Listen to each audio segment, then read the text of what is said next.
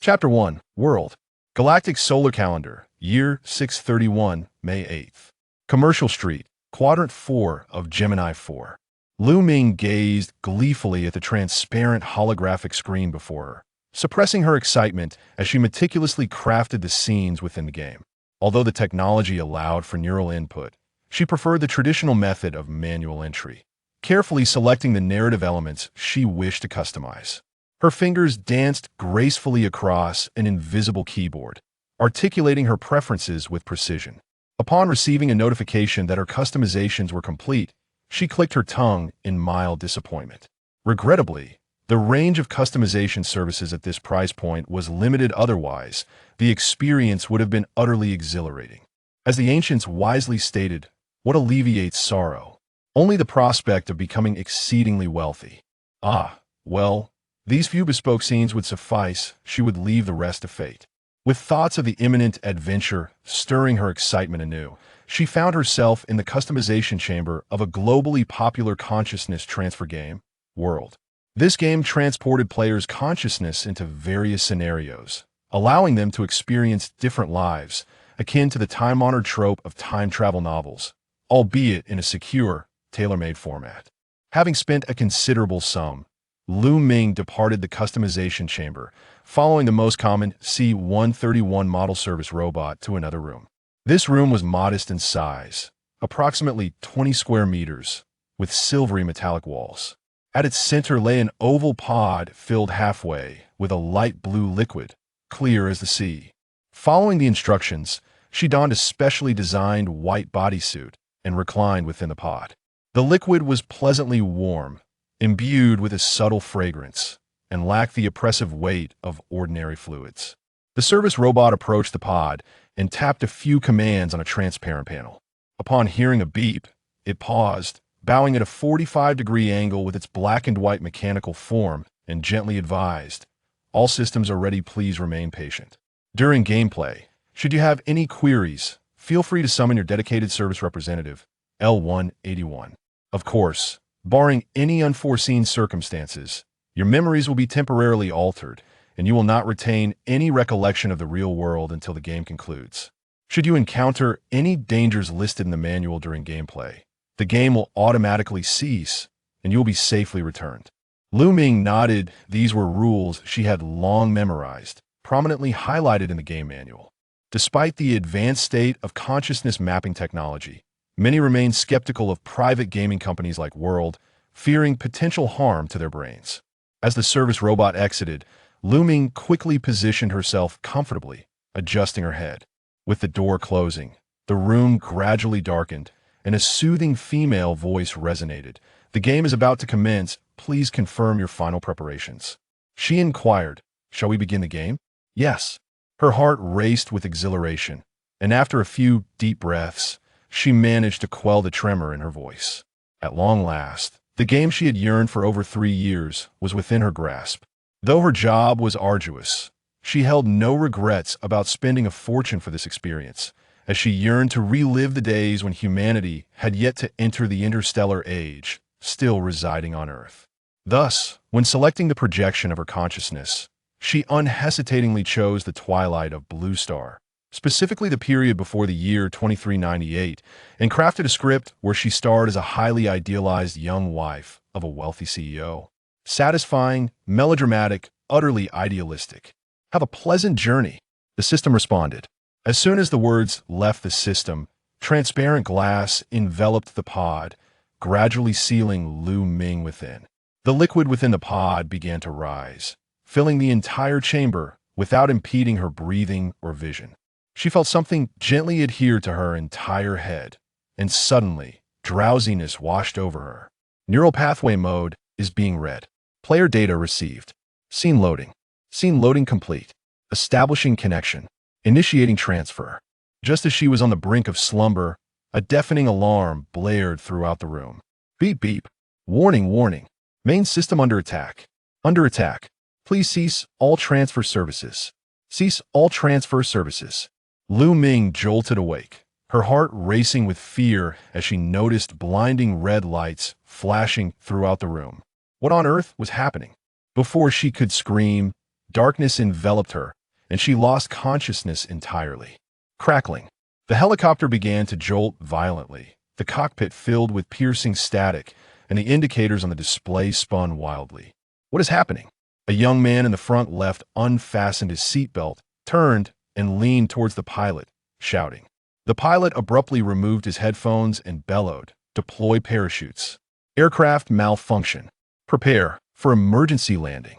Before the words settled, the passengers barely had time to react before the helicopter's nose pitched downwards, and the fuselage began to spin. The intense sensation of weightlessness left everyone disoriented. A tall man seated on the right swiftly grabbed the young man, preventing him from colliding with the side window due to inertia. In mere seconds, the passengers had unbuckled their seatbelts and donned their parachutes with remarkable agility. The pilot quickly opened the hatch, and aside from the two in the cockpit, everyone else leaped from the helicopter. At that moment, the helicopter's rotor blades lost all power, and the aircraft began to tumble, plummeting towards the ground. The altitude was barely sufficient. The others skillfully maneuvered their parachutes, descending toward the field below. An explosion reverberated through the sky, and the first to land, the tall man furrowed his brow towards the source of the sound, witnessing a burst of flames not far off. To make matters worse, a series of deafening explosions followed, accompanied by sporadic blaring sirens, instilling a sense of unease. "Rue, are you all right?" A voice of concern snapped the man's attention back. He hurried over to the other three, discovering that the one being supported in the middle had already fainted. Before he could inquire, the young man on the left spoke up. He wasn't quite right on the plane. He seemed fine just after we landed, but shortly after, he suddenly passed out. The tall man retrieved a tactical flashlight from his pocket and lifted the person's eyelids to examine, then felt for his pulse at the neck. The surface temperature was alarmingly high, and the heart rate was elevated suspected fever. He then produced a uniquely designed communicator and attempted to dial a number. No signal. The others' phones were equally unresponsive. He exhaled, issuing commands. "It'll take him to the hospital. You two head to the nearest police station. Make sure to contact Lao Chung as soon as possible. Remember, if anything goes awry, head straight to the safe house. We'll regroup there." "Understood." He hoisted the unconscious individual onto his back, and the trio moved swiftly towards the main road. As they proceeded, every house in sight was shrouded in darkness, with numerous individuals peering out their windows, checking the situation outside. What on earth had transpired? His heart sank further with each passing moment. Chapter 2. A mistaken transmission? A faint whimper escaped as the occupant of the bed fluttered her eyelashes and slowly opened her eyes. A wave of dizziness washed over her, leaving her utterly disoriented. After a brief moment of respite with her eyes closed, she cautiously lifted her eyelids once more. The sight of a blue canopy came into view, its edges drawn up and suspended from golden hooks. Directly opposite loomed a colossal floor-to-ceiling window, while to the right, against the wall, sat a beige sofa accompanied by a matching coffee table. The left wall bore a black screen, central to the room's decor. Lu Ming raised her head and surveyed the furnishings of the room, savoring the soft sensation beneath her. All previous apprehension evaporated, replaced by overwhelming joy. She bolted upright, exclaiming, "Ah, finally here, my beloved Blue Star Apocalypse." After a moment of exhilaration, she began to calm down, her mind gradually rebooting. Had the transmission been successful? But hadn't she heard something about a malfunction in the system? How had she still arrived? Wait, it seemed she had forgotten something. Was this the arrangement of the protagonist's room in the script? A nagging feeling suggested something was amiss. The smile at the corners of her mouth faded as confusion creased her brow. She swung her legs off the bed, and after a lengthy search, finally located her slippers, almost toppling over in the process. The earlier excitement had left her limbs feeling as limp as noodles, and she was burning up as if about to explode. Steadying herself against the bed for a moment, she shuffled toward the window. The evening sky was painted in a dull, yellowish hue. Her room was on the second floor of the building, overlooking a small courtyard where a red sports car was parked on the lawn. Not far away, a closed iron gate loomed, and on the road outside, two cars were evidently involved in a collision. The black compact car in front had its door ajar, while the rear white sedan, its front end crumpled, revealing a bloodied figure slumped over the steering wheel. "Ah," Lu Ming gasped. her heart racing. A sense of dread washed over her, her scalp prickling as goosebumps cascaded down her arms. What was happening? This was nothing like the first scene she had chosen. She turned to search the room for a communication device, desperate to ascertain the time and her location. After a thorough search, she finally discovered a pink and white handbag on the floor beside the bed. Emptying its contents onto the bed, she spotted a mobile phone. Phew, at least this standard communication device belonged to the Blue Star Apocalypse. She hadn't landed in some bizarre era. Attempting to unlock it, she found it unresponsive, whether due to damage or dead battery. She could not tell. She then picked up a wallet, extracting several cards and an ID. The name on it was also Lu Ming, aged 18, with a photograph that mirrored her own likeness. The date of birth read June 2, 2073. She recognized the date as belonging to the Blue Star Apocalypse timeline. However, it seemed to diverge from the background story. Had she mistakenly arrived at the wrong juncture? What plot had she stumbled into? Her mind swarmed with questions. Returning to the window, she furrowed her brow, contemplating whether to venture outside to investigate. Or perhaps inquire next door? She turned her gaze toward the window on her right. Approximately 15 meters away stood another villa. Just then, a piercing scream erupted from the neighboring unit. Lu Ming jumped in fright, her body reacting faster than her mind, as she hastily pulled the curtains shut, leaving only a narrow gap. Suddenly, a terrified woman appeared in the opposite room, rushing toward the window in a panic. Just as she opened the balcony door, a pair of large hands seized her shoulders from behind, causing her to stumble and crash to the ground. The sound of her head striking the floor sent a shiver down Lu Ming's spine. The figure behind her pressed down, biting into her neck with a brutal force, tearing away a large chunk of flesh, blood gushing forth and splattering the balcony. It was then that Lu Ming recognized the grotesque sight before her, a stout man. If he could still be called human, dressed in dark sleepwear, his face was a sickly shade of blue-black, with a large patch of flesh missing from his right cheek, as if struck violently. He grunted and continued to gnaw at the woman's back, savagely chewing. One of the woman's hands clutched her bleeding neck, while the other flailed helplessly, her body convulsing before falling still that moment. Another figure appeared in the room, staggering over, resembling a man in a white lab coat, who squatted down to begin feasting on the woman's calf. Lu Ming was frozen in shock, her hands clamped tightly over her mouth to stifle a scream. Terrified of attracting the attention of the two diners, the other hand gripped the curtain, trembling uncontrollably. She longed to distance herself from the window, but her legs felt like jelly, as if they might crumble beneath her. Her heart plummeted into an icy abyss, her mind a blank slate.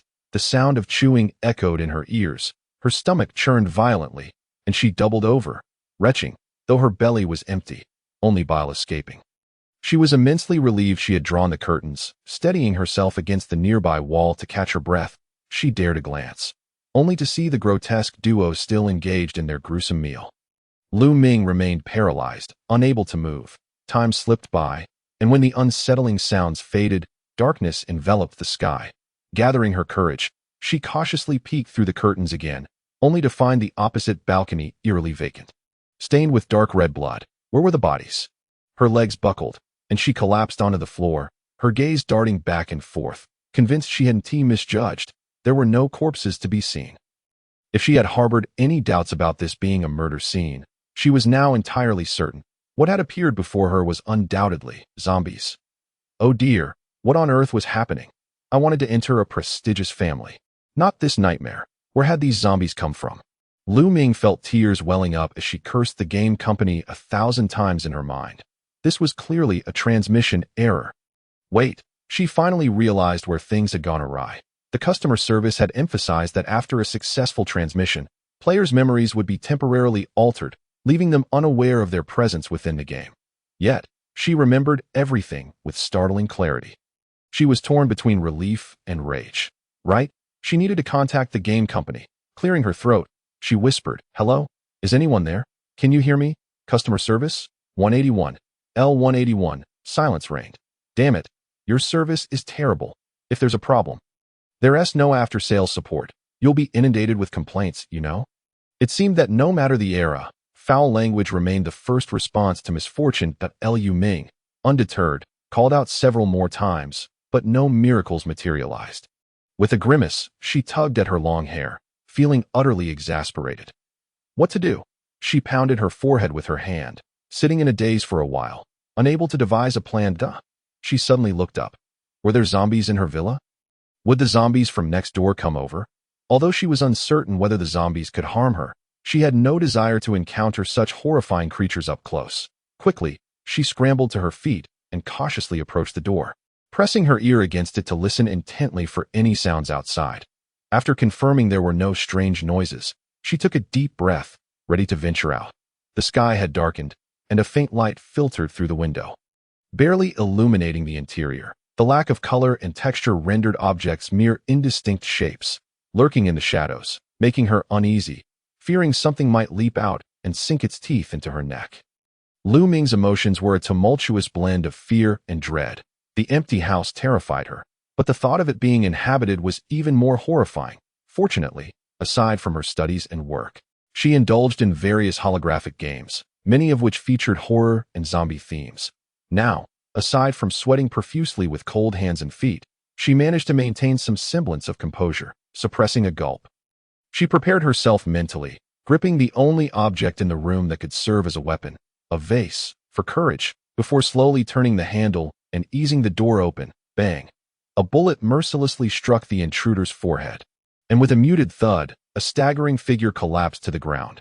Black blood mixed with viscous fluid splattered across the floor, a grotesque sight reminiscent of a horror film. Two young men swiftly advanced. The one behind flicked a lighter to inspect the body sprawled on the ground. Observing the ghastly complexion, the cloudy eyes, and the foul odor emanating from the corpse, he grimaced in disgust. "Captain, what the hell is going on? What are these things?" He could not help but murmur softly. The hospital was teeming with patients, all of whom had suddenly collapsed with no discernible cause for their ailments. Fortunately, after suffering a fever for a whole day and night, he finally regained consciousness. Discovering no other symptoms, they immediately resolved to rendezvous with their teammates. As they made their way toward the city, they encountered no fewer than 5 of these people on the desolate streets, each intent on biting anyone in sight.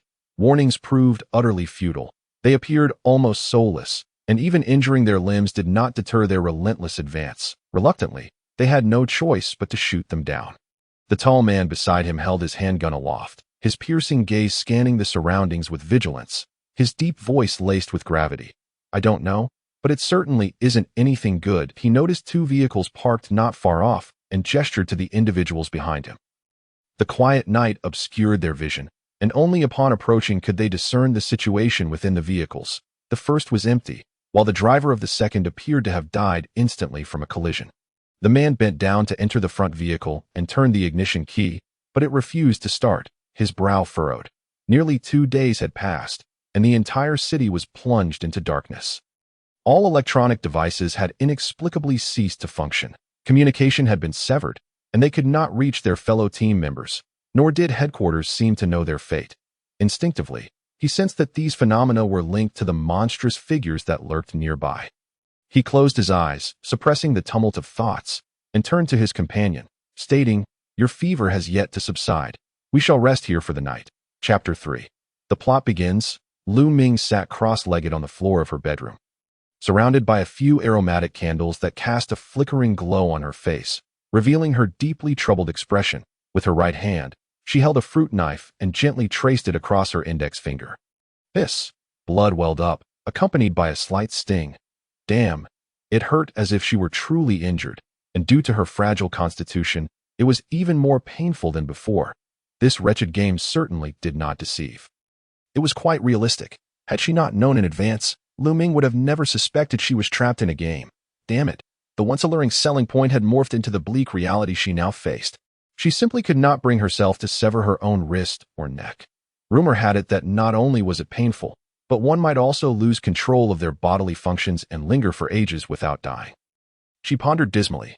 After sitting there for some time, she contemplated various methods, ultimately concluding that suicide seemed the most reliable option. It was not out of a disdain for life, but rather because the player's manual stated that when a player sustained fatal injuries, the system would initiate emergency protective measures to safely return the player's consciousness. However, when everything was going smoothly, Lu Ming had once been touched by the game's thoroughness. Now, however, she felt utterly unmoved. To cut or not to cut? That was the question, Just as she was wavering with the knife against her neck, the bedroom door was suddenly flung open with great force, and two towering shadows dashed inside. Startled, she trembled, and her hand slipped, causing the knife to slice her neck. Da-da! She gasped softly, the knife clattering to the floor, which she hurriedly retrieved, pointing it at the intruders while instinctively retreating a few paces, upon realizing they were merely two living individuals. She breathed a slight sigh of relief, though that relief was short-lived, as she quickly tensed again. Each man was brandishing a handgun, the dark muzzles aimed directly at her. What the hell? Is the plot starting already? No script provided? The girl before them wore a pale yellow dress, her long black hair cascading down, barefoot and seated on the ground. Candles flickered around her, and a faint scent of orchids wafted through the air. Yet, the girl wore a look of anguish, her right hand gripping a fruit knife, poised against her neck. Upon seeing their entrance, she appeared flustered, her round, wide eyes betraying her panic, trembling hands tightly clutching the knife. Desperately seeking a modicum of pathetic and futile security through the blade's point aimed at herself, in an instant, the man made an assessment. 16 or 17 years old, physically frail, with smooth fingers, a slender frame, and, upon visual inspection, no other weapons. She exhibited countless vulnerabilities, at least 100 ways to subdue her. Overall, the threat level was zeroed as he immediately raised his weapon, holding it at his side to signal he meant no harm.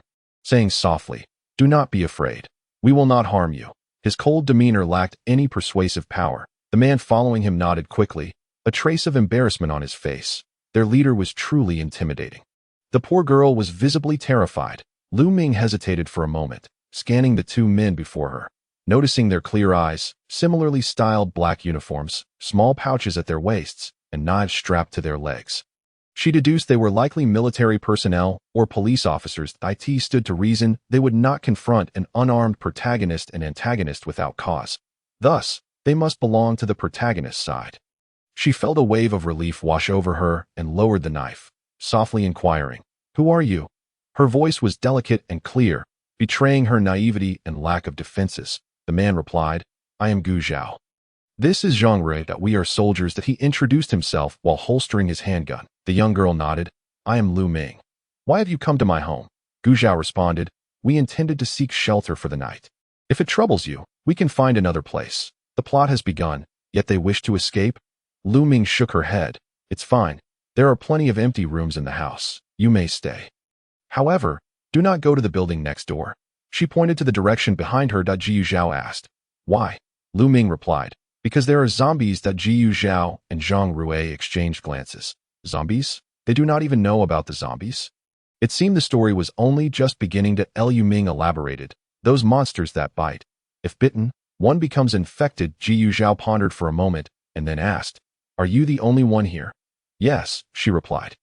During their conversation, the two men settled around the candles. Yet, faced with strangers, neither party excelled at small talk, and the room fell silent. Seizing the moment, Lu Ming scrutinized the two. Jiu Zhao possessed strikingly elegant brows, tousled hair slightly brushing his brow, and deep, dark eyes that seemed to draw one in like an alluring black hole. His thin lips were pressed into a line, and his chiseled jawline was sharply defined against his sun-kissed skin. He wore a stern expression, and although he deliberately restrained his imposing aura, it was still enough to instill trepidation. Zhang Rui, standing behind, had a long face with a buzz cut and an earnest demeanor, speaking little and appearing somewhat simple-minded. "Goodness, this Gu Zhao is undeniably handsome."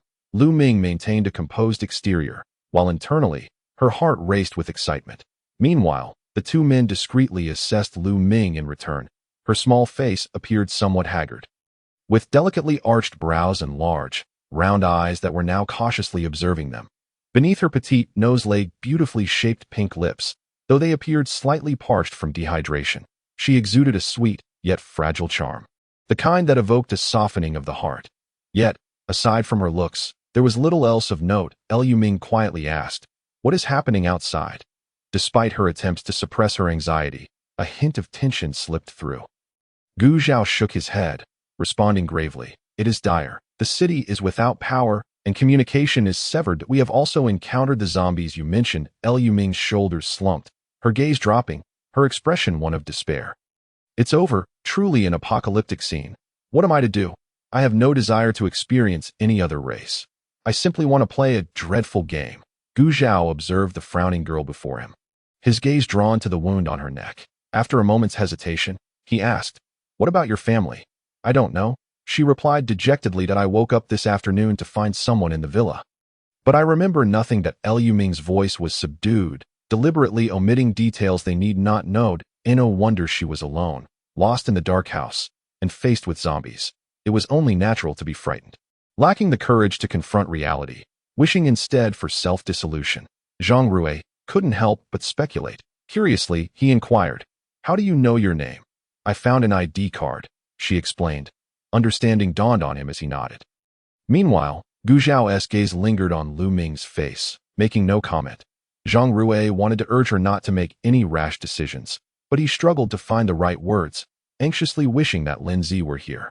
He would surely know how to counsel her. That he couldn't help but wonder how Lin Zi was faring, his mood sinking further. Liu Ming was uncertain of her identity, of any connection to these two men, and thus refrained from speaking freely, fearing the revelation of her outsider status. In her silence, she noticed Gu Zhao's gun return to his waist. Suddenly, an idea struck her. If suicide could return her to her original self, would a gun not provide a more painless option? Should she ask to borrow one? Would they lend it to her? Gu Zhao caught sight of her gaze, recognizing her hesitation and, recalling the earlier scene, understood her thoughts. He maintained his composure, feigning ignorance. To outsiders, weapons were never to be lent, regardless of intent. Before long, Liu Ming seemed to reach a decision, parting her lips to speak. Jiu Zhao braced himself for rejection. She asked, "Are you hungry?" A flicker of surprise crossed Gu Zhao's eyes. He did not deny it. Raising his gaze, he inquired, "Is there anything to eat?" Liu Ming. Today, her mood resembled an inverted T-wave on an electrocardiogram, oscillating up and down in a tumultuous manner. Suddenly, she felt a wave of relaxation wash over her, only to be immediately struck by a pang of hunger, abandoning the unreliable notion of borrowing a gun. She resolved to seek something to eat. Upon noticing the two individuals before her, she casually inquired, only to be taken aback by their somewhat impolite response. Were not the portrayals in dramas always depicting the military as being considerate of the common people? How curious! Nevertheless, she could never bring herself to indulge in selfishness. Liu Ming nodded. "I'll go and find something." No sooner had the words left her lips than she noticed a flicker of brightness in Zhang Rui's eyes. Amused internally, she realized just how realistic this game was, with two NPCs displaying quite the human touch. That as she mused, she carried a candle down the stairs. The refrigerator contained a scattering of vegetables and fresh meat. But after several days without electricity, their freshness was in question. She extracted 3 bottles of mineral water and began to rummage around the living room. As expected, the original owner had a fondness for snacks, as she discovered an entire cabinet brimming with them beside the sofa. Clutching a heap of imported treats, she ascended the stairs, flinging everything onto the floor upon entering her room, before handing the water to them and finally settling down.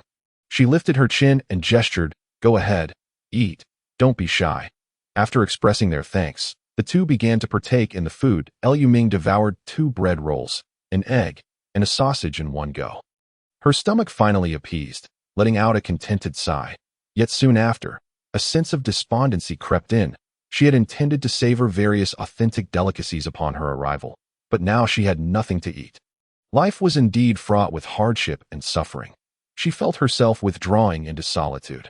Rising, she patted her skirt and observed the 2 evidently unsated men before her. "I will rest in the next room. You may find yourselves a place to sleep. By the way, the water has not yet been cut off. There is a bathroom on the 1st floor. Make yourselves comfortable." She had bathed in the dark before their arrival, and for the time being, water supply was secure, though it would likely be interrupted soon. After all, wasn't that the standard fare in apocalyptic scenarios? Power and water outages were par for the course. Having spoken, she did not wait for their response and turned to depart. "Not yet?" Gu Zhaomo repeated the phrase several times, sensing something unusual. Did she imply that there would certainly be a water cutoff soon? How could she know?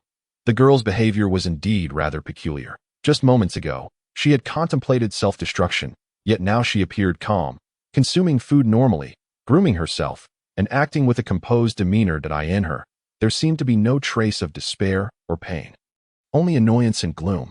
Could it be that their arrival had led her to believe she had grasped a lifeline? Zhang Rui quietly asked, "Captain, what should we do? Should we take her with us when we leave tomorrow?" Gu Zhao decisively shook his head. This would be a significant complication. Zhang Rui understood this outcome all too well, yet he felt a pang of reluctance that he recognized that the current situation was ambiguous. Bringing along such a young girl would be perilous and troublesome. Yet, for reasons unknown, seeing her so pitiful and helpless, generously sharing her food with them, he couldn't shake the thought that if they left, she might once again entertain suicidal thoughts. Liu Ming was oblivious to their thoughts as she entered a larger bedroom, quickly freshened up, and collapsed onto the bed. This day had been utterly exhausting.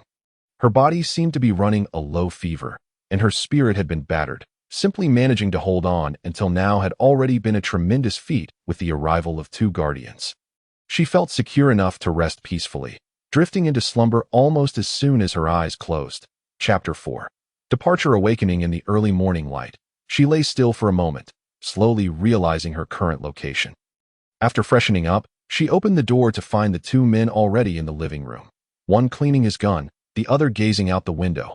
Hearing her movements, both turned to her. "Greeting, good morning." Lu Ming smiled and nodded. "Good morning." But Jiyu Zhao holstered his weapon, saying, "We're preparing to leave. Thank you, Miss Lu, for yesterday." Were they waiting to bid her farewell? They showed no intention of inviting her to join them. What kind of storyline was unfolding here? Were these 2 handsome men merely passers-by? Good heavens, how high must the quality of the main character be in this scene? Lu Ming leaned over the balcony to look down. "Where are you heading?" The 2 exchanged glances, and Zhang Rui replied, "We're going to the city." The city. The city was densely populated, which meant an abundance of zombies, danger at its maximum. Being a novelist, she could discern that the story background provided by the game was quite logical. Given the current information, the original owner was a sheltered rich girl, alone without her family, with ample food in the house. Under such circumstances, fear, anxiety, and an unwillingness to venture outside were entirely reasonable. Without the willingness of 2 unfamiliar men to join her, her chances of clinging desperately to them to venture into dangerous territory were slim. So, they were indeed just passers-by? Lu Ming felt a tinge of disappointment. She had rather liked these 2. Politely, she nodded. "Well, please take care, goodbye." Waving her hand, she intended to return to her room for a bit more rest. Gu Zhao and Zhang Rui stood up and headed outside. As they approached the door, Gu Zhao paused, stopping in his tracks. He keenly sensed the fleeting sadness in Lu Ming's demeanor. Was it because they were leaving? Or because they had no intention of taking her with them? The young girl had not voiced a desire to accompany them. Was it because she knew they would refuse? Or did she believe staying here was acceptable? He surveyed the small villa. If others were to arrive, they could easily approach her door, subdue this fragile and beautiful girl without much effort, and then do as they pleased. And what of her? Would she continue to trust others so easily, sharing her dwindling food supply with them, clinging to them like a drowning person grasping a piece of driftwood, hoping for their companionship or for them to take her away? She was so vulnerable. Left alone here, her chances of survival were grim. Remembering the wound on her neck, his expression darkened, and he made a decision. Forget it. He would drop her off once they found a safe place. He turned and called out to her. Miss Liu Ming, who had been reaching for the doorknob, turned in confusion. Gu Zhao asked, "Do you want to come with us?" Lu Ming was taken aback. What was this situation? Was the previous exchange a test? Should she go with them? Would that risk missing out on the plot? Contrary to Gu Zhao's expectations, the invitation did not elicit the anticipated joy from the girl, but rather a sense of dilemma. Just as Gu Zhao was about to say never mind, Lu Ming's gaze flitted between his face and his waist, and with a determined bite of her lip, she nodded in agreement. For the sake of charm and weaponry, she would take a gamble. Gu Zhao. Was this really so forced? Yet it was incredibly easy to sway her. Her face practically screamed, "I am easily fooled." Gu Zhao mentally tagged Lu Ming once more at that moment. Lu Ming remained unaware of her own logical fallacy, thinking that the villains in the game were easily identifiable, while individuals like Gu Zhao, who appeared benevolent, would never harm her as the protagonist. Jiyu Zhao did not alter his demeanor towards her simply because she was about to become his teammate. His expression remained cold as he instructed. "Gather your things. We will head next door and depart in half an hour." He then left with a beaming Zhang Liu Ming watched the 2 leave before returning to her room to change. She selected a long-sleeved athletic outfit, added a waterproof jacket, slipped on her sneakers, and topped it off with a black baseball cap. She found a red backpack and packed it with what little food she had, regrettably limited to some imported bread and biscuits. Fortunately, she had plenty of vacuum-sealed meats and managed to find a case of bottled mineral water. She could only carry 4 bottles at most. Unable to take everything with her. Sigh. It was likely she wouldn't be coming back. Leaving the items here felt wasteful. After contemplating, she wandered into the kitchen and discovered that the gas stove was still functional. Alas, she had no cooking skills that in this era of advanced technology. A universal manufacturing machine had been developed, allowing for anything to be selected and produced on the spot, meals included, leaving her with no opportunity to practice her culinary abilities. Never mind, she decided not to overburden herself. She rummaged for some first aid supplies and packed a change of clothes along with some tissues and wet wipes, concluding her preparations right. The most crucial item, a weapon. She searched around and finally unearthed a wooden baseball bat in the storage room. After swinging it a few times, she heard the sound of them opening the door. Stepping out, she noticed both men were carrying bags that seemed mismatched with their uniforms. Looking somewhat odd, she slung her backpack over one shoulder and pointed to the pile on the floor. I'm all set, but there are still a few bottles of water and some food left. Can your bags accommodate them? Upon hearing this, Zhang Rui approached, stuffing all the water inside, picking some snacks to add, and nodding toward Gu Zhao. Let us go. Gu Zhao waved his hand grandly, leading the way outside. Heaving, panting, Lu Ming wiped the sweat from her forehead, struggling to keep pace behind the two. This body was far too weak, clearly unaccustomed to exertion. They had been on the road since morning, only pausing for an hour at noon. Such intensity was beyond her limits. Every part of her ached. Her soles particularly throbbed with pain, undoubtedly blistered. Yet she said nothing. She was aware that should she become a burden, they would leave her without hesitation. These two did not appear to be the type inclined to mercy. What a foolish errand this was. She sighed for the 100th time. The sky was nearly dark, and she estimated they would soon be able to rest. Gritting her teeth, she persevered. Unintentionally glancing upward, she discovered that the horizon shimmered with a yellow-green luminescence, stretching endlessly across the celestial canvas. With her mouth agape, she halted, staring blankly at this extraordinary spectacle. Zhang Rui, lagging behind, hurried a few steps forward and asked, "Why have you stopped? What is that?" Lu Ming, bewildered, inquired. Gu Zhao, hearing the commotion, turned to follow her gaze and replied, "It's the aurora." He furrowed his brow, recalling that the aurora had also appeared on the night of the plane crash. Due to Zhang Rui's sudden fainting, they had been forced to split up, yet he wondered whether the inexplicable fevers afflicting people had any connection to the aurora. He glanced at Zhang Rui and was startled to see his entire face flushed. Beads of sweat dotting his forehead, his gaze dazed. Worse than that night, he quickly stepped back to support him, asking, "How are you feeling?" Zhang Rui, in a daze, nodded. "I can still hold on. I'm fine." Lu Ming, grasping his other arm, sensed his elevated temperature and urgently suggested, "He.s. burning up? We should find a place to rest." Gu Zhao nodded, lifting Zhang Rui's arm over his shoulder, bearing most of his weight. "Let us head to that supermarket," he indicated with a nod in a specific direction. They found themselves at the city's edge, where the streets were sparsely lined with buildings, and the once open expanse felt even more desolate. The only sound being the whisper of the night wind. Upon arriving at the supermarket, they discovered the roll-up door partially raised, with the glass door behind it secured by a chain from within. Lu Ming turned and whispered, "Someone's already inside. What should we do?"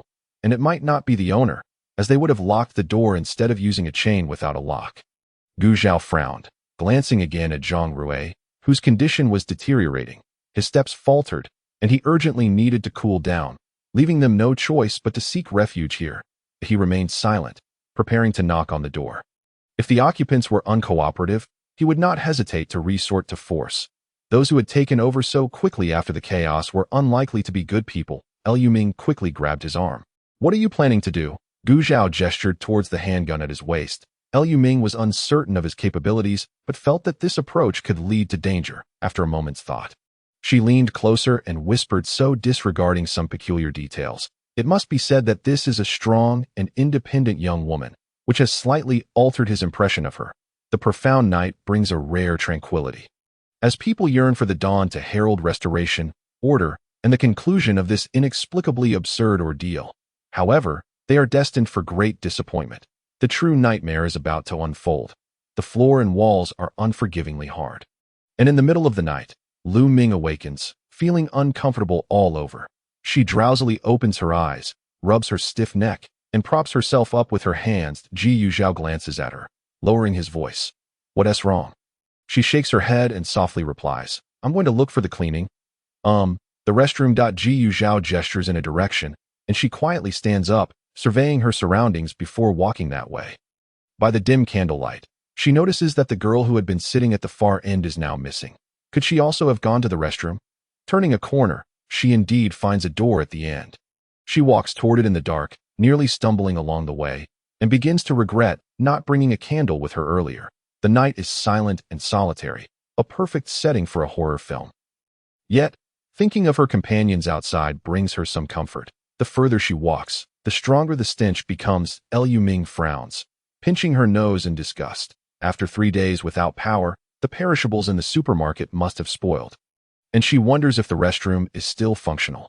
She reminisces about the age of advanced technology when restrooms had been upgraded to cleaning rooms, fully equipped to immediately decompose waste and automatically spray deodorizing mist, thus leaving no foul smell. She reaches for the door, but before her hand can touch the doorknob, it suddenly creaks open.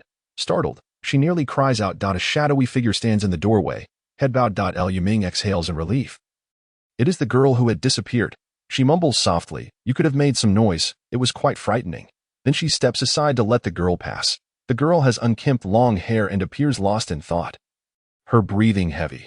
Without a word, she brushes past Lu Ming, her steps unsteady and limbs rigid. Lu Ming finds this behavior quite strange. Is the girl unwell? Especially as they brush past one another, Lu Ming catches a whiff of a sour odor emanating from her, reminiscent of someone who has T2 middle-aged women stumbled and crawled away, while the female shop assistant, eager to engage, was frightened off by the ominous barrel of the gun in his hand. Meanwhile, the commotion outside seemed to escalate, prompting Zhang Rui to swiftly close the glass door and return to Lu Ming and the others. Ji Yuzhao was examining the wound on Lu Ming's neck, and as he gazed at the grotesque bloodstains marring her fair skin, a frown creased his brow. For reasons unknown, he felt a sense of inexplicable anxiety. They should not be let off the hook. Zhang Rui, startled, quickly inquired, What happened? Who hurt you? Gu Zhao remained silent, merely rummaging through his bag for antiseptic to clean Lu Ming's wound. Lu Ming, wincing in pain, managed to respond, It's a long story. How about you? Zhang Rui took a moment to assess himself and replied with a smile, I think the fever has subsided. You both need not worry. Ji Yuzhao meticulously bandaged her injury, taking note of her pale complexion and the swollen wrist that bore signs of being gripped too tightly. He found himself at a loss for words. He had indeed been careless this time, never imagining that within just a few days, these ordinary individuals could transform into such ruthless beings, engaging in murder and looting without a shred of hesitation. He felt relieved to have brought Lu Ming along. Otherwise, had she stayed alone in the villa, who knew what dangers she might have faced? Yet, he still felt he had failed to protect her. I'm sorry, he said quietly. Lu Ming, believing he was referring to his earlier words, was familiar with the tactics of hostage-taking. The more one appeared indifferent to the captives, the more control they seemed to wield. She understood, though she felt a twinge of disappointment upon hearing it. She gently shook her head. It's all right. Ji Yuzhao, gazing into her calm eyes, felt an unbidden discomfort rise within him, and he fell silent. Zhang Rui, glancing between the two, was utterly bewildered.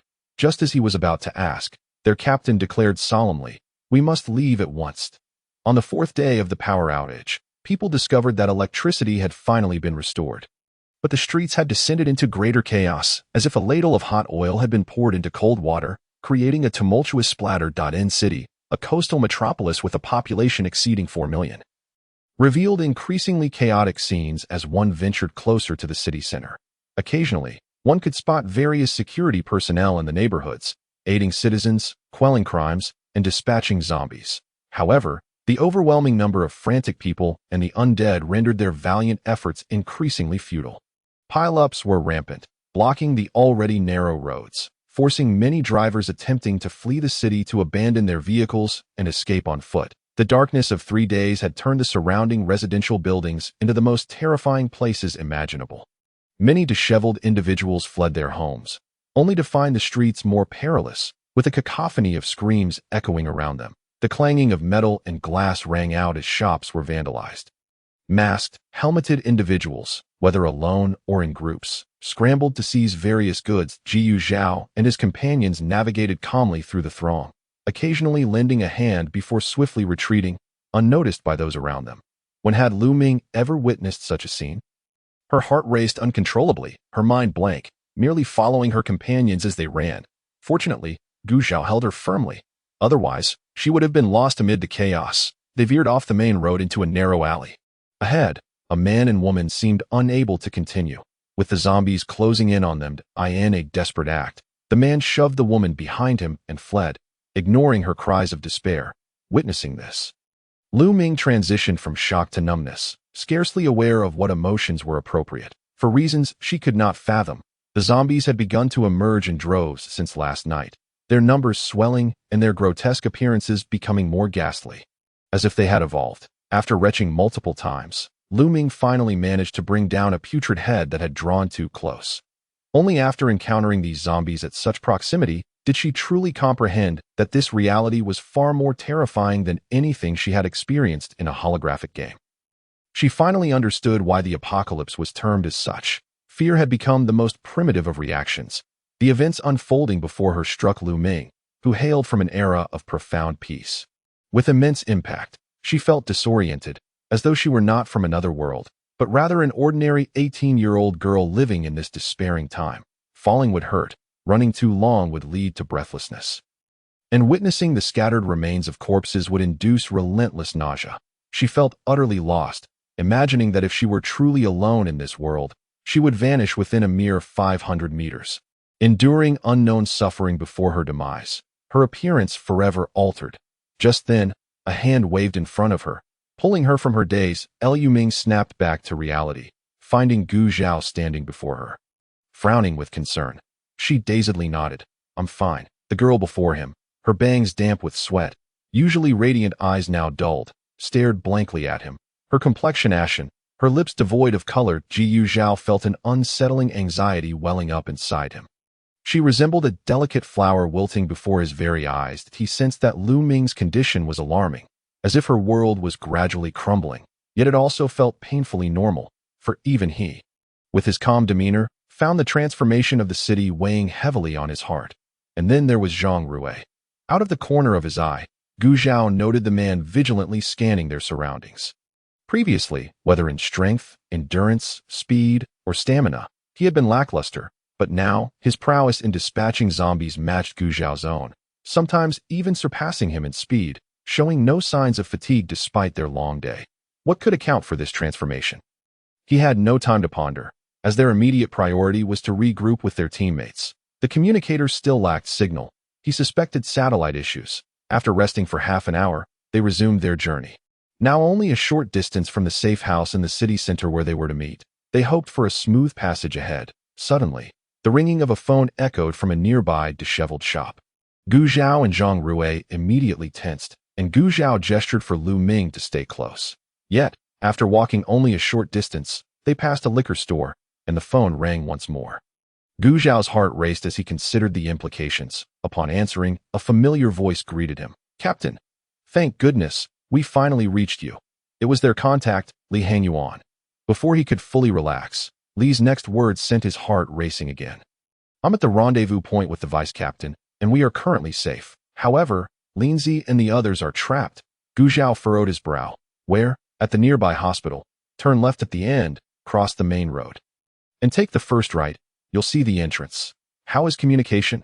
"Normal. Plan your route." "They are in the second-floor pharmacy. The corridor is extremely hazardous, so they can only evacuate through the ventilation shaft. You need to clear the back door." "There are about a dozen zombies. After regrouping, head right through the parking lot, take the left path, and walk straight for a kilometer. There's a construction site on the right where you can temporarily take refuge." Li swiftly switched between surveillance feeds, expertly outlining their escape route.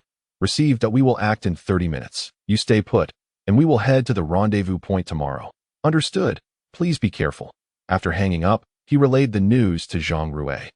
Zhang Rui felt a mix of joy and concern, itching to set off immediately, while Lu Ming, having heard that their companions had been scattered, felt a surge of happiness at the news, a rare smile lighting her face. Chapter 7. Unexpected injury. The trio did their utmost to avoid the zombies and finally reached the back door of the hospital after 10 minutes. Just as Lee had described, there were indeed only a dozen zombies loitering. Gradually converging on their position, these zombies were now more formidable foes.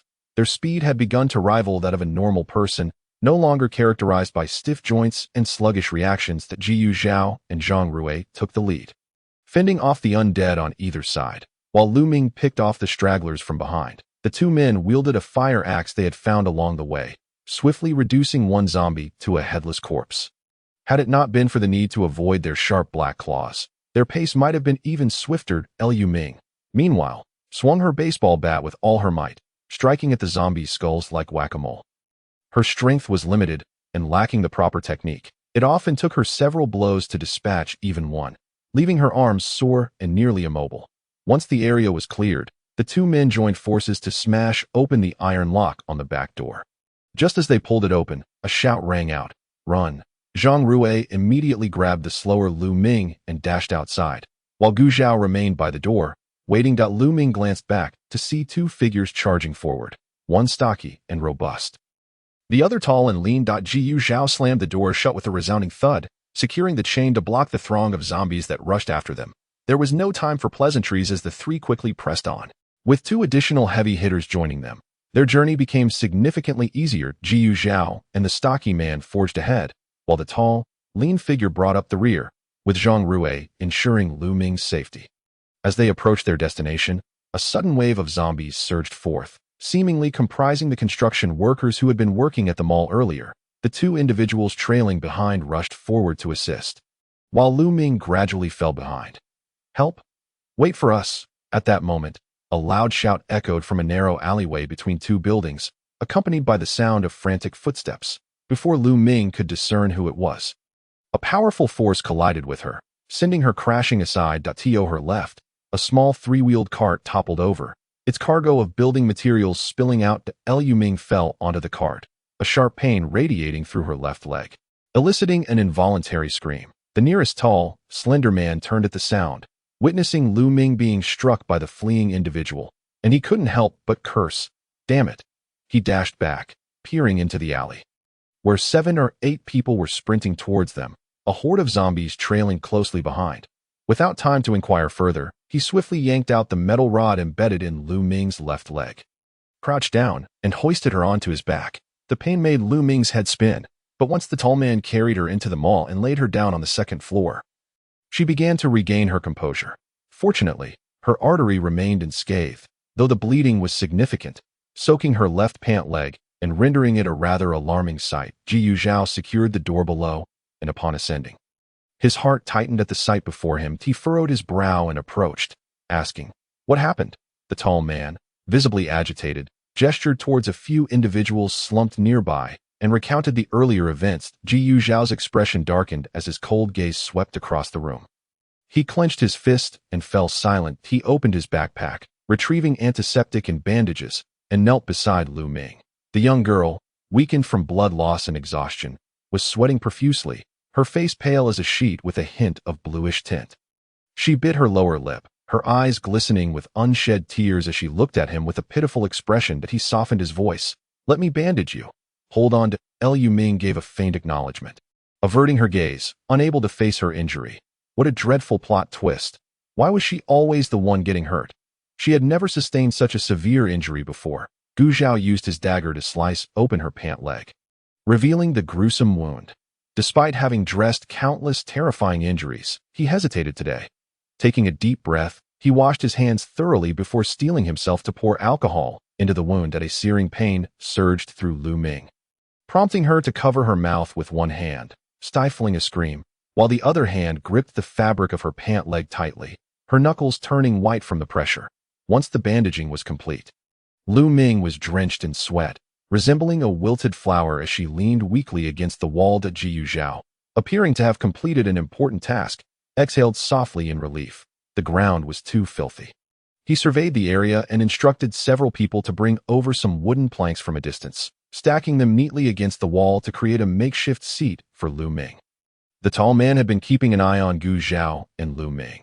Observing the scene, he couldn't help but exchange glances with the other two, a look of gossip and intrigue on his face. And as Gu Zhao moved to relocate Lu Ming onto the planks, he stepped aside to pull Zhang Rui aside and whispered, "Hey, who is this girl? When did the boss find us a little sister-in-law?" Zhang Rui's expression turned stern. "Don't say such nonsense. It would be terrible if someone overheard." The tall man was even more curious. "Not a little sister-in-law. Our boss, who seems so cold, has never shown compassion before. So why the exception now? Oh, that gentleness. Tsk. It seems so out of place."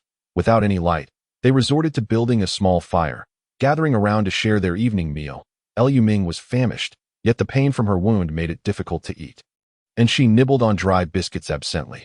After holding back for a while, the tall man, noticing Lu Ming's improved complexion and her curious gaze, couldn't resist laughing. "Boss, aren't you going to introduce her?" Lu Ming found herself amused. This person was surprisingly lively, as she had assumed everyone in their group was serious and solemn. Gu Zhao, catching sight of her smile, softened his expression involuntarily, pointing to Lu Ming. "This is Miss Lu Ming." He then introduced the others. "This is Yin Song and Lin Kong." The burly Yin Song stood beside the tall and slender Lin Song. Lu Ming matched the names to their faces and smiled gently. "Hello." The two men exchanged a fleeting glance of astonishment. Goodness, this girl was too adorable. Who could resist her charm? Their group typically spent their time training or executing missions, so opportunities to interact with the opposite sex were scarce. And encountering someone as sweet and lovely as Lu Ming was a first for them. Lin Song, ever straightforward, asked, "Hi there. Did you know our captain beforehand?" "No," Lu Ming replied. "Oh. Then how did you end up with them?" Unsure how to respond, Lu Ming looked to Gu Zhao for help, as she herself was perplexed about why they had chosen to take her along. Yet, Gu Zhao was not one to spin tales. He succinctly stated that they had brought her home for safety, as it was unsafe for a young girl to be alone. The two newcomers exchanged skeptical glances, unimpressed with this vague explanation. Unwilling to believe that their captain was such a soft-hearted individual, Zhang Rui added, "Not only that, but he saved my life yesterday." During their break, he had clarified the events and was deeply moved. Seeing their doubtful expressions, he hurriedly recounted what had transpired the previous day. After hearing his account, Yin Song's eyes widened in disbelief, resembling a startled bear. "Are you serious? You let a girl save you?" "That's embarrassing," Lin Song chimed in. "Exactly. Don't mention me if you go out. It's shameful that you couldn't take care of her and even put her in danger. Are you still a man?" Gu Zhao, who had failed to protect her, merely remained silent. Zhang Rui felt both embarrassed and aggrieved. He hadn't intended to fall ill, nor had he wished to be in such a predicament. "Why don't you talk about the awake person instead?" "The captain? Huh? You dare to say that to him?" Lu Ming, feeling shy, interjected, "You all shouldn't speak as if I'm so impressive. I didn't do anything." She felt more like a burden, having been taken hostage. Lin Song countered, "Hey, you're misunderstanding. If it weren't for you, this guy would have been sent packing. The effort you made is rare and far superior to many others. It's like a millionaire donating 100 versus a person with a monthly salary of 1,000 donating 10. The significance is different." Zhang Rui rolled his eyes. "Shut up. I'm older than you. Call me brother." Lin Song retorted, "Hey, I was ranking by strength. What's wrong? Want to compare?" Zhang Rui huffed, "If you have the guts, say that to the vice captain." Lin Song, momentarily stumped, tried to maintain his bravado. "The vice captain is a wise person, someone who relies on intellect to succeed. He can't be compared to us." Yin Song could no longer hold back. "You're the only foolish one. Don't drag us into it." "What the hell? Which side are you on, Song-gu?" "Of course, I'm on the side of the smart people." Lin Song, "They shouldn't be in a mall. They should be in a parking lot." Bickering every day, as they exchanged jokes and laughter, the tension that had gripped them for days finally loosened, and a gentle warmth enveloped the flickering flames, creating a cozy atmosphere in their little haven. Gu Zhao watched the playful banter among them and glanced at Lu Ming, noticing the way her eyes sparkled and her cheeks dimpled with a smile, that a flicker of joy appeared in his eyes. But as he remembered her injury, the smile faded. He furrowed his brow, wondering if such a wound could lead to tetanus or infection. However, given the current state of hospitals, they would have to regroup and figure things out later. A thread of unease lingered in his heart. Chapter 8. Deadlock. After a light-hearted moment, they finally returned to serious matters. Lin Song instructed the others to block his view and discreetly open his and Yin Song's backpacks. His face lit up with excitement. I scavenged these from a police station. There wasn't much good stuff, but the ammunition is plentiful. Jiyu Zhao inquired. Did you see anyone? No. When we arrived, only corpses were left. Gu Zhao remained noncommittal and asked, what did you find? Lin Song, seeing that Gu Zhao was not shy about Lu Ming's presence, produced several guns. For 92S, 264S, and 179 submachine gun, each with 5 boxes of ammunition. Plus 3 walkie-talkies. Jiyu Zhao examined the submachine gun, an old domestic model equipped with a silencer, still functional. Each person took a 92, moving to a shadowy corner to load their weapons, while the submachine gun was given to Zhang Rue. The best shot among them. Jiyu Zhao filled his ammunition before sitting down beside Lu Ming. Discreetly slipping her a 6.4, Liu Ming grasped the gun's handle, bewildered. What's this for? I don't know how to use it. First, press here to disengage the safety, and aim here. Remember to. After adjusting her grip on the weapon, he finally asked, do you understand? This action was inherently risky, as someone untrained with firearms could easily misfire. However, they had little choice at this moment. Liu Ming, possessing a keen ability to learn, comprehended the theoretical aspects but lacked practical experience. She stifled her excitement, preparing to stow the gun in its holster. Only to have Gu Zhao restrain her. Confused, she wondered, are you having second thoughts already? He fixed his gaze upon her, his dark eyes seemingly able to penetrate her thoughts. Don't do anything foolish. With a sudden start, Lu Ming's heart sank, yet she forced a dry laugh, saying, what are you talking about? How could I possibly do something foolish? Gu Zhao remained silent, merely gazing at her intently. Gradually, Lu Ming's smile faded, her gaze dropping as she found it hard to meet his eyes. He knew the truth, but what could she do? In this unfamiliar time and space, surrounded by strangers, with a fragile body and terrifying foes, how could she survive, aside from clinging desperately to these few chance acquaintances, who bore no responsibility for her life or death? What other options did she have? Perhaps it was better to gamble on the unknown opportunity. If she could just return to the real world, everything would fall back into place. She pressed her lips together, opened her mouth to say something, yet ultimately found herself unable to utter a word. Jiyu Zhao's silence clearly did not satisfy Lu Ming. He pursed his lips and added, please don't give up.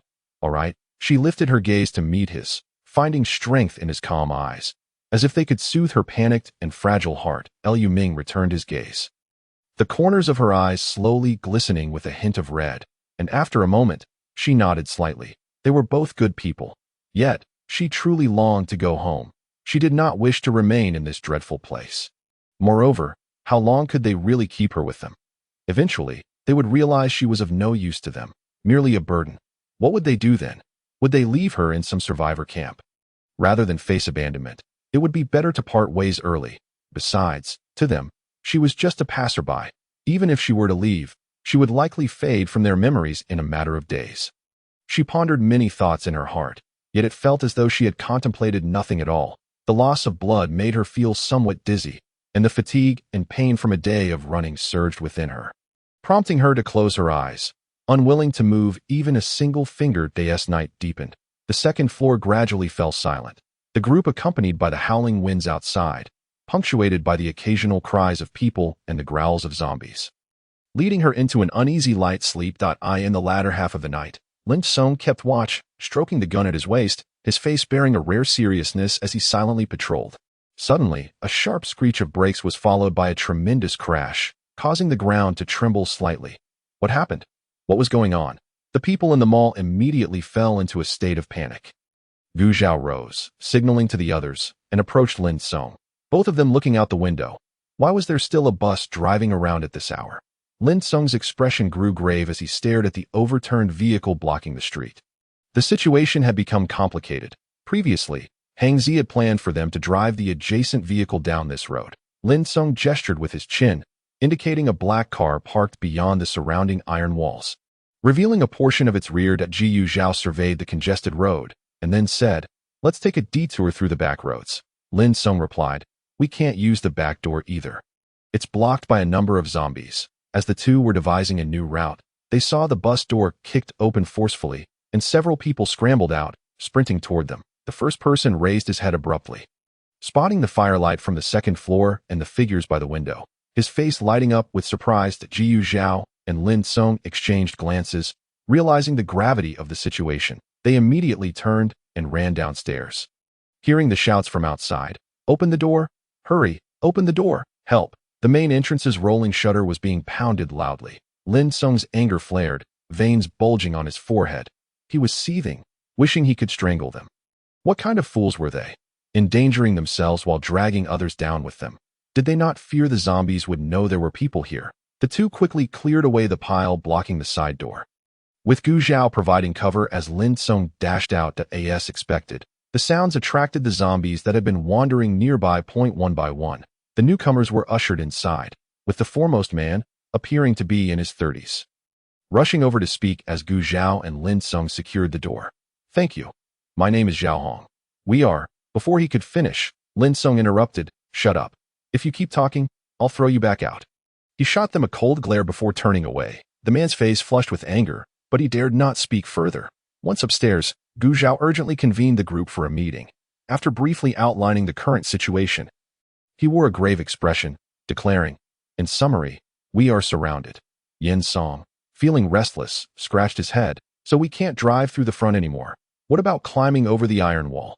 Gu Zhao shook his head. "There isn't enough time. The iron wall is over 3 meters high, with no footholds. Without tools, we can't scale it in a short time." Zhang Rui asked, "What do we do then? The number of zombies here will only increase." "We can't wait." Jiyu Zhao fell silent for a moment before raising his head. "I'll draw them away at the front. You all take the chance to break out and head for the small road to the south." "No way. How can you draw them away with so many? You'll just be throwing your life away." Yin Song was the first to object. Lin Song quickly added, "Yeah, if anyone should go, it should be me.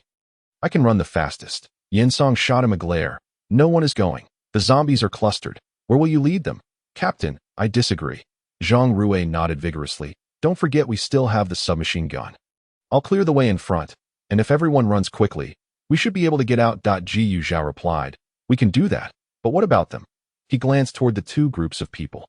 The others fell into silence, realizing they had forgotten about these individuals. If it were just the 5 of them, breaking out would be straightforward, but with these civilians added to the mix, casualties were inevitable. If they ignored them, once they broke out, those people would be left behind. Although there was no mission at hand, they couldn't just watch as these people perished before their eyes. Jiyu Zhao observed the conflicted expressions on their faces and said sternly, "All right, it's settled. I'll draw them away. You all wait for my signal that I know what I'm doing." Seeing that they still wanted to argue, he hardened his expression. "This is an order." "Understood." Finally, Gu Zhao glanced at the still sleeping Lu Ming and instructed Yin Song, "You are responsible for carrying her while I'm gone." Yin Song patted his chest. "Don't worry. I'll keep the girl safe to avoid waking her." The others lowered their voices and prepared for the dawn breakout. However, none noticed the pair of eyes tightly shut in slumber, their eyelashes fluttering slightly. Before returning to stillness, as dawn broke, everyone grew tense. After gathering their belongings, Gu Zhao called Lin Song to explain their plan to the two groups. After much effort, they finally conveyed the gravity of the situation and repeatedly emphasized the need to follow orders. Upon returning, Gu Zhao was ready to take action when he suddenly sensed something was amiss. Where was Lu Ming? He scanned the area but found no sign of her, only her backpack lying on the ground. Zhang Rui responded. She said she went to find the restroom. Jiyu Zhao nodded slightly and began outlining the details of the tasks. Yet, for some reason, an unsettling feeling lingered in his heart. After waiting 5 minutes, he sensed something was wrong and was about to search for her when he suddenly heard a loud bang. From downstairs, the group exchanged puzzled glances, wondering who had fired a gun below. They simultaneously, though continuing down this path, before anyone could board the vehicle, it would become ensnared here, while the number of zombies that Gu Zhao and his companions would have to confront would only multiply. Gazing at those contorted faces, in what seemed like an elongated and slowed passage of time, she made a resolute decision. Chapter 9. Farewells and Reunions. Lu Ming turned her gaze towards the window, yearning for one last glimpse of any of them. However, the multitude of zombies between them obstructed her view. Disheartened, she turned back, gripping the steering wheel tightly. Seizing the opportunity while there was still a gap around the vehicle, she swiftly shifted into reverse and accelerated. With the first step taken, An unexpected surge of anger welled up within her, compelling her to incessantly honk the horn. "Come on, you detestable, repulsive monsters, come chase me." Amidst the cacophony of honking, gunfire, and the zombies' howls, she failed to hear someone furiously and anxiously calling her name. Even had she heard it, she would have been unable to halt her actions, reversing all the way to the intersection. She sharply turned the steering wheel to the right, charging down the road opposite the one Gu Zhao and the others had deliberated upon. Liu Ming herself was uncertain of her intentions. All that occupied her mind was the singular thought of going further, ever further days for what would come next. She had no inkling. Attracted by the sound of the vehicle, a multitude of zombies joined the relentless pursuit. If only the road conditions were better and the vehicle of higher quality, perhaps she could have shaken off these zombies and driven toward an unknown horizon. Yet, fate had other plans, just as she was about to make the turn. The front left tire suddenly blew out, having run over something unknown. With a deafening bang, the vehicle careened uncontrollably to the left, crashing violently into a nearby telephone pole, rendering it immobile. The zombies, already nearby, stumbled over, surrounding the vehicle in a dense mass, relentlessly pounding against the windows to at that moment. Behind her, several individuals guiding the crowd's evacuation down a small path heard the commotion and turned to witness the scene. Their hearts nearly stopping. Jiu Zhao, ever the leader, dashed back, signaling for a rescue. However, they were unprepared for what happened next. Having barely covered half the distance, they suddenly heard a gunshot emanating from within the vehicle, causing them to come to an abrupt halt, disbelief washing over them that a heavy silence enveloped them, pressing down on their chests as they simultaneously contemplated a grim possibility, if to validate their fears. The zombies that had been surrounding the car gradually ceased their assault, and those in the rear abandoned the chase, staggering away towards the fresh scent of blood and flesh, making their way towards the group. Lin Song shouted in anguish. Why? Why didn't she wait for them? Why did she choose to draw the zombies away alone? She could have escaped by driving. Why did it come to this? Were they truly so unworthy of her trust? Did she not believe in their ability to protect her, or in their promise to return for her? Gu Zhao maintained a stoic expression, silent as ever. Yet the erratic rise and fall of his chest and the veins bulging on the back of his hands betrayed a flicker of emotion. Without farewells, without final words, and without even a last glimpse, she departed. She had ultimately given up. The weapon he had provided her for self-defense had, in the end, become her death knell. He should have known better. She did not trust herself, nor did she trust them. Indeed, they had known each other for merely a few days, and they had no substantial reason for her to place her faith in them. Even they could not guarantee that they would always keep her by their side and care for her, as they had tasks and responsibilities to fulfill. These tumultuous thoughts crashed through his mind, leaving him momentarily dazed, yet he forced himself to regain focus. Every individual possesses the right to choose. This was her choice. And he could not prevent it as he watched the encroaching horde of zombies. He understood that there was no time left to dwell on what had transpired. The living were what mattered most. Gu Zhao inhaled deeply, struggling to articulate. We must go. The group silently retraced their steps, embarking on their original path. They were still 4 in number, successfully reuniting, and soon to meet the remaining teammates. Everything seemed unchanged, yet somehow transformed. This day would inevitably become their first unforgettable memory since the onset of the apocalypse. Another cycle of sunset and moonrise. Over here.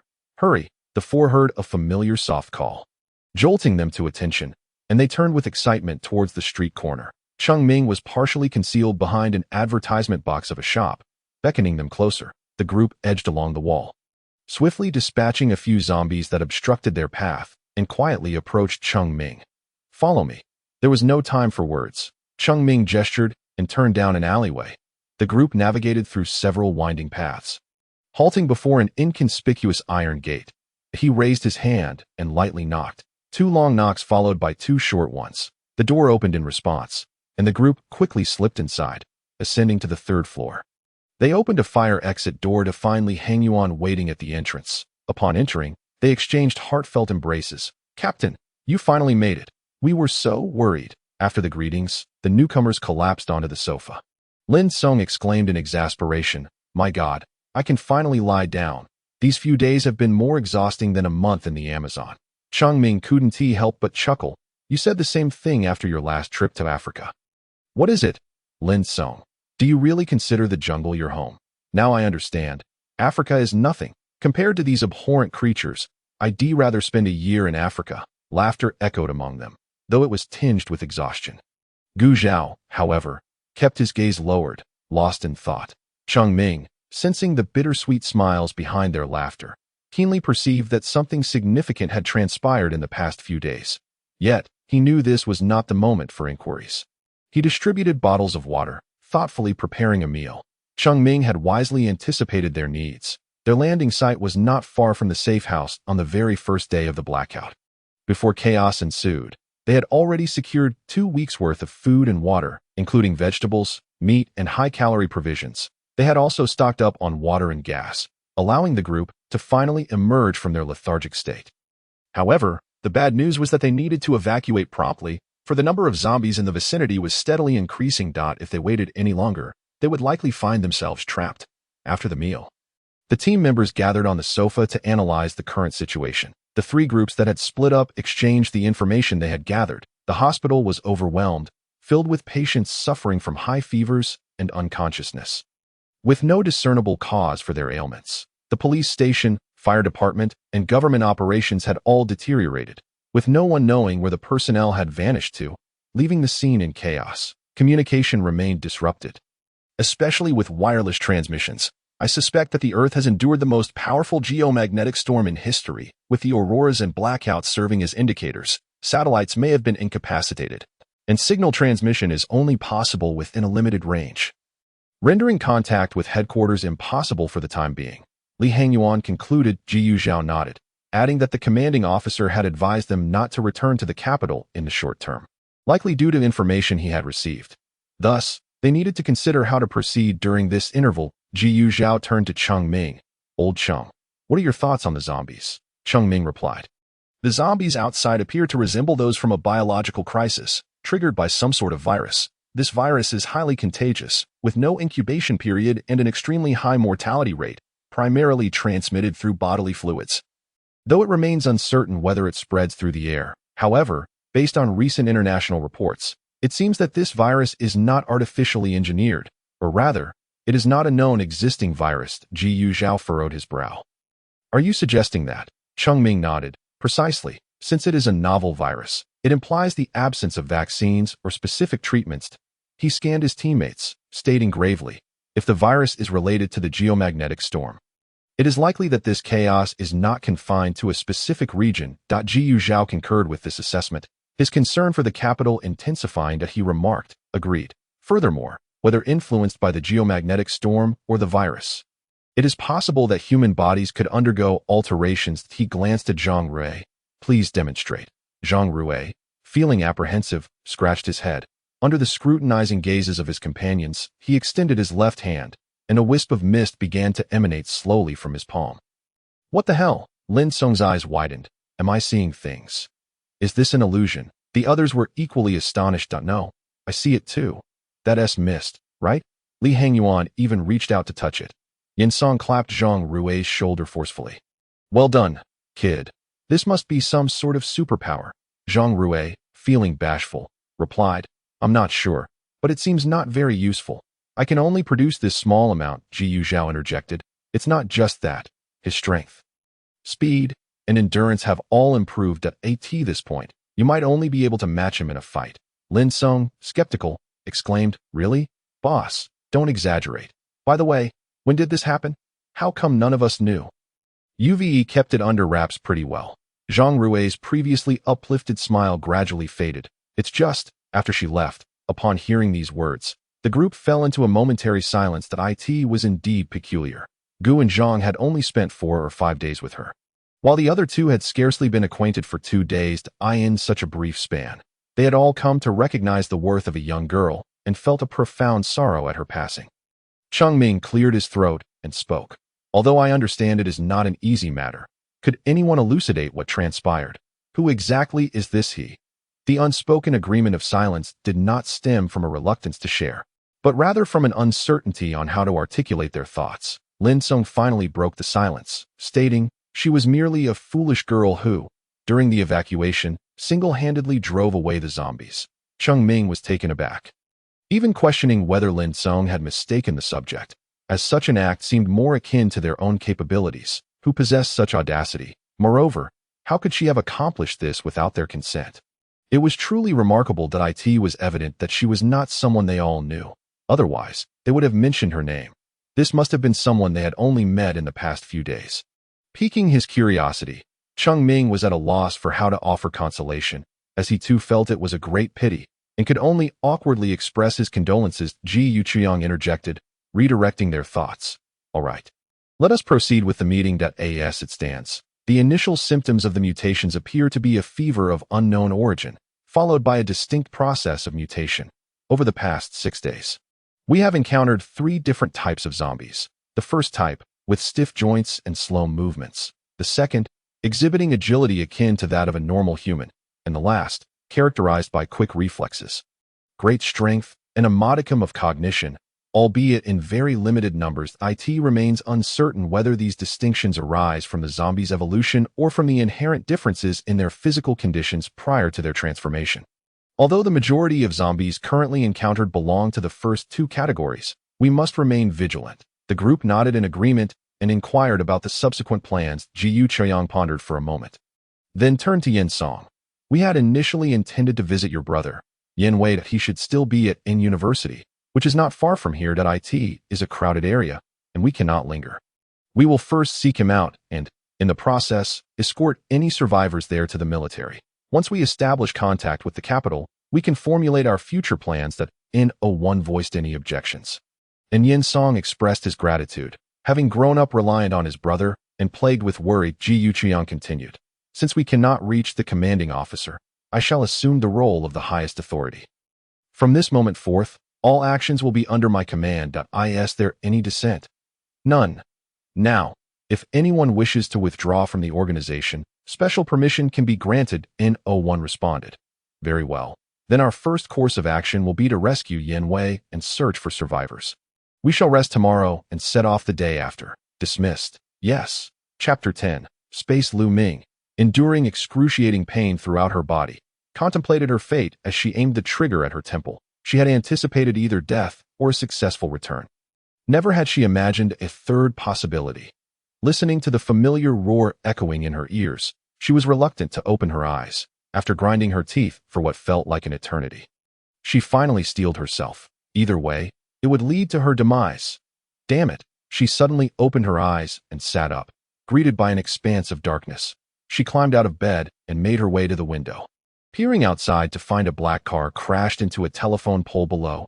Hastily, she checked her thigh, feeling the familiar spot, the familiar bandage. Though the wound no longer pained her, she was certain it was the same body as before.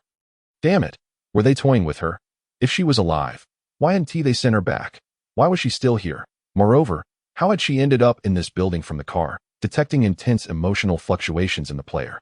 Customer service representative L181 is at your service. The familiar youthful voice made Lu Ming grit her teeth. Damn it! I want to file a complaint. Do you even understand? Lu Ming shouted. Suddenly, a refined young man appeared before her, clad in a silver tailcoat, bowing with a gentlemanly grace. This was all part of the service style Lu Ming had prearranged. We sincerely apologize for the inconvenience caused by our system malfunction. Your complaint has been duly noted and will be reported to the main system as soon as connectivity is restored. The young man smiled. So, you mean to say that sustaining a fatal injury does indeed come with a protection mechanism? Lu Ming touched her forehead in trepidation. All right, enough with the nonsense. Just send me back. Lu Ming was currently in a highly agitated state. The young man bowed again. I regret to inform you that, due to my inability to establish contact with the main system at this time, your request cannot be fulfilled. Lu Ming was taken aback. What? When will your faulty systems be able to connect? The main system is undergoing urgent repairs. Based on my calculations, it will require approximately 2 hours. Lu Ming sighed in relief. Fine then. I shall wait 2 hours. The young man smiled. You may be misunderstanding. 2 hours refers to the time in your world. Given that you are currently within the game environment, it translates to, well, 26 years. Lu Ming. Lu Ming was so enraged, she lost her ability to articulate. After grinding her teeth for a while, she finally managed. You can ensure my safety, right? Quickly find a secure location for me. The young man nodded. That is certainly not a problem. However, before I provide you with a sanctuary, I recommend you first familiarize yourself with the current situation. Lu Ming. Go ahead, enlighten me. Let us see how much more you can bring me down, the young man began. First, allow me to introduce myself. Each customer service representative is a subsystem specifically designed to handle matters related to players. The storyline of our scenario is tailored according to the character chosen by the player, which you should already know. However, due to an unexpected incident, you were randomly transported into this scene. And since the main system cannot supply me with energy, within this narrative, all plot lines, including your current identity and the story's conclusion, are fixed and cannot be altered. Due to the actions of the protagonist in this storyline, humanity will face complete extinction in 7 years, and the outside world will become exceedingly perilous. Rest assured, however, the sanctuary will be entirely safe. Goodness, a critical hit. Can others access the sanctuary? The young man smiled. No, they cannot. Humans doing work? Am I expected to be alone for over a decade? Is there even internet in the sanctuary? The young man smiled. No. Another critical hit. Lu Ming was not ready to give up. Is there truly no other way to alter the outcome? There is not. A scene reboot allows for the storyline to be redefined. Lu Ming's eyes lit up. In that case, hurry and reboot, the young man smiled. Upon rebooting the scene, all player data will be cleared, including the consciousness of players who have not successfully returned to their original world. Lu Ming. Fine. So, if I don't want to die alone, I must rely on myself to change the story's outcome. What must I do? The young man explained. Due to certain balance rules, I am unable to disclose any details about the storyline, and I apologize for that. However, you can first familiarize yourself with the background information and narrative trajectory, which is accessible to players prior to the game's commencement. I believe that after reviewing it, you will be able to draw your own conclusions. Understood. Before Lu Ming appeared a luminous screen displaying text. In the year 2091, Earth suddenly experienced the most intense geomagnetic storm in recorded history, resulting in a global blackout lasting 3 days and nights, with various colors of auroras appearing above cities. Satellites were damaged, communications were severed for months, and the world plunged into panic. However, 6 months prior, a bioweapon virus developed by a certain nation leaked, leading to the complete annihilation of a small city. Reluctantly, the government deployed heavy weaponry to obliterate the city, preventing the virus from spreading. Unfortunately, the missile strikes did not eradicate the virus. Instead, they allowed it to propagate through the air, and due to the dual impact of radiation and the geomagnetic storm, the virus mutated, evolving from a liquid transmission to both air and liquid transmission, resulting in a series of changes when it encountered humans affected by the geomagnetic storm. That a minority evolved, gaining various superpowers. Some remained ordinary, while the majority transformed into zombies, driven by biological instincts to feed and spread the virus, creating a vicious cycle. Those with superpowers exhibit greater resistance to the virus than ordinary individuals, but are not entirely safe, as severe viral infections can still lead to mutations. Water sources, soil, and air have all been contaminated, and plants and animals have undergone mutations, rendering them inedible. Lu Ming suddenly understood and began to review the information regarding superpowers and the main storyline. After finishing, she curled her lip in disdain at the cliché plot. Those selfish individuals who exploited others without sincerity annihilated anyone who posed a threat to their authority in their quest for power and greed, leading to humanity's evolution trailing behind that of the zombies, ultimately resulting in their own demise. Lu Ming had always despised such characters in novels and films who believed the world should revolve around them, demanding absolute control and permitting no dissent. How arrogant they were. Still living in a feudal society? Lu Ming rubbed her hands together, determined to wade into this murky water. Wait, Lu Ming almost forgot.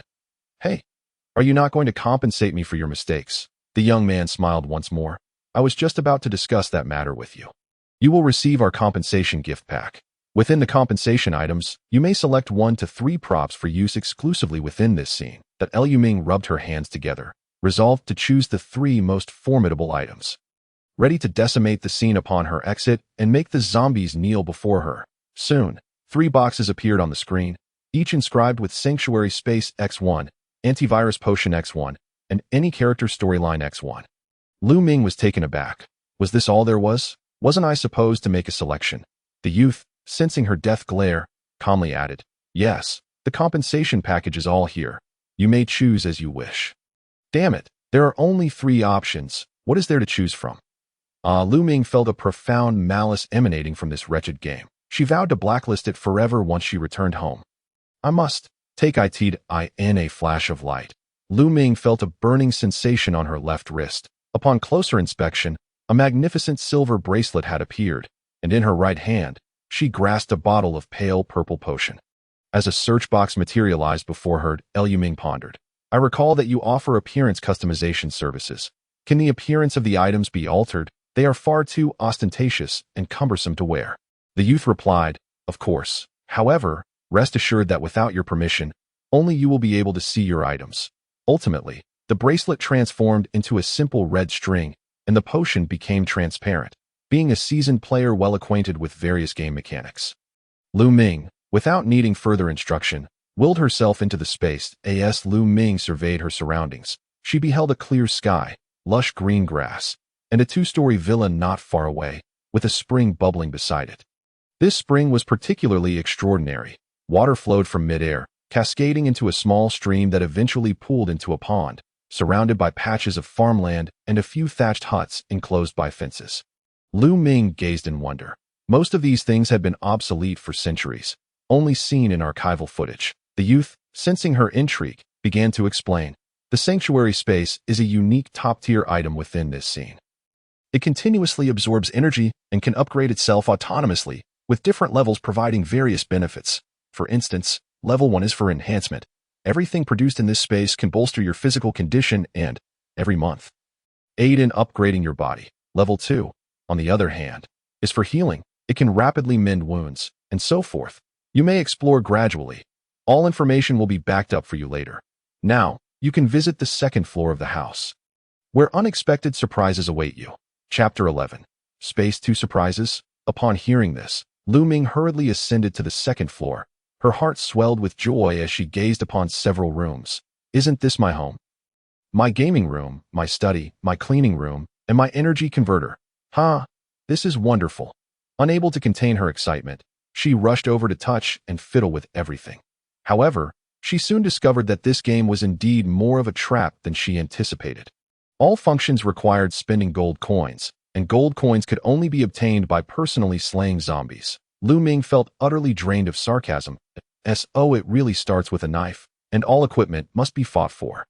No, I don't even have a knife? She posed a profound question to herself.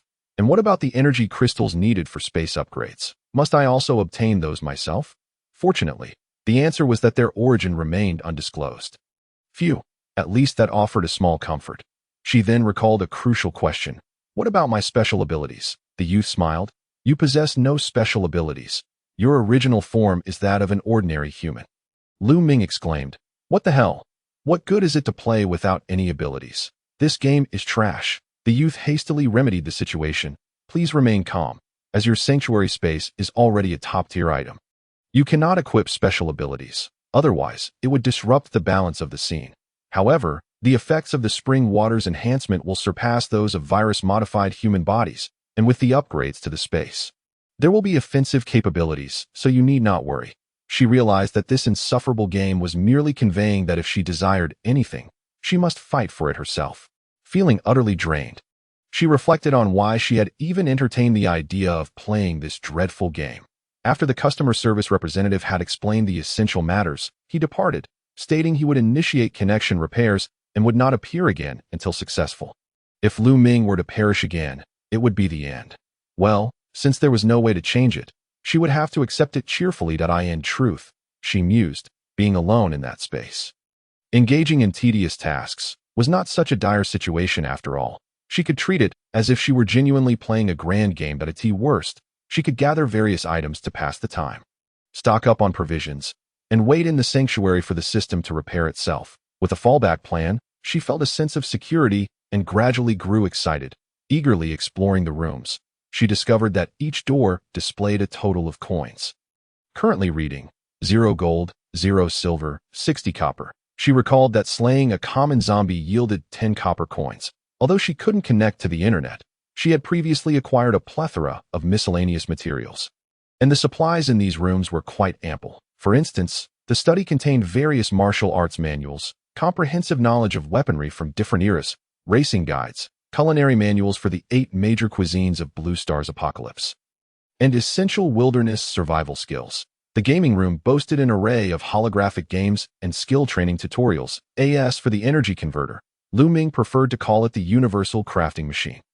As the name suggests, as long as energy was provided, one could create many desired items. However, it was unfortunate that prototypes not previously stored could not be manufactured, such as energy nuclear bombs or spacecraft. She decided to rest for a day, then defeat the remaining 4 zombies needed to unlock the first-level functions of the space, return to enhance her body, and subsequently train. Strengthening and training were imperative. Otherwise, she was far too weak and could be easily dispatched outside. After indulging in a refreshing bath in the cleaning room and treating herself to a comprehensive body care routine, she exchanged for a sumptuous dinner. Lu Ming gazed at the shimmering dishes before her: sweet and sour pork, spicy hot pot, and stir-fried snap peas. Overwhelmed with happiness, tears nearly streaming down her face, though it had been half a month since she had enjoyed such a meal. But it was so incredibly expensive. A single dinner set cost 15 copper coins, requiring her to slay 3 zombies for 2 meals, and that was for home-cooked fare. She dared not even dream of the higher-end dishes. After her meal, she lay in her familiar bedroom, relaxing her mind and body, finally experiencing a restful sleep for the first time in days. The next day, Lu Ming struggled to slay 4 zombies, clapped her hands, found a secluded corner, and slipped back into the sanctuary. Lu Ming noticed no changes in the space. She only felt a warm sensation enveloping her, as if every cell in her body had been soothed. Following the usual routine, she approached the spring, filled a glass with water, and took a sip. It was sweet and refreshing. Delicious. She downed the entire glass. Initially, a wave of warmth surged within her belly, spreading to her limbs. But soon, she felt an overwhelming heat, as if her entire body were being roasted, the temperature high enough to melt her clothes. After enduring this phase, she was suddenly engulfed in bone-chilling cold, a frost emanating from her very soul. Freezing even her breath, her limbs stiffened, and she collapsed onto the ground. After the alternating sensations of heat and cold, pain set in, radiating from her bones to her skin, as though someone were hammering her entire body. She curled up on the ground, her fingers gripping the grass, unable to emit even a whimper. After an unknown duration, the pain gradually receded, and Lu Ming managed to calm herself. Damn it! Why had no one warned her that enhancement could be so agonizing? She was drenched, as if pulled from the water, yet to her astonishment, her body felt invigorated, brimming with strength, as if she could take on 10 foes single-handedly. She took a combat shower and rushed to the gaming room. Spending 10 copper coins to test her physical metrics to her amazement, her strength was now double that of an average adult male, able to leap 2 meters high. With remarkably quick reflexes, her bones felt sturdy, her muscles taut and elongated, and her skin was smooth and translucent. Her original fair complexion now appeared even more radiant. She was very satisfied with the enhancement results, though the process had been excruciating. Thankfully, each enhancement required a month-long interval. She hoped it wouldn't hurt as much in the future. Unfortunately, that month referred to real-world time. Otherwise, she would have wished to remain in the sanctuary, adjusting the time flow to 120. Enhancing herself 10 or 8 times before venturing out. She seemed to have forgotten something important, but if it slipped her mind, then it was best to let it go. She entered the study again. Spending 30 copper coins to learn a set of sword techniques in this age of advanced technology, learning was a breeze. As long as one purchased specialized consumable materials, they could simply press a dedicated device against their head, and all information would be input directly into their brain. Subsequently, she spent another 30 copper coins in the gaming room for practical combat training. Thus, the 100 copper coins she had earned were swiftly depleted. Exhausted, she slept, practiced, and devoted all her time to honing her sword skills. Aside from eating and sleeping in the tranquil sanctuary of the spatial spring, even devoid of enhancement capabilities, it serves as an excellent restorative for one's vitality. 3 days hence, or rather 2 months within this realm, Lu Ming had adeptly honed her skills with the blade, wielding a formidable sword capable of slicing through iron as though it were clay. 200 copper. Earning herself a respectable set of gear through her own endeavors, clad in a cotton long-sleeve shirt, a black tactical jacket, rugged hiking pants, and sturdy high-top boots, complemented by gloves, a hat, goggles, and a backpack for concealment. She appeared quite dashing, despite the warmth of her attire. Yet, while the appearance was commendable, the protection it afforded was negligible. Even a slight force from a zombie could rend it asunder, leaving her at constant risk of infection. She yearned for superior equipment, but lacking the funds, she could only salivate over the advanced nanoprotective suits displayed within the system. With another decisive stroke, she severed half of a zombie's head, silently expressing her gratitude for the advancements of the new technological era. Were it not for the existence of those holographic zombie games, she would have taken much longer to acclimate to the act of slashing at living beings. She suddenly recalled something she had forgotten. Hastily, she retrieved her character's storyline and unhesitatingly entered Gu Zhao's name.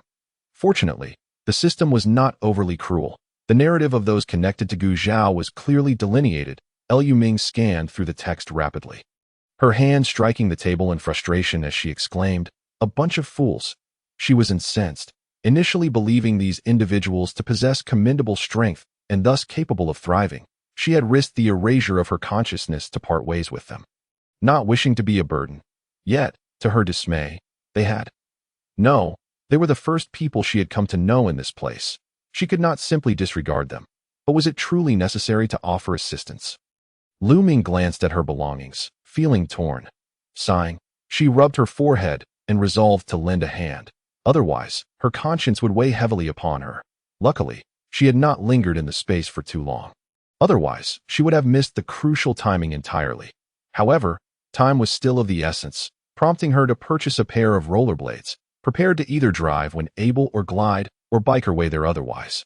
Having organized her gear, she swiftly exited the spatial realm. It was nighttime, and the darkness enveloped her, alleviating any concerns of being spotted by survivors. She located a sedan with a full tank on the congested streets, swiftly collecting it before gliding away. Along the way, Liu Ming deftly scavenged a mid-sized supermarket, a convenience store, a grain and oil shop, 2 clothing stores, a pharmacy, and even a battery shop. Thankfully, these ordinary zombies were relatively clumsy and weak. Otherwise, given their numbers, she might not have managed to traverse undisturbed. The zombies along her path merely sensed the fleeting aroma of food and were left bewildered. During this period, individuals merely needed to muster their courage, whether to gather supplies or flee to a safe haven, making it relatively easy. Thus, Liu Ming did encounter several survivors, pleading for help from behind the windows of towering buildings, but she ignored them entirely. These individuals lacked the courage to step outside.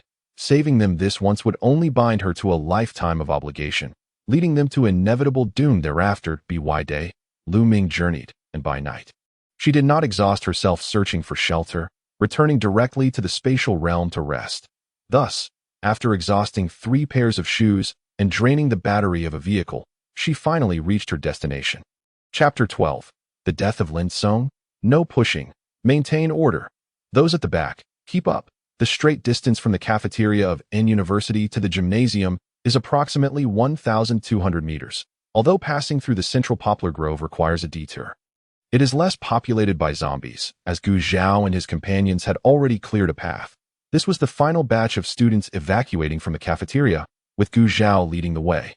Yin Song and Lin Song positioned at the forefront and rear, respectively, while the others managed the situation at the gymnasium, checking for students who had been bitten, scratched, or exhibited fever symptoms. The students, in a frenzy, surged forward, those in the rear growing increasingly anxious, fearing that their multitude would attract the zombies, wishing fervently for wings to escape. Initially, this group had voiced discontent at being placed last by Gu Zhao and his team.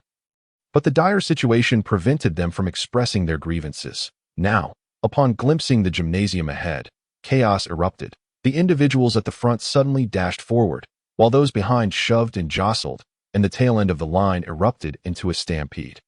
Lin Song and Yin Song, exasperated, were caught off guard, and Yin Song had to pull Yin Wei back to avoid being trampled. Suddenly, a small horde of zombies was roused by the commotion. They had been lingering at the entrance of a small cafeteria nestled between 2 buildings, but now charged towards them, howling. The students at the back cried out in panic, retreating and racing towards the library. "Damn it! What are you running for? This is such a hassle," Yin Song spat, moving back to Lin Song's side, ready to confront the threat. Lin Song swallowed hard. Song. Doesn't that leading zombie seem to be moving particularly fast? Am I mistaken? Yin Song focused, realizing that the foremost zombie was sprinting with alarming speed. Not merely running, but leaping toward them in mere moments, he gasped, urging Yin Wei to flee towards the gymnasium. In mere seconds, a filthy zombie clad in a tattered basketball jersey was upon them. Suddenly lunging towards Lin Song, its hand outstretched to grasp his head, Lin Song rolled sideways to evade, but before he could rise, he saw a claw descending towards him, the sound of rushing wind echoing in his ears. A chill ran down his spine, yet in the next moment, the zombie's long claw was halted by Yin Song's fire axe. Lin Song, pushing himself off the ground, aimed a kick at the zombie's leg but missed as the creature swiftly leaped behind Yin Song. Yin Song felt a wave of dread wash over him, and before he could react, Lin Song's terrified gaze met the gory maw of the zombie as it lunged for him, just as it grasped his arm. A loud bang echoed, and a gory hole appeared in the zombie's forehead, spraying blackened brain matter across Yin Song's back, a foul stench filling the air. Yin Song and Lin Song, propelled by inertia, tumbled into a heap. Yin Song quickly turned to see the zombie had fallen lifelessly, and upon spotting Gu Zhao with his gun raised, he let out a sigh of relief. The entire skirmish lasted less than a minute. Yet the speed of the zombie was profoundly terrifying. Good heavens, that creature is dreadful. I nearly met my end. Both were drenched in cold sweat, thankful for their captain's timely intervention. Captain, what brings you here? Yin Song queried, confused as to why Gu Zhao had not already entered the gymnasium. Yin Wei emerged cautiously from behind a large tree. Brother, are you all right? I encountered Captain Gu on the way. Upon hearing of the zombie attack from behind, he rushed over. Gu Zhao regarded them with a serious expression. Do not let your guard down. Next time you encounter such a zombie, aim for a long-range kill. Getting too close can easily result in injury. After speaking, he ignored their eager nods, focusing intently on the remarkably swift zombie, pondering deeply before unsheathing a dagger and plunging it into the zombie's heart. After probing for some time, finding nothing, he then prodded the zombie's limbs, still yielding no results. Frowning, he drove the dagger into its skull. What on earth are you doing, Captain? Are you torturing the body out of frustration? We're fine. Spare it, Lin Song remarked disdainfully, observing the mangled remains of the zombie's brain. Feeling a wave of nausea, Gu Zhao paid no heed, continuing his examination, until suddenly feeling resistance. With a forceful thrust, he extracted a transparent orb about the size of a fingertip. This object was smooth and glimmering, resembling a fine gem, with white filaments swirling within, drifting erratically. The other two were dumbfounded. What is this? My goodness, in such a grotesque place, a beautiful stone appears. Gu Zhao frowned, his expression grave, casually wiping the object before pocketing it, shooting them a warning glance to remain silent. Yin Wei, sensing the danger had passed, approached anxiously. Brother, Captain Gu, Lin Gu, I just saw several classmates rush into the adjacent library. Could you possibly search for them? Lu Ming surveyed the chaotic cafeteria floor, stamping her foot in frustration. Damn it, they've all gone. They must have made their way to the library. She could not afford to let them come to harm. With a swift turn of her heels, she raced towards the library. Unfamiliar with the route, she initially followed the path they had cleared, but upon reaching the poplar grove, she took a different turn. Aware that zombies relied on sound and smell to hunt, she continuously tossed stones and metal scraps to divert them, resorting to her blade only when absolutely necessary, dispatching each zombie with precision. Relying on her enhanced speed and strength, she carved a bloody path, pausing only to drink from the spring to replenish her energy. Fortunately, she encountered no evolved zombies along the way, or her journey would not have been so smooth. Nevertheless, by the time she arrived at the library, she was drenched in sweat.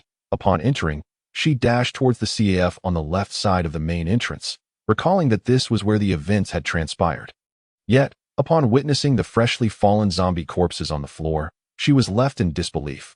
What is happening? How could they have progressed so quickly? Breath still uneven, she burst through the door once more, running while silently cursing. Damn it, I must have owed you all something in my past life. I'm utterly exhausted. Lin Song sat on the floor of the broadcast room, gasping for air as if he were being roasted in an oven. His vision blurring and nausea overwhelming him, he wiped his face and forced himself to glance at his teammates surrounding him, managing to muster a carefree smile. Stop staring. Leave me a bit of dignity, will you? I'm just too handsome. Don't want to look? So grotesque. He turned towards the silent Gu Zhao, then glanced at the tightly pursed lips of Cheng Ming. You too? Who else going to? Give me a break. I'm leaving first. Just don't come. Too early. Li Hangyuan suddenly burst into tears, covering his mouth to stifle his sobs. Yin Song paced nearby, cradling his head, occasionally pausing to gaze at the ceiling. Zhang Rui crouched to one side, head bowed, seemingly lost in thought. Jiyu Zhao observed Lin Song's face darkening, his right hand slowly retrieving a gun. He vividly recalled the day they first met. Jiyu Zhao was 21 then, while Lin Song was merely 16. The newly enlisted youth, having heard that defeating him could earn a spot in the special forces, approached him with a challenge, his frail frame bolstered by years of martial arts training. In his youthful arrogance, Gu Zhao thought to teach this naive boy a lesson, mercilessly beating him in front of others. He assumed the boy would be too embarrassed to return, yet the next day. At the same time, Lin Song reappeared at his dormitory. Jiyu Zhao was taken aback, and before long, that young lad indeed made it into the special forces and became his teammate, his #1 fan. While the others in the team were addressed by their code names or ranks, Lin Song continued to call him boss, much to the amusement of the others, who teased that he was still playing street thug. Yet, Gu Zhao found it endearing, and Lin Song's exuberance only grew, leading to raucous gatherings akin to a gang assembly whenever they stepped outside. Soon, no one would call him that again, that he would be missed. I am sorry I couldn't protect you. Jiyu Zhao tightened his grip on the gun, struggling to lift it. The thought of directing the barrel at that perpetually carefree face brought him a sharp pang of anguish. Why? Why did it always come to this? For unrelated individuals, he had lost one companion after another. Lin Song shouldn't die here for such reasons. Had he known, he would have disregarded those people and simply left with his comrades from school. They were all his responsibility, yet he had failed to protect even one. Finally, the gun was aimed at Lin Song, but it felt impossibly heavy, lacking the strength to pull the trigger. Shoot! Lin Song bellowed, gritting his teeth, his entire body trembling. Bang! Chapter 13. She has returned. Bang! The sound caused everyone to shudder, swiftly turning to Lin Song, only to discover the noise seemed to have originated from behind them.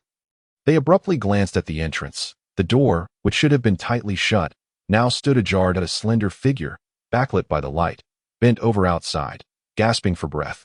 Open your damn mouth, the figure cursed, striding inside. Lu. Looming, Yin Song, closest to the door, uncertainly inquired as he observed the approaching silhouette.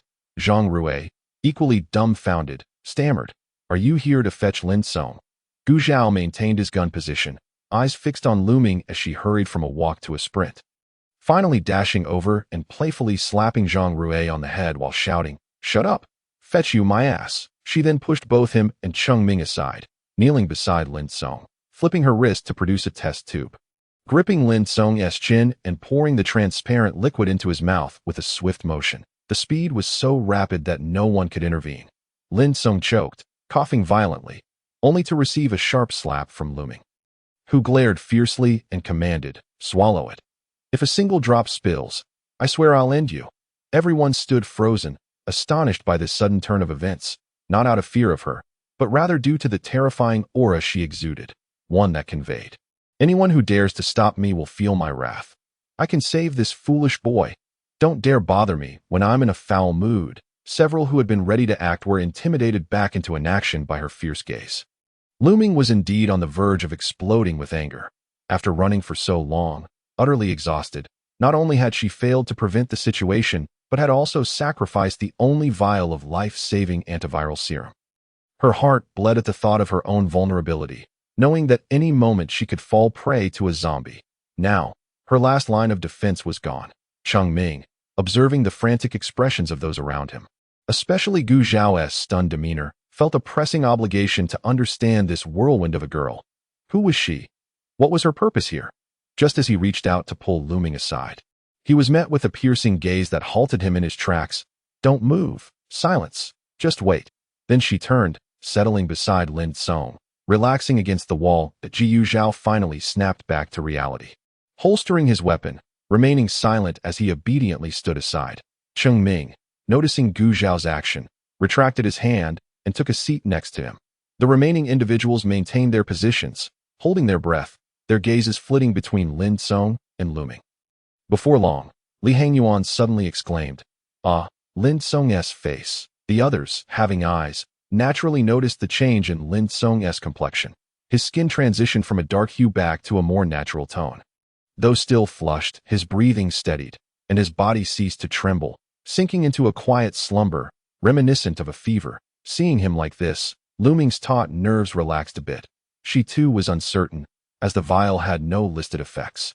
If it were too late to save him, it would be a tremendous loss. She surveyed the room filled with bright, eager eyes, noting their cautious attempts to speak, and finally burst into laughter. Her laughter shattered the room's silence, lightening the atmosphere. Is he going to be okay now? How is Xiao Linzi doing? Lu Ming, why are you unscathed? The crowd clamored with questions, and Lu Ming pinpointed the source of the noise, shooting Zhang Rui a glare. What is your problem? Hoping for me to get hurt? Ugh, you don't even know how to speak properly. Zhang Rui quickly shook his head. No, not at all. Chengming felt a sense of relief, but as he glanced around at his teammates' jubilant expressions and then at the girl beside him, he fell silent. Lu Ming sensed Chengming's scrutinizing gaze. Aware her actions seemed peculiar, she stood firm, unafraid. As her intentions were noble, she only sought to save. She met his gaze with calm resolve. Chengming captured her expression, offering a gentle smile. I'm Chengming. You must be Miss Lu Ming, right? May I ask, is Lin Song going to be all right? Lu Ming shrugged. I don't know, maybe. The crowd responded. Then why do you appear so confident? Chengming paused, chuckling. Regardless, I must thank you. Lu Ming boldly replied. Well, you certainly should thank me. At her words, a few who recognized her couldn't help but chuckle. Chengming raised an eyebrow, evidently surprised by her response. As others seemed eager to continue questioning her, Lu Ming rolled her eyes. All right, save your questions for when he wakes up. Explaining it multiple times is a hassle. The world outside is about to turn upside down. Aren't you going to do something about it? With that, she pulled a bottle of water from her backpack, her demeanor radiating exhaustion and a desire for silence. Yu Zhao spoke up. Let us wait for Lin Song to wake before discussing further. Old Ching, please take Yin Song and Zhang Rui down to manage those folks. Hang you on, check the military's current position and estimate their arrival time, then tally our supplies and mark nearby resource points. Chengming had no objections and led the other two, who still wished to converse with Lu Ming, away. Li Hang Yuan, filled with curiosity, turned back repeatedly as he went to his task. Yu Zhao cast another glance at Lu Ming, who became alert. What is it? I'm dead tired from running. Don't think you can make me work. Yu Zhao couldn't help but chuckle softly. You've changed a lot, but in a good way. No longer did she exude a sense of despair or lethargy, mechanically following others without understanding her purpose.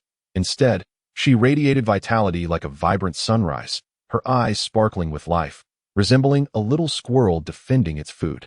She no longer felt out of place, but rather like a divine being who had finally descended from the clouds to savor the joys of life, drawing others in with her warmth.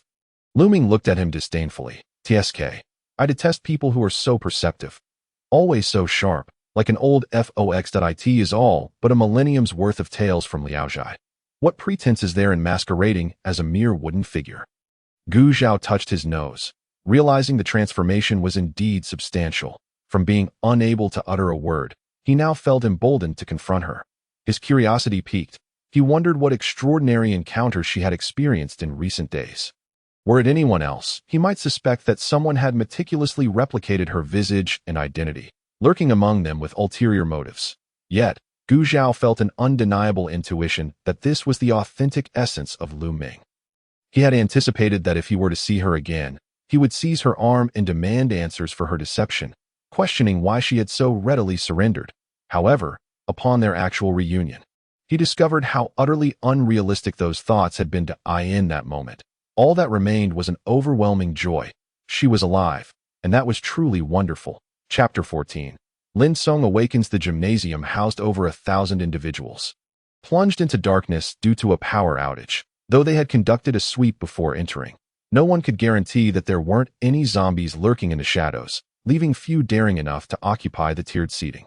Instead, clustering on the vast basketball court floor. When Chengming and his companions arrived, the atmosphere was tense. The earlier ambush had rattled them, and with the rest of the team absent, they feared abandonment and the possibility that someone nearby had been bitten. Leading to a cacophony of anxiety, the trio made their way to the nearby stands and fired a shot into the ceiling. The sound startled everyone, plunging the indoor space into silence if you wish to attract zombies. By all means, continue your ruckus, Yin Song bellowed, glaring at them fiercely. Cheng Ming switched on his flashlight and outlined the guidelines and expectations for their stay in the gymnasium, essentially, to follow orders and maintain silence, while informing them that the army would arrive for rescue in a few days. Until then, they needed to venture out together to search for supplies and manage themselves. Among the survivors were over 30 teachers and several perceptive, courageous students, many of whom volunteered to assist. Cheng Ming distributed candles and flashlights he had brought from the safe house and arranged for someone to open the high windows in the gymnasium.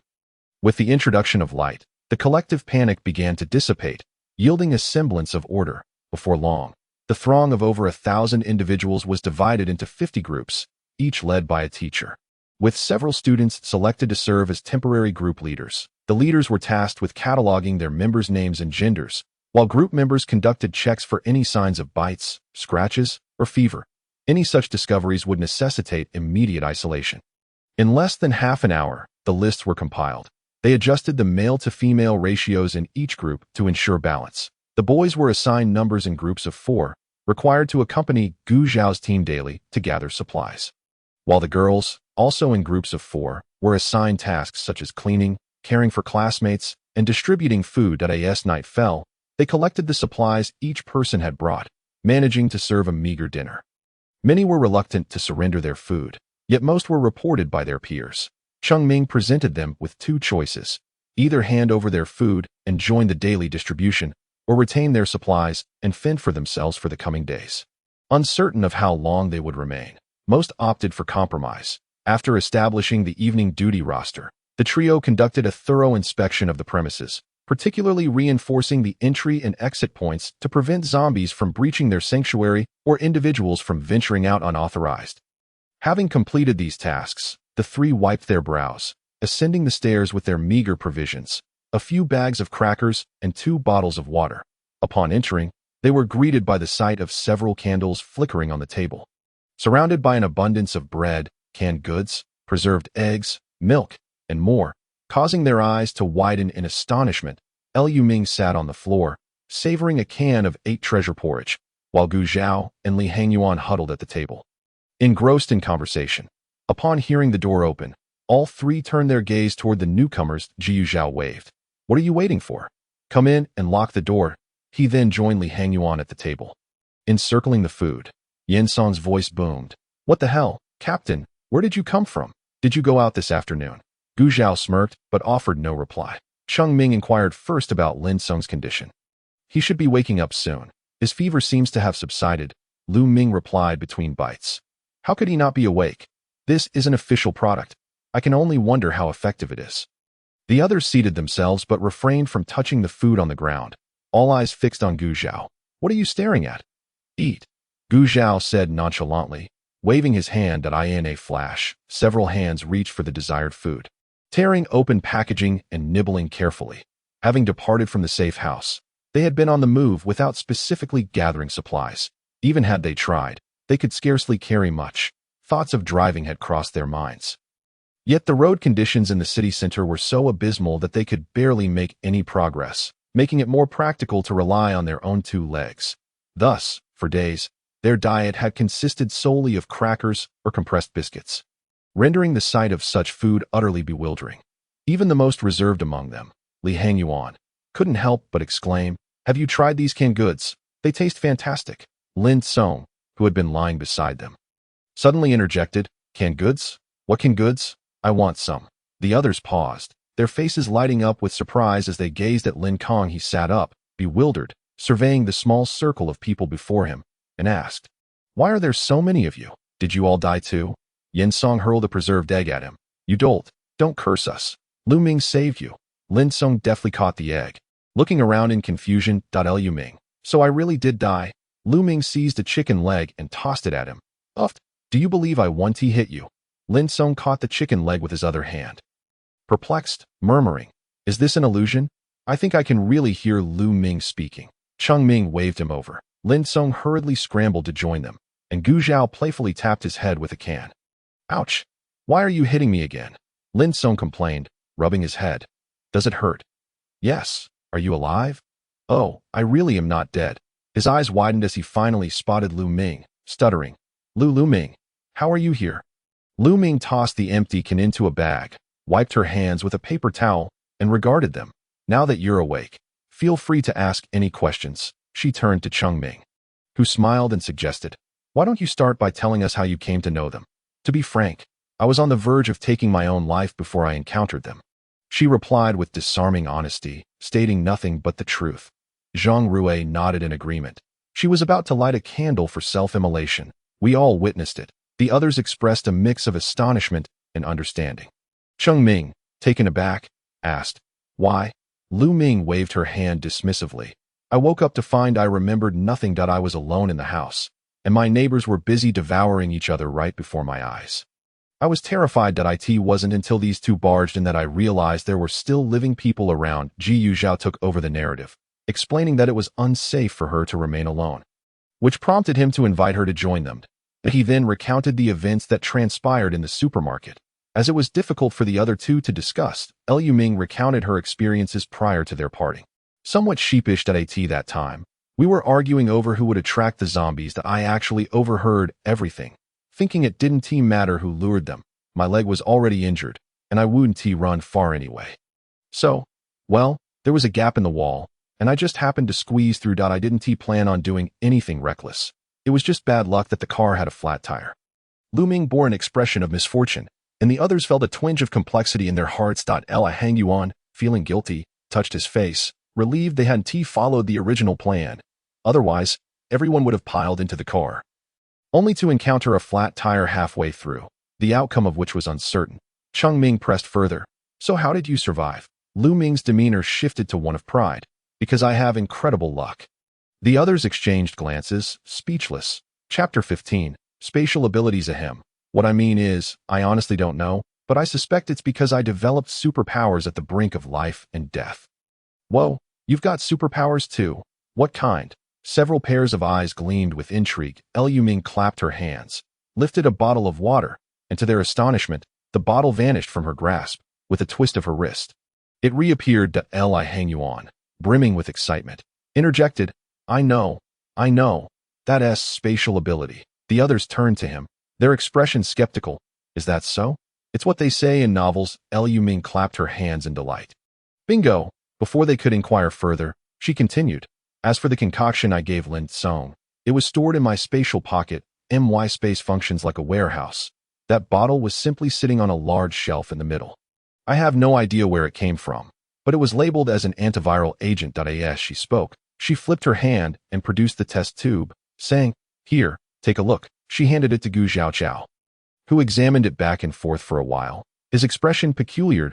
He then passed it to Cheng Ming, who also scrutinized it for some time, his face reflecting a complex mix of emotions. Ultimately, it made its way back to Lu Ming's hands. Lin Song, puzzled, remarked, this is just an ordinary test tube. I don't see any writing on it. Lu Ming pointed at the label, incredulous. How could you not see such large letters? Acting as if the role were his, Lu Ming continued, of course, you can't see it. It's hidden from you. Merely to facilitate my performance. Ji Xiaochao cleared his throat, raising a fist to his lips. Perhaps it's your space. Only you can perceive it. Lu Ming furrowed her brow. All right then. So, I'm uncertain if it will be effective, but I suppose we shall try. The group collectively sighed. So, it's a matter of luck after all. Cheng Ming, curious, inquired, but how did you know we were here, and that Lin was injured? Lu Ming looked at him with intrigue. I have no idea. I passed out, and, upon waking, found myself not far from here. I recalled that my ID might have the address written on it, so I thought I'd check if anyone recognized me. I ran around several places, but saw no one until I discovered you all were at the gym. As soon as I entered, I overheard discussions about you, mentioning someone had been bitten, which is why I came up. That Ji Xiaochao leisurely retrieved Lu Ming's wallet from his coat pocket and handed it to her. She looked pleasantly surprised. Oh, you kept it. I thought for sure you'd lost it that moment. She remembered placing the wallet in her backpack and not taking it when she left. The expressions of the others suddenly deepened with meaning. Cheng Ming shot several glances at Gu Xiaochao, who remained unfazed, his demeanor entirely composed. Lu Ming opened the wallet, pulled out the ID, and said, look, it says here I'm a student of the An University. Class of 20XX, at the music college, the group leaned in to take a look, expressing their amazement at the coincidence. Had it not been for this, Lin Song might have faced dire consequences. Lu Ming glanced around. Are there any questions? Gu Xiaoqiao looked at Cheng Ming, who shook his head. Lu Ming nodded. Then it's my turn to ask you. Gu Xiaoqiao agreed. Go ahead. What are your plans moving forward? Where do you intend to go next? The group exchanged glances, all looking towards Gu Xiaoqiao. He shook his head. We're uncertain as well. Communication has been cut off, and we have no knowledge of the situation in other cities. Our current plan is to wait for the military to arrive. Hand over the students downstairs, and then strategize our next steps. Lu Ming nodded. Oh, I see. And you? I'm not sure what to do either. I have no place to go. Would you like us to help you find someone you know? Lu Ming waved her hand dismissively. No. I can manage that myself. Gu Xiaoqiao invited her again. Why not join us for now? The others nodded in agreement. Considering her life-saving act alone, it was only right to include her. Lu Ming contemplated for a moment before nodding. All right then. But let me make this clear. I know the situation surrounding me is strange, but if you choose to bring me along, do not doubt me. If you agree, I will provide you with a significant gift. If you don't, you may keep the food, and we shall part ways tomorrow. Lin Song excitedly exclaimed. Agreed, definitely agreed. The rest of the group had no objections. Lu Ming, pleased, waved her hand, tossing down a good amount of food. Let us eat first. I still have plenty. Gu Xiaoqiao inquired. How large is your space? Lu Ming pondered briefly. About 50 square meters, with a height of around 3 meters. In the original story, the female protagonist only had 20 square meters at first, which was already considered a good talent, so she dared not claim more. Gu Xiaoqiao raised an eyebrow. That's not small. If organized well, you could store a lot. The group cheered, not hesitating to dig in, confident that they would have opportunities to replenish their supplies afterward. They were determined not to let the young girl suffer. Seeing them enjoying the food, Lu Ming decided to learn more about them before deciding whether to share certain information. But I haven't finished asking my questions yet. Who are you? Is your team just the 5 of you? Gu Xiaoqiao and Cheng Ming exchanged glances. In the current situation, there seemed to be little that was off-limits. We are members of the Summer Nation's military special forces, the Wild Wolf Commando Team. First Squad. These are all the members of our squad.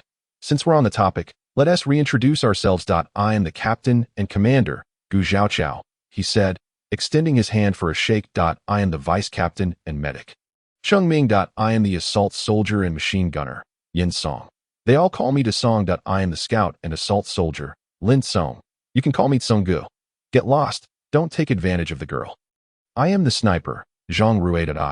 I'm the communications officer, Li Hangyuan. Lu Ming was somewhat astonished. Li Hangyuan appeared quite refined, with rosy lips and white teeth, looking rather youthful, nothing like a special forces soldier. She shook hands with each of them. Smiling, my name is Lu Ming. I'm not sure who I am, but I believe I'm a student. It's a pleasure to meet you all. Lu Ming then inquired, how did you end up here? Gu Xiaoqiao replied, we arrived by helicopter, planning to stay in city for a few days so Yin Song can see his younger brother. Lu Ming asked, oh, what about your brother? Yin Song chuckled. He doing well. Just downstairs. I'll introduce you once we have the chance. He suddenly scratched his head and asked, by the way, you mentioned a big gift earlier. What is it? Yes, what is it? Is it food? Lu Ming rolled her eyes. Already knowing their obsession with food, the big gift I mentioned is Chapter 16.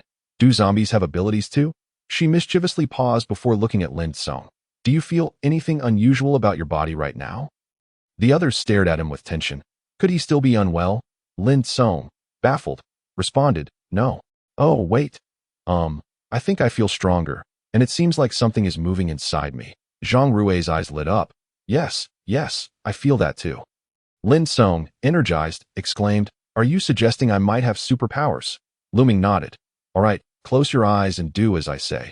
Zhang Rui, also curious, was beckoned by Lu Ming. You too. Take a deep breath. First, really feel the extra energy in your body. Then guide it to flow within you. Now, gather all the air you can feel to your wrist. Hold on, don't slack off. If you feel it's gathered enough, push it out with all your might. The two frowned in concentration for a while, and suddenly, with a loud bang, orange flames erupted from Lin Song's left palm, towering high enough to startle the two nearby, who instinctively recoiled. What the hell? Are you trying to murder us, Shaolin? Lin Song abruptly opened his eyes, staring in astonishment at the flames in his hand. Have I really become this powerful? With a puff, the flames extinguished. Lin Song clenched and unclenched his fist. Hey, why can't I produce it anymore? After several attempts, beads of sweat formed on his forehead, but Looming stopped him. All right, you've just awakened today. Being able to unleash this much is already impressive. Your abilities are limited, so don't overexert yourself. It's not good for your body. Lin Song nodded, feeling a bit dizzy. The others turned their attention to Zhang Rui, who still had his eyes closed, drenched in sweat and looking tense. Looming added, if you can't gather it, that is fine. Focus on learning to release it first. Zhang Rui followed her instructions, and after a while, he noticed the surrounding area had grown eerily quiet. He anxiously asked, what is going on? Did I not manage to release it? I can't feel anything. The group struggled to close their dropped jaws, and Looming replied, just open your eyes, and you'll know. Zhang Rui opened his eyes, startled to see mist swirling around him, obscuring his view entirely. What the heck? Did I do this? The group nodded in unison, though Zhang Rui couldn't see them that he grew anxious. I can't even see my own people. Will this be useful in a fight? And how do I retract it? Looming instructed, feel the mist you released. Imagine your hand as a vacuum, with suction power. Just try to suck it back in. Zhang Rui hesitantly replied, suck, like a vacuum? Let me give it a try. He found the metaphor surprisingly fitting, and after a while, the mist gradually dispersed. The others, filled with envy and jealousy, rushed over to thump Zhang Rui. Damn it, I want superpowers too. This is so cool. Why can you release more than I can? It's not fair. Lin Song, don't get cocky. I'll be satisfied if I can just get some too. The group then turned their sparkling eyes towards Looming, filled with admiration. Cheng Ming praised, incredible. How did you know this? Looming felt her cheeks flush under their gaze. Because this is my experience. I used my space this way. If it can be opened. It's large, if not. It's small, but the items inside remain unaffected. Looming, the acting queen, thought to herself, sorry, I have to act again. I don't possess any supernatural abilities. This is all gleaned from background information. So, do you think we can awaken abilities too? Li Hangyuan couldn't help but ask. Looming pondered for a moment. Perhaps, but please don't look at me like that. I have no idea how to awaken them either. However, to use myself as an example, my awakening of abilities did not stem from a fever, but rather emerged suddenly in a moment of crisis. This may suggest that everyone has the opportunity for such awakening. Right? Cheng Ming rarely agreed, and as I observed, the process of awakening abilities is essentially a transformation of the body. Each individual undergoes a different transformation, resulting in various types of abilities. Moreover, do you not find the process of awakening abilities remarkably similar to that of catching a cold and having a fever? When the human body is infected by a virus, the immune system utilizes fever to hinder the virus's reproduction, and upon recovery, the immune system becomes strengthened. Thus, I speculate that if we could understand how the virus modifies the human body, it might facilitate the awakening of abilities. Indeed, Gu Zhao added, it can be inferred that the reason for the mutation into zombies is likely due to the human body being unable to withstand the virus. In other words, if one can resist it, they may awaken their abilities. So, do ordinary people have the virus still lurking within? No, they must have developed some antibodies against the airborne virus, but these antibodies are ineffective against the virus within zombies. Thus, when bitten or captured, they become infected. However, I wonder if anyone has been bitten and not mutated? If so, then serum could be isolated from them. Clap, clap, clap. Looming could not help but applaud them in her heart. They were indeed intelligent, having deduced most of the facts from such subtle hints in a short amount of time. Unfortunately, even if they guessed correctly, it was of little use. In the original story, countless scientists toiled endlessly, and even until humanity's extinction, no vaccine was developed. The research on those with abilities was no different. Numerous dark human experiments were conducted, yet the patterns of awakening abilities remained elusive. Furthermore, I suspect that zombies may also have the potential to awaken abilities. Gu Zhao frowned and remarked, what? Then how can we survive if we go to fight zombies and they throw fireballs at us? What are we supposed to do? Yen Song shouted. Gu Zhao pulled out a small crystal from his pocket to show everyone. Do you remember the exceptionally fast zombie from this afternoon? I suspect it possesses speed abilities. This is what I found from its brain. The group found it hard to imagine that such a beautiful object could grow from such a disgusting place. Liu Ming took out 2 energy crystals and placed them before everyone. I call this an energy crystal, as it feels like it is filled with energy. That a flicker of surprise crossed Gu Zhao's eyes. She had killed 2 of the zombies that had been so difficult to defeat this afternoon. Liu Ming, seeing Gu Zhao's astonishment, felt a bit shy. Those 2 zombies were quite foolish. One had a flower growing on its hand, and the other was wandering around with a piece of brick. The others were just like ordinary zombies. The group burst into laughter at the thought of such adorably foolish zombies. Jiyu Zhao also revealed a slight smile and summarized. Well, we currently know of 3 types of mutated zombies. The speed type has a transparent brain. The green one is likely wood-based, and the yellow one is earth-based. Liu Ming casually remarked. There are so many different abilities among zombies. Could humans possess them as well? Cheng Ming and Gu Zhao had a sudden realization. With so many people downstairs, there must be a few with abilities among them, right? If we could utilize them, they should be more powerful than ordinary people. Chapter 17. The ability users in the school. Gu Zhao patted Lin Song's shoulder. Tomorrow it will depend on you. Show them what you've got. But do not admit to being captured by zombies, or else it will complicate. Liu Ming's explanation of the potion. Liu Ming felt a warmth in her heart. Grateful that these individuals had some conscience, Jiyu Zhao further instructed Yin Song. Do not mention this to Yin Wei yet. We will bring him along once the army arrives to prevent those students from bothering him. Yin Song waved his hand. I understand. My brother does not want to be famous either. Otherwise, he would have joined us long ago. Liu Ming yawned and rubbed her eyes. The day had been so tumultuous that even the strongest among them felt a bit fatigued. Jiyu Zhao noticed and called for them to assemble the tables to make a bed for Liu Ming, urging her to rest first without worrying about them. Liu Ming was too exhausted to consider where they would sleep. She tossed them 6 sets of blankets and pillows, laid out one for herself, and collapsed onto the table, lacking the energy even to wash up. The others, upon receiving the blankets and pillows, were overjoyed. Although they could sleep on the ground, who would not prefer better resting conditions? Eventually, aside from those on night watch, the rest continued to sleep on the floor in the corner of the broadcasting room, avoiding going downstairs to prevent anyone from seeing the extra items.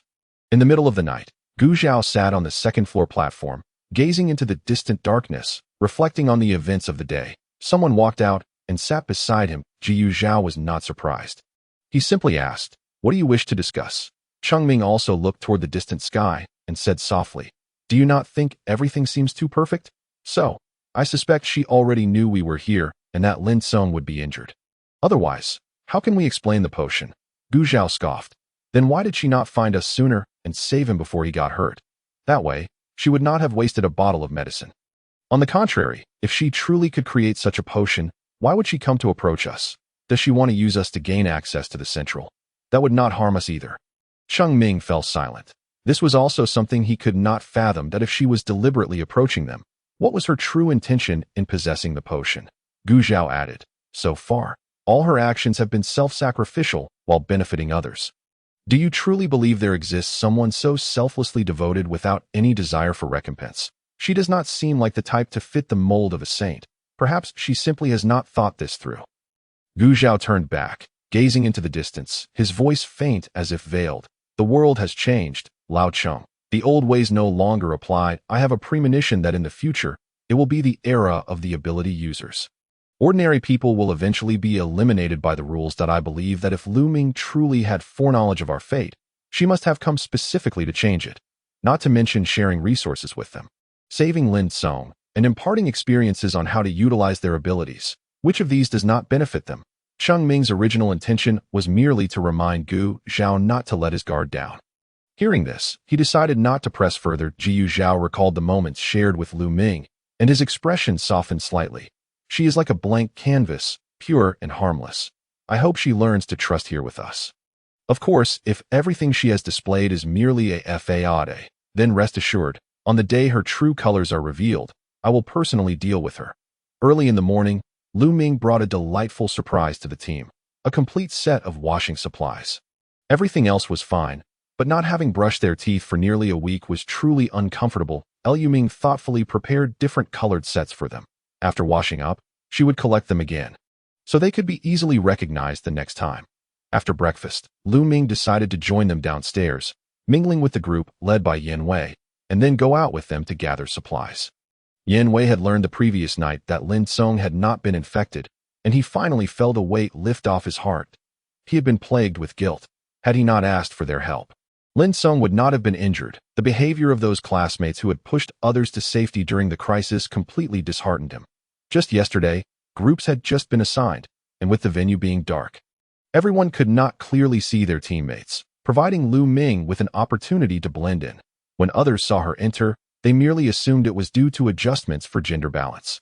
Lin Song stood on the platform, showing off for a bit, and the entire gymnasium erupted in excitement. Cheng Ming took the opportunity to explain that this was not an isolated phenomenon, but rather a mechanism of evolution, encouraging those who felt strange to boldly step forward.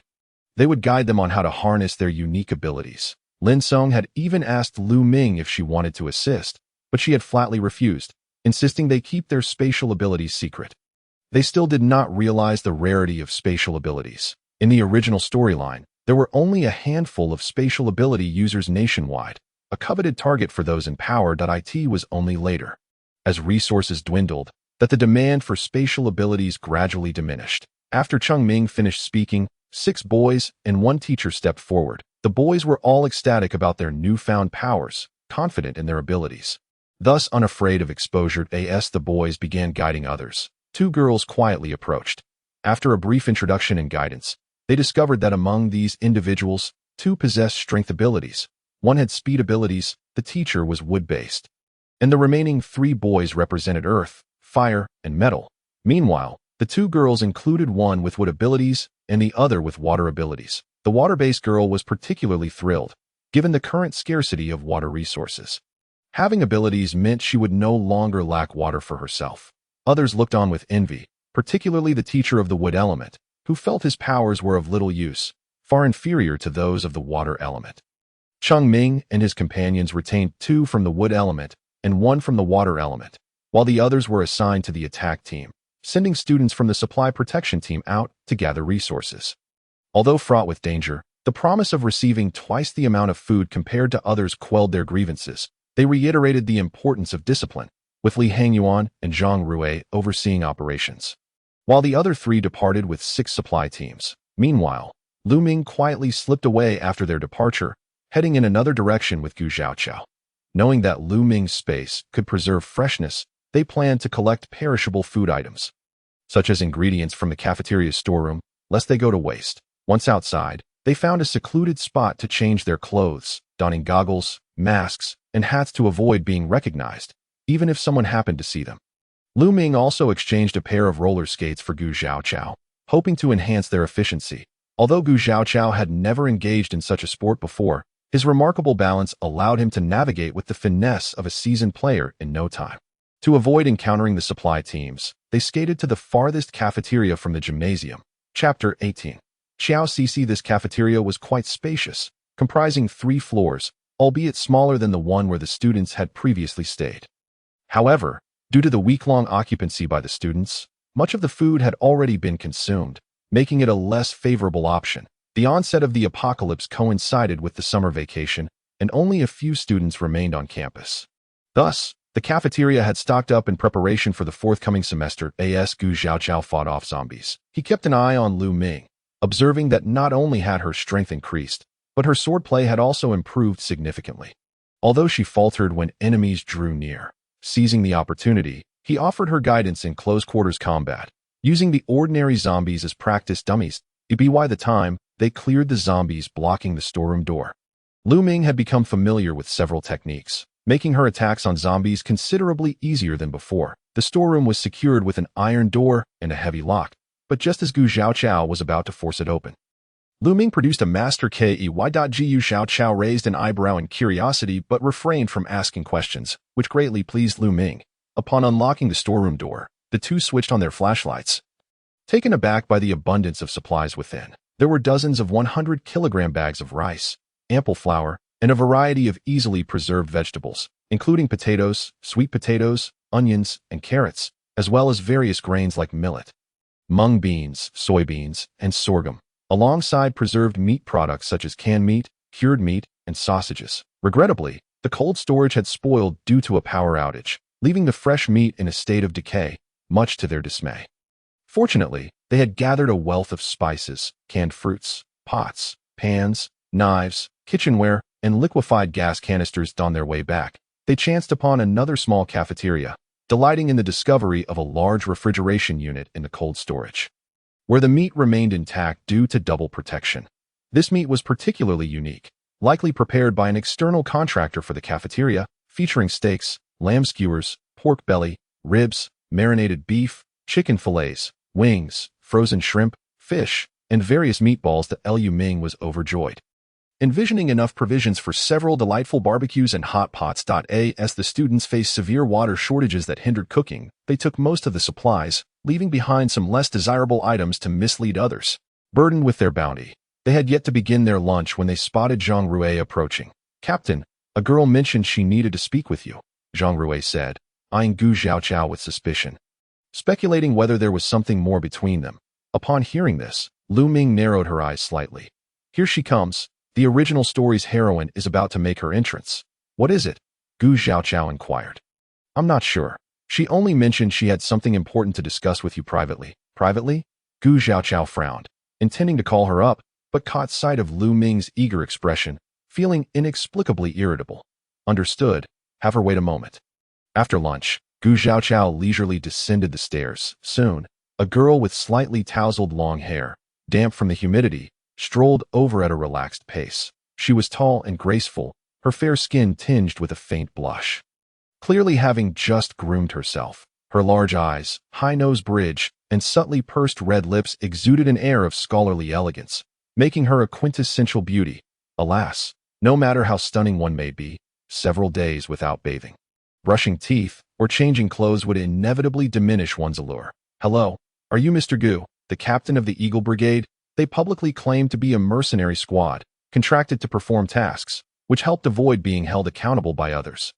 However, it seemed that this tactic had not been particularly effective. Jiu Xiaoqiao nodded coolly. "My name is Xiao Cixi, and I have something important to tell you. Go ahead." Xiao Cixi furrowed her brows slightly, glancing around at the nearby crowd, and gestured discreetly. "I would prefer to speak with you privately." Jiu Xiaoqiao's expression grew impatient. "You have 5 minutes." Biting her lip, Xiao Cixi continued. "Actually, I also possess an ability, albeit a rather unique one. It seemed she had steeled herself for this moment. Closing her eyes momentarily, she displayed a determination akin to facing a daunting challenge. Concealing her actions, she lifted a small vial, flipping it over, only for it to vanish before reappearing in her hand. Jiu Xiaoqiao raised an eyebrow. Indeed, quite unique. Yet he still played along. "What is this?" Xiao Cixi felt a surge of excitement at his interest. Lowering her voice, she explained, "I can see a warehouse-like space, a unique dimension where I can store items and retrieve them when needed."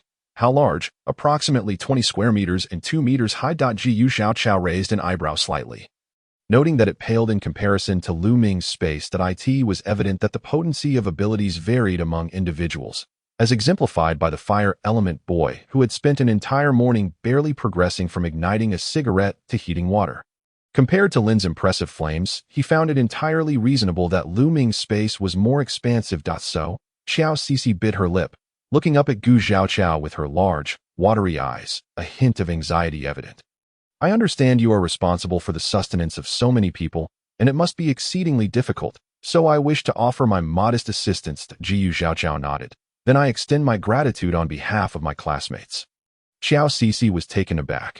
This was the legendary space ability. Yet his response was so indifferent. "Mr. Gu, this secret has been shared with only you. I trust my sincerity is evident. My ability should prove quite useful. At the very least more convenient than transporting supplies yourself. Wouldn't you agree?" Gu Xiaoqiao's impatience grew. "Get to the point." Xiao Cixi frowned. "What I mean is, if you take me along when you leave, you certainly won't regret it. I can perform various tasks, not only transporting supplies, but also fighting zombies and cooking." She met Gu Xiaoqiao's gaze unflinchingly. A faint smile played on Gu Xiaoqiao's lips.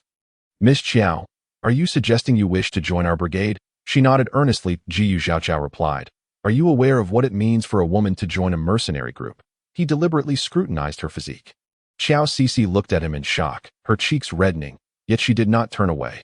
She had not anticipated this seemingly cold and upright man would speak so brazenly, yet she couldn't help but find his audacious demeanor inexplicably charming. Feeling a mix of embarrassment and indignation, she retorted. Are women not entitled to equal treatment? Gu Xiaochao, uninterested in justifying himself, inquired, how many zombies have you killed?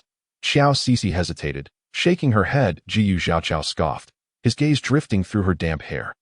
Just as he was about to refuse, something shifted in his expression, and he changed his mind. How about this? You can accompany the supply team on their mission, and we will assess your performance. You should go? He paused, retrieving the prepared list. Which group do you wish to join?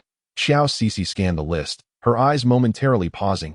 I wish to join group 30-7. Gu Xiaochao regarded her with an unruffled demeanor. Very well. Excellent. Group 37, led by Yin Wei. Chapter 19. Uncovering clues. Although Gu Xiaochao had posed numerous perplexing questions and exhibited peculiar behavior, he ultimately granted her an opportunity. Xiao Cixi exhaled, revealing a triumphant smile. Meanwhile, Lu Ming sat opposite Yin Wei, feigning unfamiliarity as she awaited Xiao Cixi's arrival.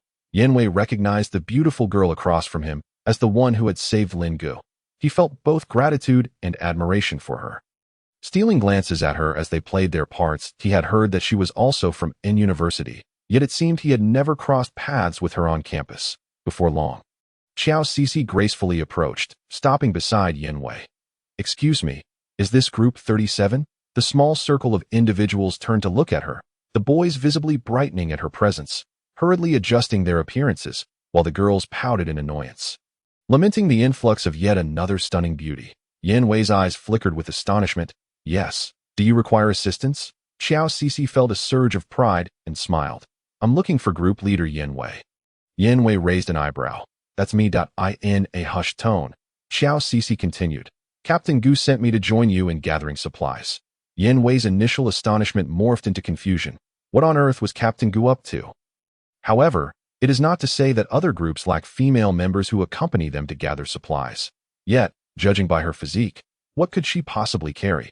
He remained composed, for since it was Gu's directive, there must be a specific intention behind it. Xiao Cixi never anticipated that due to Yin Wei's fervent admiration for Gu Zhao, she would miss the prime opportunity to cultivate a bond with Yin Wei.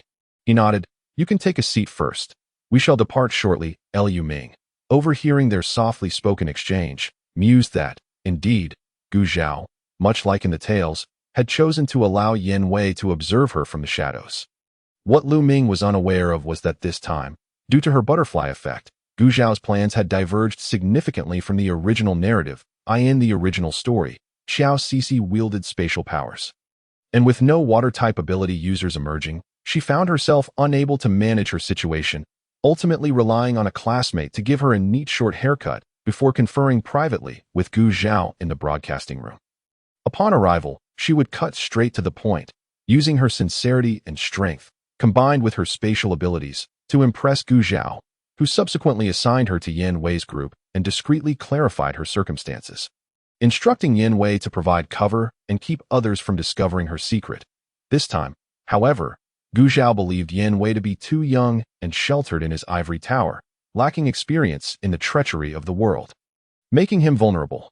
Thus, he allowed Xiao Cixi to join, seeing her as a means for Yin Wei to gain insight into human nature, essentially viewing her as a whetstone for Yin Wei.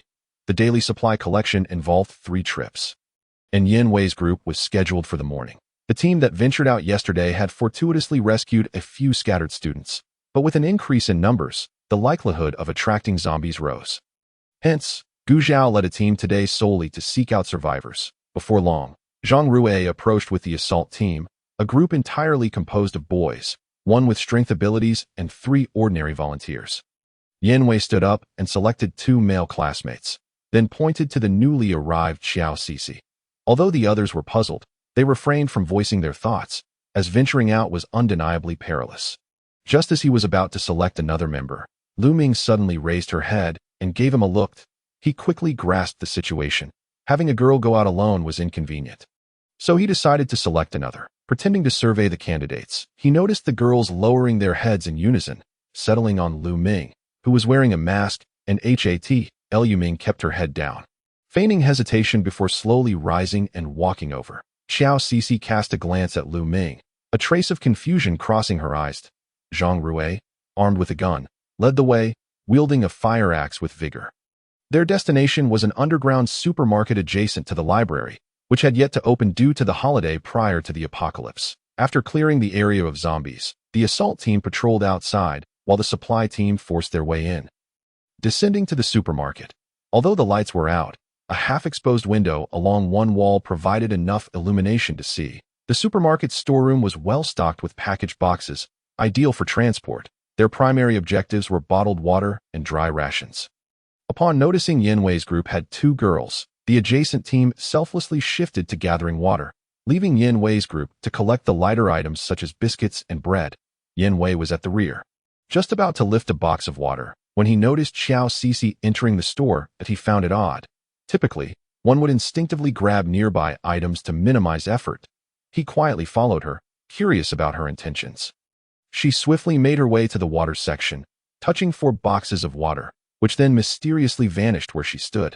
Yanwei was taken aback, quickly lifting a box as if he had just turned to look at her. Xiao Cici's heart raced. Yet, seeing that Yanwei appeared oblivious, she breathed a sigh of relief. Yanwei feigned confusion. "What are you doing here? The water is too heavy. You should help over there with the biscuits." "I'll wait for you." Xiao Cici frowned internally, realizing she could no longer collect anything else. However, she maintained a hint of shyness on her face, replying, "You're so kind. Team leader, I'll be right there." She then laboriously lifted a box and walked in front of Yanwei. While she considered revealing her abilities to carry more supplies back, after much deliberation, she opted against exposing her powers prematurely, fearing that Gu Zhao and the others might ultimately decide against including her. As Xiao Cici walked slower and slower, Yanwei patiently followed, thought he was filled with questions. Why did Gu Zhao specifically send her? Why did the water she touched disappear? Xiao Cici's arms ached. Internally cursing Yanwei for his lack of chivalry. Shouldn't he offer to help at such a moment? Finally reaching the stairs, they found the others had been waiting for quite some time. Their gazes filled with suspicion that a solitary boy and girl, what could they have been doing down there? Lu Ming, however, knew the reason for their delay. Xiao Cici had undoubtedly been secretly gathering supplies that AS for Yanwei. He was already quite astute. In the original narrative, he had caught on to her little antics, but by then, Gu Zhao had already tacitly approved of her actions, so he was not surprised and turned a blind eye, allowing her to collect extra supplies. Now, however, it seemed Xiao Cici was not having much success, and Lu Ming felt a twinge of schadenfreude. The group retraced their steps, then as they traversed part way, a sudden sound of footsteps broke the silence. Zhang Rui tensed, raising his hand as a signal. The others dropped their supplies and anxiously scanned their surroundings. Soon, a small horde of zombies burst forth from a nearby path, charging directly towards them. Zhang Rui waved his hand, and the 4 boys from the assault team swiftly dispersed, pairing up for mutual support. The strength-type boy moved forward to stand beside Zhang Rui. As the first line of zombies drew near, they crouched down, using their large blades to sever the legs of the approaching zombies. When the zombies fell, the others quickly advanced to smash their heads with clubs. Meanwhile, Zhang Rui rapidly circled around to the back of the horde, cutting them down from behind. The supply team remained well protected at the rear, with not a single zombie getting past them. Lu Ming lowered her hand, which had been poised to grab her knife. In the original narrative, the situation had not been so straightforward. Lin Song had died, and they had not considered the other ability users. Those ability-wielding students had gone unnoticed, and the supply team comprised mostly ordinary individuals whose teamwork was lacking. It was supposed to be a chaotic scene, with the supply team nearly panicking due to a stray zombie. One boy had nearly harmed Yanwei, and Xiao Cici had pulled him back, saving him but falling and injuring her hand in the process. This incident had sparked Yanwei's fondness for Xiao Cici. Grateful for her help, he assisted her in transporting food back, eventually leading to a deep emotional bond due to her life-saving actions. Lu Ming had been wary of this scenario, which was why she had intended to follow them, but it appeared her intervention was unnecessary. After effortlessly dispatching the zombies, the group wiped the sweat from their brows and continued onward. Lu Ming observed Xiao Cici struggling with her load and couldn't help but chuckle inwardly. Chapter 20. Accusation. After lunch, Lu Ming quietly slipped away once more. Their task this time was to acquire a vehicle. Although Lu Ming already had several in her spatial dimension, they were all compact cars, which were quite inconvenient for their larger group. The parking lots at N University were primarily situated within the campus and the residential area. The campus lot was designated in front of the teaching buildings, While the residential area had an underground parking garage, they decided against going underground due to the overwhelming number of zombies within the residential buildings. Should they attract attention, the students would be trapped in the gymnasium. The two of them cautiously navigated the campus on roller skates, steering clear of the zombie hordes. The September sun beat down relentlessly. The heat rising from the pavement, the scent of decaying flesh permeating the air, and clusters of white maggots writhing on the mangled corpses, sending shivers down their spines. Having had a specific purpose yesterday, they moved quickly, lacking the leisure to observe their surroundings. Today, however, as they searched for supplies, they needed to be acutely aware of their environment. Goosebumps continued to prick Lu Ming's skin. She hardly dared to glance down. Focusing instead on the horizon or the sky above, that Jiyu Zhao caught a glimpse of the young girl rubbing her arms and felt a flicker of amusement. He turned his head to look. The sunlight cast a golden hue over her skin, and the dappled shadows of the trees danced across her face. Her fair skin was smooth and delicate, even revealing the fine hairs that stood slightly on end. She furrowed her brow, her eyes darting about, her pink lips pressed tightly together, her complexion slightly pale, clearly uncomfortable, but he couldn't help but imagine what this young girl had looked like before the apocalypse, dressed in exquisite dresses. Wandering through the picturesque campus, dining and shopping with friends, perhaps even going on dates on weekends. In short, she was an entirely different type of person from him. Had it not been for the apocalypse, their paths would have never crossed. Turning around a building corner, suddenly, she seemed to trip over an obstacle, her body lurching forward as if to fall.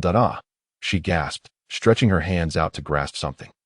Gu Zhao was startled. Careful, he swiftly caught her arm, pivoting to shield her, his left hand encircling her waist to halt her momentum. Lu Ming collided into Gu Zhao's embrace, feeling as though she had slammed against a wall. Her nose stung, and tears of reflex sprang to the corners of her eyes. One hand grasped the fabric of his shirt to steady herself, while the other instinctively covered her nose. Ouch, that hurts. Are you made of iron? Why are you so hard? She muttered her complaints in a muffled tone. Jiyu Zhaochao pulled her hand away, only to discover bloodstains in her palm. Lu Ming. Gu Zhaochao. Let me take a look. He furrowed his brow and examined her closely, realizing that it was merely a small wound. No bones were hurt. Lu Ming's head was lifted, compelled to gaze at Gu Zhaochao.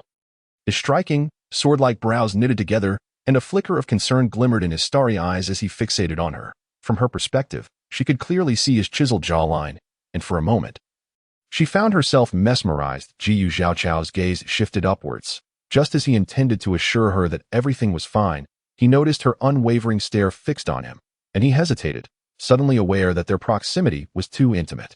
One of his hands was even resting on her waist. He quickly withdrew his hand and stepped back, and Lu Ming too regained her composure, both of them wearing an expression of shared awkwardness. Lu Ming, however, adjusted swiftly. She glanced down at her roller skates and noticed that a wheel was lodged against a bone, the sole smeared with blood and debris, which she couldn't help but find repulsive. Let us walk. It's too difficult to skate on this path. Jiyu Zhaochao readily agreed. They removed their skates, and Lu Ming produced 2 pairs of light boots. After not walking far, Lu Ming suddenly tapped him. I see a vehicle. Let us go check. Jiyu Zhaochao followed her pointed finger to a black SUV parked in front of the dormitory, its front door wide open. Let us go. Both tightened their grips on their weapons and cautiously approached. The zombies upstairs, sensing their presence, became agitated, howling and banging against the windows. They circled the vehicle, inspecting it, and finding nothing amiss. Lu Ming reached the driver's seat first, exclaiming, "The keys are still here. Let me see if I can start it." She twisted the key, and the engine roared to life. Wonderful, the tank is full. However, no one would complain about having too much fuel. They decided to secure the vehicle and search for more gasoline. Upon returning to the gymnasium, dinner time had long passed. The two parted ways, and Lu Ming stealthily slipped back inside. As soon as she opened the door, a foul odor assaulted her senses, not much better than outside. Lu Ming donned a mask, skillfully maneuvering through the crowd until she reached Group 37. Yin Wei and Xiao Sisi were absent. Unfamiliar faces surrounded her, so she pulled out her hat to cover her face. Preparing to rest for a moment, that moment, a loud shout erupted from a corner. You're not part of logistics. What are you doing here for no reason? You thief, another voice, tinged with tears, protested. I didn't take anything. Where could I possibly hide such a large box? Ah, That was Xiao Cici's voice. Liu Ming was puzzled. This twist was not part of the original story. She quietly crept closer, squeezing into the inner circle to observe. Xiao Cici's eyes were red-rimmed, bravely biting her lip as she looked up at the girl tugging at her arm, which only emphasized the brazen demeanor of the girl in the blue coat and jeans. They were entangled in a dispute over a single issue. The girl in the blue coat claimed to have seen Xiao Cici steal a box of cookies, while Xiao Cici argued that she hadn't tea. Demanding proof from the girl. Unfortunately, the girl had no evidence to provide. Jiu Zhaochao and Cheng Ming were alerted and pushed through the crowd, parting it like Moses parting the sea. Upon seeing them, Xiao Cici's eyes flickered with panic. Cheng Ming narrowed his eyes slightly. Xiao, what brings you here at this hour? This is a storeroom managed by a team responsible for logistics, and you clearly do not belong to this group. She stammered, unable to articulate her reason, tears streaming down her cheeks. The surrounding whispers grew louder, all discussing the goddess's fall from grace. Liu Ming realized that before the apocalypse, Xiao Cici had been the belle of N University. She glanced around and spotted Yan Wei in the crowd, his gaze peculiar, clearly not one of sympathy. Liu Ming sighed in relief. Xiao Cici looked up as if about to say something, only to suddenly spot Liu Ming, who, despite wearing a mask, had her features fully visible without the hat's cover. Xiao Cici recognized her instantly. Liu Ming noted the surprise and joy that flickered in Xiao Cici's eyes, followed by a series of bewildered expressions. Liu Ming's heart raced. Could it be that Xiao Cici recognized the original owner? And it seemed that this recognition was not a good omen. Xiao Cici pointed at Liu Ming, exclaiming, "It's her. Liu Ming is the one who sent me to get the supplies." Chapter 21. The truth. Liu Ming was genuinely astonished. How could the blame be shifted onto her? Regret washed over her for choosing to observe this chaos. The crowd turned their attention to Liu Ming, whispering amongst themselves as the focal point of the drama shifted once again. Liu Ming. Who is that? Oh, isn't she the freshman from the music academy? It's actually Liu Ming. What brings her back to school? Surely, it must be for a man. How dare she show her face here? Hasn't she been humiliated enough? When did she even arrive? I didn't see her in the cafeteria. Liu Ming felt a cold sweat break out. It appeared that the original owner had quite the sordid history. However, she relaxed. After all, it was the apocalypse. And the strongest voice held sway. What did it matter if she had dirt on her? She raised an eyebrow. And who are you? Xiao Cici, incredulous, replied. What are you even talking about? You just sent me to find supplies. And now you want to deny it? Liu Ming smiled. Are you saying I sent you? Is there anyone who can vouch for that? The crowd began to murmur, and Lin Song, overhearing the gossip, wore a frosty expression. Just as he was about to step forward, Yin Song pressed down on his shoulder, signaling him to hold back. Xiao Cici's cries intensified. You're framing me. Just now, you asked me where the leader was, and then told me the group leader sent me to grab a box of cookies. Some of those who recognized Liu Ming began to regard her with a strange look, while others, unaware of the backstory, eagerly sought the gossip surrounding the two. The atmosphere became lively. Liu Ming felt as though she were surrounded by a swarm of flies, and irritation began to rise within her. She frowned. I'll reiterate. If you're accusing me, what evidence do you have? Why should your claims be taken at face value? Xiao Cici glanced around. Finding no ally, Liu Ming crossed her arms. No one saw me speak to you, but others witnessed you stealing. How do you explain that? Xiao Cici's face flushed with rage, as if she had suffered the greatest injustice. Someone could no longer endure the spectacle and pointed at Liu Ming. Cici must have her reasons. Perhaps you're the one who stole and deceived her into framing her. Yes, that's it. It's quite possible. She's done this before, always causing trouble for Cici. Kick her out. A person like her shouldn't be allowed to stay. Liu Ming was on the verge of exploding. She shouted, Everyone shut the hell up. What does this have to do with you? She pointed at the girl in the blue coat. One person claims to have seen Xiao Cici steal, and you all believe her without question. When I say I didn't, you call it a rebuttal. How astute of you. So now, we're judging character as evidence? Yet, her words fell on deaf ears, and the murmurs only grew louder. Silence. Gu Zhaochao's voice cut through the noise, his expression stern as he surveyed the crowd. Do you want to attract the zombies outside? The crowd finally recalled their precarious situation, and the volume began to dwindle. That moment, Yan Wei stepped forward, looking at Xiao Cici. I can testify. She did steal supplies. Gasps rippled through the crowd as the situation took yet another turn. Though they dared not raise their voices, the whispers of speculation arose once more. Liu Ming was equally astonished to see Yin Wei come to her defense. After all, in the original story, he was a staunch supporter of the female lead. It seemed her butterfly effect was in play once again. Xiao Cici's complexion paled, but she feigned composure. What evidence do you have? Yin Wei spoke with clarity and precision. I am Yin Wei, the leader of Group 37. Both Xiao Cici and Lu Ming are my group members today. That I did not know either of them prior. First, since noon until now, I have not spoken to either of them. Secondly, may I ask if any group has visited the underground supermarket beside the library today, at noon or evening? No, our group hasn't. Yin Wei scanned the crowd, which was gradually quieting down. This morning, I personally witnessed Xiao Cici in the supermarket moving supplies. She touched 4 boxes of water, and those 4 boxes have gone missing. If anyone visits the underground supermarket tomorrow, they can verify whether what I say is true. When others were retrieving water, they began from the entrance, and the boxes inside should be neatly arranged. However, the row closest to the wall, the first row from right to left, is missing 4 boxes. His words carried a weight of authenticity, leading some to ponder the possibility. Could it be true? But how did the items disappear? Have you never read a novel? Space abilities, perhaps? Wow, space abilities really exist? Could it be that she's actually a thief? No one expected the campus belle to be such a person. Xiao Cici's face drained of color, and she trembled as she listened to the harsh conversations and speculations about her abilities. Her carefully concealed secret laid bare. Enough? Gu Xiaoqiao bellowed, casting a cold glance at Xiao Cici, his gaze as lifeless as that directed at a corpse, sending a shiver down her spine. Now that 2 individuals have come forth to testify, your eligibility for resource allocation is hereby revoked prior to the arrival of the military. This matter ends here. Let us not forget, outside there are countless zombies lurking, and rather than engage in idle chatter, it would be more prudent to venture out and combat them. He then turned to the irate Lu Ming, his tone softening considerably. My dear classmate, I noticed you appeared to be slaying zombies this afternoon. A collective gasp rippled through the crowd as the implication sunk. Liu Ming found it amusing. Had they not been together earlier?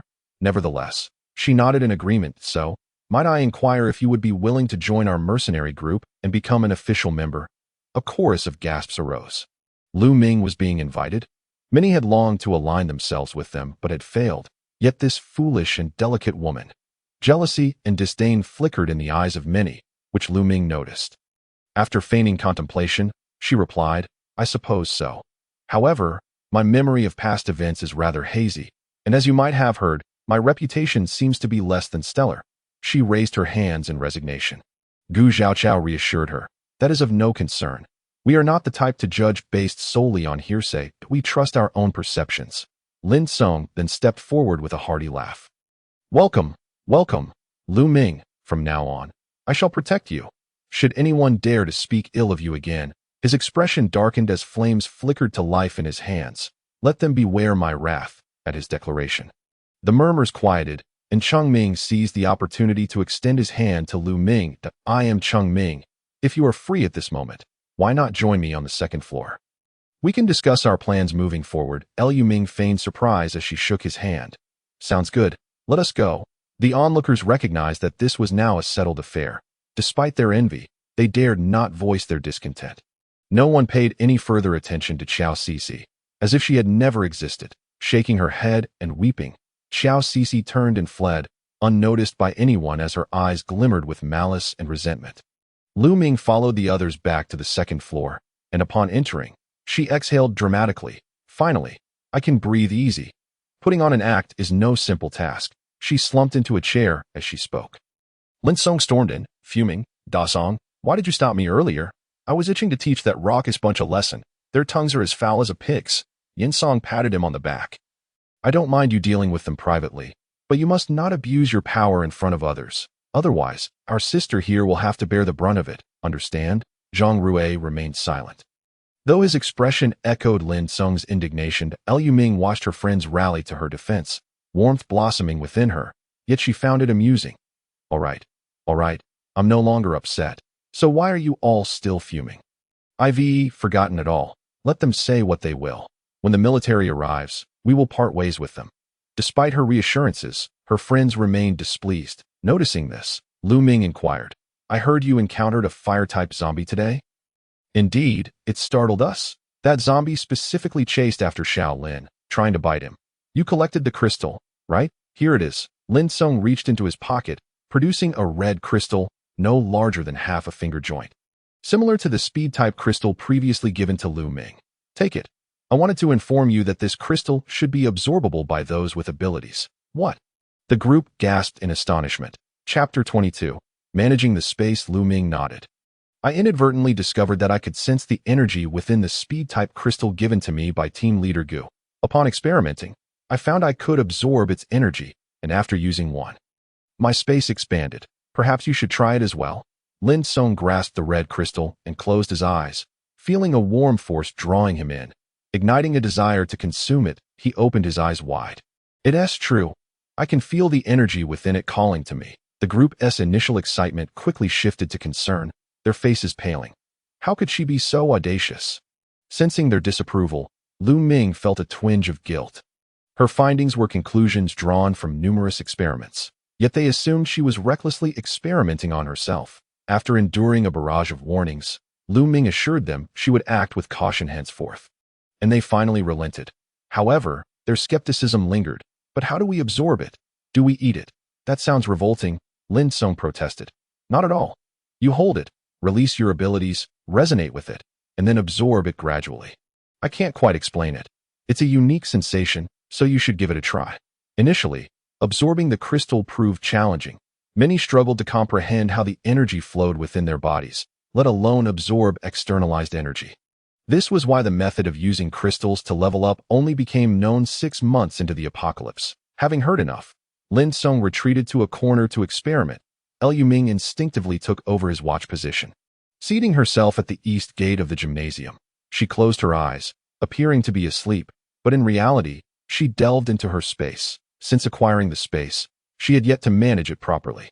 Today finally presented an opportunity. Thanks to advanced cloning technology, the universal manufacturing machine could create living organisms. Though limited by energy constraints, it could not produce large plants or animals that are in the original world. Creating a living entity was prohibitively expensive. Her earnings could scarcely afford even a chick. Now, gazing at the drastically reduced prices, she felt a wave of relief for her collecting habits. Many items she had wished to purchase were already downloaded and stored. Checking her balance, she noted she had over 3 silver, 1 silver 1,000 copper, remaining, and she began selecting seeds for vegetables and fruits, cabbage, romaine lettuce, tomatoes, apples, and bananas, planting them across 6 plots, surrounded by a fence. Though she lacked farming skills, she trusted that this intelligent tool would handle such matters. Without fertilizer, she resorted to watering them with pond water. She also excavated a small fish pond in the grass. Introducing several fry and shrimp. Having purchased 2 pairs of chickens and ducks, she placed them in a thatched hut, scattering some grains without closing the door, opting for free range. Larger livestock was simply out of reach financially. Looking at her balance, Lu Ming felt a pang of regret. She had spent over 2 silver, which felt exorbitant. Although she had previously collected various fruits and vegetables, she was hesitant to plant those that might carry viruses. Even with the space's purification capabilities, she found it psychologically unsettling as an ordinary person. Her resistance to viruses was not high, so she preferred to avoid unnecessary risks. Clapping her hands, she mused that opportunities to retrieve finished products would be rare moving forward, and she would need to learn cooking as well. However, entering her consciousness made learning impossible. She would have to seek out opportunities later. Fortunately, the warehouse required no tidying. The stored items remained neatly organized by category. With the display screen on the door listing the inventory. She also needed to concoct some enhancement water for Gu Xiaoqiao and the others. While they could not transform their bodies like her, it should still bolster their strength and increase their chances of awakening abilities. Without further ado, she rummaged through several boxes of imported mineral water from a certain country, recognizing its distinctive green bottles as high-quality goods. Pouring out some of the water, she added a small amount of spring water, shook it up, sealed it tightly, and decided to let them try it first. Let us hope they don't mind that the water has been opened. Lu Ming thought silently. She also purchased some gasoline and other consumables before contentedly exiting. After switching shifts with a male classmate, she returned to the 2nd floor, finding Lin Song still immersed in his efforts, indicating that progress was slow. After several hours of laboring, he finally made a breakthrough. Despite his abilities advancing faster than most, energy absorption remained a formidable challenge. After a night's effort, the half-finger-sized crystal showed little change. This was a crystal from a zombie with abilities, and absorbing a standard evolved zombie-esque crystal would be even more arduous.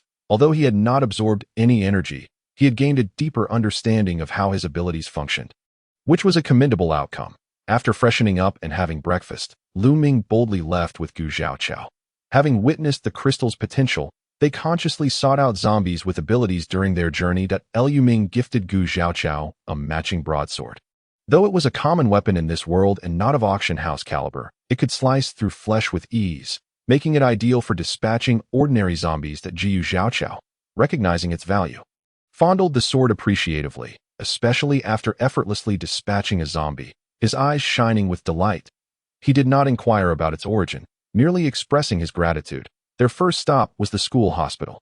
After dealing with 2 power-type mutated zombies, they arrived at their destination just before noon. In the university hospital, there were not many zombies, only a handful of campus doctors and a few elderly individuals who appeared to have been receiving intravenous drips before their transformation.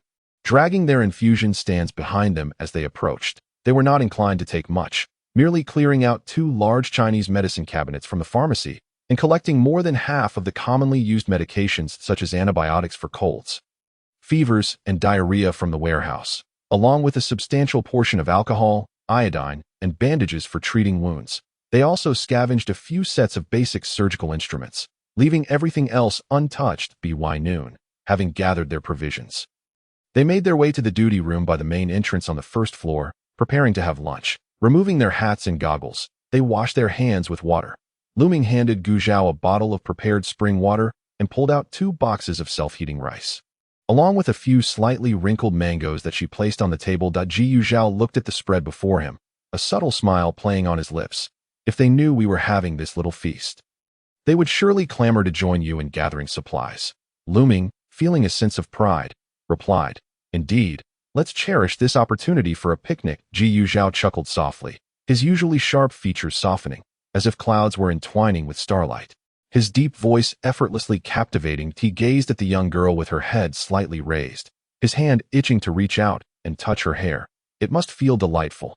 Suppressing the urge to extend his hand, he assisted Lu Ming in opening the packages. Just as he was about to pour the green bottled mineral water into the box of rice, Lu Ming stopped him. "Hey, you're wasting it. This water is a luxury item. I don't have much of it. It's meant for you to drink, not for heating your meal," she exclaimed, then produced 2 bottles of regular mineral water to hand to Gu Zhao. He accepted them, returning the green bottle to Lu Ming. "Then you keep it for yourself. I can drink anything." Lu Ming glared at him. "I still have some left. This is specifically reserved for you. If you want tea, drink it. Then forget it." She pretended to take it back. Gu Zhao, for reasons he couldn't quite articulate, only heard the words "specifically reserved for you," and his heart fluttered. He quickly withdrew his hand. "I'll drink it." Then he carefully set it aside to attend to the rice first. The 2 of them finished their meal completely, resting for a moment before preparing to continue. Gu Zhao held the water in his hand, reluctant to let it go. Under the pressure of Lu Ming's gaze, he opened it and took a sip. Whether it was an illusion or not, the water tasted exceptionally sweet, unlike any he had ever drunk before, and he found himself gulping it down. After finishing the water, he felt an overwhelming fatigue lift, reminiscent of having consumed an entire crate of energy drinks.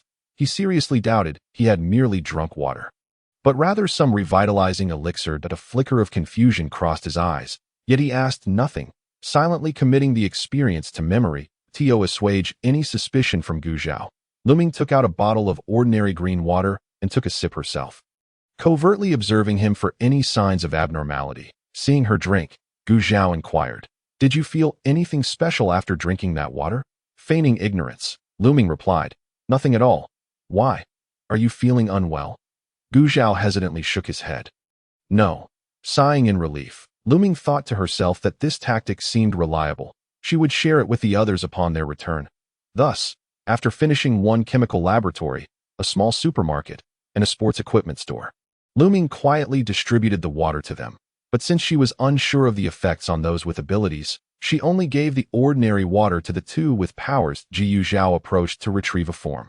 Preparing to tally the supplies once more and plan how much each person should receive when the military arrived the next day. As he reached the doorway, he heard Looming call out, "Drink up! This is specially saved for you." Then came Li Hangyuan's bashful voice. "Thank you," Looming replied. "Oh, no need to be polite. We are teammates now." Gu Zhao clicked his tongue, finding the remark oddly familiar, with an impassive expression. He pushed the door open, noticing Looming sitting beside Li Hangyuan, who handed her an empty green bottle, which she took and tucked away. Upon seeing Gu Zhao enter, she smiled and waved at him.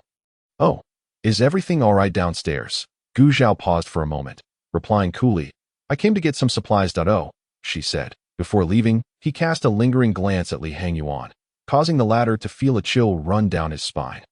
Descending the stairs, Gu Zhao encountered Yin Song, who quietly asked, "Boss, have you received water from Looming?" Gu Zhao halted, inquiring, "What water?" "The kind in those little green bottles. She said it's imported from abroad. I must say, those imported ones do taste better," Yin Song observed, stealing a glance at Gu Zhao.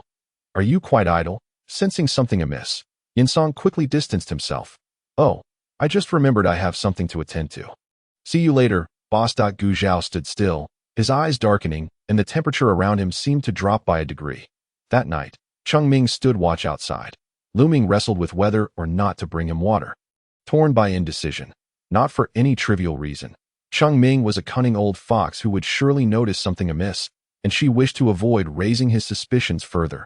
Yet, if she refrained from offering him water, it might seem as though she was treating him differently, which would be even more peculiar if others found out. Ultimately, she steeled herself and ventured out. Upon hearing footsteps, Cheng Ming turned to see Looming, a look of surprise crossing his face. She said nothing, simply sitting beside him and producing a bottle of water to hand over. Cheng Ming raised an eyebrow and smiled. Accepting it, he twisted the cap and took a sip. This water, who was it truly reserved for? Looming felt a twinge of awkwardness, realizing belatedly that she had essentially told everyone that very phrase. Cheng Ming savored the sweetness in his mouth, unable to resist taking another gulp. Looming, disinterested in answering, mused internally about whom this was truly for. With a huff, she urged him, "Stop chatting and drink up." Cheng Ming finished the bottle in one go, passing it back, wanting to say something more. But Looming simply stood up and walked away. Cheng Ming paused for a moment, then suddenly burst into laughter. He had his doubts about her. She seemed aware of it, yet she continued with her usual demeanor, never doing anything particularly extraordinary to dispel his suspicions, instead becoming increasingly revealing. He gazed at the door that had just closed behind her, silently wishing, "I hope you do not let us down." The next day, upon hearing that the military was arriving soon, they refrained from searching for supplies that morning, opting instead to find 5 school buses, 2 campus shuttles, and a few teachers' cars to assist with the evacuation.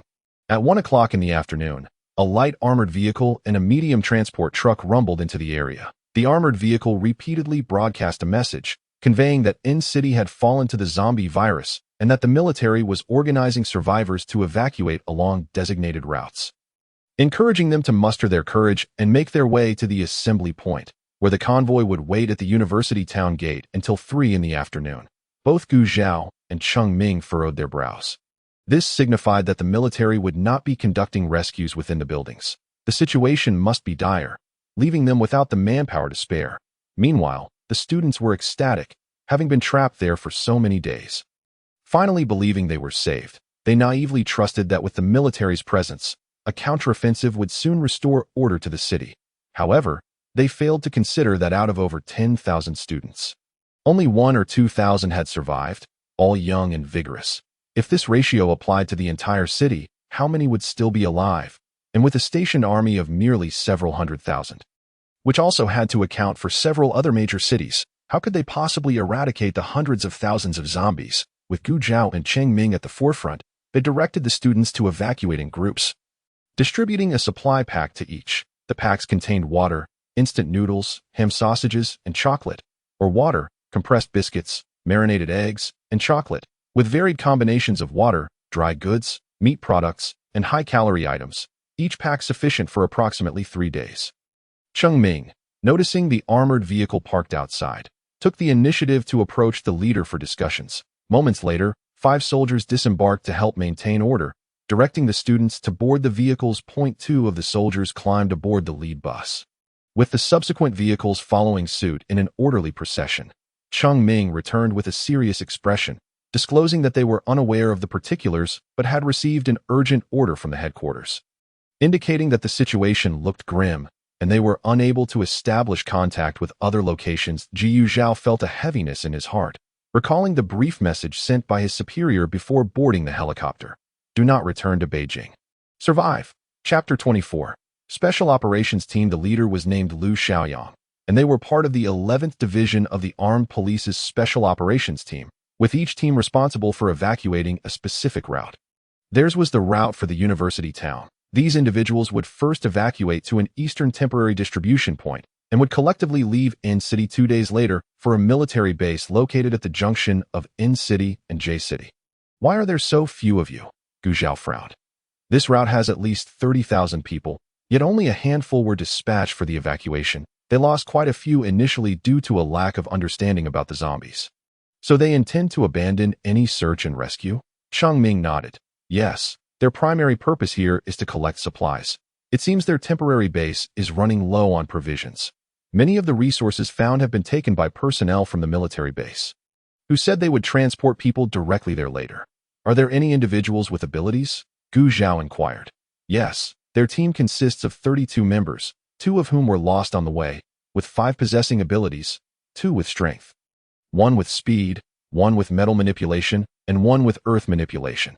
However, it appears their abilities are not particularly effective. That Jiyu Zhao raised an eyebrow. Perhaps they simply found the right method.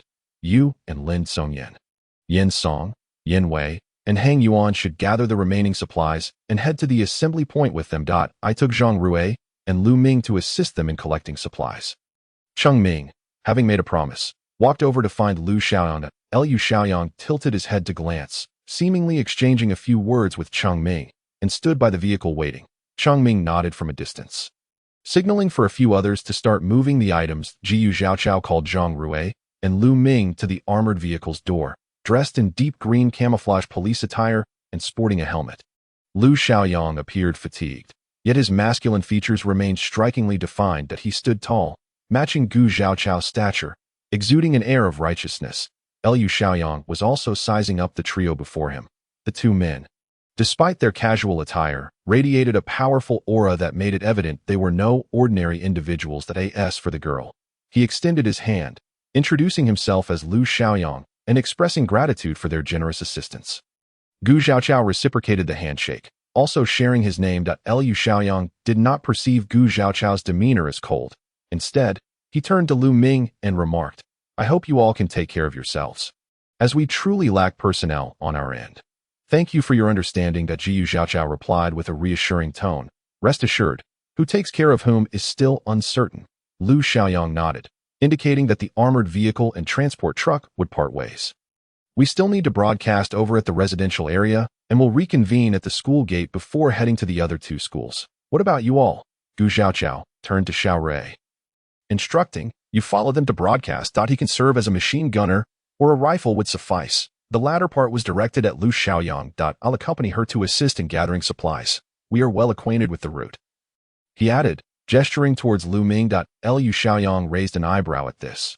All right, then, let us get in the vehicle. The 2 approached the transport truck, a standard military model, its open cargo bed topped with semicircular iron racks, devoid of any green canopy. A soldier, listening intently, pressed his earpiece, received, Captain, and gestured for another to open the rear doors. Jiyu Zhaochao leaped onto the vehicle, turning to pull Lu Ming up alongside him. The vehicle soon set off, with Gu Zhaochao and Lu Ming sitting at one side, leaning against the wall of the truck. The soldiers appeared weary and grimy, their uniforms suggesting they had not changed for quite some time. They regarded Gu Zhaochao and Lu Ming with curiosity, as it was rare to see anyone maintaining a clean and spirited appearance for such an extended period. The soldier wearing the earpiece approached and handed Gu Zhaochao a walkie-talkie, instructing him to communicate directions to the driver. Jiyu Zhaochao accepted it with a nod. The soldier then extended his hand. My name is Zhou Ping, and you are Gu Zhaochao, correct? After receiving confirmation, Zhou Ping smiled and turned to Lu Ming. This classmate must be from N University, right? Thank you. They all assumed that the girl would primarily be responsible for guiding them. Liu Ming beamed back. Yes, I'm Liu Ming. Nice to meet you. She extended her hand in greeting. Zhou Ping paused momentarily, taken aback by Liu Ming's delicate, fair hand, while his own was grimy, causing him to feel somewhat embarrassed that he hesitated but eventually extended his hand. Liu Ming, unfazed, shook it briefly before letting go. Displaying a cheerful demeanor, the other three soldiers were quite charmed by Liu Ming's actions, chuckling quietly and exchanging glances with Zhou Ping. Zhou Ping, feeling awkward, moved to sit beside them, casting several disapproving looks their way. The others only laughed harder, receiving playful slaps on the head from Zhou Ping. Liu Ming, amused by their antics, glanced at their firearms and, with a glint of mischief in her eyes, beckoned Gu Xiaoqiao closer and whispered a few words into his ear. Gu Xiaoqiao regarded Liu Ming with disapproval, but she clasped her hands together in a pleading gesture, her eyes sparkling with hope. With a sigh, Gu Xiaoqiao first used the walkie-talkie to direct the driver towards the canteen. Then turned to Zhou Ping. Do you have any spare firearms? We'll need someone to cover us while we move the supplies. Zhou Ping pondered for a moment, nodded, and retrieved a rifle along with 2 magazines from a nearby equipment box. Handing them over. Can you handle this? Gu Xiaoqiao did not respond verbally. Instead, he examined the weapon closely, recognizing it as the 95-1 type 5.8mm automatic rifle. He deftly loaded a magazine, chambered a round, adjusted the firing mode selector, and lifted his gaze to Zhou Ping. The 4 soldiers exchanged impressed glances, recognizing him as an experienced marksman. 1 soldier, with a round, cherubic face that made him appear youthful, couldn't help but comment, "Impressive. You must have trained before." "Right," the tall soldier beside him chuckled. "He's one of our squad's sharpshooters, always eager to show off his skills. Let him show you how it's done." The cherubic-faced soldier laughed. "Come on, what time is it? Who has the luxury to compete now? We're running low on ammunition." Before Gu Xiaoqiao could respond, the vehicle jolted suddenly and came to a halt. The soldiers immediately straightened up, adopting serious expressions. Zhou Ping gestured for them to disembark, leading them into the canteen. The canteen had already been cleared out, so Gu Xiaoqiao and Liu Ming remained behind. Seizing the opportunity to instruct Liu Ming in marksmanship, grip the handle firmly. Yes, your left hand should stabilize the barrel, with the stock resting against your shoulder, then lower your gaze to align your sight with your target. This knob adjusts the firing mode, either single shot or burst. When changing magazines, push down here firmly to release it. Then insert the new one. Press this button to fire. Understand? Liu Ming practiced briefly, nodding in comprehension. In truth, she had studied the theoretical aspects before encountering them, but had yet to apply her knowledge practically. Initially, she had hoped to train, but upon reflection, it seemed suspicious to suddenly become a sharpshooter without prior experience. Thus, she preferred to practice in real time. Gu Xiaoqiao reminded her, "Wear gloves. Otherwise, it will get quite hot. The recoil is substantial, so brace it tight against your shoulder. Don't force it if you can't manage." Although Liu Ming was a novice, she should not have been using a rifle so soon. Yet as a person with special abilities, she possessed the strength, speed, and visual acuity necessary for shooting. With appropriate training, she could match seasoned marksmen, which was why Gu Xiaoqiao had agreed to teach her. Gu Xiaoqiao reclaimed the rifle, stating, "Now watch me demonstrate." At that moment, 2 soldiers emerged with a small cart. The cart was piled high with bags of rice and flour, while 2 others stood guard with their weapons raised. The sound of the cart wheels scraping against the floor was loud, attracting the attention of the zombies outside the canteen. Gu Xiaoqiao positioned himself atop the cart, taking advantage of the higher vantage point to aim at the zombies in the back row. Striving to avoid crossfire with the others and conserve ammunition, the 2 soldiers firing noticed his precise aim, astonished by his skill, with the cherubic-faced soldier beaming with excitement. Meanwhile, Liu Ming crouched in the cargo bed, reaching out to the tall soldier who was hauling the cart. "Come on, pass me the supplies." The tall soldier looked at her incredulously, glancing between her slender arms and the 100-kilogram bags of rice on the cart, and waved his hands. No, you go inside. Be careful not to get hit." He then jumped onto the cart, while a leaner soldier below began passing bags up one by one. Liu Ming shrugged and stepped aside, watching them work. Once the supplies were moved, they all went back inside. This time, the 2 soldiers who had been providing cover did not follow but remained at the entrance to keep watch. Observing Liu Ming's eagerness, Gu Xiaoqiao handed her the rifle and jumped down to assist. Liu Ming joyfully accepted the weapon, taking a shot at a distance to test her aim. Indeed, she missed. Wow, that's quite hot.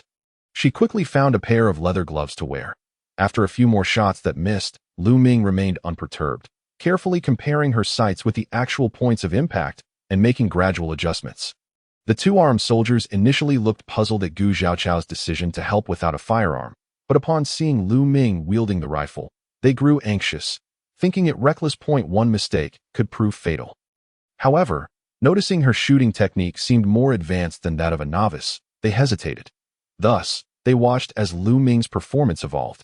At first, she only heard gunfire without seeing where the bullets landed, but soon, she was taking down a zombie with every few shots, and eventually, she was executing headshots with precision. Holy cow, the soldier's eyes widened in disbelief. If the previous marksman was skilled, then Liu Ming was a prodigy. They had never witnessed anyone transform from a novice to a sharpshooter without exhausting an entire magazine. Liu Ming nearly emptied 2 magazines, and as the 3 soldiers emerged, they, too, were taken aback by her accuracy. The 2 soldiers from before remarked, "What is happening? Just a few minutes ago, she couldn't even shoot." Suddenly, they felt an inexplicable sense of superiority, as if they had uncovered a secret. Gu Xiaoqiao continued to assist with the transport, and Zhou Ping returned alongside him. Seizing the opportunity, Liu Ming inquired, "Do you have any more ammunition?" Zhou Ping, taken aback, rummaged through his pocket and handed her 2 rounds. Be careful. The recoil is quite strong. Your shoulder might get sore, he warned. Liu Ming nodded. It's fine. I think I can manage." Zhou Ping was left speechless. Is she really just a university student? Surely, she isn't part of some assassin organization? There was no time for further chatter as the cherubic-faced soldier shouted amidst firing, "Hurry up, we're running low on ammo." This time, Gu Xiaoqiao did not follow but stood on the opposite side of the vehicle, drawing out a close combat knife from his backpack. Soon, the transport team emerged. Engaging in gunfire while retreating, Liu Ming provided cover from above, and once the supplies were loaded, they did not spare the cart either. Fortunately, the zombies did not surround the vehicle, and Gu Xiaoqiao instructed the driver to turn right. Setting their sights on the school hospital, Gu Xiaoqiao asked, "Are you all right?" Liu Ming rubbed her shoulder. "Yes, just a bit sore, and the smell of gunpowder is quite strong." The other 4 exchanged glances, and the tall soldier inquired, "Liu, do you possess superpowers? Strength, perhaps?" Liu Ming and Gu Qiuyang exchanged a glance. "Indeed, I am more of a speed type. Do you possess such abilities as well?" The tall individual bashfully scratched his head. I specialize in strength. However, you hardly appear to be a speed type. Your strength is quite impressive. By the way, I am Han Chong," he continued, gesturing towards the cherubic-faced individual. "This is Tang Yinwen, and that one is Fang Yun." "Greetings," the cherubic-faced one approached. "Both of your shooting skills are remarkable, particularly you, Liu classmate. Have you practiced before?" Liu Ming chuckled, offering a vague response. "I have used a handgun in the past, but never a rifle." Upon hearing this, Gu Qiuyang cast a subtle glance at Liu Ming. She stuck out her tongue, aware he was likely reminiscing about the handgun incident. Hastily changing the subject, she inquired, "By the way, are there any other abilities users in your team?" "You mean superpowers? Our captain is of the metal type, and we also have 1 each of strength, speed, and earth," came the reply. "Wow, your captain specializes in metal. That's fantastic." Gu Qiuyang lamented, "Why does everyone else have offensive abilities while I have none?" The others looked at her curiously. The captain mentioned it seems rather useless. Liu Ming waved his hand dismissively. He must not have learned how to utilize them, yet I've seen others unleash a blade of metal that decapitated a row of zombies. And they can even partially metallize themselves. Both offensive and defensive capabilities. Truly remarkable. Gu Qiuyang narrowed her eyes slightly, pondering if this was related to those she encountered prior to meeting them. The tall individual exclaimed, "Really? Hey, Liu classmate, could you teach our captain some techniques later?" But I am not of the metal type, so I am not sure how to proceed." Liu Ming replied, "No worries. Just share the techniques you've observed." He encouraged, "Well, all right then." The hospital's supplies were scant, and the density of zombies was significantly lower than that of the cafeteria. After 2 trips, they managed to accomplish their task. They turned towards the final destination. Zhou Ping suddenly changed his expression, anxiously asking, "How do we get to the family area?" "The captain is trapped there." Upon hearing this, Gu Qiuyang pressed the intercom. "Turn right. left at the next intersection onto the main road. Then go straight. The family area is on the right. The transport Lu Ming glanced at the car door, urging, "Hurry up, I lack patience." She hesitated momentarily, lingering in place, with an impatient click of her tongue. Lu Ming abruptly released her grip. "Da-da." A startled cry escaped her lips as she witnessed Lu Ming grasping the boy, who had nearly fallen into the abyss. "This is the last time." Lu Ming's voice grew increasingly frigid. The woman, her legs trembling with fear, scrambled out of the vehicle. Lu Ming brought the weeping boy inside. Approaching the car door and carelessly tossing him into his mother's embrace, Lu Ming surveyed the surroundings. Without uttering a word, the previously reluctant individuals began to rise. It was no jest. Even the most acerbic Wang Hui had been dealt with. What more could they do? Lu Ming casually discarded their luggage and returned to the side of the car. Indifferent to the resentful glares and hushed curses directed her way, Liu Xiaoyang rubbed his nose, stifling a laugh, and dispatched a soldier to lead the way while the others boarded the vehicle. Those by the transport truck watched the departing group with admiration, and Han Chong gave a thumbs up, exclaiming, "Lu classmate, you truly are formidable, but I've long found those people disagreeable. They nearly caused Team Lu's demise." The others nodded in agreement, echoing, "Indeed, at a time like this, laden with so many belongings, are they fleeing or relocating?" Zhou Ping feigned anger, shooting them a glare. "All right, enough of that." Yet he turned away, unable to suppress a chuckle. Lu Ming smiled, turning to Gu Zhao, who also bore a smile. Satisfied, Lu Ming noted that no one deemed her actions too rude or lacking in humanity. That was sufficient, for differing values would render them incompatible on this journey. She currently lacked a concrete plan for altering the outcome of this world, yet her disdain for these ungrateful survivors was palpable. No1 is inherently destined to sacrifice themselves for the sake of others. In this post-apocalyptic world, it was understandable that these soldiers chose not to rescue them. Furthermore, given their current state, even if saved this time, they would likely soon meet their own demise. However, Lu Ming had forgotten that she viewed this world from a divine perspective. She understood that this world was beyond salvation, unable to reverse course, and could only be compelled to grow. Those who failed to recognize this reality would swiftly pay the price, vanishing into the annals of history. Thus, she reasoned, since destruction was the ultimate fate, why bother with the futile endeavor of saving them? Yet, for those individuals, the chaos had merely lasted a fortnight. These defenseless souls still believed in the military, the state, and humanity, convinced that this turmoil was temporary, that the zombies would be eradicated, civilization could be rebuilt, and they still had a chance to survive. Despair, even desperation, was a far-off notion, and thus they remained unaware of their need for change. However, reality would soon deliver a harsh lesson. Chapter 27. Journey to the distribution point. Having arrived at the university town's gate laden with supplies, the clock had struck 2:30 in the afternoon. Gu Zhao, Lu Ming, and several soldiers bid farewell and entered the convoy, searching for their vehicle. Before departing, they had left behind several bottles of water, earning numerous appreciative gazes.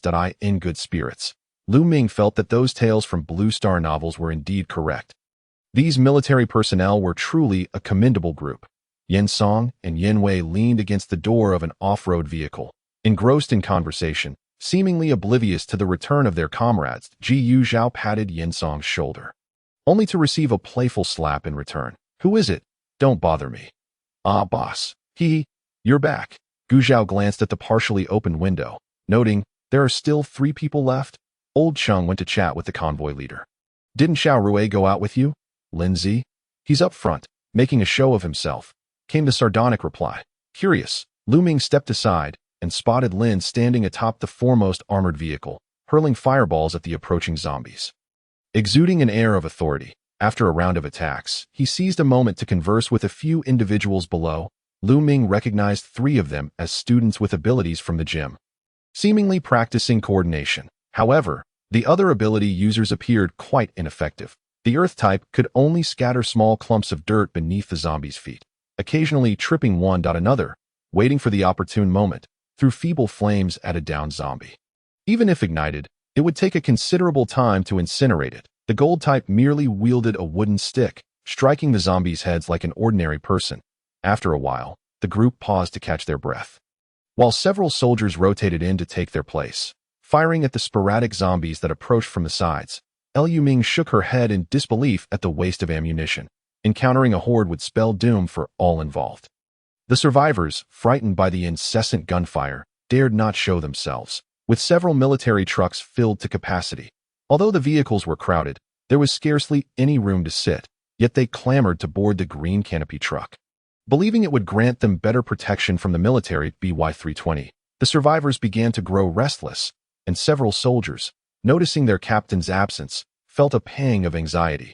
After another 10 minutes, Lu Xiaoyang's armored vehicle finally returned. Accompanied by several others and a long line of survivors that he drove to the front, directing a few individuals to suppress the zombies blocking the path with heavy firepower. Once the area was mostly cleared, the convoy began to move slowly. Lin had not returned, sending word that he was helping to clear the way for the convoy. The 7 of them fit perfectly in the vehicle, Yin Song at the wheel. While Lu Ming occupied the passenger seat, the distribution point was not far from their location, but they would pass through a commercial area. Although the route had been cleared, zombies were still likely to wander nearby. Keeping everyone on high alert, Jiyu Zhao and Cheng Ming sat in the rear row, quietly discussing matters, with Cheng Ming primarily reporting while the other occasionally responded. Liu Ming leaned against the car door, eavesdropping on their conversation, as Cheng Ming outlined the current situation at the distribution point, the status of their squad, and information about the base they were to visit in 2 days, leaving Lu Ming in awe. Truly, Cheng's 7 Aperture's Heart Ming, Gu Zhao's most formidable right-hand man, possessed exceptional skills in gathering intelligence, capable of unearthing your ancestors' entire lineage. You would even thank him for it, and no wonder he was viewed as a thorn in others' sides. Having been targeted for an early demise, Lu Ming listened to their exchange. Her mind wandered, and suddenly she heard Yin Wei, seated behind her, call out, "Hey, Junior, you really have spatial abilities too?" Lu Ming turned to see the sun-kissed Yin Wei. Her emotions complexed. It was this very school basketball team, the cheerful, soft-hearted young man, who had conspired with others to bring about Cheng Ming's demise.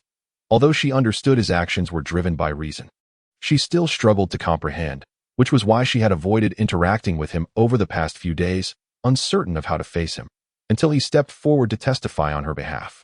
Moreover, in the original narrative, the reasons for his betrayal were partly tied to the female lead. This time, with the female lead unable to join this group, could it signify that their misfortunes might also change?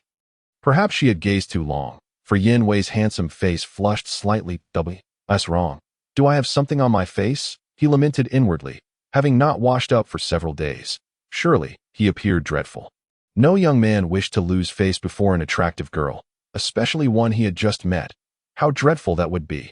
The others exchanged playful glances between the two, and Cheng Ming observed the vibrant Yin Wei and the seemingly more youthful Lu Ming.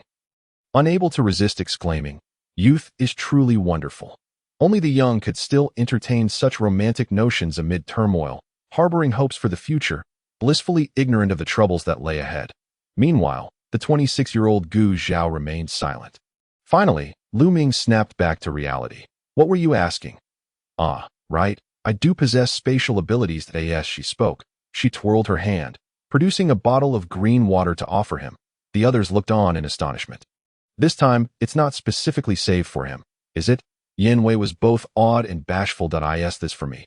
"Thank you, your abilities are incredible." Lu Ming smiled, distributing a bottle to each person. "Drink some water first. We'll have a proper meal once we arrive at the distribution point tonight." "The usual arrangement?" Yin Wei, curious, inquired. "What usual arrangement?" "The water I give you is a premium product. Drink it on the spot and return the bottle afterward," Lu Ming explained. The others opened their bottles as if they had stumbled upon a feast, eagerly drinking. The speed at which they returned the bottles was impressive. Yin Wei, noticing the German text on the bottle, found it peculiar. "Isn't this just imported water? Is it really that delicious?" Upon tasting a sip, he couldn't help but gulp it down. After savoring it, he felt a warm sensation rise from his abdomen. Spreading through his limbs and culminating at the crown of his head, he felt invigorated, fatigue vanishing as if he could run 10 laps. Even his mouth, which had gone unbrushed for days, felt refreshingly clean. Clutching the empty bottle, he gazed at Lu Ming in astonishment. "This water, is it truly mineral water and not ginseng chicken soup?" He surveyed the surroundings, and aside from Zhang Rue, The others bore expressions that seemed to convey a silent understanding of the gravity of the situation, one that suggested they would divulge nothing further. Urging him to remain silent and simply drink, Yin Wei mused, I am baffled as to how I deciphered such an extensive string of unpunctuated emotions from their faces. Nevertheless, he understood that it was prudent to remain quiet at that moment. Ultimately managing to utter a dry, it's quite delicious, to which the others responded with satisfaction. Zhang Rui, who had never tasted spring water due to his supernatural abilities, cast curious glances between this person and that. Ultimately opting for discretion, Yin Wei's curiosity about Lu Ming grew increasingly intense. He chuckled softly, remarking, how I wish those clowns from yesterday could see that our junior sister needs to steal cookies. Fear not, junior sister, should anyone speak ill of you in the future, let me know, and I shall ensure they regret it.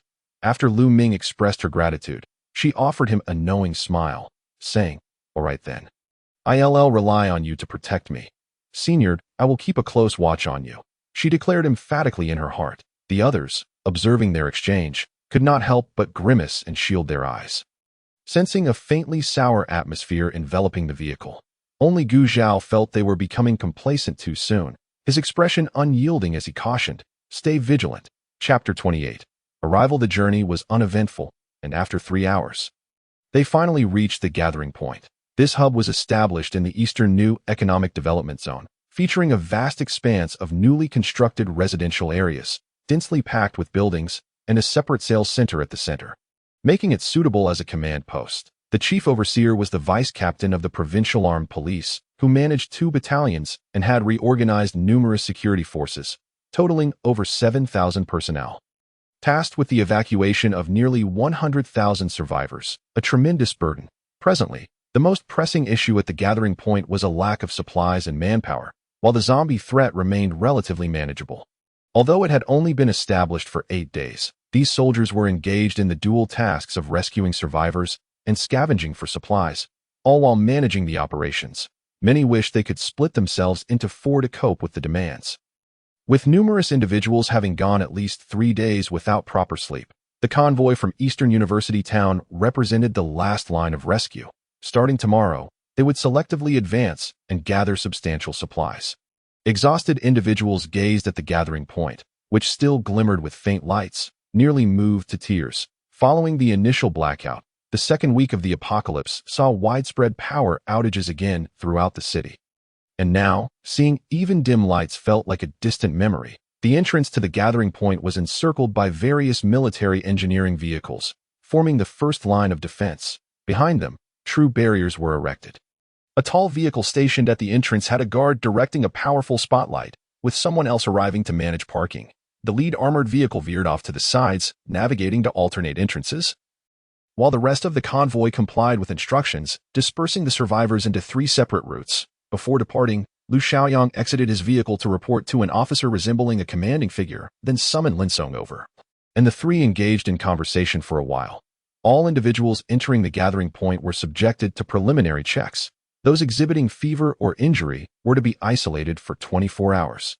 Prompting the survivors to disembark and queue up, the gathering point did not withhold supplies or vehicles.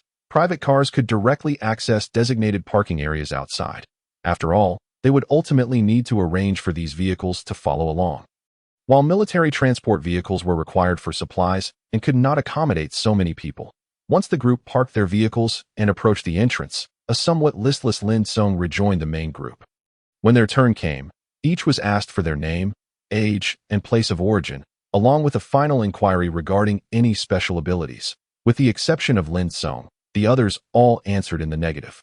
The recorder input their information into the computer and permitted them entry for inspection that a batch of individuals prepared, and soon someone arrived to escort them to their assigned accommodations. The elevators, deemed too energy-consuming, were not in use, so arrangements were made for everyone to reside on the lower 20 floors of each high-rise, which had just been renovated. The living quarters were segregated by gender, with each 3-bedroom apartment accommodating at least 30 individuals. Gu Zhao donated some supplies to the responsible supervisor, securing an apartment for 8 of them. Rarely did anyone exhibit such generosity. Thus, they were the sole occupants of a floor, and though it was on the 21st level, they were strong and unafraid of climbing stairs for just 2 days. Before ascending, Yin Song and Gu Zhao took the opportunity to collect their rations of water and food for the day. While Cheng Ming had seemingly vanished, and Lin Song was intercepted by several students with supernatural abilities, the remaining few had no choice but to proceed upstairs. The apartment was quite lovely, over 100 square meters, featuring 2 bathrooms and fully furnished, essentially ready for immediate habitation. Moreover, aside from gas, water, and electricity were supplied on a limited basis each day, making the conditions relatively satisfactory. Initially, Lu Ming had no intention of occupying the master bedroom, considering she was the only girl and the other 2 rooms would host several individuals. However, contemplating the inconvenience of sharing a bathroom, she acquiesced, reasoning that their stay would be brief. The men took it upon themselves to handle cleaning duties, while Lu Ming assumed responsibility for cooking. She first locked the kitchen door and quietly entered the space to study a guide on preparing home-cooked dishes before retrieving various pots, utensils, and ingredients. After a long day, she did not wish to prepare anything overly intricate, opting instead to use an induction cooker to boil 2 large pots of instant noodles. She sliced luncheon meat, have marinated eggs, and in an effort to prevent monotony, also chopped several potatoes and carrots collected from the cafeteria. After softening the seasonings and vegetables, she added the noodles and meat, ensuring dinner was nearly ready by the time the others returned. Those who had ventured outside caught a whiff of the delicious aroma in the corridor, eagerly pushing the door open to find steam wafting from the kitchen, their surprise palpable. After days of subsisting on cookies and bread at school, though they had not truly gone hungry, who would not crave a warm meal? Lin Song dramatically exclaimed, "Heavens!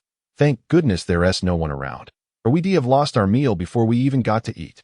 Lu Ming called from the kitchen, "Wash your hands quickly. It'll be ready shortly. I need someone to help serve." Almost everyone rushed inside, and in the blink of an eye, the countertop was left bare. Even her own portions whisked away by eager hands. How could they allow the junior sister to serve them? Each vied to showcase their eagerness, nearly sparking a scuffle. The dining table was too small, so they settled on the living room sofa, balancing their richly prepared dinner as they devoured it with gusto. Observing their rapid consumption, even Gu Zhao found no time for conversation, prompting Lu Ming to chuckle. "Slow down, there's plenty more. Feel free to help yourselves. I can always cook more. No need to ration." Yin Song finished first, and, taking a moment to glance up, remarked, "Lu Ming, your culinary skills are fantastic. Far more reliable than Rui and Xiao Yuan." The 2 mentioned individuals shot him daggers while chewing, muttering, "It's just instant noodles. What flattery you bestow." Lu Ming, having eaten sparingly, paid them no mind, instead placing a plethora of oranges and apples on the table and retrieving their toiletries and a pile of new clothes to stow in the bathroom, leaving the others outside to bicker and shout. Once everyone finished their meal, they slumped on the sofa, unwilling to move, patting their bellies in contentment, exclaiming, "This is bliss. How long has it been since we had a hot meal?" In truth, under normal circumstances, they could endure any hardship. They could go months without cooked food without batting an eye. Yet, during their downtime, they were all individuals who relished comfort. Coincidentally, they had just completed a rather arduous mission, having not eaten properly for 2 months, and were preparing to return and improve their rations when the dreadful apocalypse struck. Before bed, the group convened around a candle for a brief meeting, welcoming Lu Ming and Yin Wei, requesting confidentiality regarding Lu Ming's abilities, and concluding with arrangements for the next few days, allowing free movement but forbidding contact with any factions or joining the military, stressing the importance of maintaining peace at the gathering point. Everyone agreed, and Lu Ming provided them with blankets and pillows, indicating her intention to rest, as it was unlikely she would be on night watch. Entering her room, she locked the bathroom door, finally feeling secure enough to wander in the space that moment. The ambience within the space resembled nightfall, illuminated by floating orbs of light, with a resplendent galaxy overhead. A sight to behold, she sighed, realizing that perhaps only in this space could she find the peace to appreciate such a nightscape. As she surveyed her surroundings, she noted that the space had undergone a remarkable transformation. In just a few days, both the apple and banana trees had sprouted saplings, while the vegetables were nearing maturity, creating a charming expanse of lush greenery. Meanwhile, over by the chickens and ducks, the previously small chicks had grown, laying several nests of eggs, leisurely roaming the grassy area.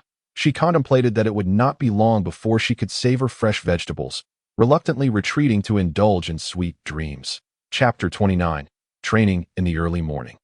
Before breakfast had been served, a squad leader from the military arrived, hoping to persuade them to enlist. However, Gu Xiaoyang declined the offer. Joining the military would mean relinquishing their freedom and effectively binding themselves to this unit. While they still intended to return to the imperial capital, the squad leader, Yang Lemon, had heard about a powerful and skilled adept during Lu Xiaoyang's report the previous night and was keen to recruit him. Undeterred by the rejection, he invited Lin Song to assist in training the military's supernatural practitioners. Lin Song agreed, having heard of several formidable individuals within the ranks and eager for an exchange of knowledge. As they had previously discussed, Lu Ming had taught Lin Song and Zhang Rui only the most common methods of supernatural power release, which were not considered secrets. Anyone with a bit of cleverness could figure them out, making them suitable for sharing. Despite Lin Song's usual carefree demeanor and penchant for foolish chatter, he was exceptionally astute as a scout, bold and willing to experiment. His understanding and application of supernatural abilities had advanced remarkably in recent days, and he possessed his own set of experiences. Lu Ming decided to accompany Lin Song, remembering her promise to Han Chong to teach their captain the application of metal-based powers. After breakfast, the two made their way to the command center. Upon announcing their names at the entrance, the soldier on duty brightened with curiosity, glanced at them, and promptly reported their arrival. Shortly after, Yang Lemon himself came out to greet them, engaging them in conversation as they walked. I won't shy away from telling you that our ammunition is running low, which is why we are eager to utilize the supernatural practitioners. Otherwise, the Great Migration in 2 days could be perilously dangerous. I hope you can lend your utmost effort, as it would ensure greater safety for our soldiers. Of course, if you, Lin Song, could join our supernatural team, it would be even better. A true man should serve the nation, especially in times of great peril, wouldn't you agree? Lu Ming furrowed her brow in private contemplation, finding something off about his words. Lin Song neither agreed nor disagreed, responding with a smile. Captain Yang, you are too kind. We are all compatriots, and I would be delighted to contribute in any way I can. However, I must be candid with you. My greatest secret lies in diligent practice and real combat experience. If there are any particularly unique training methods, I must confess there are none. It is best left to professionals for further study. The two exchanged sincere smiles, while Lu Ming listened in a state of partial understanding. The training ground had once been an outdoor sports field belonging to a residential community, now simply arranged into 2 main sections, a shooting range and a sparring arena. A group was running laps. Some were at the shooting range, while the sparring arena remained vacant. Lin Song suggested they first assess the level of their supernatural abilities, prompting Yang Lemon to lead them into the shooting range. Soldiers passing by stopped to salute him, which he waved off, signaling them to continue. Lu Ming observed that many training within were not in military uniforms, likely summoned from the civilian population, totaling fewer than 100 individuals. Including those running outside and those out on missions, their encampment boasted around 200 supernatural practitioners, a notably high ratio. Most at the shooting range were range-type users, predominantly earth-based, followed by fire and metal types. With a rare ice user among them, such mutation types were quite scarce initially. Lin Song began by watching the fire users practice, identifying their primary issue. They struggled to fully release their energy and maintain its form. For instance, some could only ignite flames in their hands, resembling a gas stove. Others could throw fireballs, but they dispersed mid-air, scattering embers that charred the ground, creating a rather dismal scene. Lu Ming's lips twitched as she understood why the special operations team claimed that supernatural abilities had become ineffective. Who would dare to use them in such conditions? They might end up worse off than the zombies themselves. Lin Song instructed Yang Lemon to gather everyone in a cross-legged formation, then introduced himself and stated their purpose. He emphasized the importance of experiencing the release of supernatural powers, noting that different actions required different methods of release, which varied for each individual and type of power. Only through practice and real combat could one discover what suited them best. He then demonstrated some of his current techniques. Stepping to the side so everyone could see, he raised both hands and waved towards the distance, sending 2 large fireballs soaring, which ignited 2 nearby wooden rakes with a resounding explosion. He then clasped his hands together and, with a sharp command, conjured a line of fire along the ground between the rakes before pressing downward, extinguishing the flames moments later. The onlookers were left dumbfounded, mouths agape in disbelief. Goodness, that was astonishing. Just look at the size, duration, and speed of those fireballs. There's no comparison. The fire users glanced at one another, feeling inadequate, as if they were merely imitating fire users. I suggest you all start by practicing control. At least that would ensure safety during practice. However, I must remind everyone that supernatural abilities have a limited supply over time and are consumables. Do not assume that extinguishing a fire restores the energy released. It merely dissipates. He clapped his hands, prompting everyone to begin their practice, and he would address those with the most issues individually. Luming, not forgetting her purpose, listened intently to Lin Sung's instruction while scanning the area for familiar faces. After completing a round of practice, Lu Xiaoyang was engrossed in observing others when he suddenly heard a girl call his name. Turning in surprise, he hurried over to the corner. Luming, what brings you here? Following her heroic display the day before, she had become quite the sensation among their squad. Luming smiled slightly. Han Chong sent me. Han Chong, what does he want you here for? Luming did not respond directly but instead asked, do you have a knife? Lu Xiaoyang, taken aback, pulled out a dagger from his thigh and handed it to her. Luming did not reach for it. Can you throw a dagger?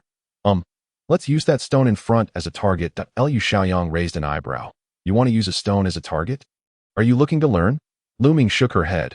No need for that. Just demonstrate. Still puzzled, Lu Xiaoyang complied, skillfully tossing the dagger, which embedded itself firmly into the stone, revealing his impressive strength.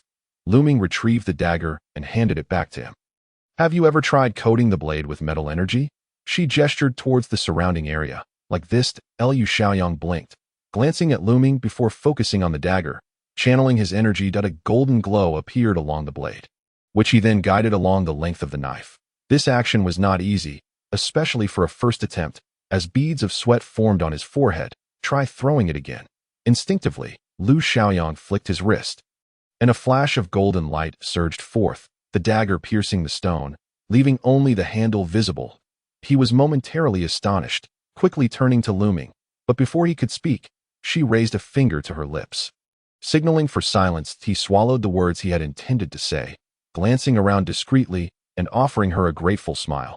The more aggressive the elemental powers, the more volatile the energy within, making it more challenging to capture and control.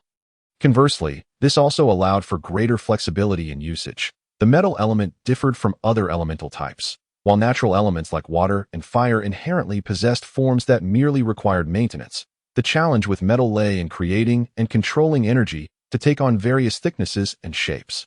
Without strong control, the output resembled loose sand, devoid of lethality. This was precisely Lu Xiaoyang's dilemma. He could manage release but struggled with offensive capabilities. Many metal users found themselves constrained by the techniques of other supernatural practitioners, mistakenly believing they needed to throw their energies as weapons. Unbeknownst to them, the most practical initial approach was to enhance existing weapons, increasing their lethality. Luming recognized that someone of his caliber, once mastering the technique of augmenting physical weapons, would quickly be able to discover new techniques on his own. Chapter 30. Supplies from the mall. After exchanging pleasantries with Lin Song, Luming indicated her intention to depart, but yes, she exited the training ground. Uncertain of her next steps, she suddenly heard someone call her name. Turning, she saw Tang Yinwen, along with a group of over 20 individuals, casually chatting in clusters nearby, many of whom looked her way with curiosity. She approached them, asking, "What brings you all here?" He grinned. "We're waiting for the captain. Do you have a mission?" "Yes, we're tasked with gathering supplies and searching for survivors." "And where do you plan to go this time?" "To a nearby shopping mall. A team moved half the supplies yesterday, and we're here to collect the remainder." Luming's eyes lit up. "A mall? What a splendid opportunity. The provisions and belongings are sufficient, yet the space is limited, barely accommodating a change of clothes for one person. May I join you all?" she inquired cautiously. To her surprise, Tang Yinwen responded with enthusiasm. "You want to help? That's splendid. I praised your abilities yesterday, but they didn't believe me." He gestured animatedly, causing those pointed out to awkwardly shake their heads in unison, denying his exaggerated claims. Luming chuckled and waved her hand dismissively. "It's nothing. He must be exaggerating. I'm not that impressive." Just then, Lu Xiaoyang emerged. Upon learning that Luming intended to accompany them, he nodded in agreement without hesitation. Given the shortage of manpower during such extraordinary times, any assistance, especially from an ability user, was highly valued. Although Luming claimed to be a speed type, Her earlier conversation left him contemplating whether her capabilities extended beyond that. Perhaps she possessed dual abilities? He mused silently. The 3 military trucks, devoid of green canopies, roared out of the base. Lu Ming sat beside Lu Xiaoyang, surrounded by familiar faces in their vehicle, providing a sense of security in case of danger, while those who knew her deemed her self-sufficient. Others regarded her as a delicate young lady, whose safety warranted concern. As they traveled, the group engaged in light-hearted banter until the topic of family surfaced. Since being urgently summoned, they had lost contact with their loved ones. Uncertain about their fates, whether they lived or died, whether they remained at the base, or if they were trapped somewhere, anxiously awaiting rescue, No one dared to dwell on the worst possibilities, fearing the grim reality could extinguish their will to persevere. The atmosphere in the truck grew tense. Lu Ming observed their troubled expressions, understanding their concern for their families, yet felt the weight of responsibility necessitated the suppression of her own anxieties. Family ties, she mused. She had never experienced that bond. What could it possibly feel like? In this era of advanced technology, offspring were no longer conceived through natural means, but were instead created by extracting reproductive cells from adults, cultivating them into embryos, and placing them into incubators. Throughout the fetal development, DNA was meticulously modified to ensure that each citizen born possessed superior genes. Simultaneously, artificial stimulation of brain development enabled them to assimilate knowledge and memories directly until they reached the age of 15, when they could finally be deemed born. Upon entering the world, every individual underwent rigorous training and education to master their physical capabilities and adapt to society. Upon completion, they were assigned roles based on the most suitable vocational paths indicated by their genetic sequences. Lu Ming's position required little interaction with others. Thus, beyond the occasional meals with colleagues, she often found solace in her home, engrossed in various novels and films, never truly experiencing such profound emotions. She suddenly recalled that Gu Zhaochao and the others had never mentioned their families either. What had become of their loved ones? The jolting vehicle arrived at the plaza, where the driver halted before the entrance of the nearest shopping mall. The group revitalized their spirits and disembarked in unison. Upon entering, they instinctively divided into 3 teams, each heading to different floors. Scattered within the mall were a few zombies, swiftly dispatched by those at the forefront wielding daggers, as they aimed to conserve ammunition unless absolutely necessary. Lu Xiaoyang's team targeted the second basement level, where a large chain supermarket awaited. Lu Ming assisted in eliminating a few zombies, and once assured of the area as safety, she navigated around the soldiers transporting goods to seek out Lu Xiaoyang. Expressing her desire to explore the clothing section on the upper floors, aside from their mission objectives, the other floors remained uncleared, as non-essential supplies could not be transported back to the base. After considering the situation, given that there were few zombies in this mall, Lu Xiaoyang believed Lu Ming could manage alone. He handed her a walkie-talkie, instructing her to return promptly by lunchtime. Lu Ming nodded earnestly, assuring him of her commitment to safety before discreetly slipping away. She first ventured to the basement level, where a food court, baby supplies, and various miscellaneous shops resided, filled with diverse offerings. Yet, her primary intent lay with KFC and McDonald's. Who would have imagined that a citizen from a futuristic civilization would crave such fast food? Baby supplies, alcohol, sportswear, home goods, kitchenware, specialty stores. All but a fraction of the items on the shelves were swiftly gathered. Even the semi-prepared foods from the food court were not spared from her collection. Upon reaching KFC, she peered into the kitchen and was thrilled to find the freezers still operational. Her assumptions proved correct. The mall and the nearby residential area operated on the same power grid, ensuring the mall's electricity remained intact. She cleared out the store of all ingredients, machinery, oil, seasoning packets, and even the soda machines and paper cups. The same was done at McDonald's before she ascended to the upper levels. Given the uncertainty of the mall's surveillance systems, she took care to destroy any cameras she encountered with stones or tiles to avoid detection during her peculiar looting spree. The 4th floor boasted an array of practical lingerie and winter fur apparel. Although the weather remained moderate, drastic climatic changes loomed on the horizon, presenting yet another challenge for humanity's survival, rendering these supplies invaluable. Following her established protocol, she collected every unpackaged item from the warehouse, leaving nothing behind, save for what was displayed outside. Had it not been for the fear of unexpected company, she would have likely left no trace. Hundreds of lingerie, sleepwear, and loungewear shops, along with 2 large fur and wool boutiques, were thoroughly emptied. On the 5th floor, she ransacked dozens of menswear stores, several outdoor equipment shops, and small appliances, leaving them barren. The top floor, dedicated to gold and jewelry, luxury handbags, high-end watches, and even eyeglasses, suffered the same fate. Returning to the 4th floor, she traversed the connecting passage to the adjacent building. This structure had not been entirely cleared, with scattered zombies remaining on each level. As looming fought her way through, she encountered 2 first-tier ability zombies, one exhibiting strength and the other speed, requiring considerable effort to defeat. But she emerged victorious with 2 crystal shards as spoils. Although this mall lacked a department store, she stumbled upon a delightful surprise on the 3rd basement level. This area housed a supermarket specializing in imported meats like steak and lamb chops. Boasting vast reserves and diverse selections, much to Looming's delight, the layout of the other shops mirrored that of the previous building, featuring some new varieties such as cosmetics, seasonal clothing for men and women, specialty roasted meats, furniture, sporting goods, and more. The top 2 floors were entirely devoted to dining establishments, where she again cleared out all intact food, seasonings, and cooking equipment from the kitchens, wiping the sweat from her brow. She was grateful that her method of gathering supplies did not require physical contact. Her consciousness alone sufficed within her line of sight. Otherwise, her hands would have been overwhelmed by the sheer volume of goods. Noticing the time, she retraced her steps through the passage, retrieving a bag to stow away a few garments while carrying 2 boxes of beverages looted from the food court downstairs. As she descended, it was growing late, and the others were taking a break, quietly munching on their rations. 2 soldiers near the stairwell hurried over to assist. Upon spotting Looming with her boxes, she suggested that Lu Xiaoyang distribute the drinks. Yet he hesitated, pondering whether to take them back. Looming persuaded him that these beverages fell outside their mission parameters, offering little hydration, thus rendering them of minimal utility for transportation. Lu Xiaoyang, feeling sympathetic towards the weary soldiers who had gone days without rest, agreed to her suggestion. The group of young men gleefully embraced their newfound sodas, their faces radiating vitality. Observing their youthful exuberance, Looming felt a pang of injustice. Why should they be expected to prioritize others at such a time? Others had families for whom they fought. But what of their own kin?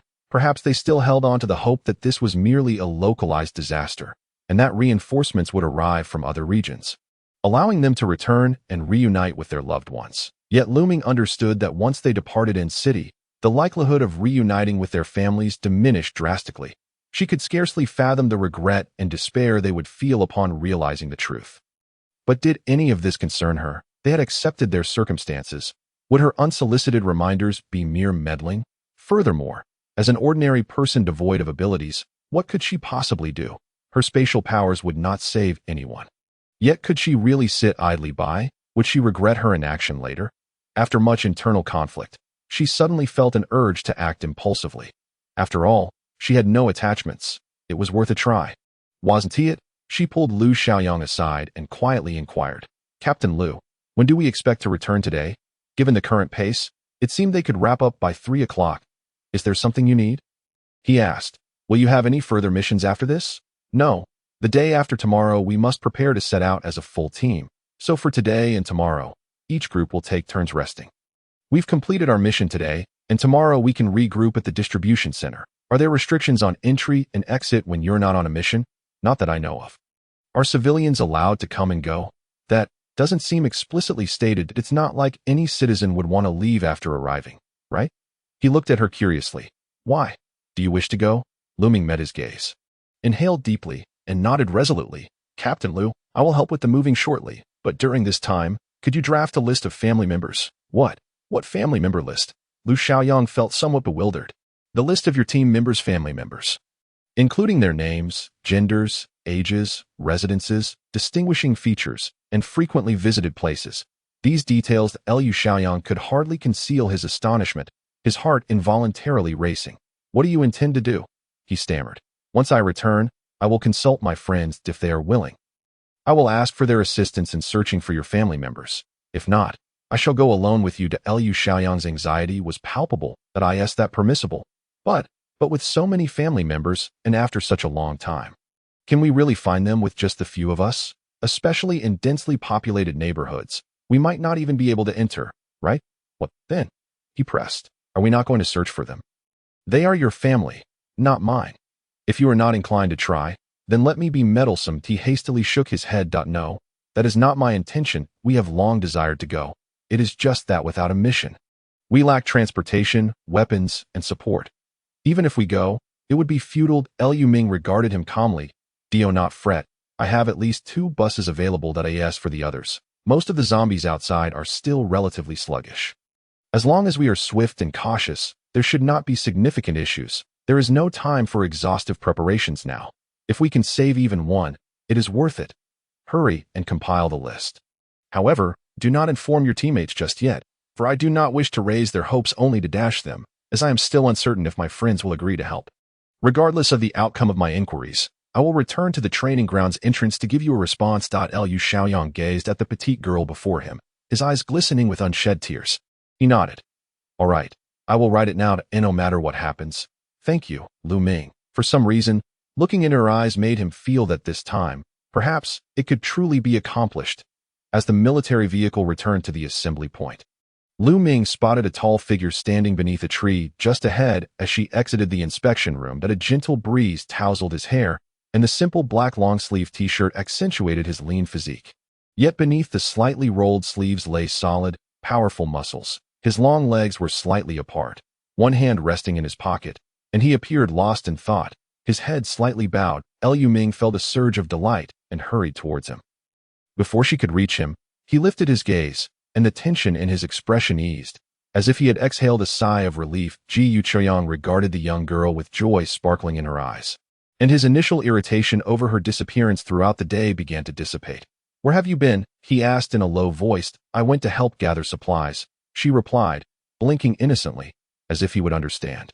That may be excusable, but it does not absolve her of her mistake. Why did you not inform us? Gu Qiang pressed. Liu Ming pondered for a moment, realizing that no one had the chance to inform anyone before she left. Feeling guilty, she stuck out her tongue. I forgot. I only decided last minute. Haha. I promise I will inform you next time. I will, she assured, albeit awkwardly. Now that she was officially part of their team, disappearing without a word did seem a bit excessive. Gu Qiang sighed, acknowledging that she was more challenging to manage than 100 new recruits. He had come to see through this little girl's words. She was nothing but a mischievous trickster. She had promised before, yet what had come of it? I have something to discuss with you. Right? I need to talk to you. They both exclaimed in unison. You go first, she insisted. No, you go first, once again. They exchanged incredulous glances. Liu Ming chuckled softly, pulling out a notebook from her bag and handing it to him. I want to help Lu Xiaoyang and the others search for their relatives tomorrow. Here is the list of family members he provided me. I have reviewed it, and there are a total of 28 team members' families residing in N City, totaling 63 individuals that I would like to ask if you could assist us.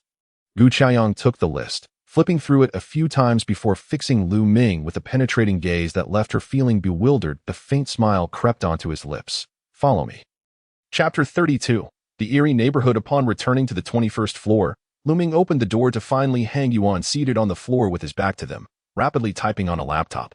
2 additional screens flickered with different images, resembling maps. Ji Yuqiang approached him from behind. What's the update? Li Hangyuan, without looking up, replied. There are a total of 7,323 personnel at the assembly point, with 18,085 direct relatives still living. Of those, 14,361 reside in N City. After filtering out those who have already been evacuated and the survivors from the eastern and western assembly points, there are approximately 5,640 individuals suspected to be stranded within the city. Excluding several high-risk areas, there remain 3,215 individuals awaiting rescue. That's an overwhelming number, Gu Qiang remarked. Tapping his fingers against the sofa, he glanced at Lu Ming. Filter out family members over 70, center the search around the families of the Special Operations Team, and calculate the best routes for a round trip within 2 days, marking north and south routes on the map. Indicate the number of individuals, the level of difficulty, whether military forces have passed through, and nearby resource points, with weapons as the focal point. Understood. Give me 10 minutes. Li Hangyuan replied. Ji Yuqiang turned with a smirk to, go tell them we will depart in 1 hour. And keep your list safe. Don't forget to bring it. Liu Ming was left speechless, her mouth agape. She desperately wanted to punch the person in front of her who was mocking her, However, one could not deny their exceptional abilities. She had merely wished to save 50 people, and they intended to rescue 3,000 with just 8 individuals. What a stark contrast. Moreover, she had naively thought she could locate people using a handwritten list. How foolish. Lu Ming felt a mix of amusement and frustration. After a moment of dazed silence, she finally managed to utter, I will inform Lu Xiaoyang. Do they need to bring anything? Just bring people, Gu Qiuyang replied. Huh, it's balanced. They too have faced scorned. Is it true? Are they really willing to help? Lu Xiaoyang exclaimed, gripping Lu Ming's shoulders, nearly shaking her in excitement. Lu Ming sighed. Yes, really. How many times will you ask? Hurry and notify your teammates. Everyone who can come should gather that we will meet at the entrance in 1 hour. All right. I will tell them right away, Lu Xiaoyang replied eagerly. Wait, Gu Qiuyang asked me to convey a message to you. Go ahead, an innocent man bears no guilt. Possessing a treasure brings trouble. If this mission fails, it can be excused, but if we successfully bring people back, be prepared to face the wrath of others. You must think this through. Lu Xiaoyang understood the implications if they ventured out to rescue their families without official orders and succeeded in bringing some back. Yet not all. It would not only embarrass their superiors, but also imply to their comrades that they could have saved their loved ones with their own strength. Had it not been for the lack of orders, this could lead to unrest and resentment within the team, and the special operations team that rescued their families would become the target of envy and anger. He said earnestly, Thank you all. Regardless of the outcome, we will bear the responsibility ourselves. If there is ever a time we can be of help, we will not hesitate. After an hour of tense preparations, the two groups gathered at the entrance. All 30 members of the special operations team arrived, dressed in casual attire, each filled with excitement and trepidation. However, every gaze from Gu Qiuyang's group was filled with gratitude and emotion. The guards at the gate found it peculiar, but they were assisting in the search for survivors on a private basis, which was considered voluntary help, and there were no regulations prohibiting such actions. Therefore, they did not report it and simply registered the group before allowing them to exit. Gu Qiuyang divided everyone into 2 teams, each equipped with a marked map of the planned routes. Agreeing that regardless of the circumstances, they would reconvene at the base's entrance by 10 p.m. the following night. Gu Qiuyang led Lu Ming, Yin Song, Li Hangyuan, and 15 members of the special operations team down the southern route, while Lu Xiaoyang took the remainder along the northern route, assisted by Chang Ming. Each team boarded 2 buses, setting off on their journey. As Lu Ming fiddled with her phone, managing the maps and various family member data, she could not help but praise Li Hangyuan's technical skills once more. Li Hangyuan's face flushed slightly. It's just that the encryption level of our database is too low, with too many backdoors and bugs. Otherwise, it would have taken an additional 10 minutes. She had been mistaken. Ignorance had limited her imagination. She had even thought to borrow the list at the entrance to search for herself. What a naive notion. Lu Ming fumed inwardly, reflecting on how she should have downloaded some hacking tutorials back then. Their first stop was a newly constructed residential community. According to the team member surnamed Song, he had spent many years of savings to purchase a spacious house for his parents, bringing them from their hometown to enjoy a better life. Yet, not long after moving in, they were thrust into a hellish nightmare. Truly unfortunate circumstances. That moment, the sky was tinted with a light ink wash, as the distant warm sun was gradually devoured, revealing its last vestiges of brilliance. If one were to disregard the numerous mangled corpses scattered along the roadside, the sight of small animals with reddened eyes gnawing on flesh and bone, the swirling debris carried by the wind, and the decaying bodies shambling after the vehicles, one might mistakenly believe they were returning from a picnic in the outskirts. Li Hangyuan held the steering wheel firmly, occasionally glancing at the map, while the others rested with their eyes closed. Only the team member nicknamed Pashu exhibited signs of anxiety, glancing nervously from side to side. We are almost there, he murmured, his words tightening the tension in the air. The bus came to a gradual stop at the roadside, revealing a bus that had crashed headlong into a small shop on the right sidewalk. The wheels in front of the vehicle were smeared with blood and dismembered limbs, a gruesome sight. It was likely that the driver had suddenly mutated, causing the vehicle to spiral out of control and resulting in the tragedy that befell so many inside and outside the bus. The entire street was eerily deserted. For reasons unknown, not a single zombie was in sight, creating an atmosphere as lifeless as an abandoned city. Although it was said that ordinary zombies were devoid of coherent thought and primarily acted on instinct, thus, as long as one maintained a safe distance, they would not pursue relentlessly. This peculiar scene of a completely vacant street was unlike anything they had ever encountered. Jiyu Zhaochao scrutinized the grand door ahead. Finding no zombies within his line of sight, which caused his brow to furrow deeply, he sensed something was amiss. A chill coursed through him, and his heart raced. Yinsong also spoke up. Everyone, be vigilant. I sense something is not quite right here. Liu Ming felt uneasy as well. Though she perhaps understood the underlying cause, there was not a single ordinary zombie in sight. They had either fled or there was a formidable entity lurking nearby. Arm yourselves and prepare to disembark, Gu Zhaochao instructed over the intercom to the vehicles behind them. Chapter 33. A sudden turn of events. Lu Ming did not carry the firearms that Gu Zhaochao and the others had procured earlier. Instead, she was equipped with a competition-grade bow and arrows, and wielded a newly acquired horizontal knife. She walked shoulder to shoulder with Gu Zhaochao at the forefront, followed closely by Zhang Yin of the Earth Element and Han Chong from the Special Operations Team. Cautiously, they approached the grand entrance, behind which lay a garden. Traversing the paths within could lead them to various building entrances, ignoring the mottled bloodstains and the corpses crawling with maggots beneath their feet.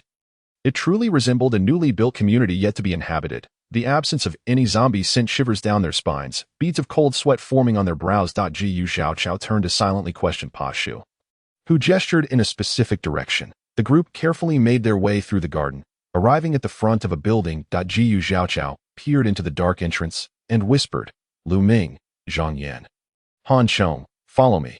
Yin Song and Pang Shu, provide cover. Leave 2 people to guard each floor. Strike swiftly and decisively. Do not linger in battle. With that, he led the way forward. After just 2 steps, he felt an unsettling sensation. Abruptly turning around, he discovered that the spot where Lu Ming had stood was now vacant. A chill ran down his spine, and before he could inquire, he felt 2 gusts of wind rush past him. He turned to witness Zhang Yin and Han Chong, their necks suddenly slashed, their heads rolling away, their faces frozen in disbelief and terror, eyes wide. He shouted, quick, find cover. Yet, no one heeded his call. The others stood frozen in shock. As if petrified, he dashed toward Yin Song and Li Hangyuan, but halted in his tracks the next moment. Yin Song's eyes rapidly turned pale, his pupils constricted, the flesh on his face visibly softening and decaying. His nails elongating grotesquely. With a bloodied, gaping mouth, he lunged at Gu Zhaochao with a feral howl. In a moment of desperation, Gu Zhaochao fired at Yin Song's leg, hoping to halt his advance, but instead, it only provoked him, increasing his speed. At that moment, Li Hangyuan and the other members of the Special Operations Team began to transform into zombies, howling as they charged toward him. Faced with such a horde of unusually swift zombies, he had no choice but to retreat into the stairwell, firing backward as he ran. After taking down 3 of them, he swiftly plunged into the corridor on the 2nd floor, forcefully slamming the door shut behind him and locking it tightly. How could this happen? Cold sweat drenched him. Why had they suddenly transformed into zombies without warning? And where had Lu Ming gone, who had unleashed those murderous winds moments ago? He gasped for breath. Unable to ponder these questions in detail, too pressed for time to mourn his zombified comrades, he switched on his tactical flashlight, scanning the area. This door would not hold for long. His immediate priority was to find an escape route to evade the pursuing zombies. Or else he would likely meet his end here. Jiyu Zhaochao gripped his gun and cautiously ventured deeper into the corridor. The elevator was out of service. He abandoned that idea. There were no exhaust ducts or trash chutes. This corridor resembled a dead end. Perhaps he could reach an apartment and escape through a window, provided he could find the key to the security door. With this thought, he retraced his steps, recalling that he had seen a resident's door ajar at the opposite end. As he approached, intending to push open the security door, he noticed a sudden illumination emanating from the darkened crack. The lights inside had been turned on. Who was it? Was it a person or? In moments of heightened tension, Gu Zhaochao remained composed. He was not intimidated by this strange sight. Instead, he reached out to push the door. However, before he could grasp the handle, the door was abruptly yanked open from within. Xiao, Gu Zhaochao stood frozen, staring at the person before him, whose face bore a look of astonishment. This gentle, smiling figure was his mother. What? You don't even recognize your own mother, she exclaimed, her voice filled with warmth. Before calling out to the interior, Old Gu, come see, your son is back. She turned back to Gu Zhaochao, her face alight with joy, asking, Xiao, why didn't you give us a heads up before coming home? How long has it been since your last visit? Gu Xiaoqiao felt a swirl of confusion, staring blankly at the tall figure emerging from the room. He whispered, "Dad." The figure furrowed his brow and scolded. "What are you doing? Why are you pointing a gun at your mother? What if you accidentally pull the trigger? Aren't you too old for this childishness? Hurry up and come inside." Gu Xiaoqiao hastily lowered his gun. Rendered momentarily speechless. "No, it's not like that. I was just..." "Ah, what had he been doing just now? Let us talk inside." His mother chided gently, stepping forward to take his hand. Her warm, soft grip enveloped him. Gu Xiaoqiao lowered his gaze at her hand, his eyes welling with emotion. Thank you for everything, but I'm sorry," he murmured. The woman looked at him quizzically. "What are you saying? I didn't quite catch that. Why are you acting so strangely upon your return?" Gu Xiaoqiao chose not to respond, slowly raising his head, his expression cold as ice. Suddenly, he lifted his hand and shot her in the forehead. Bang! The woman's eyes widened in terror. Blood splattered forth as her body crumpled to the ground. "You bastard! What have you done?" The tall man from within the house rushed out, disbelief etched across his face as he knelt to check the woman's pulse. But before he could unleash his fury with questions, Gu Xiaoqiao swiftly shot him as well. Expressionless, Gu Xiaoqiao gazed at the two lifeless bodies on the ground and quietly said, "I'm truly sorry. My parents have been dead for over a decade. No matter how much I miss them, I will not deceive myself with illusions." That a sudden sharp pain shot through his head, compelling him to clutch his forehead as the scenes before him blurred. When he opened his eyes again, he found himself standing on the stone slabs, momentarily disoriented, only to realize he was still at the entrance of the garden and had not exited.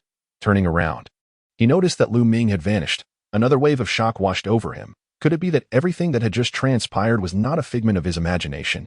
He glanced back, witnessing the others standing frozen in place, their faces reflecting a myriad of emotions. Some were in tears, while others appeared utterly terrified. In that moment, Gu Xiaoqiao grasped that upon entering the garden, their minds had been affected. Something here had induced hallucinations, but where was Lu Ming? Anxiety gripped him. Had she been captured? As he pondered whether to seek her out or remain to guard the others, he observed that the others were beginning to regain consciousness.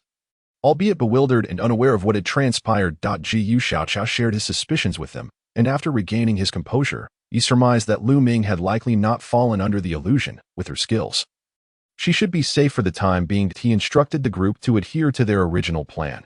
Half would search for the missing members at Pongshu's place, while the rest would remain downstairs in a tight-knit group to avoid becoming separated.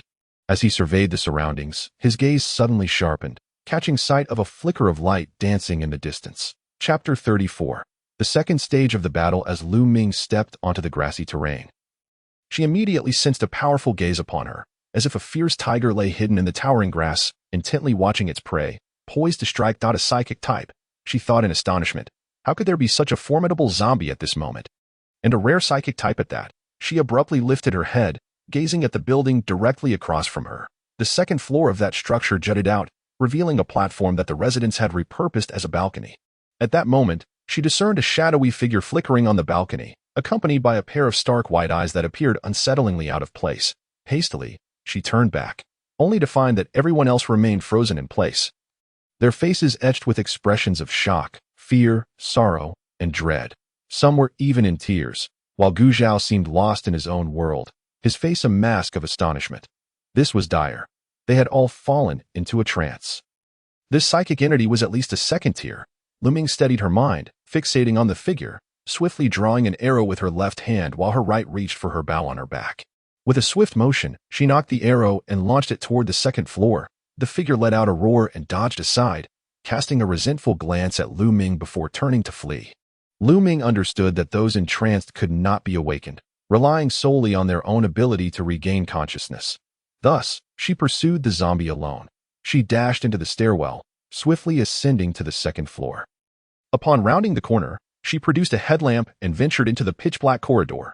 Due to the deterioration of visual acuity, bright lights would not particularly attract zombies, yet darkness hindered human movement. Thus, she boldly utilized the flashlight to search the vicinity. Arriving at the balcony door, she scanned the area but found nothing unusual. It appeared that the zombie had concealed itself. The physical prowess of psychic zombies was not significantly enhanced, so it could not scale the walls. Hence, it must be hiding within a resident's home. The surroundings were enveloped in silence, with only her faint breathing and footsteps audible. The darkness invoked a fear of the unknown, compelling her to imagine whether something lurked silently behind her, poised to pounce and bite. Unexpectedly, this zombie exhibited such caution, causing Lu Ming to break out in a cold sweat. She felt an urge to turn back, yet feared that if she let it go this time, it would become even more formidable later on. A sudden creak echoed through the quiet corridor, particularly pronounced. To her left, a security door unexpectedly opened slightly inward. Lu Ming's heart raced. Her steps halted as she turned to face the door. Gently, she pushed it open, revealing a scene of chaos within. Evidently, someone had rummaged through the place, having endured a fierce struggle. Gripping her sword tightly, she stepped inside, her flashlight illuminating her path. Reaching the center of the living room, she intended to head toward the bedroom when an alarm bell rang in her mind, and a foul wind surged from behind her. She rolled to the ground, kneeling as her sword clashed against the claws reaching for her. At such force, the claws of a first-tier evolved zombie would have been severed by her sword, yet the ones before her merely sliced through flesh. The blade caught against bone. Lu Ming's physical strength had significantly increased, and she believed she was much stronger than a first-tier. Yet she now felt as if her hand bore the weight of 1,000 pounds. Soon drenched in sweat, a chill gripped her heart. Although this zombie's supernatural ability seemed temporarily exhausted, her current strength would likely struggle to eliminate this second tier in a short span. If it regained its powers, she would certainly be at a disadvantage. The overhead light had vanished, leaving her only able to discern that the figure before her was a long-haired little girl, her pale eyes fixated intently upon her, half of her mouth devoid of flesh, revealing sharp teeth and a dark red gum line. The zombie, realizing its strike had missed, retracted its hand and lunged for her face with astonishing speed. Lacking the strength to match it, Lu Ming could only dodge left and right within the room. Just as exhaustion threatened to consume her, a knife suddenly sliced through the air towards the back of the girl's neck, creating a deep gash. The little girl shrieked, abandoning Lu Ming to swiftly turn and claw at the figure behind her. Missing her target, she did not falter, instead lunging fiercely towards a corner. The person evaded, leaping to strike at her skull, only to be caught by her right claw. Lu Ming seized the opportunity, calling out softly as she severed the zombie's claw. It let out a furious roar and lunged at Lu Ming once more. However, the individual behind seemed to have anticipated this, leaping faster, tackling the creature to the ground with force. Witnessing this, Lu Ming exerted all her strength. Thrusting her knife downward into the back of the zombie's skull, it struggled momentarily before gradually becoming still. After 2 full-force attacks, Lu Ming felt her energy drain away, unable to maintain her balance as she collapsed. Mid-fall, she found herself cradled in a warm embrace. Hearing the concerned voice inquire, "Are you hurt?" It was Gu Zhao. Lu Ming exhaled deeply, replying, "I'm fine, just exhausted. I merely need a moment to rest." Gu Zhao set her down against the wall for support, then picked up the flashlight, crouching to examine the corpse. "Was it she who induced our hallucinations?" "Indeed, it appears to be a psychic type," he muttered. He repeated psychic type several times without asking Lu Ming how she knew. With his knife, he prodded at the body, and in the light, he extracted a purple crystal, roughly the size of a knuckle, carefully wiping it clean before handing it to Lu Ming, urging her to keep it. Once she regained her composure, Gu Zhao assisted her in descending. Downstairs, Peng Shu wept bitterly, clutching a couple, while around 20 other despondent survivors stood nearby, also wiping tears from their eyes. Gu Zhao glanced around, noting the absence of casualties, and directed everyone to board the vehicle. It was likely that the presence of that psychic type had deterred ordinary zombies from approaching. Now that it was dead, it would not be long before this place became besieged. As they boarded the bus and it pulled away, numerous zombies staggered into view on either side, all turning to stare at the vehicle. Yin Song sat behind Gu Zhao, reporting on the recent events. The door was ajar, several zombies on the ground, and the elderly couple was nowhere to be found. Peng Shu was despondent. Then, would you believe? Someone discovered an activity center on the first floor, housing many people. Oddly enough, those who entered initially forgot why they had come, and at intervals, a few individuals would wander in. Yet, those wishing to exit inexplicably perished at the door, repeating this cycle until the remaining individuals ceased attempting to escape. Strangely, food would appear outside the door every few days. At first, everyone was too afraid to eat it, but eventually, hunger drove them to try. And they survived like this for 2 weeks. They thought it was a safe hiding place, yet each day, one person would go missing. They lived in constant fear, unaware of who would be next. He made a mysterious gesture with his mouth, resembling a pig farmer. Lu Ming and Gu Zhao exchanged a glance, It was not merely similar, it was exactly that. The psychic type was raising people as her food. The two refrained from discussing the specifics of the psychic zombie, fearing it might alarm the survivors. The rescued individuals had been too anxious to sleep soundly for days, their exhaustion now palpable, leading to a gradual silence within the bus. Meanwhile, the members of the Special Operations Team felt a sense of trepidation. Their first stop had proven so challenging, leaving them to wonder what other horrors awaited, and whether their families were safe. Chapter 35. A heartfelt exchange. As night fell, two buses came to a halt in front of a small government office building, one after the other. There were few structures nearby, and the zombies were sparse. They intended to spend the night here. Following the encounter with the psychic zombie, their rescue operation had proceeded relatively smoothly. After visiting 2 more locations, they had fortunately located the families of 3 team members. Combined with other survivors, the 2 buses were now carrying a considerable number of people. The rescue team had split into 2 groups, with Gu Zhao taking over driving from Li Hangyuan. Silently, they cleared the zombies from within the building, setting up makeshift beds on the 1st and 2nd floors. Choosing this location for the night served 2 purposes beyond its favorable geography. The first was weaponry. Not far from here, there was a hidden underground chamber in a warehouse, once used as a trading base by a smuggling gang. This intelligence had been intercepted by Gu Zhao's team previously, but they had yet to act on it. Now it would benefit them. In the dead of night, Lu Ming and Gu Zhao stealthily slipped out. She stared in awe at the boxes filled with firearms, ammunition, various explosives, communication devices, cold weapons, and 3 modified vehicles. She had never anticipated they would uncover cash like this. It was akin to raiding someone's home. Given the precedent set by Qiao Cixi, Lu Ming felt compelled to pretend that she needed to touch the items to store them in her space. After a laborious collection, they drove toward a nearby metro supermarket. Although it had been visited by countless survivors and military personnel, it remained a wholesale supermarket, guaranteeing a vast stock. The boxes placed high above were certainly beyond their reach. The only concern was that, despite Lu Ming's relentless efforts, her space had expanded to 600 cubic units, but if she collected too much, it might raise suspicion. The 2 entered the store in darkness. Although she had been prepared, the sight before Lu Ming infuriated her. Who could have done such a thing? Did they not know that wasting would invite retribution? She was seething with anger. The ground was littered with scattered items, and numerous food items had been maliciously torn open and discarded. Various liquids from milk beverages were spilled everywhere. Fragments of glass bottles were strewn about, and large boxes were haphazardly arranged as obstacles. Gu Zhaochao comfortingly patted Lu Ming, urging her not to concern herself with the scattered goods, but rather to collect the neatly arranged ones. To his surprise, Lu Ming was resolute. She insisted on meticulously selecting her items.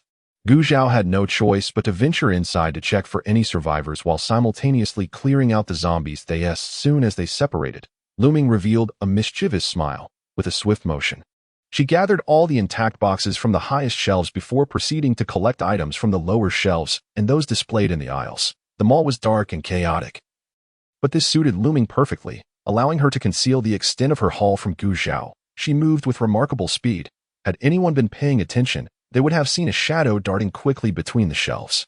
She did not linger on selecting items from the main aisle, focusing instead on those that Gu Zhao wouldn't see when they exited.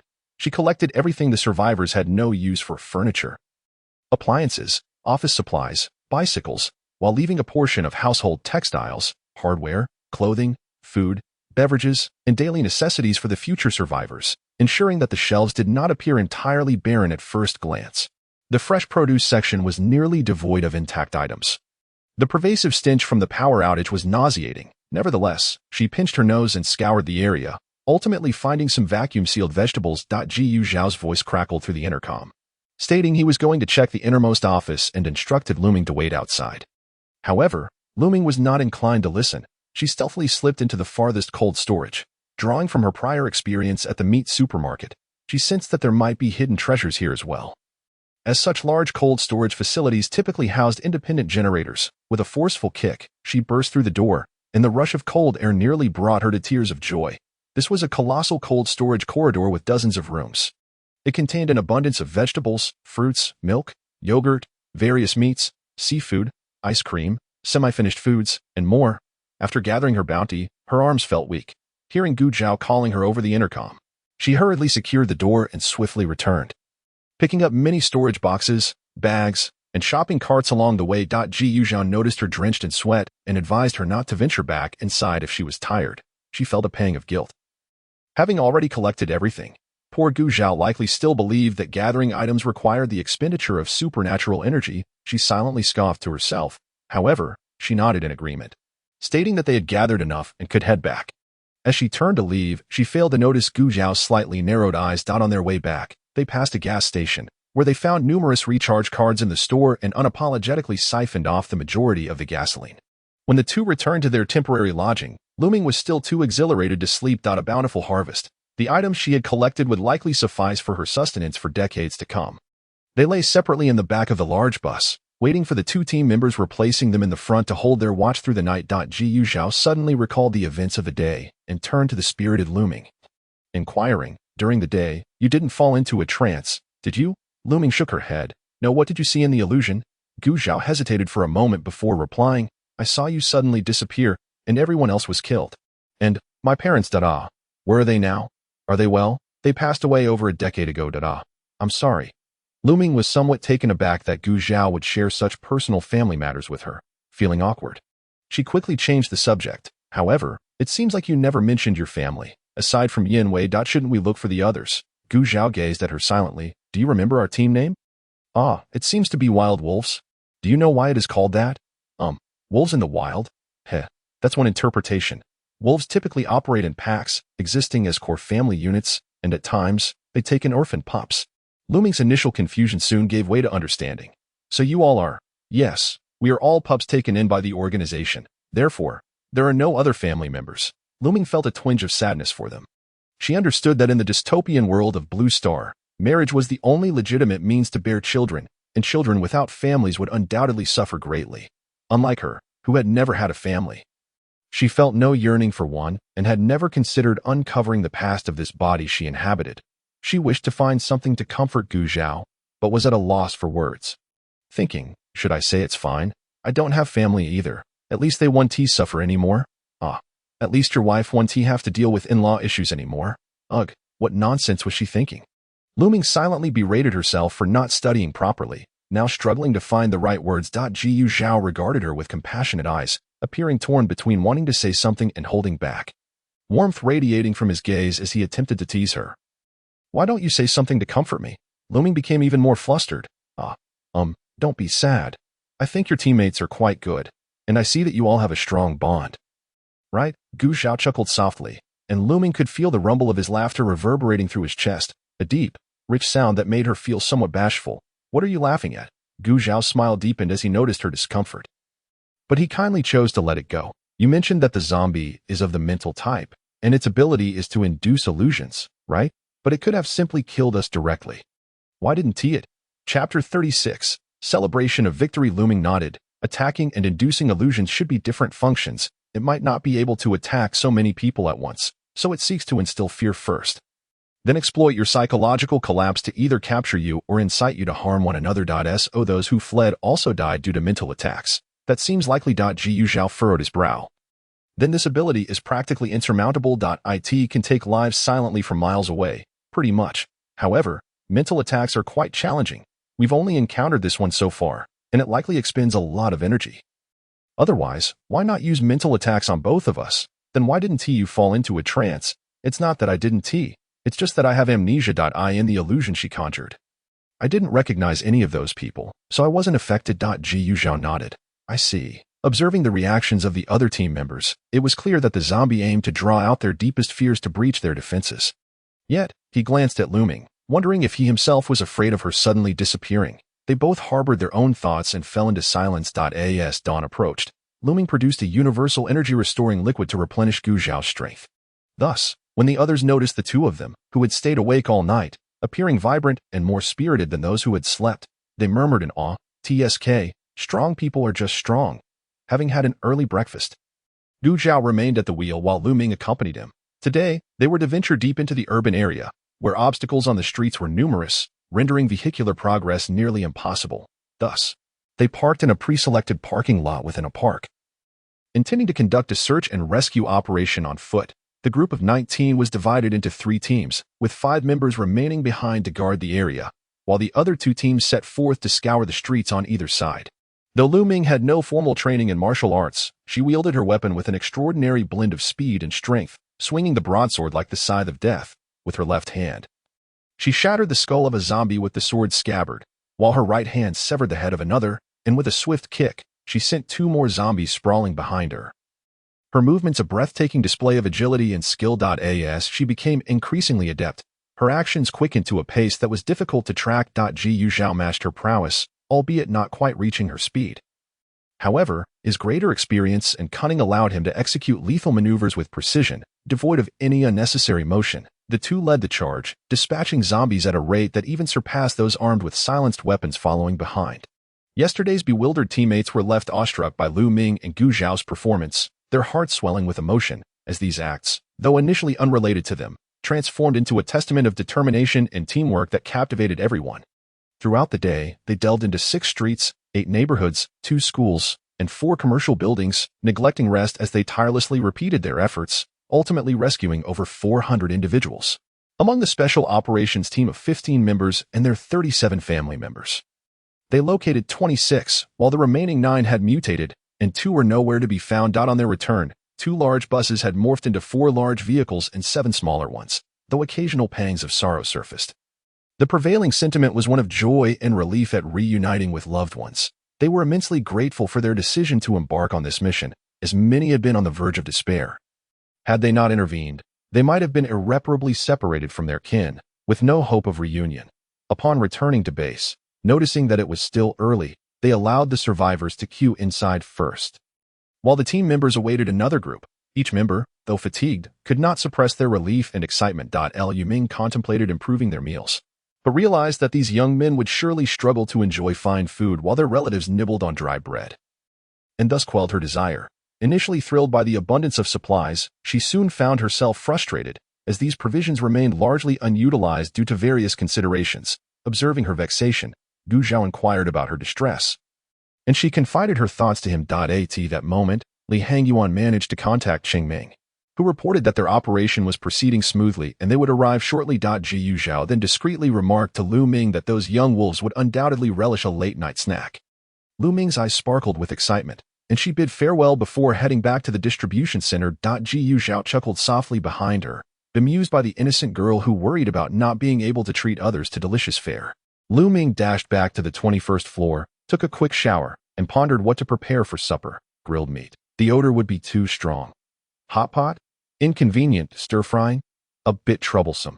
After much deliberation, she ultimately settled on a simpler option, boiling the ingredients. Akin to a rudimentary hot pot, which would also allow her to add some spring water for nourishment. She promptly closed all the windows to prevent the aroma from wafting outside and attracting undue attention.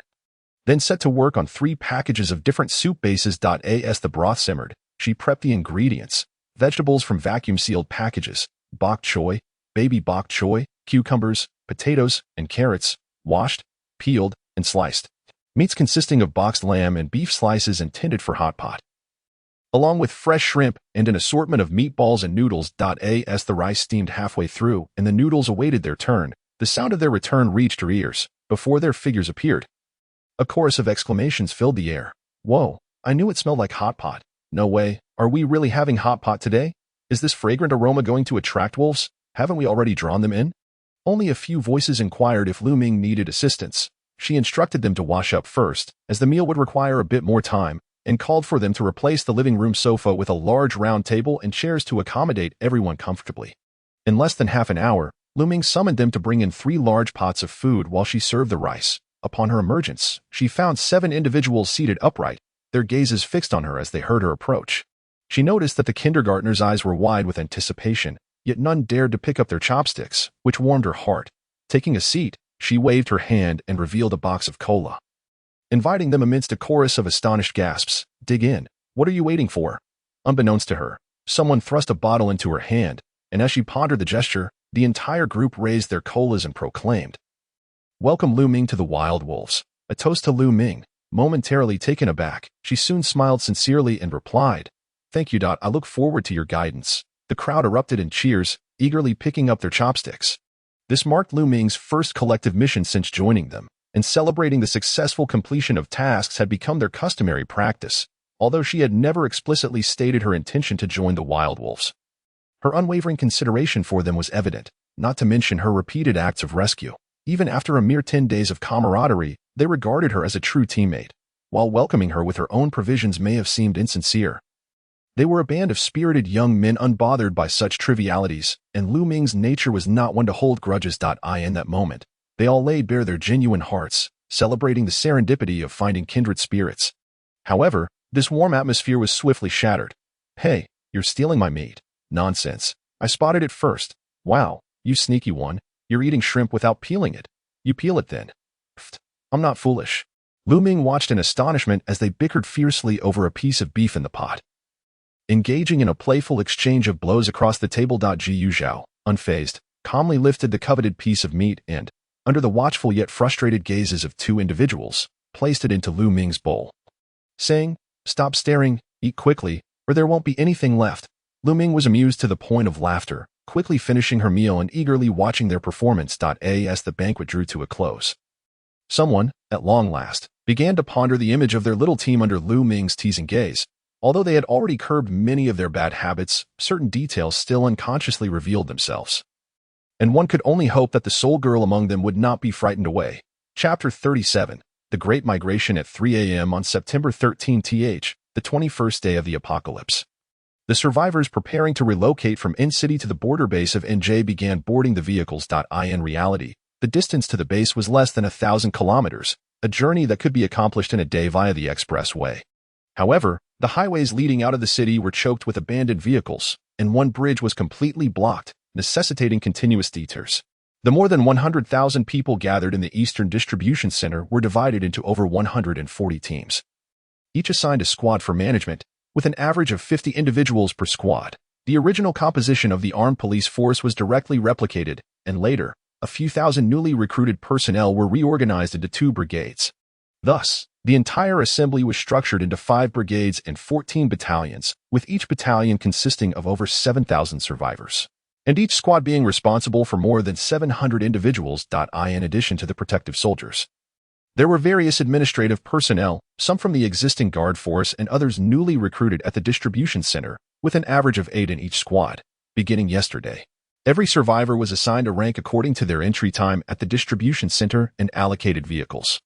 Those with their own vehicles could still drive alongside the convoy, while those without were required to board green canvas trucks, due to Lu Xiaoyang and Gu Zhaochao having brought in a new batch of survivors. They were directly tasked with managing over 800 individuals, making their squad the most burdened in the entire team. Once everyone had boarded, military engineering vehicles took the lead. Military bulldozers and engineering tractors cleared the way ahead, effortlessly pushing aside debris and vehicles. Following them were light armored vehicles, military transport trucks, and military vans, trailed by various trucks, buses, off-road vehicles, and small cars driven by the survivors themselves. Every squad followed this layout, with Lu Xiaoyang's team positioned at the tail end of the entire convoy, the 14th Battalion. However, they would eventually merge with the teams from the Western Distribution Center outside the city, placing them not at the back of the convoy, but rather in the midst of over 200,000 people. A helicopter soared above, scouting the route ahead to provide early warnings about the conditions. Gu Xiaochao drove 2 vehicles, one being a 7-seat off-road vehicle previously brought to the base and the other an SUV found at the university, with the trunk and back seat filled with supplies to avoid drawing attention. Each person also carried an emergency supply pack to prepare for any unforeseen circumstances. The sight of thousands of vehicles departing together was indeed magnificent, though the tremendous noise also attracted the attention of zombies. Fortunately, they traveled on old roads such as national highways and country roads, which were relatively sparse in traffic, surrounded by farmland and hills. As long as they maintained a swift pace, the number of zombies encountered should remain manageable. By 11 a.m., the 2 groups met, transforming the convoy into a formidable force of over 200,000 individuals. The early start took its toll, as, apart from the drivers, the rest of the passengers were fast asleep. Lin Song, driving the lead off-road vehicle, was no exception, resting quietly without engaging in conversation. The journey was a stop-and-go affair, moving at a snail's pace, covering only 50 kilometers by midday. The heat persisted, and without air conditioning in the vehicles, the crowded conditions became unbearable, particularly in the military vans packed with hundreds of people. Resembling a large steam room. If anyone experienced motion sickness, it would be even worse, the odor beyond description. Finally, when the time came for a midday break, people poured out of the vehicles to catch their breath. Lunch offered 2 options: bring your own food or request supplies from the military. Those requesting supplies had to prove they were out of food. Anyone found hoarding before boarding would be expelled from the migration list. Consequently, most opted for their own provisions, as everyone had some stockpiles to rely on. The pressure on the military's supplies was significantly alleviated, yet many relied entirely on aid, receiving 2 bowls of porridge daily and a 500 milliliters bottle of water every 2 days. Thanks to Liu and Gu's efforts in collecting supplies along the way, the survivors they brought back had sufficient food, faring better than the others. Without any extravagant meals, Liu Ming prepared a simple porridge made from common grains, accompanied by pickles and canned goods. The firewood was gathered from the nearby woods, and Lin Song had managed to bring along a lighter. The seemingly endless line of survivors was busy cooking or munching on dry rations, with wisps of smoke and enticing aromas wafting through the air, creating a tranquil atmosphere akin to a village enjoying a peaceful afternoon. After the meal, the convoy had a half-hour break, with people rushing to the roadside to relieve themselves. For men, it was straightforward. Simply standing by a tree sufficed. Women faced more challenges. In teams with female managers, they would organize to find a suitable spot to form a line, taking turns to enter. However, the Special Operations Squad had no assigned female manager, so they had to let the women of their team take on this responsibility. Fortunately, these individuals were those they had rescued themselves and were relatively compliant, with several volunteering to assist, creating a harmonious atmosphere. Liu Ming found herself in a predicament, having been driven back by the unpleasant odor as soon as she approached the makeshift area. It wasn't that she was being finicky. Rather, she had either encountered acceptable restroom conditions in the past or had discreetly resolved her needs in private. Now, adapting to the local customs was proving to be a challenge, and she indicated that she needed time to adjust. Gu Xiaoqiao noticed her discomfort, but with all the men in their team, it was difficult for them to offer help, just as Liu Ming contemplated whether to hold it in until evening. A cheerful voice rang out. Lin Song. Everyone outside turned to look, spotting a long-haired girl standing nearby, smiling at Lin Kong's son Tian. Lin Song exclaimed in surprise, "What are you doing here?" Liu Ming quietly inquired of Li Hangyuan beside her. Who is this beauty? Indeed, she was a beauty, dressed neatly with a pleasant demeanor. Though her features were not particularly exquisite, she radiated a gentle charm, her skin supple and inviting. After encountering women with dirty clothes and unkempt appearances, seeing her instantly elevated her attractiveness from a 5 to a 7. Liu Ming and her companions acted discreetly, sticking to their small area without wandering about like this girl, whose cheerful spirit and vitality seemed out of place amid the chaos of the apocalypse. Almost as if they were on a vacation, particularly Liu Ming, who was naturally beautiful, now drew envious glances from many, yet her well-being led others to assume she was being cared for by this strong team, which held them back from harboring ill intentions. The water-based ability user from the university town, Li Hangyuan replied, "I came to check on you all. Do you have enough water? I can bring you some." Lin Song chuckled, "That would be wonderful. Thank you." He then proceeded to the vehicle to retrieve containers. Liu Ming glanced at the water flow, no larger than a straw, then looked at the large water barrels and plastic boxes, her lips twitching. How long will it take to fill these? Sun Tian appeared somewhat embarrassed, as her intention was to fill their water bottles so they could have an excuse to come back for more, rather than simply providing them with water for washing. Liu Ming found her predicament amusing, but she also noticed a soldier accompanying Sun Tian. Wow, is the convoy this strict? Even visiting requires supervision? Chapter 38. Calculations. Yin Wei overheard and quietly explained. All the ability users from the university town have been drafted into the military. It said that there aren't many water-based abilities in the army, so they must be well protected. Liu Ming nodded in realization. Are they very close to Lin Song? They even came all this way. They're not just close, they regard him as a mentor, saying he shares all his knowledge without reservation. Moreover, Yin Wei lowered his voice. They initially wanted to join our team, but Gu Xiaoqiao turned them all down. Moreover, I've heard that Sun Tian has a crush on Lin Song, bringing him water daily. Almost to the point of confessing. Li Hangyuan added with a hint of mystery. Oh, is giving water a sign of affection? Liu Ming pondered. But in movies and TV shows, lovers do exchange gifts. She felt somewhat bewildered. So if she brings everyone water, does that mean she likes each of them?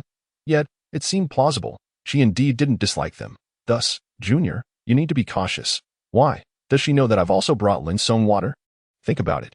They are all students from the same school. Gu Xiaoqiao turned them down, yet he invited you. Can they feel balanced about that? Liu Ming nodded in agreement, recognizing the power of a woman's jealousy. Meanwhile, the young, gossiping trio continued their chatter, while Sun Tian, having managed to pour a small half-barrel of water, found herself unable to continue. She noticed Lin Song had no intention of letting her stop. Gritting her teeth, her face pale as she withdrew her hands, feebly declaring, "I can't anymore. I'm so tired. I'll come back tomorrow." Lin Song quickly refused. "Oh no. Have you exhausted your abilities? You should go rest. Don't use your powers for a few days to avoid straining yourself." Sun Tian forced a smile and said, "Well, I shall take my leave now. Thank you," came the reply. As her eyes shifted, she noticed a trio conversing behind Lin Kong after appraising the radiant beauty of Lu Ming. With her rosy lips and pearly teeth, Sun Tian's smile faltered for a moment before transforming into a more delicate one. Lu Ming, caught off guard by the sudden call, responded, "Ah, Sun classmate, is there something you need?" With a shy smile, Sun Tian suggested, "Would you like to come with us to, address a physiological issue?" Lu Ming was taken aback. They hardly seemed acquainted, and she wondered if Sun Tian truly was as kind-hearted as she appeared. However, the urge to relieve herself was undeniable. Sun Tian, sensing Lu Ming's hesitation, added, "It's a facility specially provided for our team of abilities. Would you like to go?" "Absolutely." Lu Ming's eyes sparkled with eagerness as she readily agreed. Sun Tian smiled again and bid farewell to the others, stating, "We shall head back now, and I will return Lu classmate shortly. You need not worry." With no objections raised, the two girls departed amicably. Behind them, Lin Song's smile faded as he turned to Gu Zhaoang, asking, "Boss, nothing, just wait a moment," was the reply. Lu Ming rummaged through her small bag and pulled out a hat. A clever disguise for her spatial abilities. Sun Tian feigned confusion. "Why are you wearing a hat in such heat?" Lu Ming glanced at her and replied with a smile, "With looks like mine, I must take extra care to avoid sunburn." Sun Tian was momentarily taken aback, yet maintained her composure to compliment, "Indeed, Lu classmate is quite beautiful. It seems Lin Song and the others take good care of you. But where do you get your water? We provide the military with water daily, and it barely suffices for drinking, let alone washing or bathing." Lu Ming thought to herself that Sun Tian's meager supply likely wouldn't suffice even for drinking. She responded curiously, "Is that so? I have no idea where they get it. I just wait for it to be available." "You are truly fortunate," Sun Tian replied with a smile, while inwardly cursing, "What right does this fool have to such good fortune?" Clearly not an ability wielder, yet she was invited, enjoying lavish treatment without knowing what she contributes. Ugh, pretending to be high and mighty, surely she serves the men daily, this shameless little girl. Sun Tian was a third-year history student at an university. From a modest background, thus seldom mingling with the wealthy elite, she had never seen Lu Ming in person, only hearing gossip from classmates that Lu Ming was a beautiful but brainless rich girl who frequently skipped classes to pursue men. Previously, she had been infatuated with Zhou Zixi, the student council president, confessing her feelings countless times, each met with rejection, yet she never gave up, even facing harsh rebukes from him in front of many. To the point of being a nuisance, truly shameless, she scoffed inwardly. "By the way, have you been at school the entire time? I feel like I've never seen you in the cafeteria," Sun Tian continued. Later, she had inquired among the members of Group 37 and learned that Lu Ming had been transferred suddenly. They were unaware of her prior group. Yet, after discovering that Yan Wei was the brother of one of the members, she felt that things were not so simple, as though Lu Ming had known them all along. Lu Ming furrowed her brow and reflected, "I fell gravely ill before, and I've forgotten much. I recall waking up at school, then wandering around, and somehow I encountered Guga. He assumed I was a student from N University and brought me back to the gym." Sun Tian pondered, finding this aligned with what she had previously heard, but upon closer examination, numerous inconsistencies arose, such as where she had woken up. How had she escaped from so many zombies alone? How did she encounter Gu Zhaoang?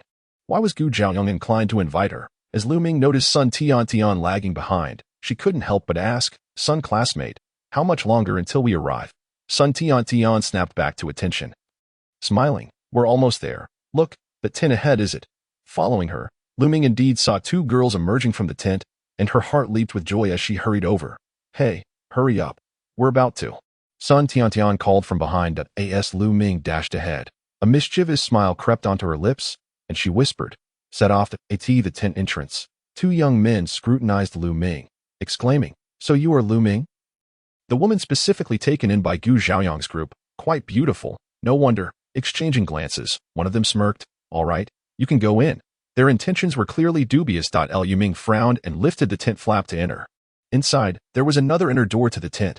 Upon opening it, she discovered a long, narrow pit dug into the ground, with a pile of soil and half a bucket of water, complete with a ladle. Well-equipped indeed, Lu Ming mused, stroking her chin. Just as she stepped inside, a woman approached, about to inquire something, when the one named Xiangu chuckled. No one here, just take your time. The two exchanged lewd laughter, their eyes glued to the tint. Chapter 39. Foolishness. However, at the very moment the tint vanished, instead of the anticipated scene, something suddenly flew toward their faces. Instinctively, they raised their hands to shield themselves, only to be doused in sand. Coughing and sputtering, they frantically brushed the sand from their hair, their eyes stinging painfully. What just happened? Why did the tint suddenly disappear? You startled me, Lu Ming scolded, holding the ladle. The one named Xiangu barely opened his eyes, seeing Lu Ming standing unscathed, and shouted angrily, You did that on purpose, didn't you? Lu Ming, perplexed, replied, What do you mean on purpose? I hadn't even exited yet when the tint just vanished. I was about to scoop up sand to bury something dirty, and you startled me, causing me to drop it. Am I to blame? As she spoke, she turned to the new arrival and exclaimed, Oh, it's a familiar face. Oh, it was Chow classmate who took the tint. You're all too hasty.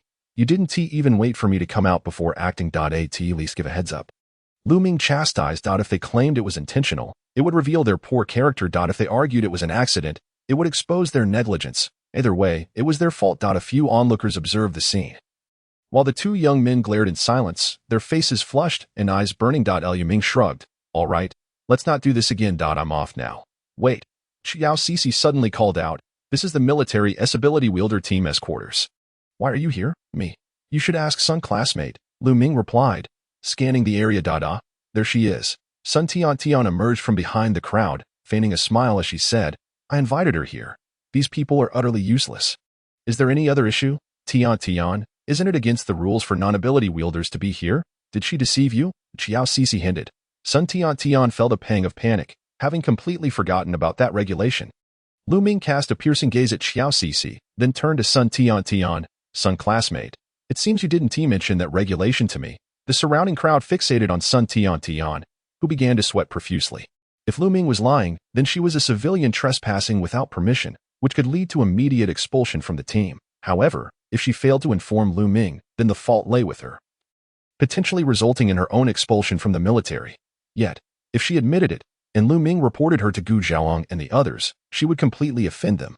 Sun Tian's mind raced, and she finally said, I told you that you were an ability wielder, and that's why I brought you here. Lu Ming scoffed. So, if I were not an ability wielder, Xiao Cixi raised her chin.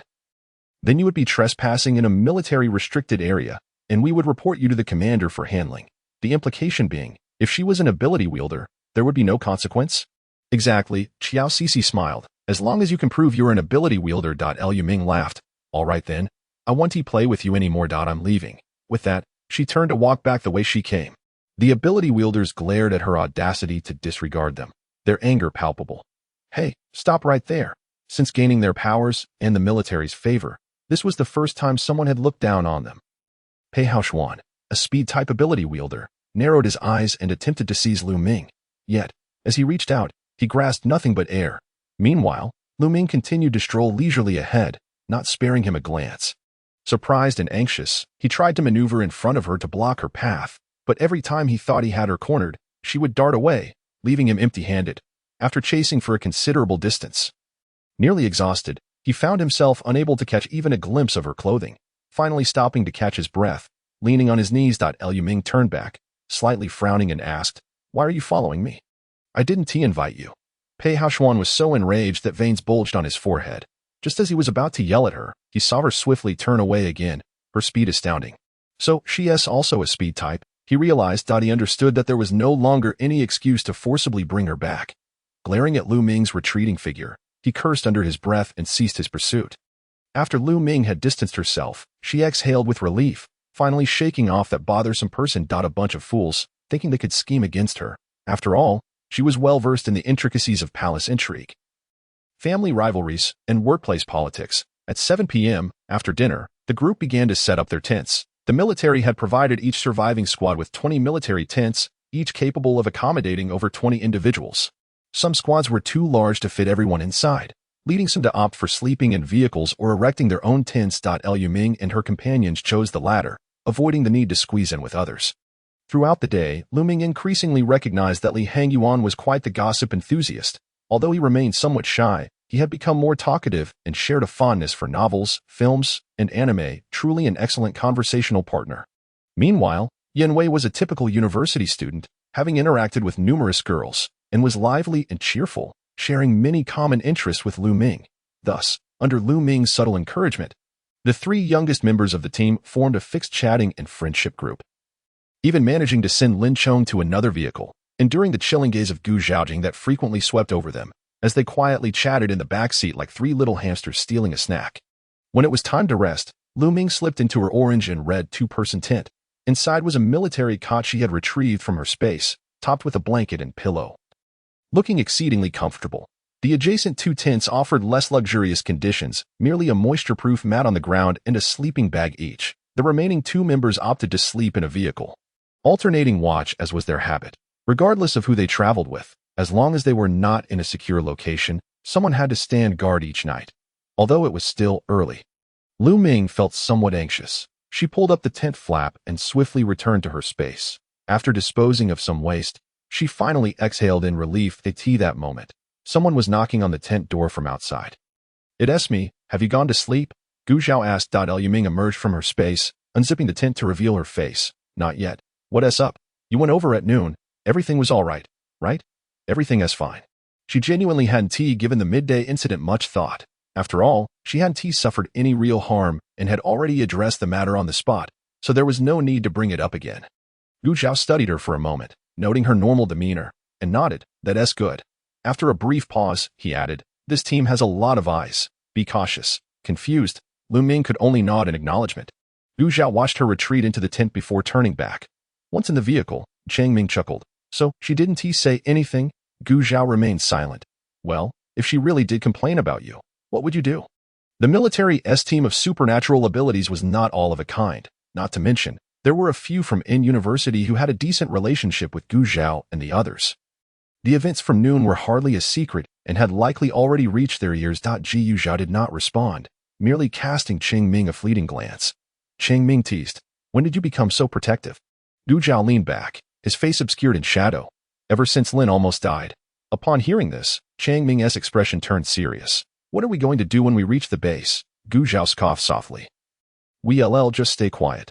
Let them fight among themselves. We won't interfere. Don't overthink it. Nothing is more important than our own people right now. Besides, I'm still an ordinary person. They probably wouldn't even look my way."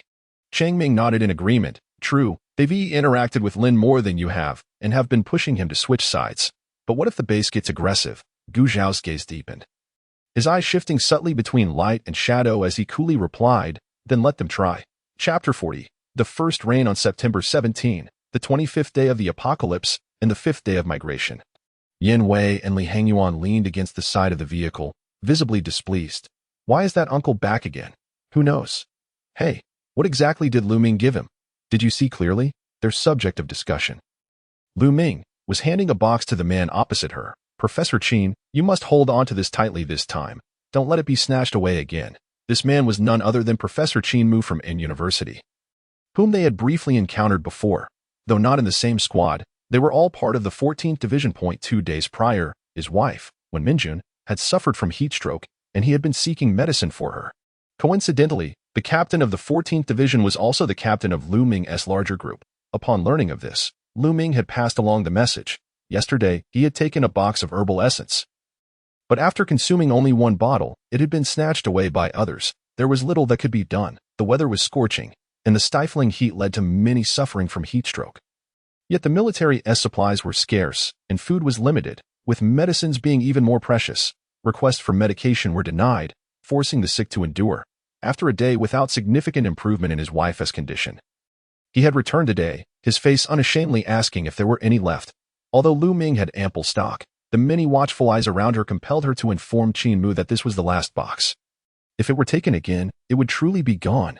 Qin Mu accepted the box, unwrapping it and carefully packing the small bottles inside. After a moment of hesitation, he finally stammered, "Lu, could you lend me a knife?" Lu Ming was taken aback for a moment. "What do you intend to do?" He struggled to articulate his thoughts. "To defend myself. Some people who used to be friendly now turn to theft at a moment's notice. I fear they may act rashly again if it's too much trouble. Then forget it." Lu Ming bit her lip. "Wait a moment." Qin Mu watched as she spoke to a familiar-looking man. who handed her something.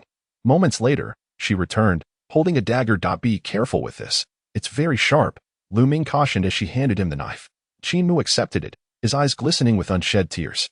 Sometimes, those willing to help you are not the friends you once aided, but rather strangers you have never met before. After profusely thanking her, Qin Mu left, and as Lu Ming returned to the vehicle, Yin Wei leaned in curiously. Who was that? What did he want from you? Lu Ming recounted the events, perplexed. Haven't you ever seen him at school? Yin Wei shook his head. I study materials, and he teaches biology. However, I know his wife. Doctor when works at the school hospital. We play basketball, and injuries are commonplace, so I often go to her. Her bone-setting skills are remarkable. We all guess she must have been a surgeon at a major hospital. Lu Ming pondered, but both times I met her, she seemed unwell. I wonder why. Li Hangyuan interrupted her thoughts, speaking mysteriously. By the way, do you know what happened last night? Lu Ming feigned a puzzled expression. There was some commotion in the middle of the night, but it quieted down quickly, so I didn't pay much attention. What happened? I heard someone was killed. Really? Who was killed? Lu Ming was genuinely shocked. With the military present, how could there be a murder? Not here. It was at the western distribution point. Their regular troops are quite few, with many newcomers, leading to disorganized management. Last night, someone got up in the night and saw several corpses nearby. No one saw the murderer, so it was left unresolved. Lu Ming regarded him intently. Do you know who the murderer is? How would I know? But some say the deceased were part of a small team. Previously, there were two beautiful girls in their squad who were harassed by a gang of bullies, and later, the girls mysteriously disappeared. That small team even caused a scene about it. It's possible that gang of bullies did it? Exactly. That's the prevailing speculation. Oh dear. Suddenly, a large hand reached from behind and smacked one of the heads, lightly tapping Lu Ming when it was her turn. The three turned to see it was Gu Zhao. Didn't I tell you? Hurry up and get in the car. The trio promptly scurried away, tails between their legs. Days passed in the blink of an eye. Today, Lu Ming unusually woke up early. The sky was somewhat overcast, and the wind brought a refreshing chill, invigorating the senses. Apart from Lu Ming, everyone else was in high spirits. It was not so hot, making their time in the vehicle much more bearable. However, Lu Ming, seated in the passenger seat, felt restless, prompting Gu Zhao, who was driving, to keep a discreet eye on her. By noon, the skies cleared, and sunlight pierced through the clouds, directly illuminating the ground. The others groaned inwardly as they felt the intense heat. Lu Ming remained anxious yet suppressed her feelings to prepare porridge for everyone. As she sliced some dehydrated vegetables to add to the porridge and was about to sprinkle in some salt, her wrist was seized. What's wrong? Lu Ming jumped in surprise. Gu Zhao gestured for her to look at his hand. Planning to change the flavor today? Lu Ming focused and realized he was holding a packet of sugar. Oh, I grabbed the wrong one. She stuck out her tongue. Gu Zhao took the salt from her hand. I'll do it. You go rest. Lu Ming pouted slightly but obediently sat aside. After lunch, Lu Ming rested alone in the back seat of the SUV. With a click, someone opened the door and sat beside her. Lu Ming, what's wrong? It was Yin Wei. Yes, Lu Ming, do you have something to say? There is also a Li Hangyuan. However, the current source of Lu Ming's agitation is precisely these two individuals. According to the original narrative, on the 29th day of the apocalypse, which happens to be this evening, the first rain since the onset of the catastrophe quietly descends. This rain serves as both an opportunity and the harbinger of death. It carries with it a significant amount of diluted zombie virus, greatly accelerating the evolution of both humans and zombies. While the impact on those with abilities is minimal, ordinary individuals will face a second wave of transformation. Simultaneously, as the virus in the rain is milder than that found on zombies, it presents a relatively safe chance for awakening. In the original story, after the heavy rain, many frail individuals transform into zombies, resulting in severe losses for the migrating group. Yet those with abilities emerge in droves like bamboo shoots after spring rain. In their group, Yin Song and Cheng Ming successfully awaken their powers. But Yin Wei and Li Hangyuan do not get caught in the rain, and until their demise, they never awaken any abilities. Hence, she is deeply conflicted about whether to allow them to take the risk. Nevertheless, she has been providing them spring water these days in hopes of aligning with this rain, as it offers the greatest assistance for awakening, and such an opportunity may never present itself again. Should she let things unfold naturally, adhering to the original plot, or should she attempt to alter the course? Biting her lip, she resolves to clarify her thoughts, allowing them to choose for themselves, even if it might expose much. At this moment, she feels the urgency to do so. She turns to Yin Wei and instructs, please call Gu Zhao and Cheng Ming for me. Just tell them I have something to discuss. Chapter 41. Choice. Lu Ming sits at the center, observing the group in the vehicle, still finding it somewhat challenging to speak. What if they inquire how she came to know this? No one urges her on. They all patiently await her words. Lu Ming grits her teeth and asks, have you all noticed that since the power outage, it has not rained at all? The group freezes momentarily, as if realizing it is indeed true. Cheng Ming remarks, with such a sudden change in weather, prolonged drought isn't impossible. Is there a problem? Lu Ming replies, this morning, I had the feeling that it might rain. Lin Song grins, rain would be wonderful. It's so hot. We're nearly dried up. Lu Ming grows anxious, recalling their previous analysis that there could be zombie virus in the air. What if, once it rains, everyone starts to develop fevers? The expressions of the group suddenly turn grave. Comprehending the unspoken implications of her words, rain might herald a new wave of zombies. If anyone in the convoy becomes infected, the consequences would be dire. Cheng Ming inquires, are there any other concerns? If it were merely this, she would not be so conflicted. She could simply state it outright. Lu Ming fiddles with the hem of her clothing and softly adds, aside from becoming zombies, isn't it also possible to awaken abilities from a fever? You have all been wanting to awaken, haven't you? The group brightens at this prospect, yet they soon fall into the same dilemma. The possibility of awakening exists, but the risk of mutation into zombies is far more likely. Gu Zhao surveys the group and calmly states, this is a matter you all need to contemplate thoroughly. Whatever decision you make, be sure to inform me. But for now, we have more pressing matters to attend to. Lu Ming remains seated in the vehicle, desperately recalling what she could possibly do before the downpour. The space is devoid of antiviral medication, and the spring water lacks the ability to purify the virus. If they were to mutate into zombies, it would spell certain death. Soon, she senses a weight beside her, glancing up to find Gu Zhao entering the vehicle, the others having seemingly vanished. Noticing the young girl has furrowed brow, he cannot help but ruffle Lu Ming's hair, reassuring her, it's not your fault. Lu Ming blinks in surprise. What? Everyone has their own fate, and you merely offered them a chance to choose. Even if the outcome is unfavorable, it is not your responsibility. But if I don't speak up, they may never consider trying. They could have remained safe, yet now, I suspect that this rain is special. Isn't it? After this, there may not be another opportunity for awakening. Lu Ming gasps. You can deduce that too. Gu Zhao observes her reaction and continues, thus, they might be grateful for the chance to make their own choices.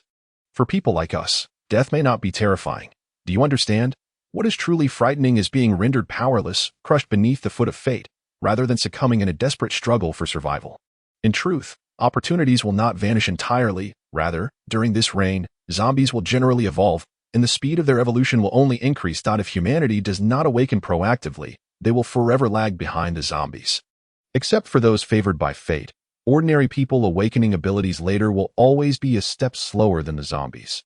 Even if they do awaken, it will merely delay their demise. Jiu Zhao inquires nonchalantly. Are you still worried? Who are you concerned about? Oh, it's still those two weaklings. Jiu Zhao raises an eyebrow. Hang Yuan and Xiao Wei? Lu Ming nods. Yes, them. I was about to say something, but then I realized. I mean I'm worried about everyone, but particularly those two. Why? Lu Ming's eyes dart around as she explains, look, there are very few elderly and children among the survivors. Most are young adults. So, I think those with weaker constitutions are more likely to become zombies. Conversely, doesn't it follow that those with stronger constitutions are more likely to awaken? Gu Zhao agrees. That makes sense. However, Yan Wei has good physical fitness. And while Hang Yuan may not compare to us, he is certainly not ordinary. At least his physical tests are all satisfactory. Don't worry too much. Lu Ming reflects on this, realizing that these individuals are undoubtedly stronger than many others, especially since they have consumed so much spring water. By the way, why aren't you worried about Cheng Ming? Lu Ming feels less anxious now, rolling her eyes. He is so clever. What is there for me to fret about? Gu Zhao chuckles softly. Does being clever guarantee one T become a zombie? He clears his throat. And what about me? Lu Ming is taken aback. Are you actually doubting your own abilities compared to theirs? Gu Zhao scratches his nose. It's meant as a compliment, but why does it sound so awkward? He refrains from answering that question, instead saying, all right, your task has been completed. The rest is up to us.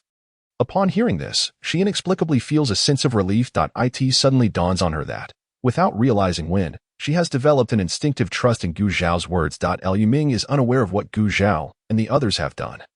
But when the convoy resumes its journey, it appears that nothing has changed. At around 4 o'clock, the vehicle in front comes to an abrupt halt. Lu Ming feels a surge of anxiety. What's wrong? Gu Zhao produces a walkie-talkie from somewhere, inquiring, what happened? It seems the road ahead is blocked again. Orders have come through to set up camp.received.is at Lu Xiaoyang. Gu Zhao nods. It seems they have established a connection. After being cooped up all afternoon, the announcement of setting up camp prompts the passengers to disembark and stretch their stiff limbs. They feel a peculiar heaviness in the air, sensing that this afternoon is even more stifling than the previous days. Outside, it feels akin to a steam room, waves of heat crashing against them, with sweat cascading down like raindrops. A strange scent pervades the air, neither entirely foul nor wholly fragrant. Liu Ming stands outside, gazing up at the sky, a vast expanse of clear blue. It is not yet 5 o'clock. It shouldn't he arrive so swiftly, she muses. She strides toward the trunk, intending to retrieve some supplies for them to stave off hunger. As she may not have the chance to eat later, drip, she halts abruptly, reaching for her forehead. Drip, slowly lifting her gaze, she feels a hint of moisture on her nose. It is raining. Before long, many others notice the rain, erupting in cheers as they express delight at the cooling relief, with several rushing out to collect raindrops in containers. The members of Team 4 are about to set up a pot for cooking when the soldiers in the convoy suddenly urge them back into the vehicles, shouting, "It's raining. Everyone, get in the car." Some voice their dissatisfaction. "It's just a light rain. It's refreshing. And we can collect water. Why should we hide?" They retort. "Haven't you been in the vehicle for so long?"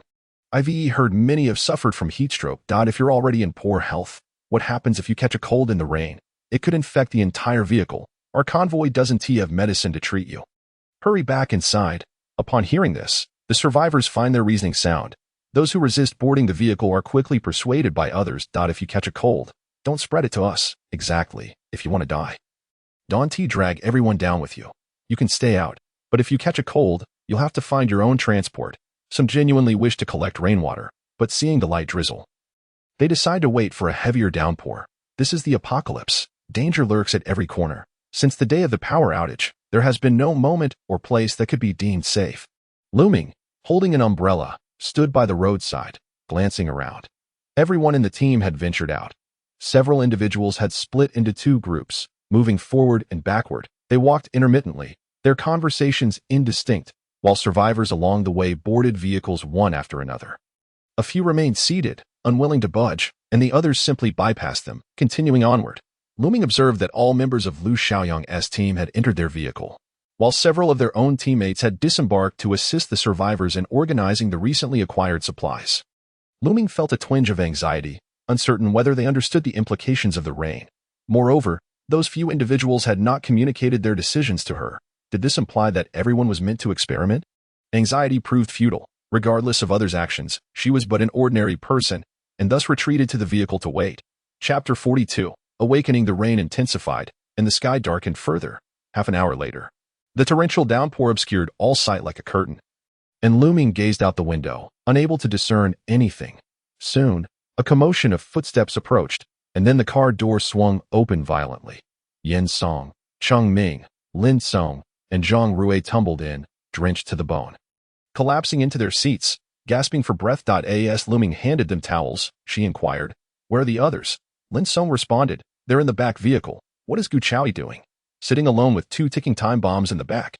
Liu Ming bit her lip. This situation was intricately linked to her, and if those 2 truly Gu Chaoyi might be in danger alone, she gestured towards the clothes placed on the seat, instructing them to change, and informed them of the food and water in the back pocket of the seats before she flung open the door, opened her umbrella, and dashed towards the passenger seat of the rear vehicle. Upon opening the door, she was greeted by a muscular chest. Startled, she quickly closed the door to prevent the rain from seeping in. She circled around to the driver's seat and sat down, stowing her umbrella in the space and shutting the door, casually glancing over. Gu Chaoyi, who had only managed to pull on his pants, appeared to be nonchalantly dressing, yet the tips of his ears betrayed a faint blush as he hastily donned a t-shirt. Laughter erupted from behind, and Liu Ming, initially puzzled, recalled that in this era, the boundaries between genders seemed more pronounced compared to the future, where the only difference lay in reproductive cells. Realizing she might have inadvertently done something odd, she felt a wave of embarrassment wash over her. "It's quite the surprise to see you here," he said, his tone deliberately casual, as he had arranged this to alleviate any potential pressure on Liu Ming should the outcome prove unfavorable. Liu Ming shot him a glare. "I came to bring you some food. When I dropped off the clothes and towels, I forgot to bring the food. and with this downpour, it's not convenient to retrieve it from the trunk. Gu Chaoyi replied. Then you should go back after placing the items. Lu Ming firmly declined. No, I want to stay here and wait. She then turned to glare at the two in the back seat. After all our conversation, you two snuck off without uttering a word. Yin Wei and Li Hangyuan exchanged guilty glances, stammering. The captain didn't allow us to speak. Lu Ming shot another glance at Gu Chaoyi. Unleashing her piercing gaze, Gu Chaoyi muttered. You two little rascals, betraying me so quickly. Just as he was about to speak, Lu Ming interrupted. No more chatter. I am staying here today. I'm not going anywhere.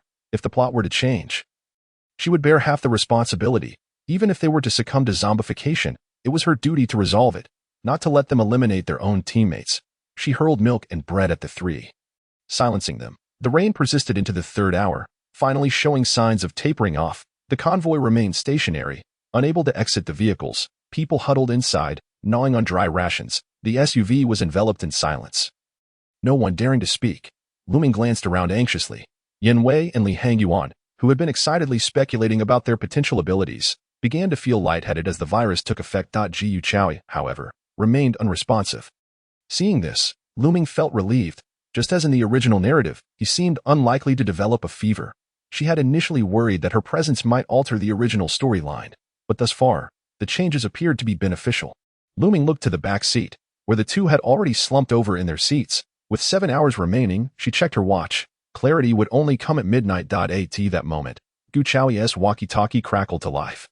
It has begun. We have a fever on our end. Lu Xiaoyang whispered. Gu Chaoyi pressed the walkie-talkie, responding. What's the situation with the survivors? So far, our squad is stable, came the reply.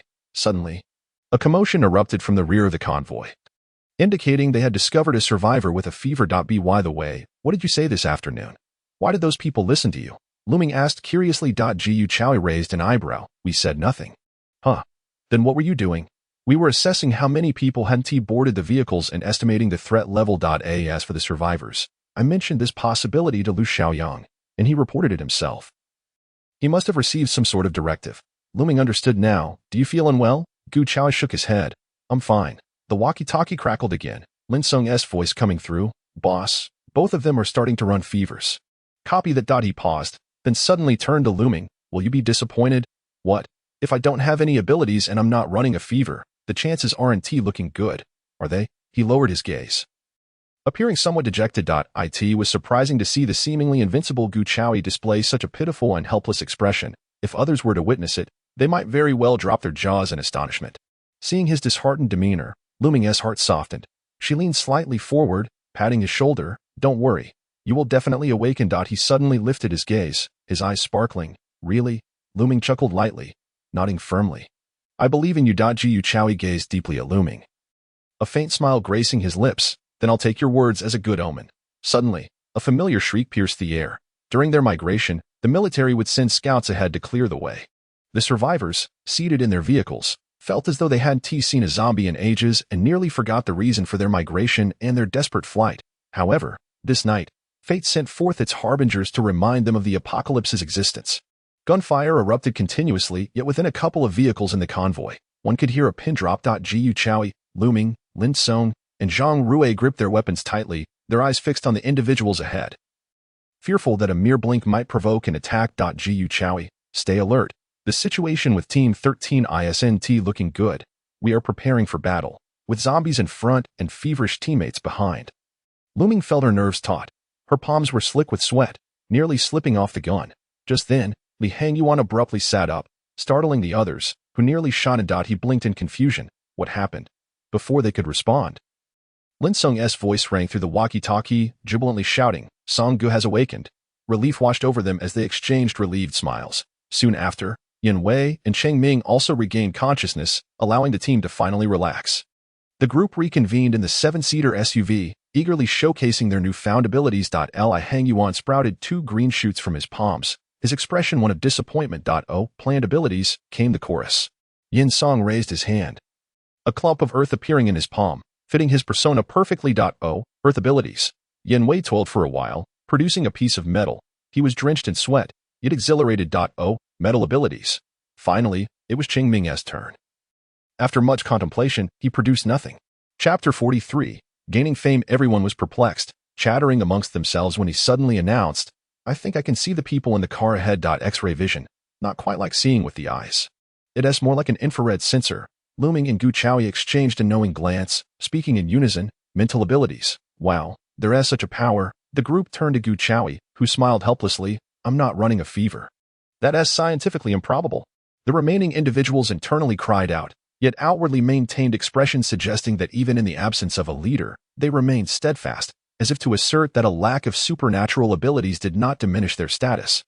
Gu Zhao, however, was surprisingly calm. His earlier demeanor was merely an attempt to amuse Lu Ming. He harbored confidence that, even without any powers, he would not fall short compared to others, due to prior warnings. Anyone exhibiting signs of fever would be promptly isolated in designated tents for thorough observation, significantly reducing casualties within the convoy. Nevertheless, there were always unforeseen circumstances, leading to considerable losses. The soldiers busied themselves with the grim tasks of transporting, burying, and incinerating the deceased, and before long, they began to wrap up their grim duties. Many lent their assistance, but Gu Zhao, concerned for Lu Ming's solitude in the vehicle, returned early to find her asleep with her head tilted against the car door. Noticing her crossed arms and shivering form, he fetched a blanket to cover her, only to discover that she was trembling slightly. A sudden chill ran through him as he reached out to touch her forehead, which felt alarmingly hot. She was burning with fever. How could this be? Could a person with powers still succumb to illness? Was it a reinforcement or a mutation? His previously tranquil heart now raced uncontrollably. The glare of light jolted Lu Ming awake, her head pounding and her body aching all over. She opened her eyes and saw the trees outside the window retreating rapidly. She realized she was in a vehicle. Gu Zhao had been watching her closely. Upon noticing her movement, he discreetly averted his gaze. Lu Ming tried to speak, but found her throat dry and painful. "What happened to me?" she croaked, her voice hoarse and unappealing.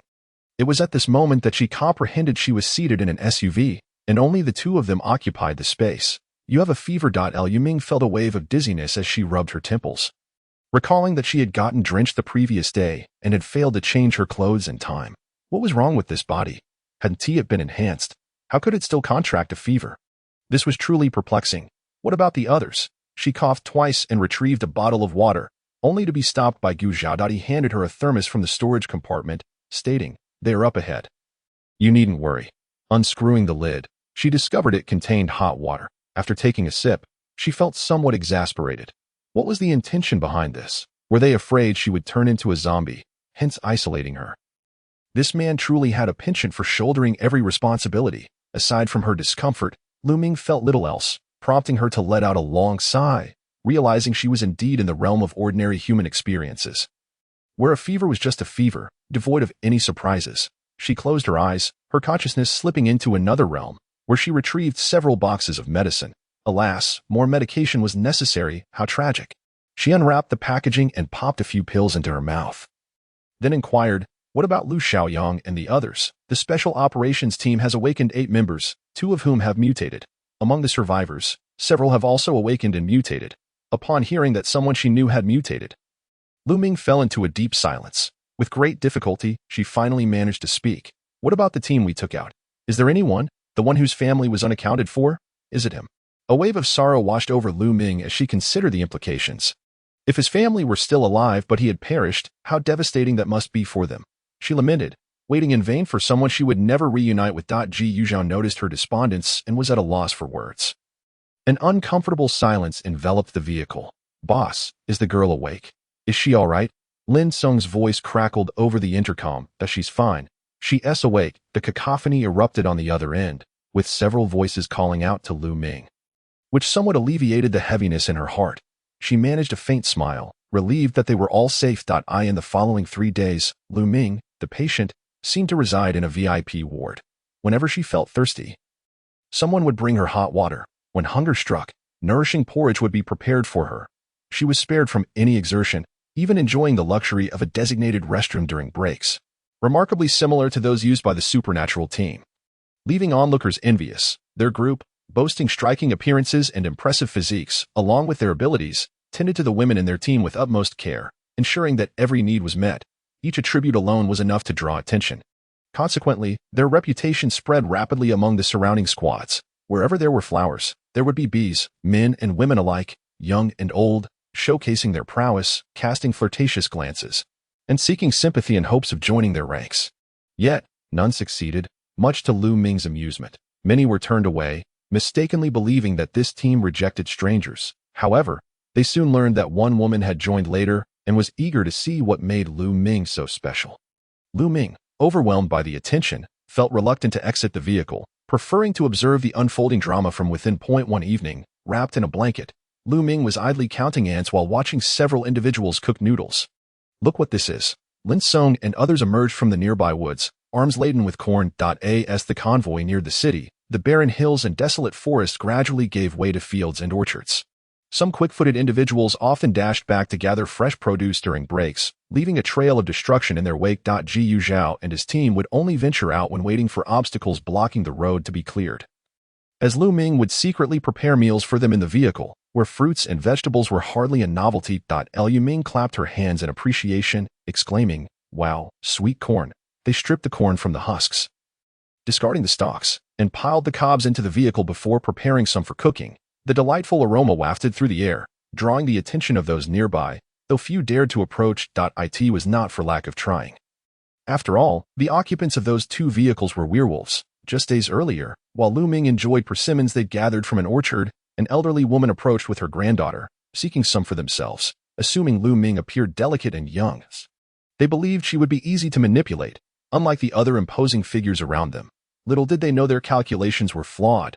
The little girl clamored for a taste, and the grandmother assumed it was her right. Lu Ming, irritated by such ignorance, calmly finished a piece of fruit before addressing them. "Want some? Go pick your own. There are many people in worse situations than you. Why should I give you any? If I do, then everyone will come asking for handouts. We are not a charity organization. So many, I can't finish them all. So what? Ask around. Don't you think others want some? Oh, so because I have extra, I must share with you. Do I look like a fool to you? Who are you to me? No, I want to give you any. Not now, not ever." The boisterous exchange between the grandmother and granddaughter exceeded even Lu Ming's earlier complaints, as onlookers might have thought she had committed some heinous act. Ultimately, they were sent away in disgrace. The others in the team did not interfere with Lu Ming. Each member had absolute control over their own resources, and none would dare request communal supplies for others. If one wished to play the benefactor, they could do so with their own provisions. However, they were not overly charitable either, which contributed to Lu Ming's growing comfort among them. Some commented that Lu Ming lacked compassion and was heartless. Yet Gu Zhao and the others knew better. Each time they procured food, she would take only a taste before discreetly sharing it with others under the cover of night. Qin Mu and his wife, Lu Xiaoyang's group, and familiar survivors in need. To those genuinely struggling, she was quite generous. She was, in truth, a kind-hearted girl. Lu Ming thought to herself, "Oh dear, you all think too much. What I share are the things I don't want to eat. The things I enjoy are long gone." Chapter 44. Arrival at J City Base. Attention everyone. A group approaching from the southwest is expected to arrive in approximately 10 minutes. Team 10 is responsible for interception. Attention everyone. A group approaching from the east is expected to arrive in approximately 15 minutes. Team 14 is responsible for interception. Upon hearing the instructions over the intercom, Lu Xiaoyang responded, "Team 14 acknowledges. We will ensure the mission is completed." Over. He then ordered, first and second squads, step forward, stand by at a distance of 1.5 miles to the east. 2 armored vehicles detached from the convoy and sped eastward. It appeared that another horde of zombies was on the way. Lu Ming gazed out the window, catching a glimpse of a small village not far off, likely populated by many. Yin Song was driving, with Cheng Ming in the passenger seat. He extended his psychic abilities, focused intently for a moment, and replied, "Approximately 300, half of which are first-tier zombies." As the group drew nearer to the base, the number of pursuing zombies increased significantly, particularly after being enhanced by the viral rain. Some zombies exhibited markedly improved senses of hearing and smell, able to detect their prey from a considerable distance. If not eliminated, they would relentlessly pursue, proving to be quite troublesome. To distinguish these evolved zombies from the ordinary ones, those aware of the evolution referred to them as first-tier zombies. The convoy had been on the road for an entire day, pausing only for a brief 10-minute rest. During this short interval, the entire convoy faced several waves of attacks. Gu Chao consistently led a team to assist, and aside from Yin Song, Lin Song, and Yin Wei, who employed their abilities, the rest engaged in close combat. After awakening their powers, aside from their personal studies, Lu Ming would occasionally offer guidance. While Gu Chao orchestrated their collaborative use of abilities, it was a collective decision to conceal the powers of the three, as the team required a trump card. Thus, Cheng Ming's psychic abilities, Zhang Rui's fog manipulation, and Li Hongyuan's wood manipulation were advised to remain hidden due to their initial lack of lethality. However, Lu Ming assured them that all abilities were exceedingly useful, and proficiency would only improve through diligent practice. Although the trio did not engage in direct attacks, their usage of abilities was not inferior to that of others. Initially, Li Hongyuan felt somewhat despondent, for his wood abilities were rather feeble, incapable of even growing a flower, leading to mockery from his peers for several days. Liu Ming, recognizing his plight, quietly encouraged him, assuring that once he mastered vines, he could bind zombies, and with wooden spikes, he could pierce them. But let's not get ahead of ourselves. Focus on slaying zombies first, she advised. Upon hearing that his attack power would eventually be formidable, he was filled with excitement and zeal, becoming engrossed in practicing leaf growth, prompting curiosity among others about the peculiar motivation Lu Ming had instilled in him. Zhang Rui faced a similar predicament.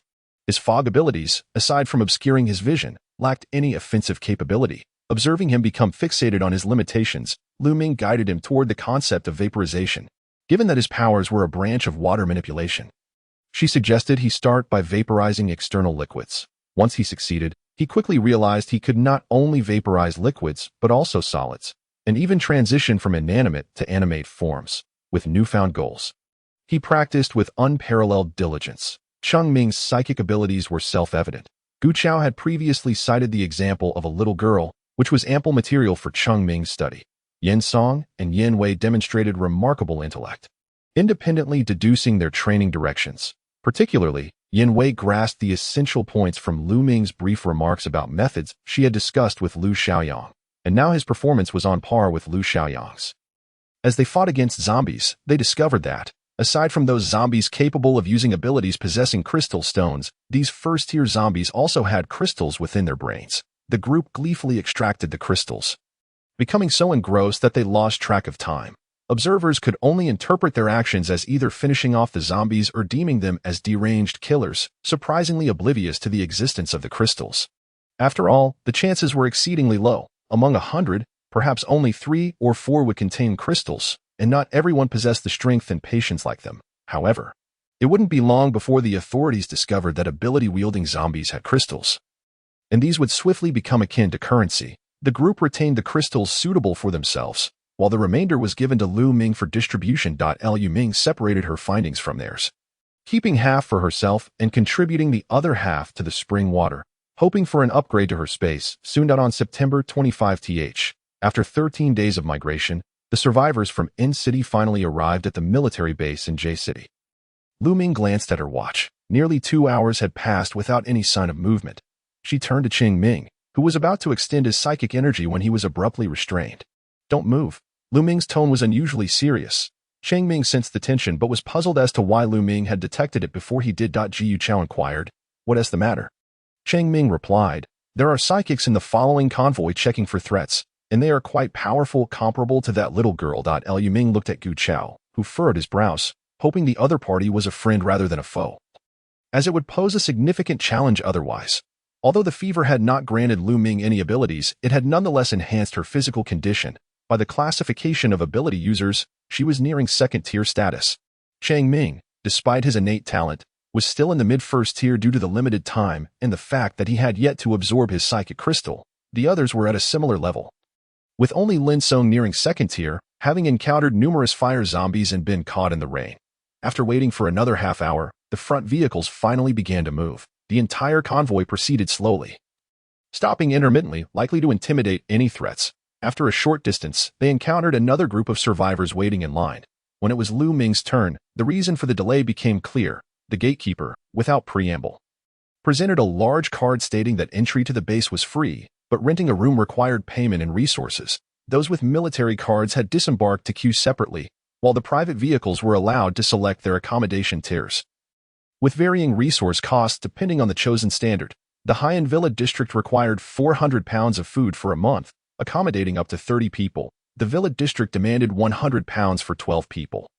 The apartment district charged 20 pounds per room, limited to 3 occupants, and then there was the dormitory district, where each person paid 5 pounds. Finally, the tent district required no rent, but occupants had to provide their own tents. Wow, they'd be better off raiding for supplies. It's so expensive, I doubt those people can even afford the dormitory, Lu Ming remarked. Turning the card over revealed a conversion chart for various items, with the unit of exchange being the base's electronic currency. 5 kg of food equated to 2.5 kg of instant noodles, 1 kg of meat products equaled 50 yuan, and there were numerous other items available for exchange. Among these, medicine and clothing were the most valuable. Lu Ming's eyes sparkled at this revelation. She had a surplus of clothing from various department stores and supermarkets, and the exchange ratios seemed quite favorable. Consequently, they deliberated and opted to rent a standard villa. Paying a month's rent. Chapter 45. Second reinforcement. The gatekeeper handed over several forms, similar to those before, which the three filled out with their abilities, while others indicated none. The gatekeeper appeared somewhat surprised. Perhaps due to the fact that 3 out of their 8-member group were ability users, leading to a more amicable demeanor. He affixed a clavel to their 2 vehicles and raised the barrier. A guide directed them for about 10 minutes until they arrived at an electric iron gate. As per protocol, they were subjected to inspection upon disembarking. The female side had no requirement for complete disrobing, allowing Lu Ming to pass unhindered. Once the formalities were completed, each received an identity card and 2 villa access cards for entry and limited utility usage, which intrigued the group, as it resembled a hotel experience. They were assigned to see District 11-8, the last building in the row, adjacent to a garden and the villa district's wall. By now, it was quite late, and the outside was shrouded in darkness, obscuring the villa's appearance, with patrolling guards occasionally passing by with flashlights. Using the magnetic card to unlock the door, they were greeted by a sudden burst of light. The villa was modest, spanning 3 stories, and had likely been used as a guest house previously. The first floor contained 2 single rooms, the second floor housed 4 double rooms, and the third floor had 3 rooms with double beds. Naturally, Lu Ming occupied the largest room on the 3rd floor, with Gu Chao and Cheng Ming across the hall. The remaining 5 members settled on the 2nd floor, with Yin Song and Yin Wei sharing 1 room. While the others each had their OWN. As was customary, the others handled parking, transporting supplies, and cleaning, while Lu Ming took charge of cooking. Entering the kitchen, she surveyed the empty space and sighed. This would be their home for the foreseeable future. As the hour grew late, they shared a simple meal of hanging noodles, divided essential items, and retreated to their respective rooms to rest. The room's furnishings were quite basic, evidently having been ransacked. Aside from a large bed, an empty wardrobe, and a table affixed to the wall, there was nothing else. Lu Ming approached the window, catching sight of the 3rd-floor terrace. The adjacent villas remained unoccupied, casting a foreboding darkness over the entire row. After tidying her room and securing the door, she slipped into her space. Tonight, she was determined to accomplish something significant, her second reinforcement. In the original narrative, Gu Chao's team faced a myriad of dangers and challenges upon reaching the base. As someone without abilities, her strength was woefully inadequate, necessitating an urgent enhancement of her capabilities. Inside her space, the sky remained a brilliant blue with white clouds, though it seemed to have expanded slightly. Approaching the edge of the field, she was delighted to discover that the vegetables had matured, and the fruit trees had flourished, adorned with lush green leaves. She harvested a batch of vegetables, along with numerous chicken and duck eggs, all of which she stored in the warehouse. The fish and shrimp remained limited to a few larger specimens, which she hesitated to catch. Arriving at the spring, she gazed at the water in her hands, recalling the pain of her previous experience, causing her to shiver involuntarily. After taking several deep breaths, just as she was about to drink, she suddenly heard a knock at the door. Puzzled, she wondered who would seek her out at such a late hour. Setting the spring water aside, she swiftly opened the door to find Gu Chao standing there, his hair still dripping with water, having changed into dry clothes. Noticing that Lu Ming had not changed, he looked somewhat confused. There's something you need? It's Lu Xiaoyang. The conditions in the tent district are too harsh, and their family supplies are insufficient to pay the rent, so they wanted to borrow some items. Lu Ming furrowed her brows. Did the base disregard the families of these soldiers? Gu Zhao shook his head, affirming that they certainly did care, but it depended on rank. Perhaps even Lu Xiaoyang and the others were not in the best circumstances themselves. All right then, what do you imply? What do you have in abundance? Everything is plentiful. Well, we have an abundance of clothing and instant food, while grains are relatively scarce. The current low prices of grains are due to the fields still being cultivable. However, once water pollution sets in and the soil harbors more viruses, the yield will drastically decrease. and consuming them could even lead to illness. At that time, prices for all fresh produce will skyrocket. Then give me 20 more sets of clothes. Combined with what we have in the car, it will suffice. Lu Ming casually handed over 2 stacks, and Gu Zhao stared at the 2 piles of luxury brands in silence. It was quite fitting for Lu Ming, the wealthy beauty. After Gu Zhao departed, Lu Ming resolved not to be lazy. She freshened up, changed her clothes, and then drank from the spring. After the familiar alternation of hot and cold, this time her entire body felt as if it were being torn apart and reassembled. A cycle of destruction and reconstruction. Lu Ming screamed repeatedly until her voice was hoarse, wishing she could simply perish on the spot. She gritted her teeth, refusing to lose consciousness. She realized that maintaining awareness during the enhancement process significantly boosted her mental control, which is why she sensed others' mental probing more swiftly than Chang Ming. In later stages, people would discover that each type of supernatural ability typically has 2 branches, elemental and control. Elemental abilities, such as metal, wood, water, fire, earth, thunder, and ice, can draw energy from the body and transform it into elemental forms. Conversely, control abilities cannot spontaneously generate elements but can manipulate existing elements in nature. The latter are exceedingly rare, for once these individuals mature, they can wield vast amounts of elements with minimal supernatural energy. Regardless of the branch, control is essential for harnessing these abilities. This control is distinct from the mental energy of the mental branch. The latter can materialize and attack directly, while control requires a medium. Thus, what Lu Ming sensed were the fluctuations of control energy when a supernatural user employed their powers, rather than fluctuations of mental energy. As for why this ordinary person possessed control, Lu Ming found it puzzling. Perhaps it was due to her own body being enhanced. Lost in thought, she ultimately endured the enhancement, collapsing onto the ground of the space and falling into a deep slumber. In the morning, Lu Ming was awakened by something sharp and hard pecking at her. Upon opening her eyes, she was confronted by a pair of proud chicken feet and a fluffy belly. Where did this chicken come from? For a moment, she was bewildered, but then suddenly alarmed, she bolted upright, hurriedly washed up, changed her clothes, and exited the space. Outside, the daylight was bright, and she felt a twinge of anxiety each time she underwent enhancement. The time and the space reverted to a 1:1 ratio, and she had unwittingly slept through the night there, completely unaware if anyone had come by in the morning. She hastily reached for the door, only to remember she had locked it last night. With a loud crack, the doorframe was damaged, and the doorknob fell off in her hand. Lu Ming stared at the lonely doorknob. Just then, Gu Zhao, who had come upstairs to find her. Lu Ming raised her gaze, awkwardly smiling. Oh dear, this villa's door is truly of poor quality. Haha. Gu Zhao looked at the girl before him, a flicker of astonishment and doubt crossing his eyes. But he nodded nonchalantly. I'll fix it later. Lu Ming dropped the doorknob, feeling somewhat guilty, and walked down the stairs alongside him. Fearing he might inquire about the earlier incident, she quickly asked, Did you come to find me? Is something wrong? Nothing much. I just came to check on you since you hadn't come out. Turning to glance down the platform, she saw everyone except Chang Ming seated in the living room, practicing their respective supernatural abilities. Upon hearing the footsteps, several of them looked up, their faces reflecting a shared surprise. Chapter 46. Combat Training. Lu Ming felt a chill run down her spine as they stared at her. Frozen in place, what's wrong? Lin Song, having been a moment too late to extinguish the fire in his hand, turned his head and exclaimed, Wow, Lu Ming, how did you change so much overnight? You seem taller, more beautiful, and your figure has improved too. Lu Ming broke into a cold sweat, realizing her oversight. How could she have forgotten to check her reflection? No wonder her clothes felt particularly tight today. She rolled her eyes and smiled. It's because my supernatural ability has advanced to the 2nd tier. The others initially rejoiced, but then became puzzled. Did such changes accompany an upgrade in supernatural abilities? They exchanged knowing glances, deciding not to pry further. Lu Ming, the master of tall tales, hurriedly asked, What time is it? Have you all had breakfast? It's 9 o'clock. The dining room saved breakfast for you. Go eat.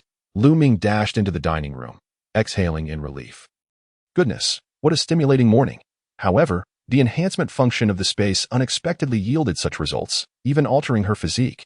What a delightful surprise, she chuckled to herself. Feeling quite pleased. Is there nothing planned for today, after breakfast? Lu Ming ventured to the terrace on the 3rd floor, curiously asking, What do you want to do? Gu Zhao leaned against the railing and turned to her. What do you wish to do? I am not sure, but you all don't seem like the type to lounge around. Gu Zhao smirked slightly. Doesn't he seem like it? He turned his gaze toward the opposite villa, his tone unusually relaxed. If there's nothing pressing, you might as well stay inside. There are too many people waiting outside, and I'm not inclined to listen to their clamor. Liu Ming was taken aback and leaned over the railing, gazing up at him. Who else looking for us? What do they want? The survivors we rescued are clamoring for us to collect rent. Fortunately, there's a zoning system. Otherwise, it would be unbearable. Wow, these people are incredibly shameless. They're not even related to us, yet they expect us to support them for life. Liu Ming frowned. What about Qingming? He isn't arguing with them. Is he? How can we clarify that? It's a sheer waste of time. He want to gather some information. So, does this mean we'll be lounging around the villa today? Suddenly struck by inspiration, her eyes brightened, and she eagerly asked, do you have time now? Yes. Then let us train. He raised an eyebrow. Train? Yes, I mean, how do you usually train in your team? Can you teach me? We have many training activities. What do you wish to learn? Can I learn close combat? Of course. Then let us go with that. But it seems there's no suitable room for it. Liu Ming scratched her head. Let us go to the basement. Gu Zhao hesitated for a moment as he passed through the living room but ultimately refrained from calling the others. Although Lu Ming's physical abilities had improved, it was evident she lacked combat experience, and he feared she might feel embarrassed if she got hurt. Meanwhile, Lu Ming felt an overwhelming surge of power within her. Eager to test her enhanced abilities, concerned about drawing suspicion with anything overly extravagant, she had no intention of inviting others along. Thus, the two, with differing thoughts but united in action, stealthily made their way to the basement. The basement was spacious, approximately 160 square meters. Upon turning on the lights, they found it relatively clean. After tidying up a bit, Lu Ming asked Gu Zhao and laid out some foam mats on the ground. Why do you want to learn combat? To kill zombies and defend against others. Liu Ming blinked. Gu Zhao nodded. The combat techniques we learn emphasize striking with lethal precision, incapacitating an opponent in the shortest time possible. If you don't wish to kill, I'll first teach you how to subdue an enemy. The human body has many vulnerable areas. Striking these swiftly can render a person incapable of fighting back. For instance, the throat, temples, back of the neck, armpits, ribs, and spine. In the absence of weapons, you can use your fingers, palms, fists, elbows, knees, and legs as your weapons, typically. This relies on inflicting pain and localized blood loss to subdue an opponent. However, this also means that if the opponent is stronger and can withstand more blows, various tactics will need to be employed. Gu Zhao explained in meticulous detail, clearly and systematically, progressing from basic "now it is my turn to strike." So you must be cautious. With that, Gu Zhao exerted 50% of his strength, swiftly swinging his right hand to strike at Lu Ming's face. Liu Ming tensed up, instinctively moving her body. Gu Zhao did not clearly see how Lu Ming had retaliated, but suddenly felt as if his right hand was caught in an iron grip, while a heavy blow struck his neck, causing darkness to envelop his vision. A tremendous force hit the back of his left knee, and with a resounding thud, he was brought down. Cough, cough, cough. Gu Zhao lay half reclined on the ground, coughing violently. Gu Zhao, Gu Zhao? Gu Zhao, what just happened? Lu Ming had merely acted on her usual habits and did not intend to strike so hard. Startled by the sight of him coughing on the ground, with his neck bearing a significant bruise, she hurriedly crouched down and gently examined his throat, leaning closer to investigate. Let me see. Did you get hurt? Does it hurt? The delicate, almost boneless little hand, with a hint of coldness, grazed his sensitive neck, causing Gu Zhao's body to tense up instantly, and he could not help but swallow hard. To make matters worse, due to their proximity, Lu Ming's shallow breath brushed against the already painful area, making him feel as though the heat was spreading to his face. Seeing that the redness on his neck not only had not faded but seemed to be expanding, Lu Ming grew anxious. Is he injured? I'll go fetch Cheng Ming to take a look. As she spoke, she attempted to rise. Gu Zhao quickly grasped her arm, shaking his head, and stood up straight. I am fine. Very well, just like that. You are learning rapidly. He silently rejoiced that he had only allowed her to use 80% of her strength. Really? Lu Ming was somewhat concerned, but seeing him speak normally, she began to believe his words. At this moment, Gu Zhao felt a heaviness in his heart. Liu Ming was merely at the second stage. If he encountered her now, they could only manage a draw at best. And that was only because her abilities were not offensive in nature. If she were to combine that with those myriad peculiar powers, he feared he would struggle to cope, though a sense of unease lingered in his heart. He raised his gaze, his expression unchanged. Come, let us learn the next move. Chapter 47. A place not to linger. Hey, I told you they were secretly down here. What are you up to? Lu Ming. When are we having lunch? Lin Song poked his head out, asking mischievously. Jiu Chao and Lu Ming were engaged in their back and forth when they heard his voice and instinctively halted their movements. "Oh, boss, are you teaching Lu Ming combat?" Lin Song exclaimed in surprise. Jiu Chao smiled knowingly. "Indeed. How about it? Would you like to test the results of our training?" Lu Ming's eyes brightened. She had yet to spar with an ability user. Lin Song waved his hand dismissively, saying, "That won't do. What if I accidentally hurt her?" Lu Ming's expression darkened, huffing. "You don't even know who would win. Are you too scared to come?" Lin Song, unable to resist the provocation, retorted, "How can you say that? I'm coming. Just don't cry later." Lu Ming narrowed her eyes slightly, deciding she would teach him a lesson. After a morning of sparring, she had gained an understanding of her reinforced body and could control her strength well. She descended, casually warming up, striking a handsome pose, and beckoned to Lu Ming. "Come on, I'll take it easy on you." Lu Ming grinned through gritted teeth, launching a powerful straight punch at Lin Song. Stepping forward, wrapping her right leg behind, and transforming the punch into a palm push against him, Lin Song only noticed a shadow flash before his eyes, and with a loud crack, his nose was struck hard, causing him to tumble to the ground in a dizzying spin. Hesitantly, he reached up to touch his painfully throbbing nose, finding 2 streaks of blood on his hand. Lin Song. Lin Song. Lin Song. Who am I? Where am I? What just happened? Gu Chao stood nearby, stifling a laugh, quietly rubbing his own unblemished nose. Seeing Lin Song dazed, Lu Ming triumphantly crossed her arms, raising an eyebrow. "Oh dear. I am so sorry. I must have hit you too hard. Who could withstand that?" Lin Song sprang up, wiping his nose with the back of his hand, brow furrowed with renewed determination. "Let us do this again." This time, Lu Ming suppressed her speed, engaging in combat with Lin Kong. Whether it was her imagination or not, Lu Ming felt that this enhancement was primarily aimed at her brain. Her memory and reaction speed had markedly improved compared to the last enhancement, and her control over her body was now much better. Previously, she had relied solely on strength and speed, which left her feeling fatigued. After this enhancement, all her abilities seemed to harmonize significantly, and her senses sharpened. For instance, at this moment, she could not only clearly see each of Lin Song's moves, but also hear the subtle sounds of wind generated by his exertions, allowing her to anticipate his next attack. However, as she restrained her speed and did not have a substantial advantage in strength, she was still taken down by Lin Song, who had far more practical experience. After half an hour, Lin Song helped Lu Ming up, smiling. "Not bad. You're already this impressive on your first day. You're a genius." Lu Ming felt exhilarated from the fight, playfully punching Lin Song. "I'll come again in the afternoon. No problem." Gu Chao watched their retreating figures, shaking his head with a chuckle as he followed them upstairs. "Oh, what happened to you two? Who hit you?" Yin Song exclaimed upon seeing the 3. Jiu Chao and Lin Song with their bruised appearances. "Let us not mention that. We can still be good friends."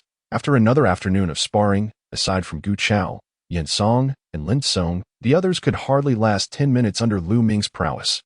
Although exhausted from the day, Lu Ming grew increasingly exhilarated. To comfort their injured spirits and bodies, she decided to prepare a delicious meal: braised pork, pepper chicken, steamed base, spicy hot pot, sour and spicy potato shreds, scrambled eggs with tomatoes, hand-torn cabbage, and cabbage soup. The table was filled to the brim, with each dish generously portioned. Even with a few helping hands, Lu Ming still spent an hour in the kitchen. Chang Ming, resembling a cat, returned just in time for dinner. He found his teammates with bruised faces, teary-eyed, gathered around the dining table, looking as though they were having their last meal. "What is going on? Are we breaking up the team?" He raised an eyebrow and asked. Lu Ming laughed heartily. "Come quickly, you're the last one we're waiting for."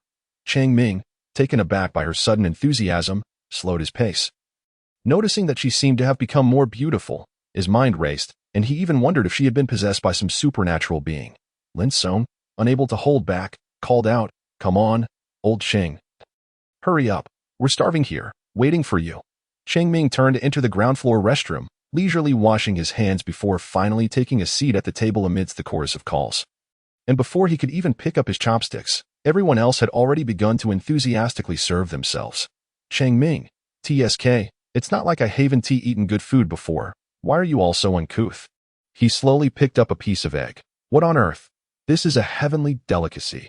They're not surprised at all. They must have tasted it beforehand. Unable to resist, he hastened his pace before cooking. Lu Ming had coaxed Lin Song into tasting spring water, observing for a while to ensure there were no adverse effects before confidently using the ingredients from her space, thus several vegetable dishes. Both fresh and enhanced, combined with Lu Ming's newly acquired culinary skills, resulted in flavors that were simply exquisite. Every dish was devoured clean, leaving everyone's stomachs round and full. After a brief rest, they gathered on the sofa. Cheng Ming said solemnly, "This base is not a place to linger. We must plan for our departure soon." "What do you mean?" "The military and political factions within the base are at odds, each forming their own camp. The original top brass of the military has encountered issues, and now those in power have similar ranks, leading to a fragmented governance where no one submits to the other. Take the armed police forces of In-City, for instance. Their headquarters is not located in J-City, leaving them in an awkward position where they have no voice. As for the temporarily reorganized security forces, they are even more neglected, with no one overseeing them. They struggled for accommodation last night, causing chaos. We arrived early, and the base was not too strict, but once the personnel numbers swell, policies will undoubtedly change, and mandatory conscription may very well be enforced. Gu Chao maintained an expressionless demeanor, unfazed by these words. No wonder they dispatched troops to In-City for rescue, with the central situation unclear. No one wants to expend their forces, clinging tightly to their own troops while being diligent in collecting supplies. Moreover, Cheng Ming added, the base is rife with chaos, with various factions vying for power. Forcing those with abilities within the base to choose sides, we may soon find ourselves under scrutiny. Boss, what should we do? Gu Chao inquired. Surely there are loners within the base. Cheng Ming nodded.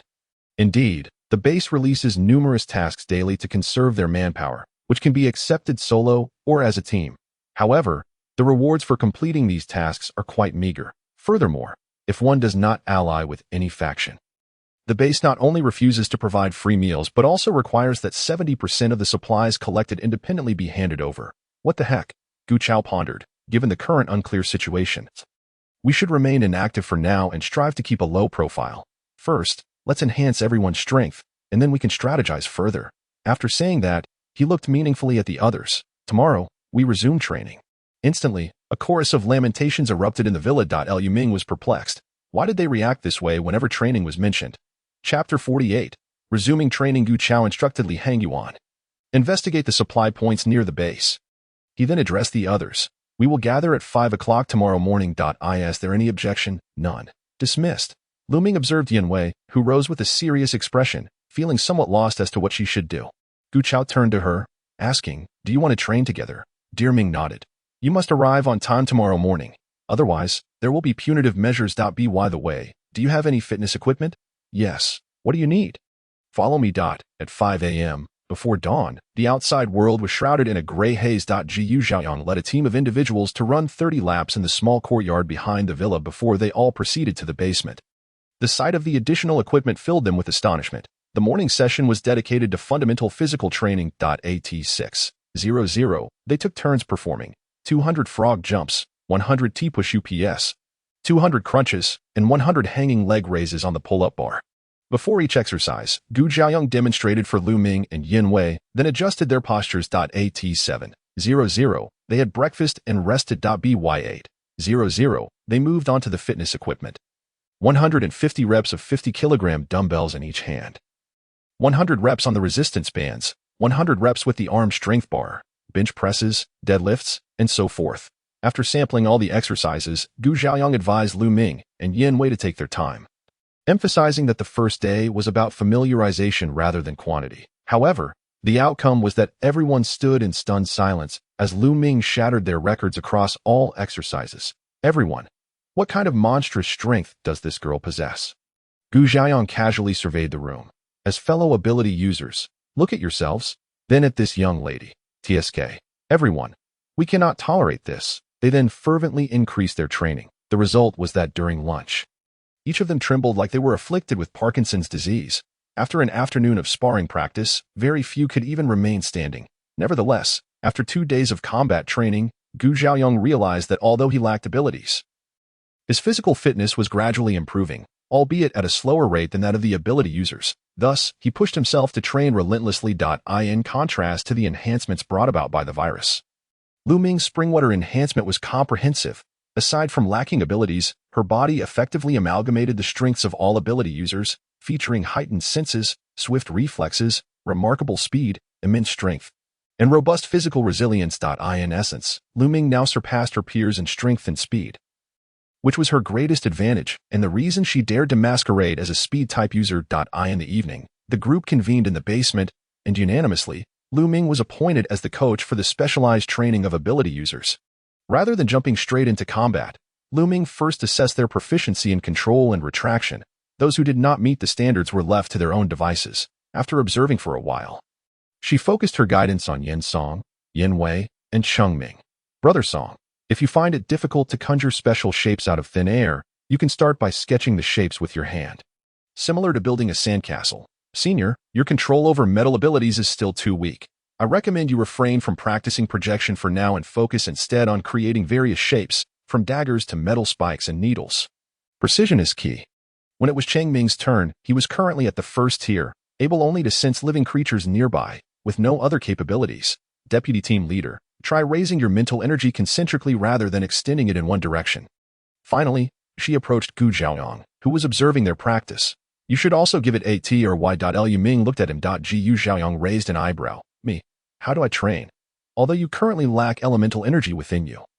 There is usually a tendency. Close your eyes and try to sense the elements around you. Who knows, you might trigger something sooner.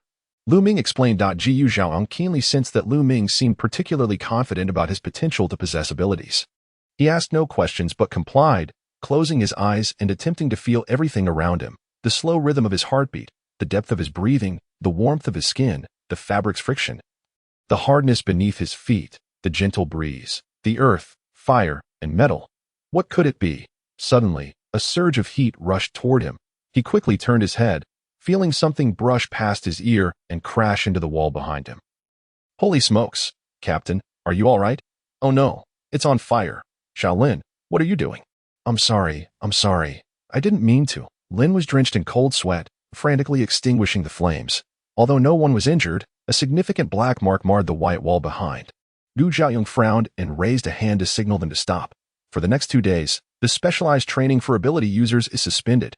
Practice in your own rooms to avoid accidentally injuring others. The day after tomorrow, we will go out. Where to, boss? To gather materials for renovations, he said, glancing at the blackened wall. The military district base in City J is divided into 5 zones. Zone A serves as the official administrative area. Zone B is designated for military garrisons. Zone C and D are residential areas, and Zone E is for daily living. At this moment, in Zone A, the officials from various levels of the base were gathered in the conference room for their weekly meeting. After thorough research, we have discovered that the crystalline structures found within the zombie's skull contain a density of energy unlike any other form currently present on Earth, based on clinical trials. We can confirm that these differently colored energies correspond to the abilities of ability users. We will later issue a detailed report to each of you.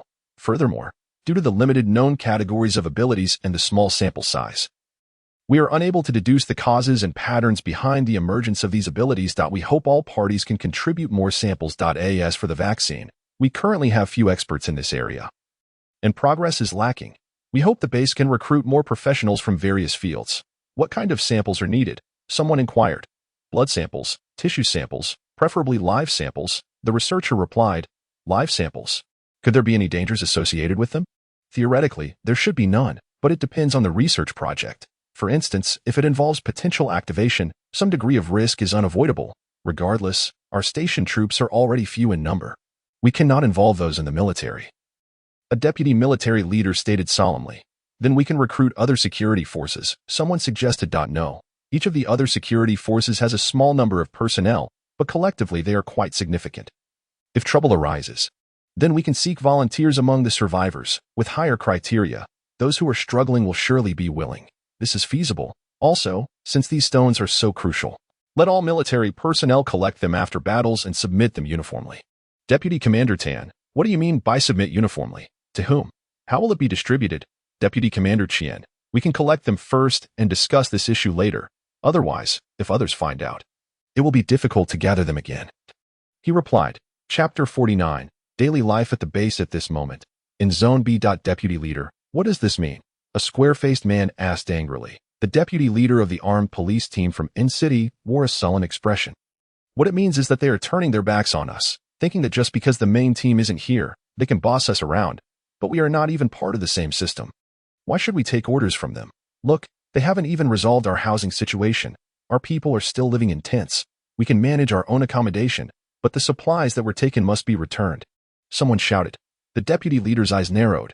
How are you going to demand that? Do you have any transfer records? The crowd fell silent.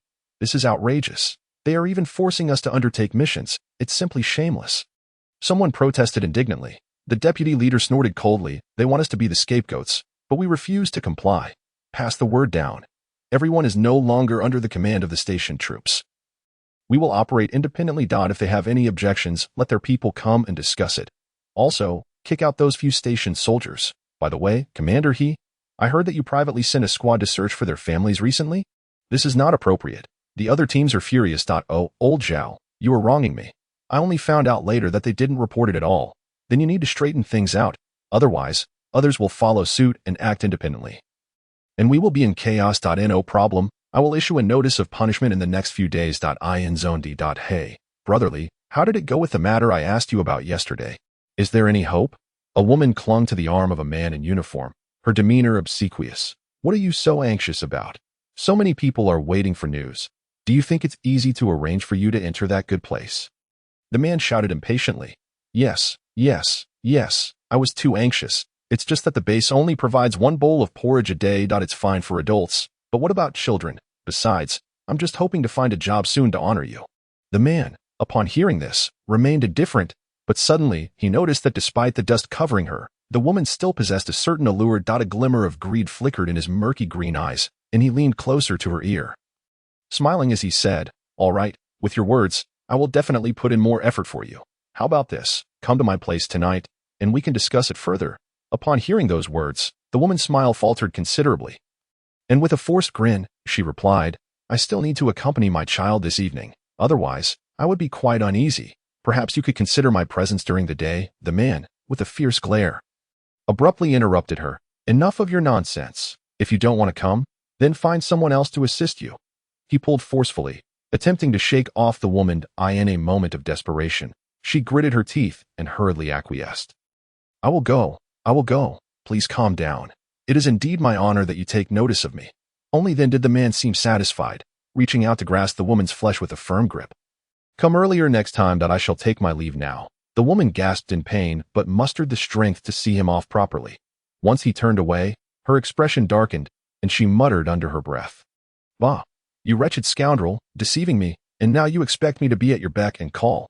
If this does not get resolved, I shall ensure you pay dearly. In Zone E, 8 individuals stood in a circle, their expressions grave as they regarded the electronic screen not far away. How about we call ourselves Nighthawk? That won't do, for there is already someone named Falcon. What? Do you wish to be hunted? Then let us sound the whistle. Are you a dog? Whistle. I could play a flute instead. Fine. Then what do you propose we call ourselves? Why not just stick with our previous team name? I can't be bothered to think. The team leader interjected. No, that is not an option. Our former name was too notorious, and you have no idea how many enemies we have. Lu Ming, you are our only female member. Why not let you decide? Lu Ming pointed at herself. Me. The others nodded in unison. She glanced around, pondering for a moment, then stroked her chin. Let us call ourselves Zhaoang. May we become a beacon of light in this apocalyptic world. Agreed. The group had no objections, as it was merely a code name. Gu Zhaoyang signed the registration form with a flourish. Zhaoyang Squad. After completing the information, it was entered into the system. They were assigned their first mission within the base, to retrieve fertilizer from an agricultural park. The task was heavy and cumbersome, with numerous zombies lurking about, yet the reward was meager, which had rendered it unclaimed until now. However, with Lu Ming in their ranks, such challenges became trivial. Moreover, a nearby construction materials company was their real target. They aimed to procure some supplies for home renovations, ensuring a safer environment for practicing their abilities. Given that it was on the way, they decided to tackle the mission simultaneously. Yen Wei and Lin Song drove back to fetch the vehicles, while the others waited at the mission hall entrance. As it was not far from the base gate, several military vehicles passed by them. Zhou Xiao, what's wrong? Do you recognize someone? One person inquired curiously. Glancing out the window, the young man referred to as Zhou Xiao calmly withdrew his gaze. No, hey, did you see that girl standing at the entrance? Quite beautiful, isn't she? As the girl moved further away, he continued to glance back longingly. The young man remained silent. The inquisitive individual seemed unconcerned by his indifference and continued discussing other matters. Zhou Xiao's attention returned to the rearview mirror. where he noticed a few men engaged in conversation, with the lone girl among them beaming brightly. His brows furrowed slightly. I asked her, has she truly fallen to such depths? He sighed internally. Whatever, it is none of my concern. He discreetly returned his gaze, leaning back into his seat to rest. They set out in the two meticulously maintained vehicles. The freshly formed Zhaoyang squad planned to visit the construction materials factory first before heading to the agricultural park. The factory was approximately a 3-hour drive from the base, with the initial stretch of road cleared by the military, making it relatively easy to navigate. This factory was a branch of a nationwide chain located in City J, adjacent to their wholesale store selling metal products and home construction materials, with numerous warehouses behind it, occupying a vast area filled with an uncertain number of zombies. Chang Ming extended his psychic energy to assess the store. Only a handful of ordinary zombies were present, posing minimal threat. He then turned his gaze toward the factory buildings, but they were too far away to ascertain. Liu Ming considered for a moment. I will check the store. You all head to the factory. All right, just be careful. You all stay vigilant as well. Aside from Go, try to avoid using your abilities. Fire is a common element, but the combination of fire, metal, and earth is not widely known and may attract suspicion. Understood. Chapter 50. The first mission. The group disembarked, and Liu Ming secured the two vehicles before splitting into two teams. She proceeded to the store, where she discovered the main entrance on the first floor was ajar. Upon entering, her jaw dropped in astonishment. The store boasted 4 floors, with each level ceiling higher than that of typical residences, approximately 5 meters high. Each floor expansive, housing numerous storefronts. It appeared this company not only manufactured its products, but also specialized in wholesale procurement. The first floor was filled with finished home construction materials, ceramics, tiles, glass, ceilings, wooden flooring, windows, curtains, and more. The second floor housed metal materials, featuring a variety of black and colored metals as well as composite materials such as copper, aluminum, and steel alloys. The third floor contained a mix of finished products, including door locks, hardware, sanitary ware, and an array of decorative materials like paints and coatings, along with specialized materials for waterproofing, fireproofing, and corrosion resistance. The fourth floor also featured many finished products, including mobile board houses, color steel movable houses, and various automotive parts, many of which Liu Ming did not recognize. After clearing the zombies, she collected items from each floor before heading toward the factory. The factory was even larger, and she sensed Lin Song releasing his abilities, indicating they were likely still at the main entrance. With a quick glance, she stealthily approached the back door. The rear entrance was a large iron gate that had been locked. She deftly scaled it, and upon entering, she was greeted by 2 expansive warehouses, each with a large truck parked outside, loaded with raw materials. Peering further, she noticed the warehouse doors were unlocked and somewhat disheveled. Unsure if the previous employees intended to transport items or simply barricade themselves inside. Liu Ming salvaged the entire truck and proceeded to gather a significant amount of raw materials from the warehouse, including cement, sand, concrete, wood, bamboo, and stone. The other, more chaotic finished goods warehouse yielded only half of its contents. As she ventured forward, she encountered several workshops, some with doors closed, others ajar. Reaching the entrance of one workshop labeled Power Room 1, she found various electrical appliances and large barrels of oil, the purpose of which eluded her, so she gathered everything indiscriminately. She then visited several other workshops, some with finished products on assembly lines and others containing raw materials.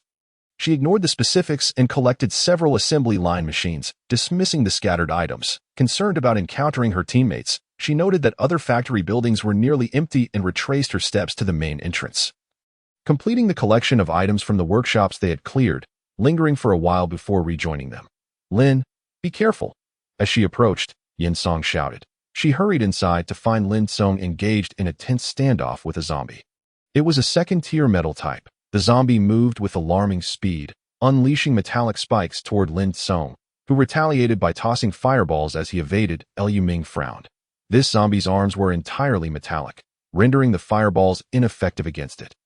The others sought an opportunity for a surprise attack, but its speed and the precision of its spikes thwarted their efforts. At that moment, Gu Zhaoyang shouted to Liu Ming, gasoline. Understanding his intent, Liu Ming swiftly tossed a barrel of gasoline toward him. Gu Zhaoyang instructed Lin Song, draw it over here. Upon hearing this, Lin Song accelerated toward their direction. Gu Zhaoyang twisted open the gasoline container, speaking in a low tone to Zhang Rue, create a mist. Encircle its legs. Zhang Rui hesitated for a moment before raising his hand, exerting effort as a pale yellow mist materialized before him and drifted away, clearly straining him as beads of sweat formed on his brow. Set its legs ablaze. Gu Zhaoyong urged Lin Song before turning to Yin Song. Prepare. Yin Song understood the assignment, bracing himself for action. Zhang Rui's gasoline mist obstructed the zombie's path as it pursued Lin Song, soaking its legs in the process. Seeing this, Lin Song repeatedly hurled fireballs at its legs. Finally, one fireball struck true. Boom! A burst of flames erupted, and the zombie emitted a piercing shriek. Seizing the moment, Yin Song timed his leap perfectly as the creature slowed, using his strength to pounce on it from behind, driving a dagger deep into the zombie's nape. The zombies ceased their struggles, and before the flames reached him, Yin Song swiftly extracted the crystal with his knife and leaped back. Lin Song collapsed onto the ground, utterly exhausted, his vision darkening, feeling dizzy and nauseous, while Zhang Rui fared little better. Yin Wei and Li Hangyuan supported them to his side to rest, while the others continued to eliminate the remaining zombies. This was not the first time Lu Ming had witnessed their seamless cooperation through their abilities. She marveled at their mutual trust and synergy. Despite all being at the first tier, they effortlessly vanquished a troublesome second-tier golden-type zombie through collaboration. She observed that these individuals, after awakening their powers, were far more formidable than other practitioners of the same type. Aside from their inherently strong physiques, she believed that the spring water played a significant role as well. After contemplating for a moment, Lu Ming joined the cleanup effort. This was her first real combat experience following her second enhancement and combat training. She no longer confined her attacks to the zombies' brains. Targeting the temples and cervical vertebrae, she struck, slashed, pierced, and sliced with her knife from various angles towards the zombies' weak points, leaving a trail of bodies in her wake as if a deity of death had descended. With Lu Ming's presence, the cleanup progressed more swiftly. In less than 2 hours, the entire factory was cleared. After having a quick lunch in the car, they hurried towards the agricultural park, for if they did not seize the moment, they would likely have to spend the night outdoors. Upon reaching the entrance of their mission objective, Lin Song and Zhang Rui had regained their composure, though their abilities had yet to fully recover. Contrary to what novels often depict, crystals do not restore one's powers. Their absorption rate is simply too slow, and no opponent would patiently wait for hours for you to recover your abilities during combat. The agricultural park was expansive. Upon entering through the iron gate, 2 broad paths unfolded before them, with a few zombies meandering along. The 2 vehicles split left and right, agreeing to communicate via walkie-talkies should any situation arise. Their walkie-talkies had been specially modified by Li Hangyuan over the past few days. They could be used independently or as car-mounted devices, complete with wireless headsets. On Lu Ming's side, Gu Zhaokai drove, and the journey revealed vast stretches of farmland, with a row of plastic greenhouses visible in the distance. The wild grass in the fields had grown tall, and some crops were infested with pests, sending shivers down Lu Ming's spine. Gu Zhaokai, noticing her scrunched-up face, found it amusing. She seemed particularly fearful of insects, just as she had been at school. That he thought to himself that she was still a delicate little girl. If Lu Ming were aware, she would surely protest, for her original world had no such repugnant creatures. She desperately recalled if there was anything in the universal manufacturing machine that could exterminate pests. Just then, she caught a glimpse of something intriguing and pointed in that direction. Let us go take a look over there. Chapter 51. Encounter at the agricultural park. Gu Zhaokai turned to see a sign indicating the Chinese medicinal plant area. With a turn of the steering wheel, the vehicle veered in that direction. Each plot of land bore a sign denoting the type of medicinal herb cultivated there, and upon closer inspection, she noted at least a dozen varieties. After clearing the surrounding zombies, Lu Ming handed each of the 3 a plastic box, instructing them to dig up a few roots of each herb along with the soil, while she made her way towards the distant plastic greenhouses. Lu Ming explored each greenhouse. Some were labeled, while others were not, but her lack of recognition did not hinder her looting efforts. Some greenhouses contained potted plants, which were easy to collect with a simple wave of her hand. Others housed numerous rectangular containers, from which she casually gathered a few. There were also those directly planted in the ground. She sighed, realizing she had to do the work herself, dutifully wielding a small shovel. She dug up several roots and placed them aside before moving on to the next one. Thankfully, there were not too many greenhouses. Glancing back, she cast a sympathetic yet gleeful look at the 3 still laboring in the fields. Chuckling softly, she turned to an area filled with warehouses, where many finished medicinal products were stored in cloth bags. Without hesitation, she swept them all away with a wave of her hand. With the factory ceasing operations and Western medicine gradually dwindling, traditional Chinese medicinal materials would prove invaluable. Thus, she could not afford to overlook such a prime opportunity. After ensuring there were no overlooked areas, she returned to the vehicle to collect them. Ahead lay the flower and fruit orchards. Lu Ming was too lazy to make them dig anymore, but she did discover some breeding materials for flowers and fruits in a small building. At that moment, a voice crackled through her earpiece. Come quickly. There are good things here. Cheng Ming was in the grain and vegetable area, and most importantly, there were two warehouses, one large and one small. The smaller warehouse served as a display and trading area for agricultural products, filled with vacuum-packed vegetables, various dried goods, tea, and both loose and packaged grains along with some grain products. The group's eyes sparkled, as if they could see a plethora of delicious dishes beckoning them. In front of the large warehouse was the seed area, where shelves were lined with packets of seeds, each labeled with its type, grains, vegetables, medicinal herbs, everything one could desire. Lu Ming thought to herself, had I known there were so many seeds here, I wouldn't have bothered digging over there. Behind the warehouse, they finally located the fertilizers they needed to complete their mission. However, there was an abundance of fertilizers, filling the trunk to capacity, with still more remaining. Although Lu Ming was reluctant to take them, she did not wish to leave them for others, so she collected them all. Just as they were about to get into the car, 3 off-road vehicles suddenly sped towards them from a distance. Gu Zhaokai's expression hardened as he warned, "Everyone, be cautious. I sense ill intentions." This marked their first encounter with another team in the wild since entering the base not long ago. Their strength could not be underestimated. As expected, Gu Zhaokai's intuition proved correct. The lead red off-road vehicle barreled forward without slowing down, and as the passenger window descended, a long hand emerged, tossing 2 fireballs towards their vehicle without a word. Lin Song's expression darkened as he stepped forward, waving his hand to send 2 larger fireballs to intercept. Bang! The fireballs collided mid-air, erupting in a blaze of flames, causing the front row to feel the heat wave wash over them.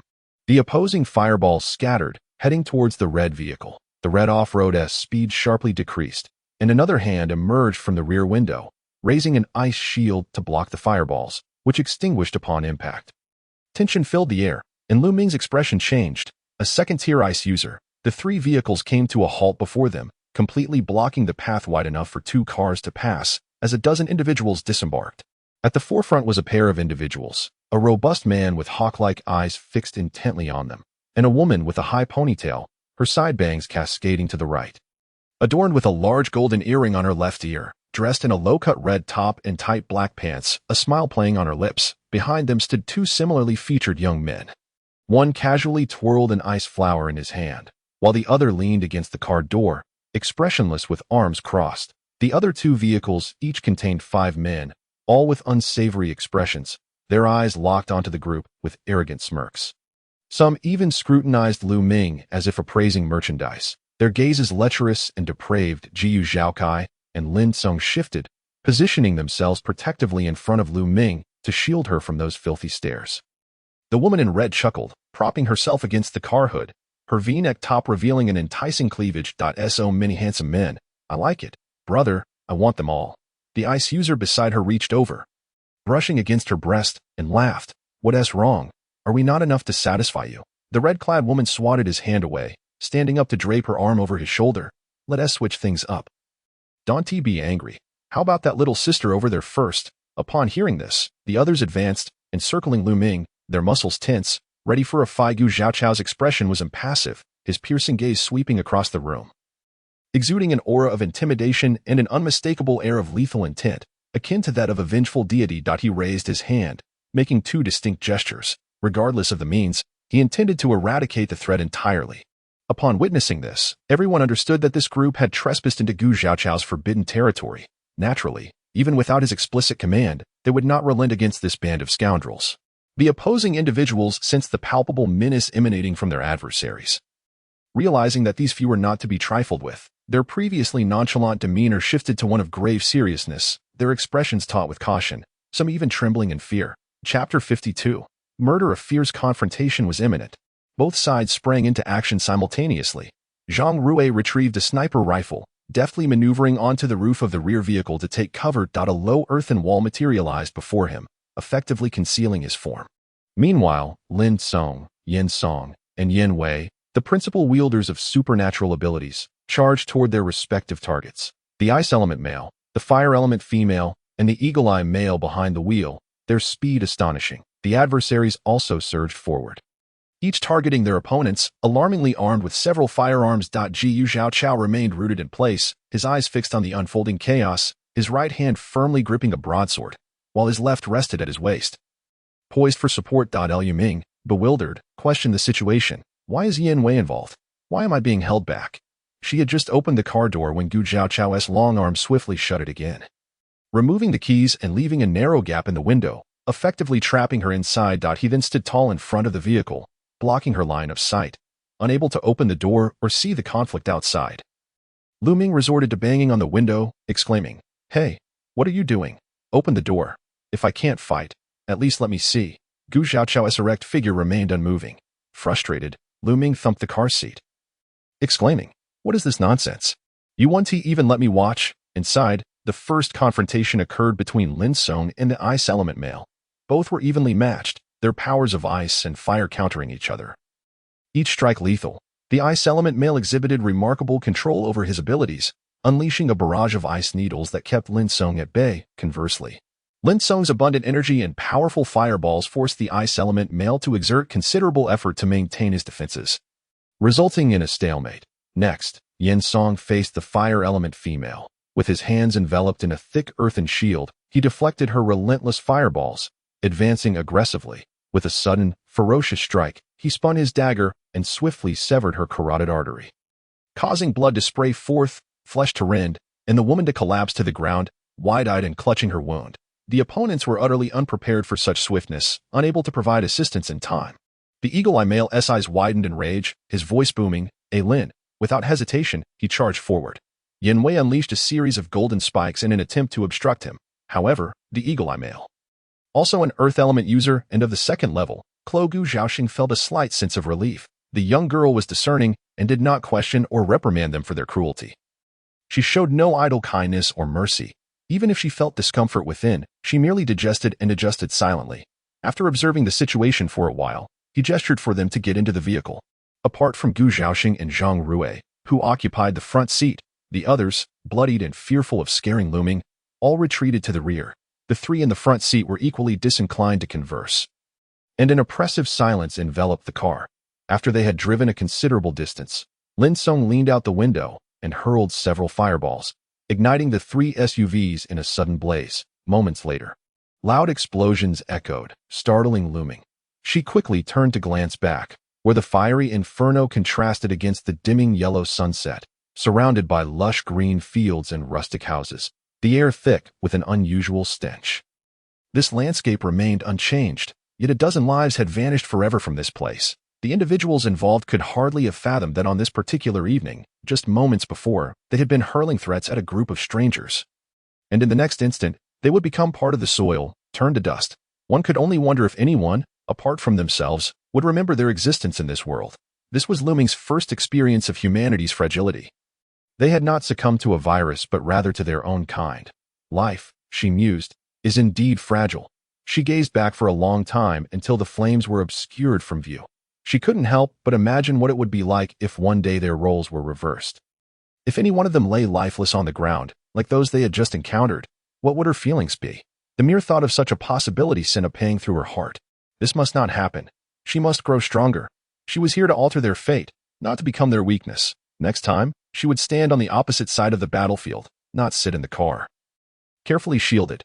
Chapter 53, Misunderstanding. The silence persisted until both vehicles halted at the base entrance. Upon entering, they surrendered 70% of the spoils acquired from that group, before heading to the mission hall to submit their tasks and collect their rewards. After which they returned to the villa. Lu Ming felt a sense of discomfort regarding the supplies left by the deceased, thus she refrained from suggesting they be stored in her space before their return. The others seemed to share her sentiment, and no one urged her to gather the items. Both sides tacitly remained silent. Such considerate young men, she sighed to herself, while simultaneously chiding her own sentimentality.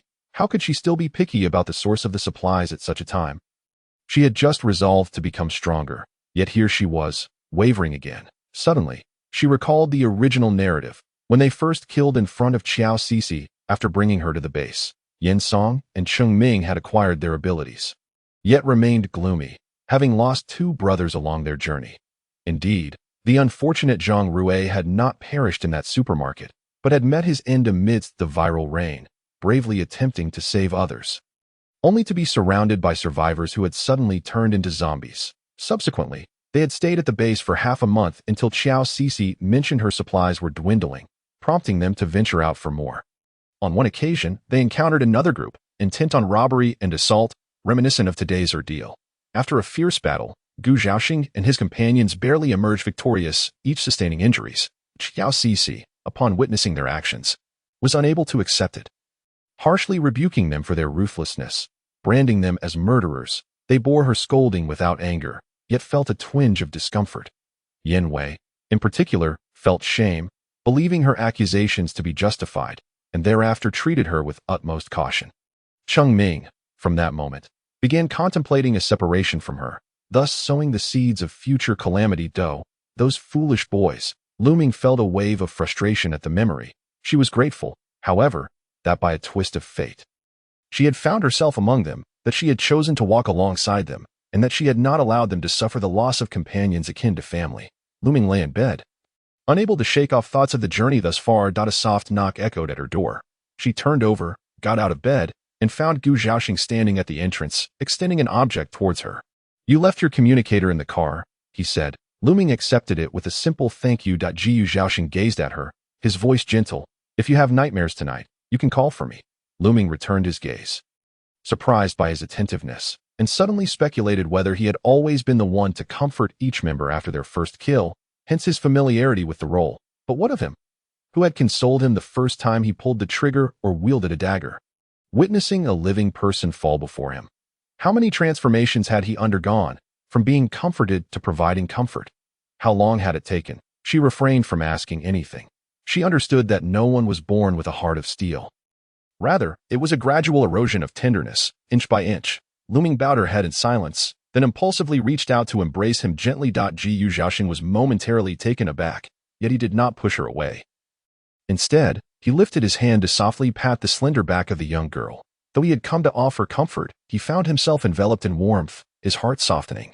The two appeared as 2 small creatures tending to each other's wounds.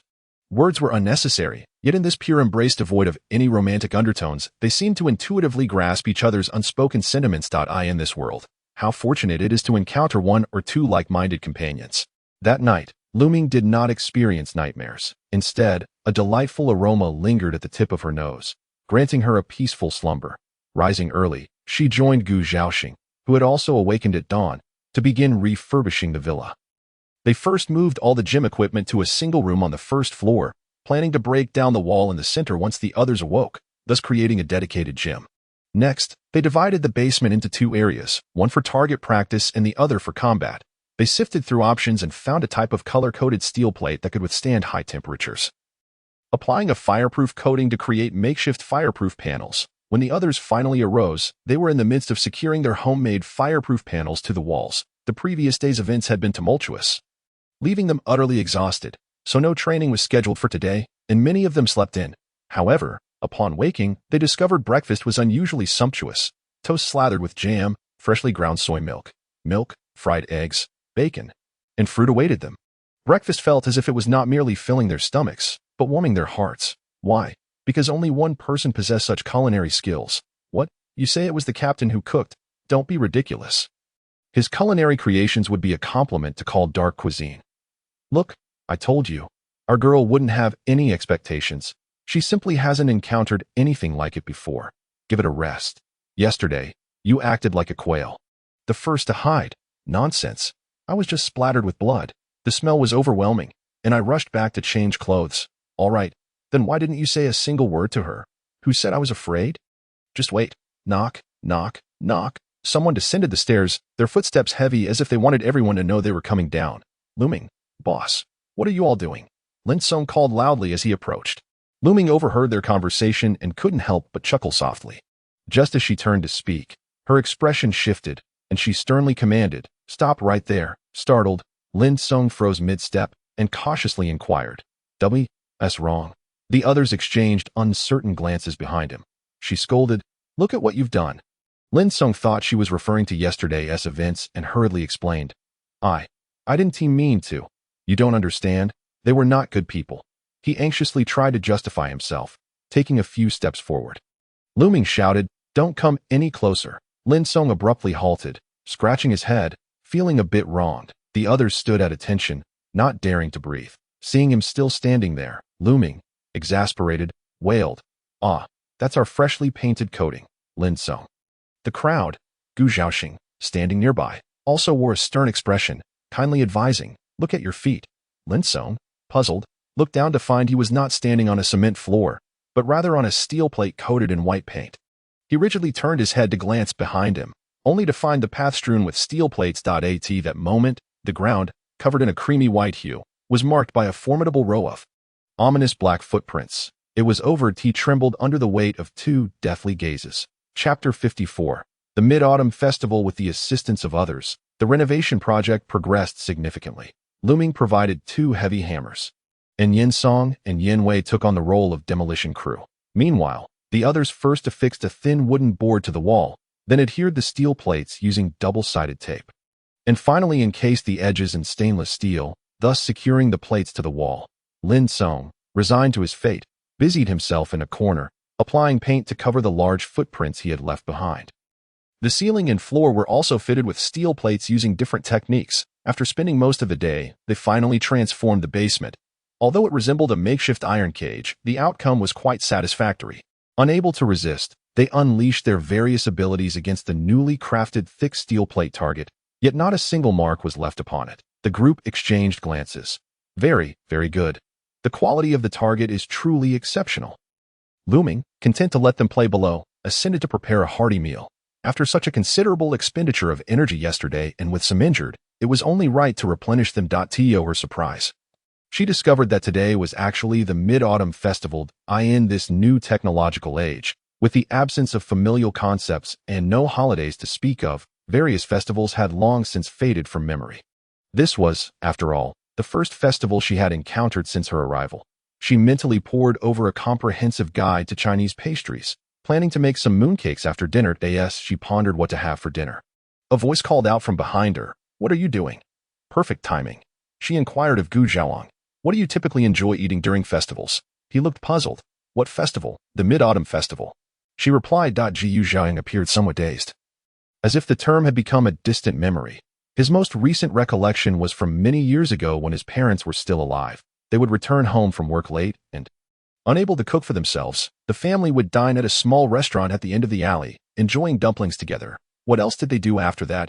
He could hardly remember. Later, when adopted by his foster father, he found himself too busy during the Mid-Autumn Festival to share a meal with anyone. Subsequently, after joining the Special Forces, the concept of celebrating festivals became even more foreign to him. He lowered his gaze slightly, looking at Looming, his voice flat. Yet Looming inexplicably detected a hint of anticipation in his tone as he asked, "Is it all right to ask for anything?" Yes. Looming nodded eagerly.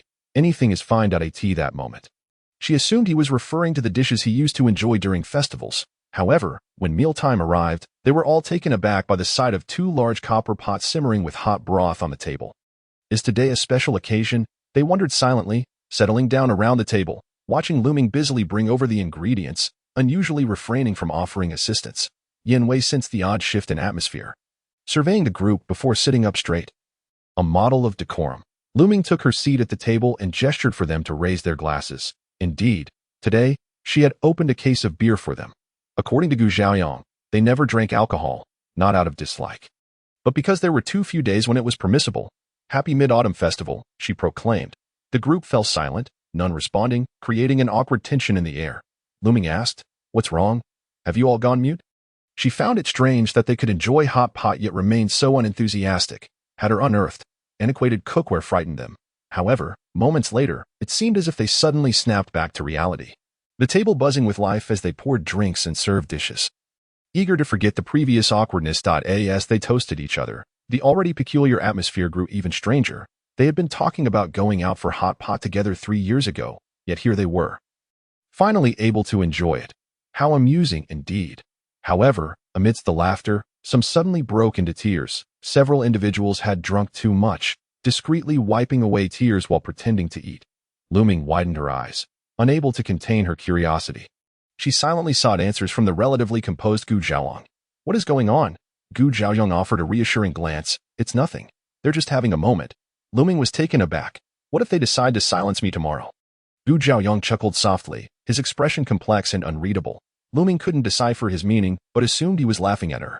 She shot him a glare and returned to her meal. It was only when those who had become inebriated began to assist each other out that Luming quietly asked, "What happened to them?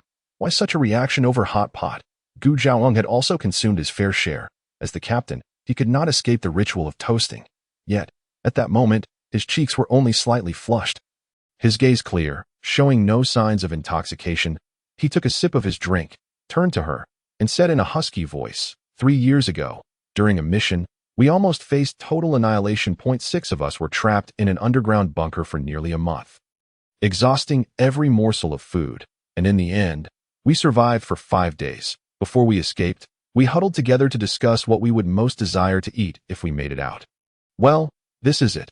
Luming remained perplexed. Surely, it couldn't be that serious. They should be elated to finally enjoy a meal together. Gu Zhaoyang's lips curled into a meaningful smile, and as for those who were crying, they were likely reminiscing about days gone by. What days? Gu Zhaoyang offered no explanation, merely suggesting she inquire among them if they were willing to share. Luming chose not to press further, shrugging off the matter as she opened the newly installed oven and retrieved a tray of mooncakes. Letting out a sigh, what a waste of effort. A hand reached out, unafraid of the heat, snatching a piece, blowing on it before taking a bite, exclaiming, hot, hot, hot. Wow, delicious. It was Yanwei. Hey, why aren't you resting? I haven't drunk too much. They haven't returned to their rooms. They're all sleeping in the living room.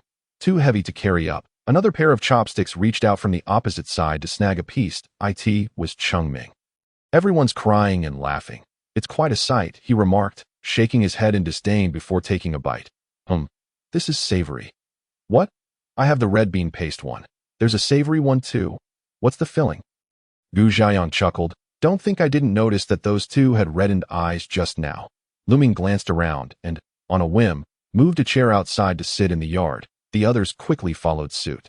The 4 of them sat outside, admiring the moon and sipping drinks, finishing off the mooncakes. Luming still didn't understand why they had suddenly become melancholic, but she sensed they had genuinely come to realize that the world had changed. The once busy yet peaceful days had slipped far from their grasp, and a simple meal of copper pot hot pot had become a distant dream, overshadowed by the unknown and darkness that lay ahead.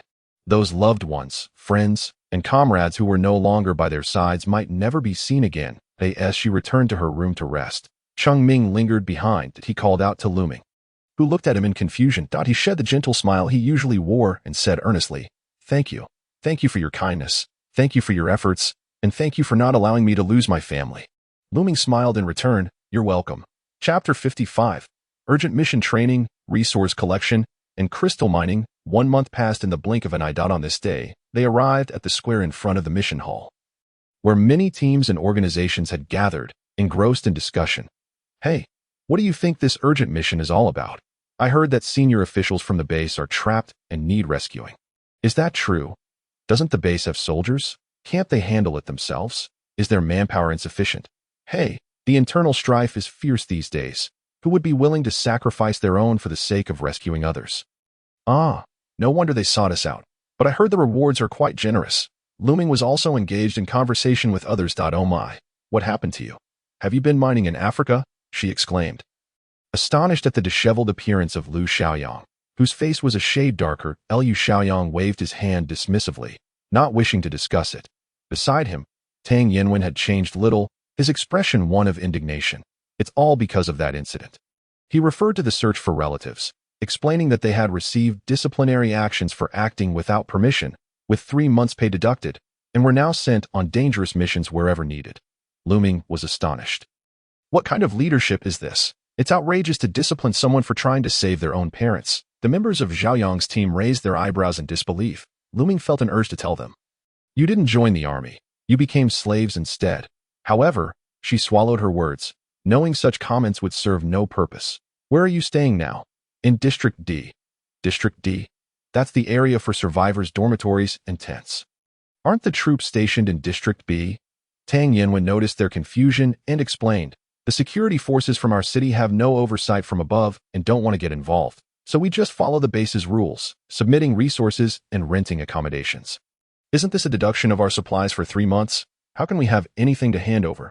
We can only reside in tents. What about your meals? We will find our own food. When not on a mission, we will seek work at the base. The upper management does not allow us to leave the base for supplies. Liu Ming was displeased. It was her impulsive enthusiasm that proposed this matter. And now the higher-ups are acting as if she has led this team into such a predicament. She cannot comprehend this. They have not violated any rules, nor have they used public vehicles or weapons. They are merely exerting themselves to rescue their own kin. Why should they be penalized? In frustration, she declared, upon our return, you may rent 2 4-bedroom apartments and consider the rent as a loan from us.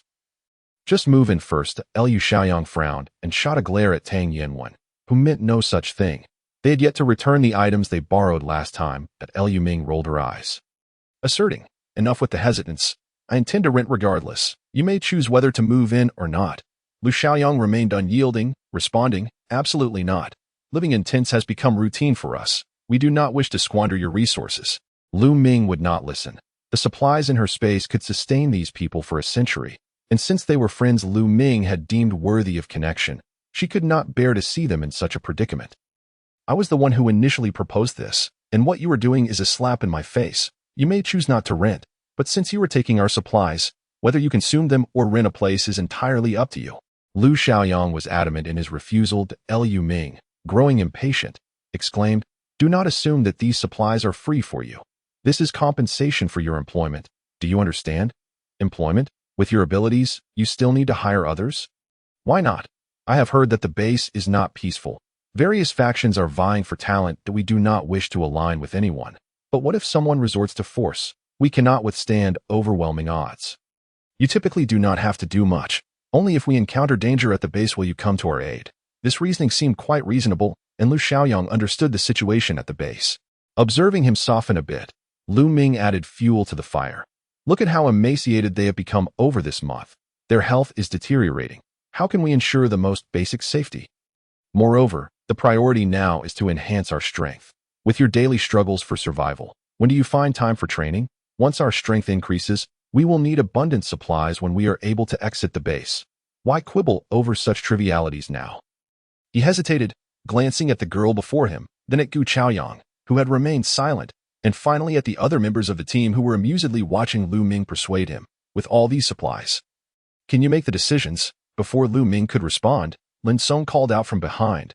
Yes, yes, yes, she can absolutely make the decisions. Old Lu, rest assured. This is merely a matter for us to gather supplies on our outing. Lu Xiaoyang thought to himself. They are doing good deeds, yet they always seem to provoke violence. Just as he nodded in agreement, all the ability teams arrived one after another, and a man in a green military uniform approached with a loudspeaker, signaling for silence.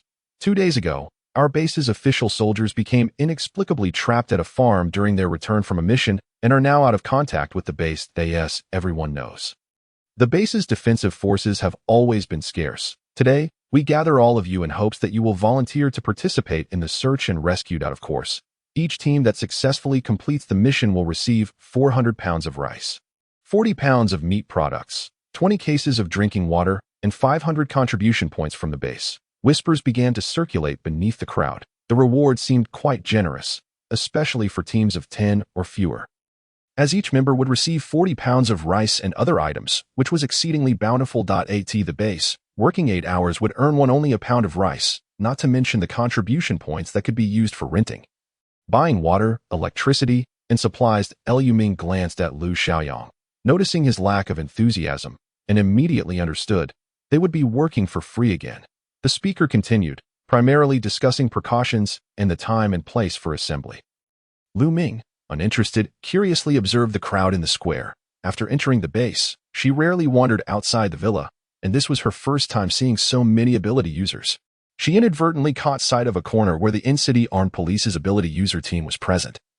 Along with Xiao Cixi, she quietly asked Lu Xiaoyang, how can they also count as an ability user team, receiving a separate mission?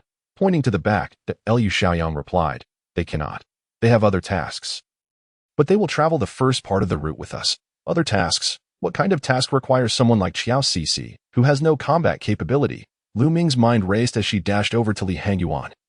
"Hangyuan, quickly check if there are any supplies near the mission location." Li Hangyuan pulled out a peculiar device, fiddled with it, and quietly replied, "There is an agricultural product processing factory." Liu Ming narrowed her eyes, exchanged knowing glances with the others, and then they all grinned mischievously. Initially, this mission was optional. Now, not only would they take it, but they would also intercept along the way. She was eager to see the expression on Qiao Cixi's face when they arrived at the destination only to find empty rooms. Ha ha ha. Chapter 56. Onward to the farm. This mission indeed appeared urgent. The officials required interested teams to register on the spot, and the main force would depart in an hour. Teams participating in the mission could follow along or proceed independently. After deliberation, the Chaoyang team decided to accompany the main force, as it would save energy. After a month of training, hunting zombies, absorbing crystal stones, and drinking from the spatial spring, each member of the team had made significant progress in their abilities. Lin Song was now at the early stage of the 3rd level. Yin Song and Yin Wei were both at the late 2nd level. Cheng Ming and Li Hangyuan were at the mid-2nd level, and Zhang Rui had made the most progress, nearing the 3rd level. Ever since he successfully learned to vaporize solids, his advancement had been rapid. And he had also brought them a surprise. If they prepared some zombie blood and entrails, encasing a person in the mist while remaining quiet, even a not-so-dense horde of lower-level zombies would not detect them. They had successfully tested this several times, with Cheng Ming as a living radar and Lu Ming as a mobile warehouse that could stealthily gather supplies without attracting attention when they did not wish to clear out ordinary zombies. After another enhancement, Lu Ming had now reached the 3rd level. However, she found it odd that she did not feel much difference from before her upgrade, even though Gu Chaoyang remained an ordinary person. Their team's overall strength, consisting mainly of late-stage 1st and early-stage 2nd level ability users, was considered top-tier among the base. Nevertheless, Lu Ming felt far from optimistic, as the discovery of crystal stones that could assist in enhancing abilities was not far off. And after the next viral reign, an increasing number of ability zombies would bring a wealth of crystal stones, making it difficult for them to maintain their lead at T10 in the morning. The Chaoyang team set off in 2 somewhat dilapidated vehicles, following Lu Xiaoyang's military truck out of the base. The journey to their destination would take 2 days and a night, so they planned to settle in a primary school in a rural town for the night. They did not take a break at noon, instead having their lunch in the vehicles. Liu Ming listened as Li Hangyuan and Cheng Ming discussed the route to the processing factory and could not help but interject. "Why must we walk there? Since the accommodation was not far from the factory, it would only take an hour and a half by car," while Qiao Cici and her team planned to split from the main force the following morning, leaving the Chaoyang team with only tonight to gather supplies. Cheng Ming replied, "Because our vehicles cannot be used, and driving at night would make too much noise, easily attracting zombies. Couldn't we ride motorcycles?" Cheng Ming was speechless. "You even thought of that?" "Ah, yes. I have a collecting obsession. I want to gather anything I see. In truth, she did not. But she had a manufacturing machine," she mused inwardly. Last night, she checked her space and had gathered all sorts of vegetables and fruits. The first round of chicks and ducklings had grown, and a few new litters had hatched, yellow and orange fluff balls scurrying everywhere. She almost stepped on one upon entering. The large ducks were frolicking in the fish pond, and the fish and shrimp were no longer the pitiful, few tiny fry they once were. They happily swam in the pond. Liu Ming felt a headache coming on. How to deal with these living creatures? Should she carry a live chicken outside and ask them who could slaughter it? Don't be ridiculous, she lamented. Why hadn't she downloaded a poultry slaughtering guide back then? Through diligent contributions of crystal stones, her space had doubled in size, turning 6 fields into 12. She checked her savings and discovered she finally had enough to use gold as a unit. In her mind, she counted. Ordinary zombies were worth 10 copper coins. First tier ones 100 copper. First tier with abilities 200 copper. Second tier 1 silver. And second tier with abilities 2 silver. This day, she had single-handedly slain several second-tier zombies with abilities. Dozens of second-tier and first-tier ones, and hundreds of ordinary zombies, accumulating nearly 4 gold in total. A motorcycle cost 500 yuan. Although expensive, purchasing 2 was still within reach. Consequently, Cheng Ming and Li Hangyuan swiftly devised a route that utilized motorcycles for transportation. To avoid an encounter with Gu Xiaoyang, Lu Ming, for the first time, did not sit in the front seat. The reason for this peculiar decision stemmed from an awkward incident that had unfolded a few days prior. Born of a series of coincidences. Coincidence 1. In this new technological era, women experience their menstrual cycles at much longer intervals since they no longer need to be perpetually prepared for pregnancy. They merely require timely injections to mature their reproductive cells, which can then be extracted. Thus, Lu Ming had very little experience in this regard. Coincidence 2. In this world, the menstrual cycles of female ability users vary greatly. Some may occur every few months, while others might only appear every few years, or not at all. Moreover, there were few women among the Zhaoyang team with whom Lu Ming could have discussed this topic. Coincidence 3. Lu Ming's original self was a girl with irregular periods, resulting in the fact that last month, upon her arrival, she did not have her menstruation, leading her to completely forget about such matters. As fate would have it, one morning, Lu Ming was suddenly struck by intense abdominal pain, and waves of heat surged from below, causing her to curl up in bed, trembling. Coincidentally, that day was designated for hunting zombies. Gu Zhaoyang, noticing her extended absence, decided to check on her. After knocking for quite some time without a response, he heard her muffled cries of pain. Bursting through the door, he was taken aback by her distressing state. His heart racing, he hurriedly approached her, calling out, "Lu Ming, Lu Ming, what's wrong?"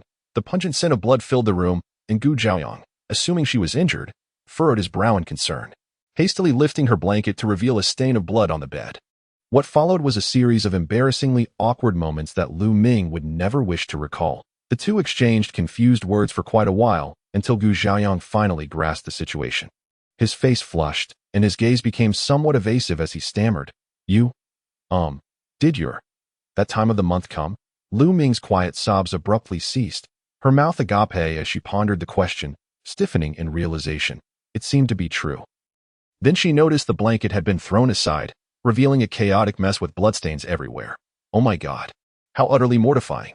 Internally screaming, she yanked the blanket over her head and muffledly urged, "You need to leave." Understanding the gravity of the situation, Gu Zhaoyang, his ears burning, awkwardly stood up and walked straight out, not forgetting to close the already damaged door behind him. Standing outside, he felt a wave of embarrassment wash over him as he recalled the recent events. Silently chiding himself for his impulsiveness, thankful that he had not committed any further foolishness, canned fruits and vegetables, premium grains and oils, cured meats and sausages, salted duck eggs, century eggs, an array of pickled vegetables, and marinated meats, an astonishing variety in overwhelming abundance. They strolled down the central aisle. A mere wave of the hand sufficed to conclude their tasks. Exiting and securing the door, the trio proceeded to a factory where zombies were notably scarce. The entrance was closed but not locked. Zhang Rui picked up a cloth bag containing half a bag of provisions, enough to sustain one for 3 days. Maintaining a facade of calm, he released a mist that enveloped himself and Lu Ming in a thin, sealed dome before swiftly entering the premises. Inside lay a processing assembly line, but the machine stood empty and desolate. After a thorough inspection revealed nothing of value, they departed without delay. Zhang Rui had yet to master the ability to revert the items to their original state. Thus, he dissipated the mist and discarded it into a corner, leaving behind a pool of dark, crimson debris. Lu Ming felt an unsettling disquiet. How could a processing plant be so impeccably clean? The warehouses brimmed with stock, and workers were present beside the assembly line, indicating it had not been long since the factory's last use. Puzzled, she motioned for Cheng Ming to accompany her to other factories for further investigation. Allowing the breathless Zhang Rui to rest momentarily, Zhang Rui did not protest, leaning against the wall with arms crossed as he observed their retreating figures. Suddenly, a strange, faint sound caught his attention, seemingly emanating from nearby. Before he could investigate further, Lu Ming and Cheng Ming rushed towards him, shouting, "Run!" Without hesitation, he sprang upright and darted back the way they had come. It was not until they had sped several kilometers away on their motorcycle that Lu Ming finally halted.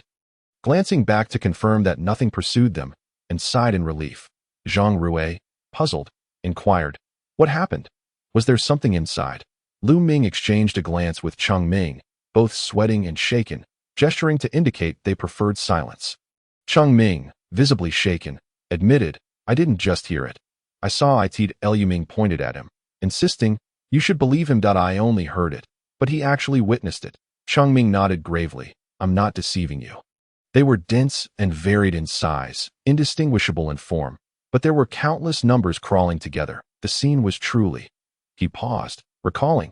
Remember that time in the Sahara? It was even more spectacular than the scorpions we encountered then. Gu Zhao, driving the off-road vehicle at the rear of the group, furrowed his brow as he listened to their harrowing tale from the previous night, where Zhang Rui had been forced to act as the empty vehicle driver. Lin Song shuddered, horrified at the thought. If anything could turn into a zombie, that would be utterly terrifying. He envisioned the scenario, feeling increasingly uneasy. Did it mean that a single bite from a mosquito or ant could lead to zombification? That would be nearly impossible to guard against, Yan Wei lamented. The group transitioned from disbelief to trepidation. If this continued, humanity would face even greater challenges in the future. After all, how many insects were there? According to the deputy captain, those individuals might have been trapped for this very reason, prompting the question, should they still attempt a rescue? All eyes turned to Gu Zhao. He remained silent for a moment before responding. We must go. Even if we need to retreat, these people deserve to know the situation. The passenger door of the military vehicle swung open, and a man clad in green camouflage climbed atop the roof. He raised binoculars to survey a nearby farm. While termed a farm, it resembled a small compound, featuring a large wooden gate inscribed with Jia Farm, a few small buildings, and obscured views due to towering trees. The atmosphere was eerily quiet, too quiet. The anticipated cacophony of zombies was absent, as were any other peculiar sounds, heightening their tension, if not a multitude of zombies. What had ensnared them? The man in green furrowed his brow. Captain, some wish to withdraw from the mission. You should come down and assess. A young soldier called anxiously from below. Damn it, he cursed silently. He nimbly jumped down, brushed past the soldier, and approached the group engaged in a heated discussion. What's the commotion? Who intends to withdraw? He barked. The leaders of 3 teams stepped forward. Lu Ming recognized the first 2, one from a neighboring group in hiding and the other, a sullen man. The last was a striking red-haired woman. What's the reason? He inquired icily, his demeanor frigid. He had anticipated such a situation, but still felt a surge of anger that it was not their fault. The trapped individuals were strangers to them, and given the bizarre circumstances, it was understandable that some would hesitate. Yet, he could not shake the feeling of helplessness and fatigue that it matters not, even in a dragoness lair or tigeress den. Even if I must go alone, I will forge ahead. The woman spoke first. I'm sorry, but the situation here is beyond our capacity to handle. My sister and I will not proceed. The other 2 men concurred with her assessment.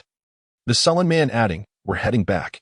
Without waiting for a response from the man in green, they beckoned their teammates and made their way to the vehicle. The remaining man, dressed in black, with a hat pulled low over his face, remained silent, crossing his arms and mirroring the woman's stance, indicating they would wait outside. Thus, only 5 teams remained prepared to enter. The military-clad man and Lu Xiaoyang led the way towards the entrance, followed by Uncle Mo's team and the Choyang squad, with the gentle man, Li Wenbin, bringing up the rear as they walked. The sounds of their slowed footsteps mingled with the chill of the morning breeze, evoking a sense of trepidation.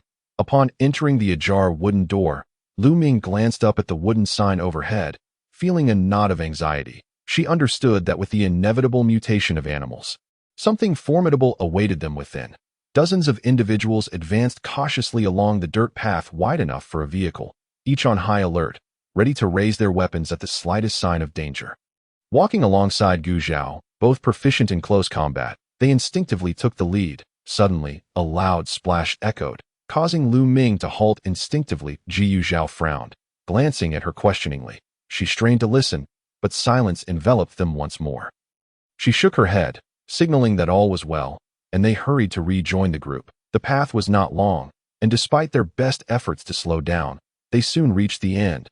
Before them lay a parking lot, where several vehicles were haphazardly parked, shards of glass littering the ground, and a few zombies lay sprawled nearby, bullet holes in their foreheads, the familiar stench of decay wafting through the air. The left.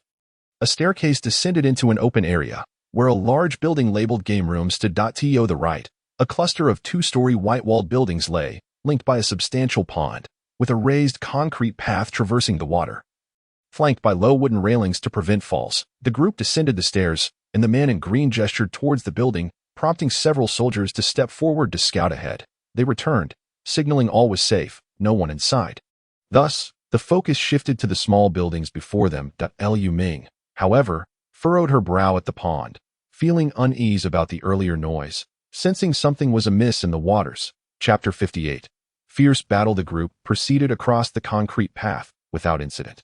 When it was Lu Ming's turn, she carefully surveyed her surroundings. The pond was murky and foul-smelling, littered with garbage bags, dead fish, and rodents. Under the dim morning light, it resembled a scene straight out of a horror film. Instinctively tightening her grip on her weapon, she trudged forward with heavy steps. Before them stood 3 small buildings. The military-clad man directed his team into the largest central structure, while Lu Xiaoyang led his group to the left.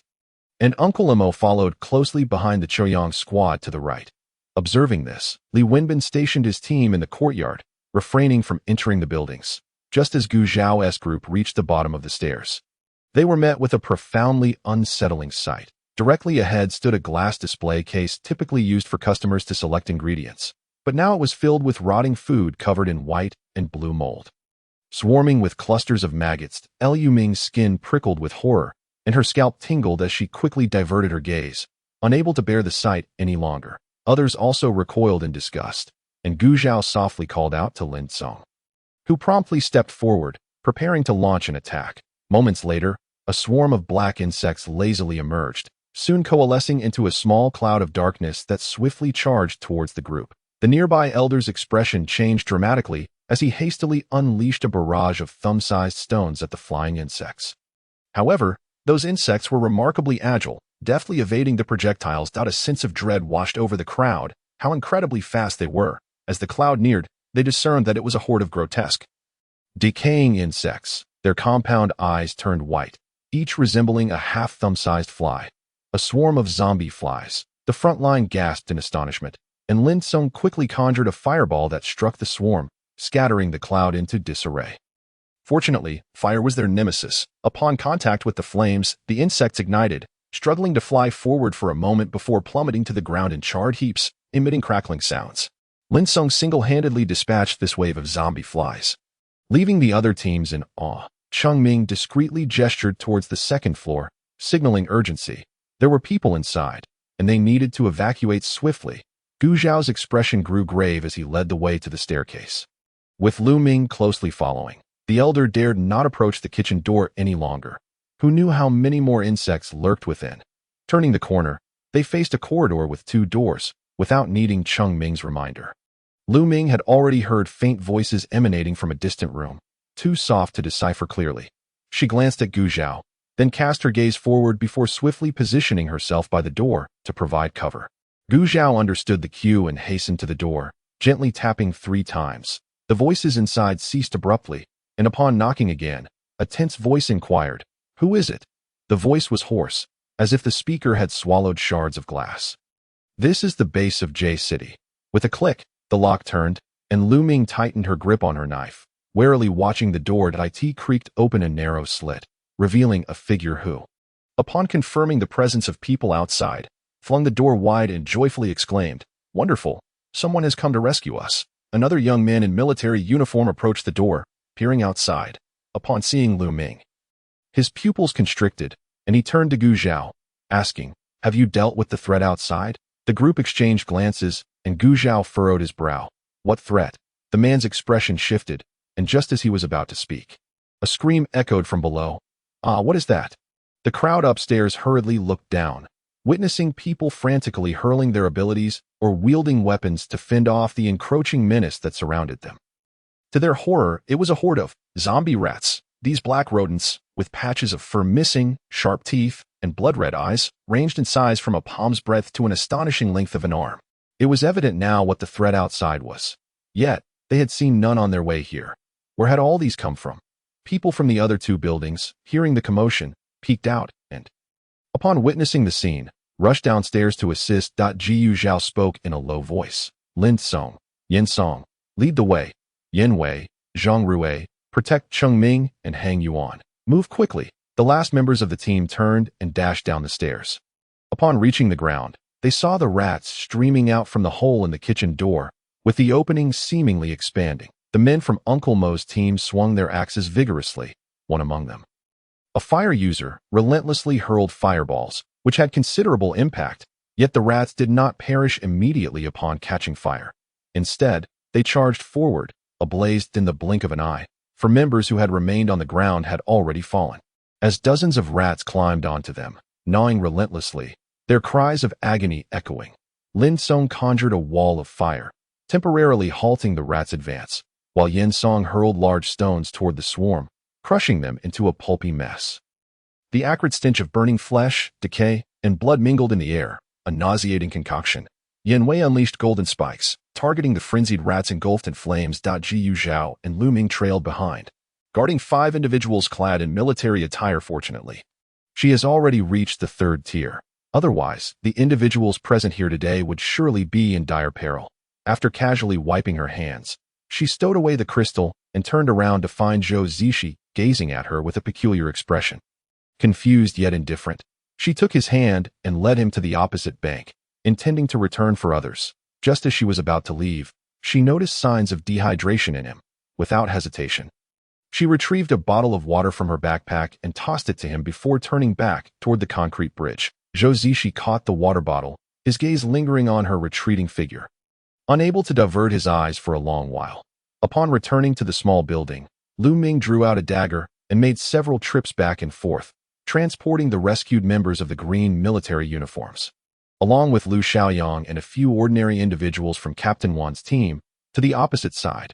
Fortunately, that swift zombie rodent appeared to be a leader of sorts, as they had not encountered anything quite as formidable thereafter. On the other side, Captain Wan's team still had some ability users left, along with the Chuyang team. Initially, Cheng Ming and Li Hangyuan were also supposed to cross over first, but most of the others had exhausted their abilities. If they left, a breach would open in the defensive line, putting the remaining individuals in jeopardy. Seeing that Lin Song and the others were on the verge of collapse while the rodents continued to pour out relentlessly, Lu Ming felt a surge of urgency. These rodents were more agile than flies, and merely tossing fireballs was of little effectiveness. This situation could not persist. The numbers were overwhelming. Several people had already sustained scratches and bites. She anxiously tugged at her hair. Suddenly, she lifted her head abruptly towards the kitchen, her eyes darting toward Gu Cheng and Ti. That moment, Gu Qiang also happened to look over, and in their shared gaze, they understood they had conceived the same idea. Chapter 59. Lu Ming's weakness. Lu Ming, disregarding the rationality of the situation, discreetly retrieved a bottle of gasoline from her backpack and hurled it into the kitchen while calling out to Rui Go. Zhang Rui immediately understood. Seizing the moment, as the gasoline bottle was thrown in, he rapidly vaporized it. Observing this, Lin Song, without needing Gu Qiang's reminder, followed suit with a massive fireball, resulting in a resounding explosion that ignited the kitchen in flames.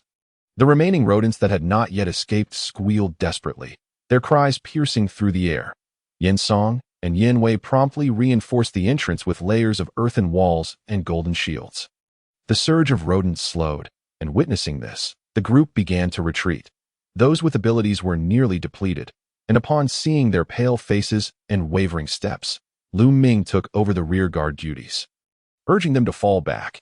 With her dazzling speed and formidable blade, she single-handedly blocked the primary breach at the back of the line. Jiu Chaoyang provided cover, vigilantly watching over the blind spots and gaps she could not attend to. Together, they worked in perfect harmony, dismantling the rodent horde, leaving behind a scene of devastation. The ability users, realizing they were a burden staying behind, rushed across to the opposite side, observing the unfolding battle. Soon, only a few from Chaoyang's team and Captain Wan remained, including Lu Xiang. As they fought and retreated, just as they were nearing the concrete bridge, a wave of black insects emerged from the roaring flames of the kitchen. Lu Ming's expression darkened. The insects were so diminutive that her blade would be of little advantage. As they approached and she discerned their appearance, a chill ran down her spine, and her limbs grew cold. She could not help but exclaim, "What in the world are these grotesque creatures?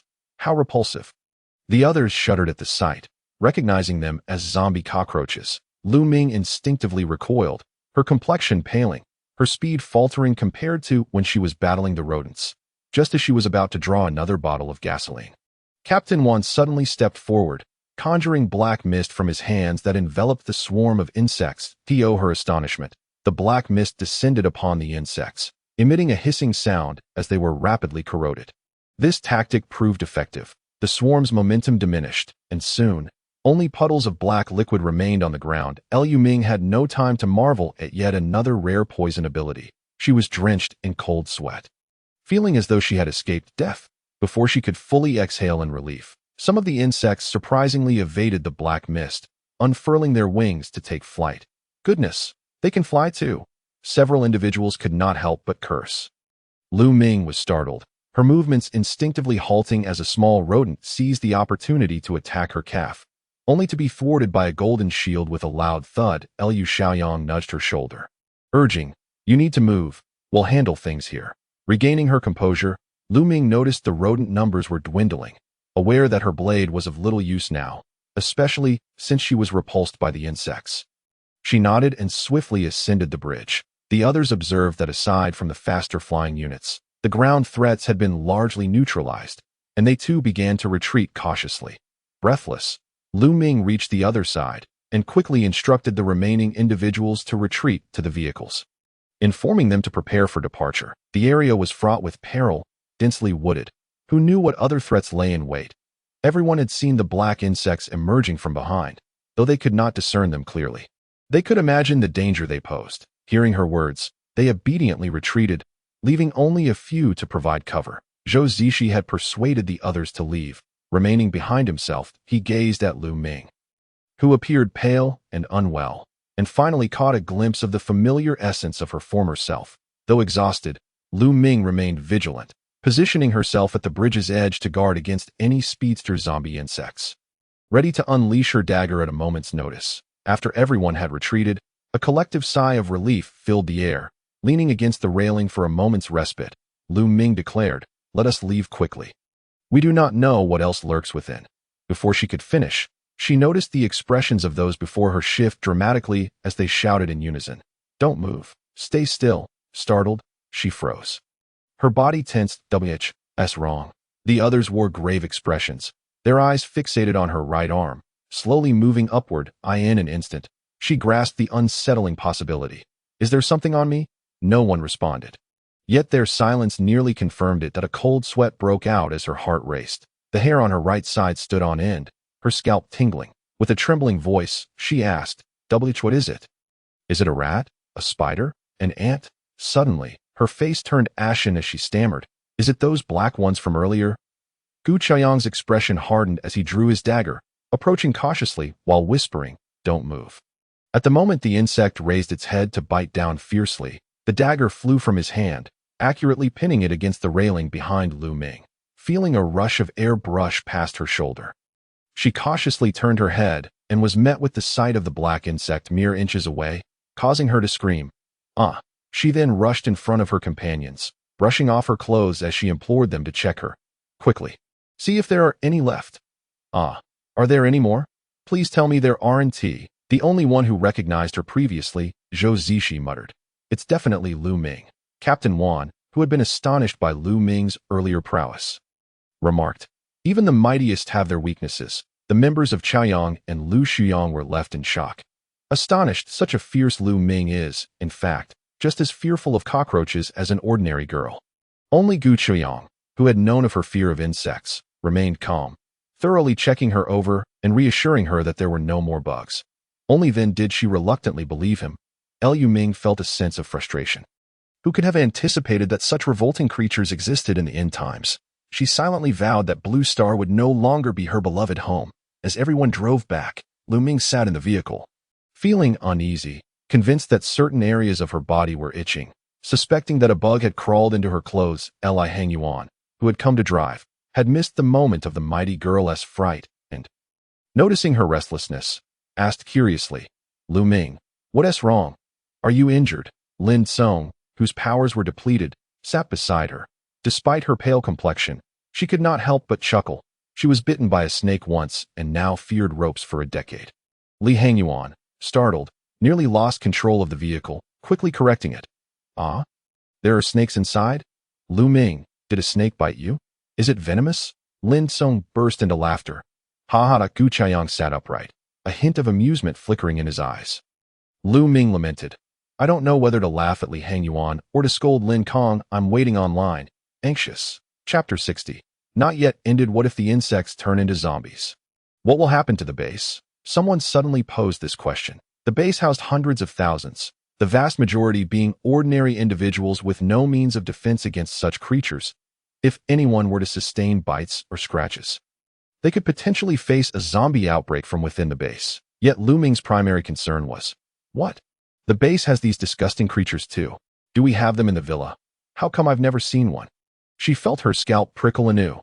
The mere thought of having cohabited with these vile beings made her feel nauseous, and she couldn't help but worry. Would they crawl onto my bed? Lin Song, as if hearing a bizarre inquiry, replied, of course, there are in the base. However, our villa is a new building with superior conditions, so it's perfectly normal that you haven't encountered them. But consider other residential areas. Dozens or even hundreds of people live together, struggling for basic necessities, let alone maintaining hygiene. Particularly in the tent area, you have never seen such a scene. It is a chaotic mess, littered with refuse, sewage, and human waste. In his incessant description, Lu Ming seemed to envision the harrowing struggle for survival faced by those individuals. She found herself perplexed as to why they did not devise a means to improve their situation. Lin Song appeared to be amused by her naivety. How could they possibly find a way? The base only provides a bowl of rice soup each day, which is hardly sufficient to satiate hunger. Without adequate nourishment, they lack the strength to work. Furthermore, even if they could eat their fill, the tasks at the base are physically demanding. The women, children, and elderly simply cannot manage to work means no income. And with no income, they cannot afford food or rent. It is a vicious cycle. Lu Ming pondered this, recalling her own beginnings as a powerless ordinary person. Had she not received compensation from the game developers and encountered Gu Zhao and the others, she would have had little ability to establish herself even upon reaching the base. Lacking strength to perform labor, let alone venture out to battle zombies for supplies, she began to grasp why humanity might ultimately face extinction. In the wake of the apocalypse, the human population had drastically diminished, leaving behind primarily those incapable of self-preservation. Threats loomed from both zombies and fellow humans, presenting a multitude of crises. Without assistance, only a scant few with extraordinary abilities would survive. And among these extraordinary individuals, how long could they endure amidst the throngs of the undead? Presently, they were merely contending with minor nuisances, yet the future promised far more terrifying calamities and environments awaiting them. So, how could she alter the fate of humanity? Initially brimming with confidence, believing that her possession of spatial powers would enable her to effect change in the world, she now felt profoundly naive. Aside from returning to her space, it had been a long time since she recognized that she was still within a game. As time passed, she began to experience the illusion that this was the real world. Frustrated, she tugged at her hair, questioning why she was the one to encounter such tribulations. She felt utterly inept. This goal seemed insurmountably difficult. Gu Zhao observed the distressed young woman, her brow furrowing in frustration, and felt a surge of complex emotions. What troubled her? Such a clean, innocent, and lovely young lady deserved to bask in sunlight, cherished by her family, engaging in work she loved, exploring the world with friends, and finding a partner to share her life with, carefree, vibrant, and unburdened, rather than enduring the daily horror of decaying corpses and grotesque creatures, suffering from blisters and bruises, all while burdened with endless worries. Lost in thought, he couldn't help but place a reassuring hand on her shoulder. The sudden weight brought Lu Ming back from her tumultuous musings, following the outline of his strong hand upward. Her gaze met Gu Zhao's deep, dark eyes, which held her in a steady gaze. Do not overthink it. He spoke in a resonant, soothing voice, imparting a sense of calm that gradually settled her nerves. She exhaled deeply. Indeed, contemplating such matters here served little purpose. All things must unfold in due course. Moreover, from her perspective, those ordinary individuals might already feel fortunate to have a safe place to live. Perhaps they were even reluctant to change their circumstances. Why was she fretting? It would be wiser to focus on nurturing the potential of the future mainstays first. Yes, her priority would be to cultivate their strength. She set a modest goal for herself in her mind at that moment. The vehicle suddenly lurched to a halt, causing several passengers to brace themselves. Before any inquiries could be made, a tense voice crackled over the intercom. The ability user squad is approaching us rapidly. and they are being followed by numerous small creatures. What kind of small creatures? The expressions of the group shifted dramatically, and Lu Ming felt a surge of anxiety. Surely not. Do not scare me. The members of the convoy swiftly disembarked to assess the situation. Jiyu Zhao climbed atop the vehicle and spotted a military truck racing toward them. The passenger in the front seat leaned out, firing a rifle wildly behind them. Furrowing his brow, he wondered what could have pursued them for such a distance, given that the processing plant was at least an hour and a half away. The people in front had also noticed the unfolding scene. Although they were unaware of the specifics behind them, they understood that it could not bode well. Panic ensued as the vehicles ahead turned abruptly. Preparing to flee the scene, creating chaos. Jiyu Zhao leaped down, rearranging the personnel in the two vehicles before taking the driver's seat of the lead truck. He seized the intercom, secured the windows, and prepared for an escape. With that, he released the handbrake and pressed down on the accelerator, propelling them forward. As the military truck loomed closer, he did not slow down. Instead, he pressed harder on the gas. When their view was finally unobstructed, they beheld the swarm of spiders pursuing them, an array of various sizes and colors. The sight was overwhelming, with countless long legs moving swiftly and innumerable black eyes glimmering ominously. As if fixating on their new prey, Jiyu Zhao remained composed as he barreled through the mass of arachnids, the sickening sound of crunching bodies filling the air. Some spiders spat silk at the vehicle, while others leaped onto the chassis, their hard mandibles gnawing at the metal and exuding venom, which corroded the surface, creating small holes. Seeing this, Lin Song, disregarding his weariness, thrust his hand through the sunroof, pressing down on the roof of the vehicle. A thin flame erupted from his palm, spreading across the car's surface, causing the spiders to leap off in a panic to escape the intense heat, some meeting their demise beneath the rear wheels. Learning from the experience of the lead vehicle, Yin Song and Yin Wei in the trailing vehicle enveloped theirs in layers of earth and gold, preventing the corrosive fate of spider venom. With a speed of 120 kilometers per hour, both vehicles made their escape in the blink of an eye. Aside from a few lingering spiders clinging to the exterior, they were mostly unpursued.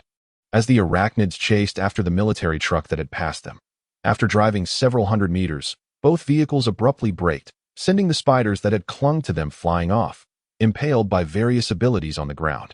They disembarked and stood in place, gazing back. Chapter 61.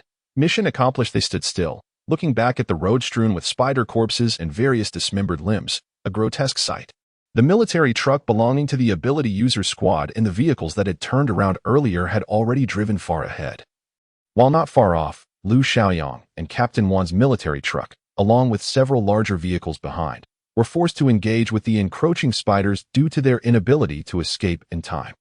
Damn it! The occupants of the vehicles cursed the malicious intentions of the military truck, which had seemingly directed these monsters toward them, only to abandon them to face the threat alone. As they hurled their abilities without restraint, they soon realized that these spiders were extraordinarily agile.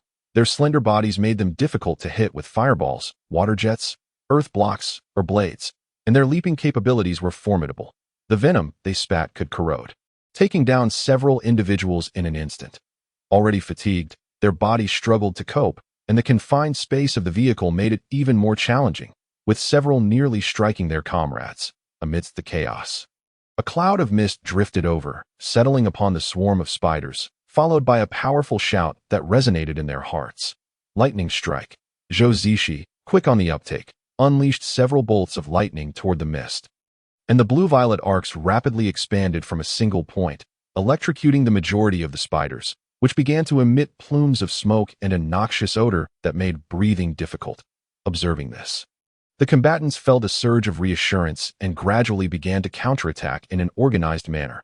Earth and metal abilities formed barriers to protect the perimeter, while fire and Captain Wan's poison abilities provided ranged assaults, dispatching any spiders that ventured too close with blades. What should have been a grueling battle concluded swiftly. Yet, there were still injuries. One individual had perished on Captain Wan's side, with 2 severely wounded and 2 lightly injured, while Lu Xiaoyang's group sustained 2 minor injuries. The comrades surrounding the injured looked on with red-rimmed eyes, yet they had no choice but to grip their weapons tightly. Fearing mutations, Liu Ming observed the spiders closely, gasping in astonishment. Some were as large as small dogs. The mere sight was terrifying. How could they have evolved so rapidly in under 3 months? Hearing the growing commotion, She turned to find towering men with tears in their eyes. Bewildered, had they been poisoned? Approaching for a closer look, she noticed they had merely been bitten by the non-venomous spiders. If they had been poisonous, wouldn't they have already succumbed? Her gaze fell upon the half-corroded corpse, and she silently mourned. The noise intensified, with discussions of revenge erupting. Curious, she inquired, "What are you all talking about?" Among the injured was a familiar face, Tang Yinwen, with Han Cheng at his side, his eyes red. Upon hearing Lu Ming's voice, he choked back tears. "Yinwen has been bitten." Lu Ming was further puzzled. "So what? Does it hurt a lot?" She examined the swollen wound on Tang Yinwen's hand. It seemed trivial. The uproar briefly paused, and Han Cheng stared at her in disbelief. "Sister, what are you saying? He is about to turn into a zombie." How could she utter such words? Yet, Lu Ming remained confused. Why would he turn into a zombie? It wasn't a zombie spider that bit him. The surroundings fell silent, all eyes fixated on the bewildered young woman beneath the vehicle. Han Cheng, momentarily dazed, asked, "Sister, what do you mean? This isn't a zombie spider. It is a mutated spider." Seeing them in a state of confusion, Lu Ming kindly explained, "It's akin to how humanity has zombies yet also possesses superhumans. Why shouldn't spiders have their own anomalies?" "Oh, so this is a mutated spider. How do you know that? Haven't you all noticed? These spiders still have black eyes, their bodies are not decayed, and they exhibit tactical behavior. If that isn't a mutated spider, then what is?" Lu Ming asserted with an air of certainty. Someone immediately went to investigate and confirmed her assertion. Excitedly shouting in response, the collective sigh of relief washed over the crowd. Finally, they would no longer have to witness their comrades perish before their eyes. Tang Yinwen was still in a daze. "Does this mean I won't turn into a zombie?" Lu Ming nodded earnestly. Indeed, the members of Lu Xiaoyang's team began to tease Tang Yinwen, suggesting they wanted to see if he would transform into Spider-Man. However, after a while, a sense of unease settled in. If insects could mutate, how far off could other mutations be? Commander Zhou Zishi and Lu Xiaoyang approached the Chaoyang squad to express their heartfelt gratitude.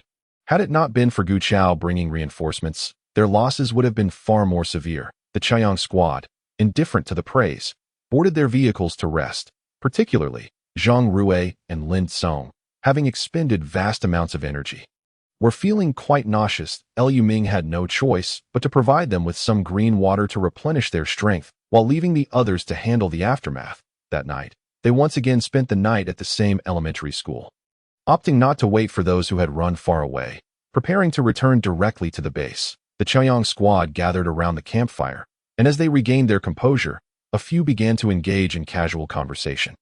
Yin Wei and Li Hang were whispering from a distance, their eyes frequently glancing at Lu Ming. After a moment of patience, Lu Ming could no longer restrain herself. "I can't hear you.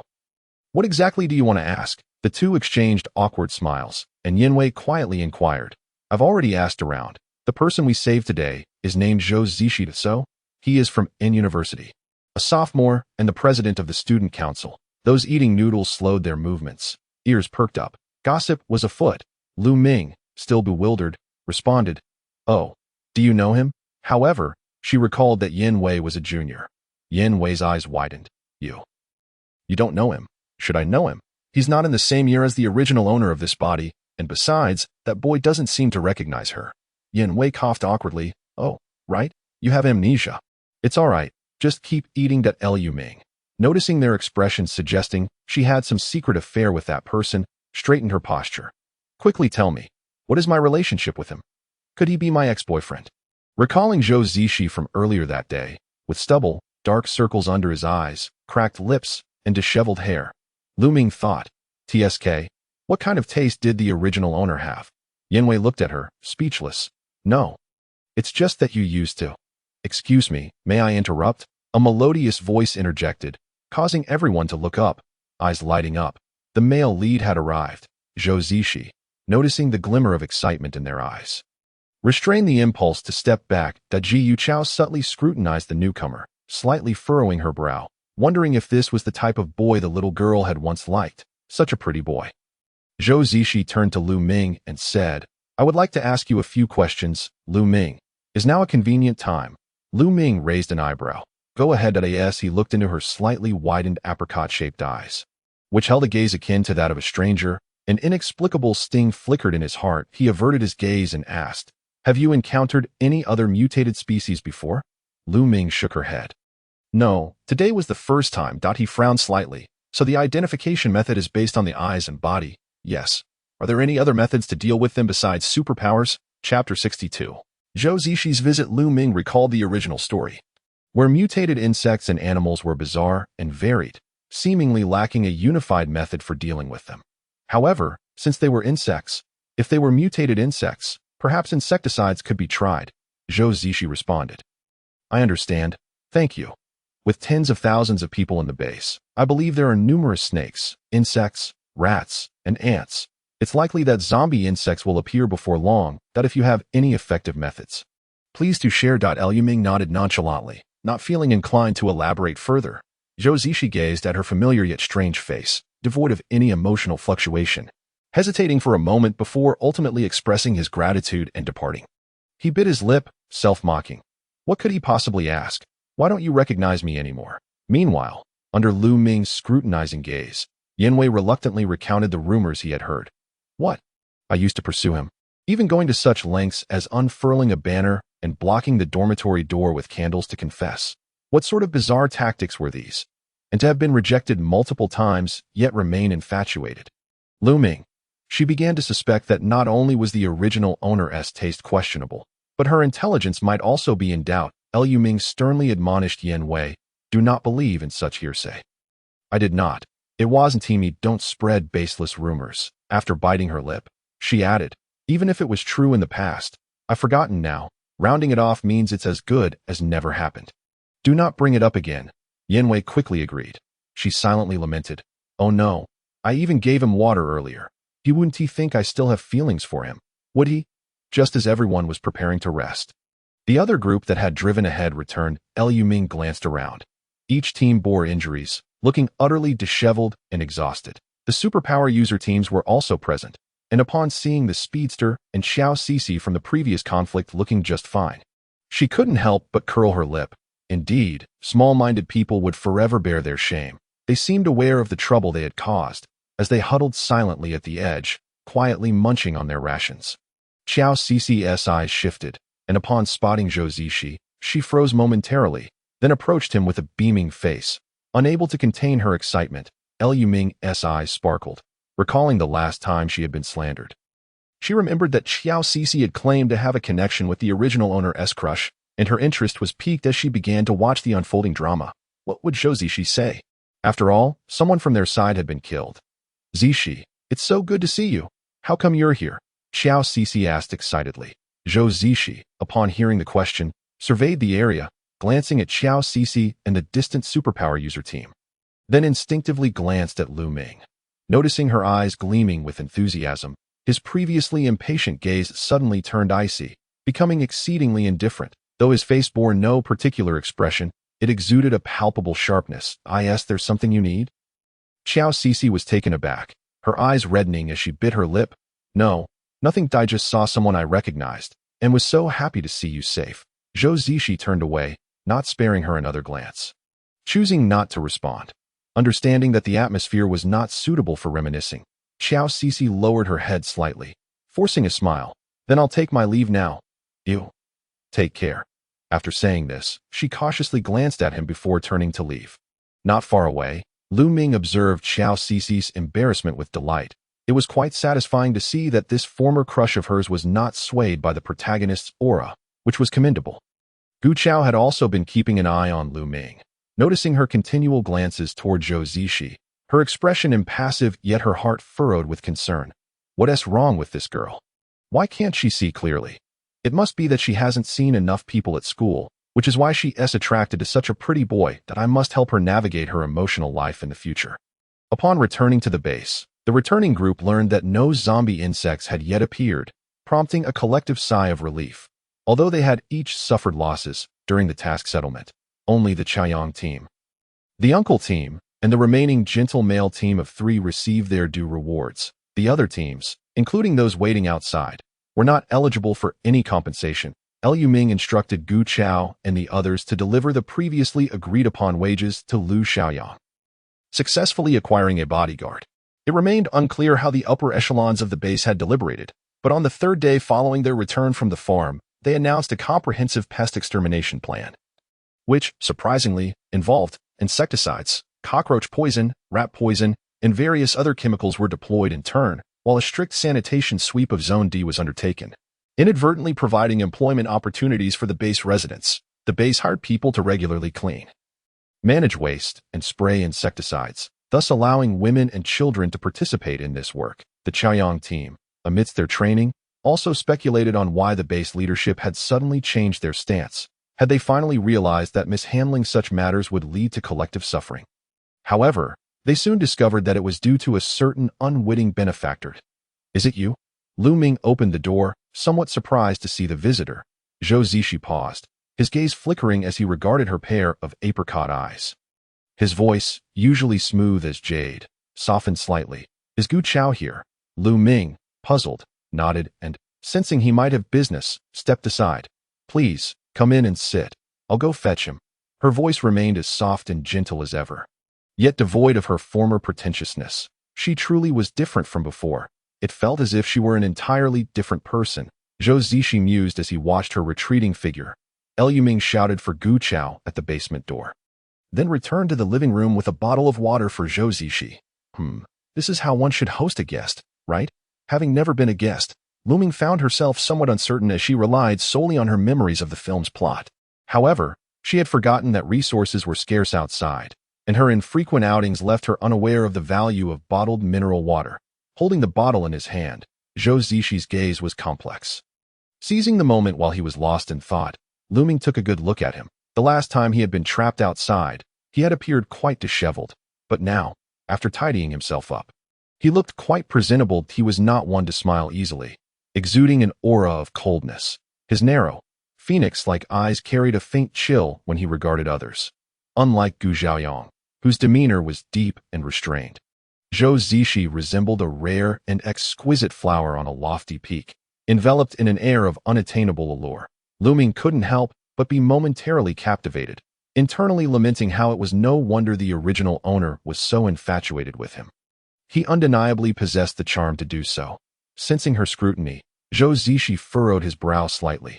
Unpleasant memories resurfaced in his mind, and when he raised his eyes, he was met with a polite yet aloof face, devoid of the previous infatuation, replaced instead by a subtle appreciation tinged with unfamiliarity.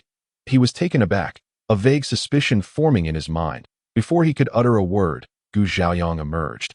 Upon seeing the two on the sofa gazing into each other's eyes with evident affection, his dislike for Zhou Zishi intensified. "TSK, this pretty boy is back to deceive young girls again." Casually, he settled next to Lu Ming, casting a sidelong glance at Zhou Zishi, and asked nonchalantly, "Is there something you need?" Zhou Zishi feigned ignorance of the veiled hostility and replied, "I am here to request assistance from the Xiaoyang team." Gu Xiaoyang raised an eyebrow, signaling for him to continue. "I believe you are aware that the base is undergoing a major cleanup. To be frank, I am overseeing this operation. However, as progress continues, our stockpiles are rapidly depleting, and if we delay in acquiring supplies, it could lead to widespread unrest. Yet, halting operations could expose the base to zombie hordes. Therefore, we plan to venture to a nearby town to gather food supplies, and I hope you can assist us." Gu Xiaoyang remained indifferent. "Are you representing the base?" Zhou Zishi shook his head, revealing a bitter smile. "No, I am here on behalf of myself and those who trust me." Throughout Zhou Zishi's explanation, they learned that the upper echelon of the base was temporarily controlled by the military, which was further divided into three factions. Deputy Commander Tan, commanding over 30,000 troops from a certain field army. Deputy Commander Qian, the deputy commander of the provincial military district, overseeing 50,000 reservists. The military ranks and strengths were roughly equal, leading to fierce competition. Zhou Zishi found himself caught in the middle. His grandfather was a commander of another army group, who had encountered trouble at the onset of the apocalypse. Leaving Zhou Zishi as the acting commander, maintaining a neutral stance while possessing considerable strength. Due to continuous communication disruptions, they were unable to contact the central command and had no knowledge of the capital situation, which limited their actions. Otherwise, he would not be sitting here. Yet, despite this, many in the military still resisted him, aside from the guards they had previously encountered, who were the only ones he could fully trust. Most had been nearly divided among the factions, neither side willing to let the other grow stronger, leading to a covert stalemate that allowed Zhou Zishi to maintain a facade of peace. With a slight sigh, Zhou Zishi continued, "At present, they do not believe in the existence of the zombie hordes, and both sides are standing by, leaving me to shoulder the responsibility. The survivors' welfare is also solely our concern." They had minimized rations, providing each person with only 2 bowls of thin porridge daily, yet supplies were still depleting rapidly. Jiu Zhaoang remained unmoved. What does this have to do with us? If they take action, it would mean siding with Zhou Zishi. Previous interactions with the other 2 factions had resulted in rejection, and aligning with a third party posed significant risks. The supplies gathered this time will grant you 1/3. Zhou Zishi stated without hesitation. Jiu Zhaoyang raised an eyebrow. This was indeed a generous offer. Normally, accepting such tasks yielded meager rewards, and any resources collected had to be handed over to the base. With 70% surrendered, Zhou Zishi's proposal meant they would receive a tangible 1/3 of the supplies without any obligation to the base. Unfortunately, with looming present, this offer held little allure. We are not lacking in resources. Zhou Zishi frowned slightly. Then what do you desire? Gu Zhaoyang did not answer, but instead inquired, "Why do you care so much? If there truly is a pestilence, I believe your strength would suffice for self-preservation." Wasn't he that the belief of the other 2 factions? They were indifferent to the plight of ordinary people, likely intending to simply close the district's gates and leave the commoners to fend for themselves. Which was why no one was willing to lend a hand. Yet here was Zhou Zishi, merely an acting commander and an unfinished student. Why was he so insistent on stepping forward? Looming, standing nearby. Was equally perplexed. Zhou Zishi appeared quite capable, with subordinates and a sense of responsibility. Why had his name not surfaced in the original narrative? She racked her brain, confirming she had never encountered him in the main storyline. Odd. Zhou Zishi, expressionless, fixed his gaze on Gu Zhaoyang.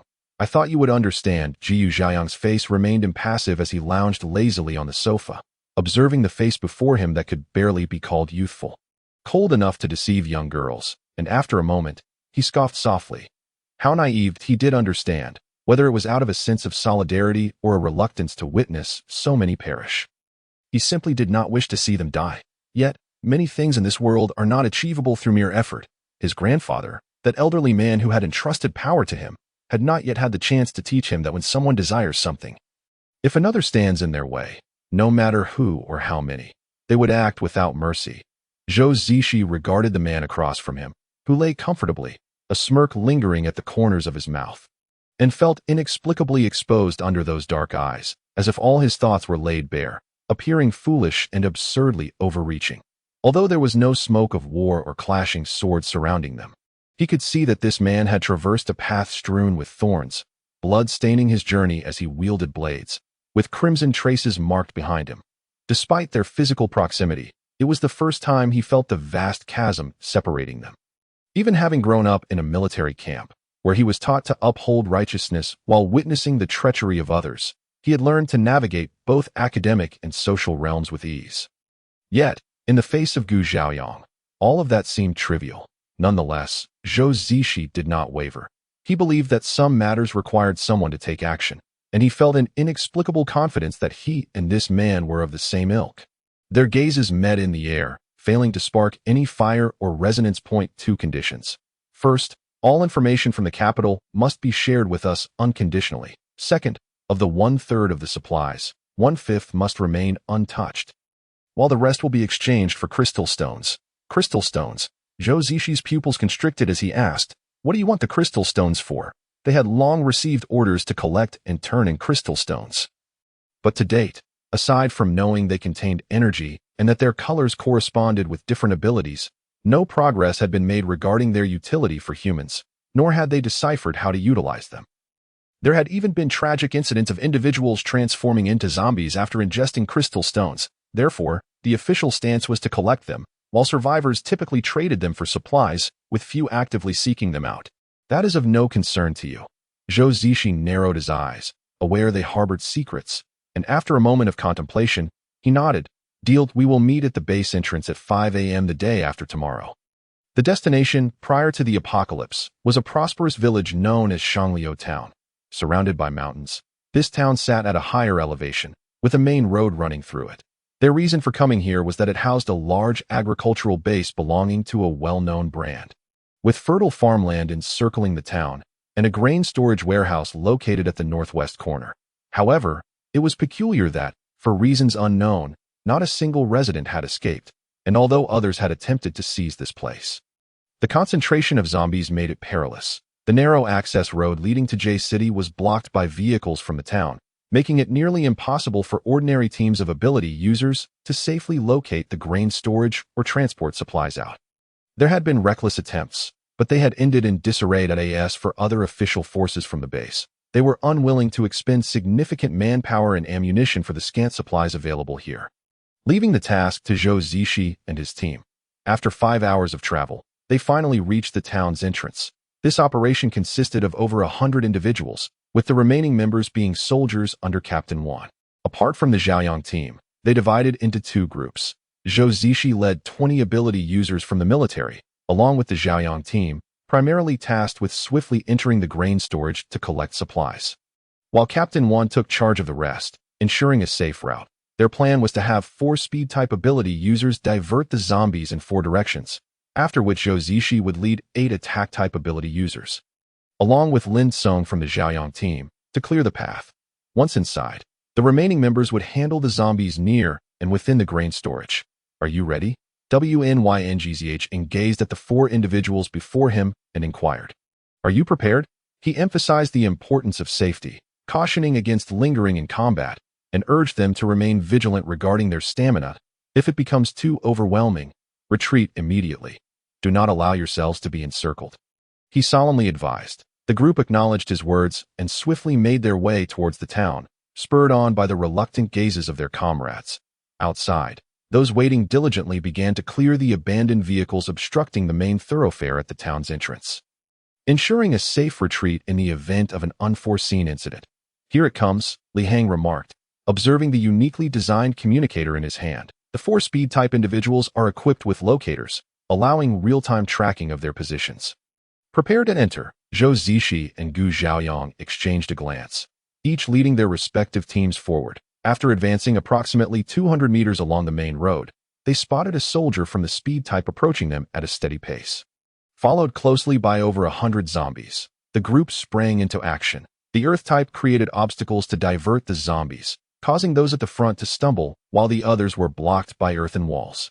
Following this, the metal and fire types unleashed a ferocious assault, igniting a dazzling display of flames and sparks. Finally, the strength-type soldiers delivered the finishing blows, destroying the heads of those zombies that were wounded but not yet dead. It was evident that Zhou Zishi's soldiers coordinated seamlessly, executing their tasks methodically, although they could not incinerate a zombie's head into ashes within moments like Lin Song. Their efficiency in exterminating the undead was commendable. The further they ventured, the more daunting the mission appeared. The small town housed approximately 30,000 residents, and aside from the zombies trapped in the houses lining the streets, the others congregated densely along the thoroughfares, creating a menacing sight. Fortunately, the main road was not a straight shot. With numerous side streets, it prevented all the zombies from being drawn to them, allowing for a potential escape. The group moved swiftly, covering 2/3 of the distance in less than 4 hours without alarming the zombies wandering on other paths. However, as they approached the town hospital, they were compelled to halt and recuperate their strength, wary of encountering a large force within. Chapter 64. The Void. Zhou Xiao. What are you looking at? Zhou Zishi, without lifting his gaze, continued to furrow his brow, fixated on the corpse before him, lost in thought. The young man who had spoken did not press him further but moved closer to peer in the same direction. Before them lay a black SUV with its front end crushed. The driver, clad in ordinary sportswear, lay slumped against the steering wheel, facing the window, evidently having succumbed to fatal head trauma. Fong Wen. Do you recognize him? Zhou Zishi inquired of the youth beside him. Huh? How would I know anyone from this town? Fong Wen replied, puzzled, yet upon closer inspection, he remarked, wait, he does look somewhat familiar. Perhaps I've seen him in the military camp? Zhou Zishi, upon hearing this, narrowed his eyes, a sense of foreboding creeping in. My goodness. Zhou Xiao, you need to see this, Fong Wen exclaimed suddenly as he circled to the passenger side, eager to uncover any additional clues, only to cover his mouth as if remembering something. Zhou Zishi approached and, upon seeing the gaping hole in the back of the corpse's skull, His expression grew grave. That it was apparent that the individual had been struck by some object that had shattered the back of his head, leaving his brain conspicuously absent. Surely this place doesn't harbor those creatures that exclusively drain brains, akin to those in Starship Troopers, Fongwen murmured, shuddering at the thought conjured by his imagination. Zhou Xiao, it's time. A voice called from the resting group, prompting several individuals to rise and approach Zhou Zixi. Inform everyone to exercise utmost caution on the upcoming journey. It is imperative that no one strays alone. Cheng Ming severed a zombie's head with his blade and glanced towards the town hospital's entrance, a look of confusion crossing his face. Old Cheng, Gu Xiaoyang kicked aside a zombie and, noticing Cheng Ming's distracted demeanor, approached him with inquiry. Something feels amiss. Cheng Ming closed his eyes and extended his psychic energy, scanning the hospital's interior once more. Opening his eyes, he frowned and said, "There are no enhanced zombies within." Gu Xiaoyang raised an eyebrow. Perhaps they were all indoors during the rain. No, it's more than that. Cheng Ming shook his head and looked at Gu Xiaoyang. Haven't you noticed? We haven't encountered any. And within my range of perception, there are no signs of any enhanced zombies. The rest are merely first-tier evolved zombies at best. After his psychic abilities reached level 2, he could perceive nearby living beings and even mentally outline their shapes. For mutated zombies and those with abilities, he could detect their energy fluctuations. The stronger the energy wave, the higher the level. With the exception of one individual, all other detection results aligned with reality. Gu Xiaoyang, upon hearing this, confirmed his suspicions that it had been far too smooth a journey. Although the zombies were numerous, most were ordinary, he had initially believed that the higher-level zombies were lurking in the shadows, observing them. But it seemed the situation was far more complex. He pressed down on his earpiece and addressed the team channel. Stay alert. There is something amiss in this town. Half an hour later, they finally arrived at the entrance of the town government building. Indeed, this raised considerable confusion. The grain depot was inexplicably located right next to the town government, surrounded by walls and iron gates, with a natural barrier formed by the mountain behind it, making it exceedingly secure. It would be nearly impossible to stealthily enter the premises from any other entrance, and those capable of doing so would hardly be so bored. The iron gate stood ajar, revealing signs of violent forced entry, indicating that someone had been there before.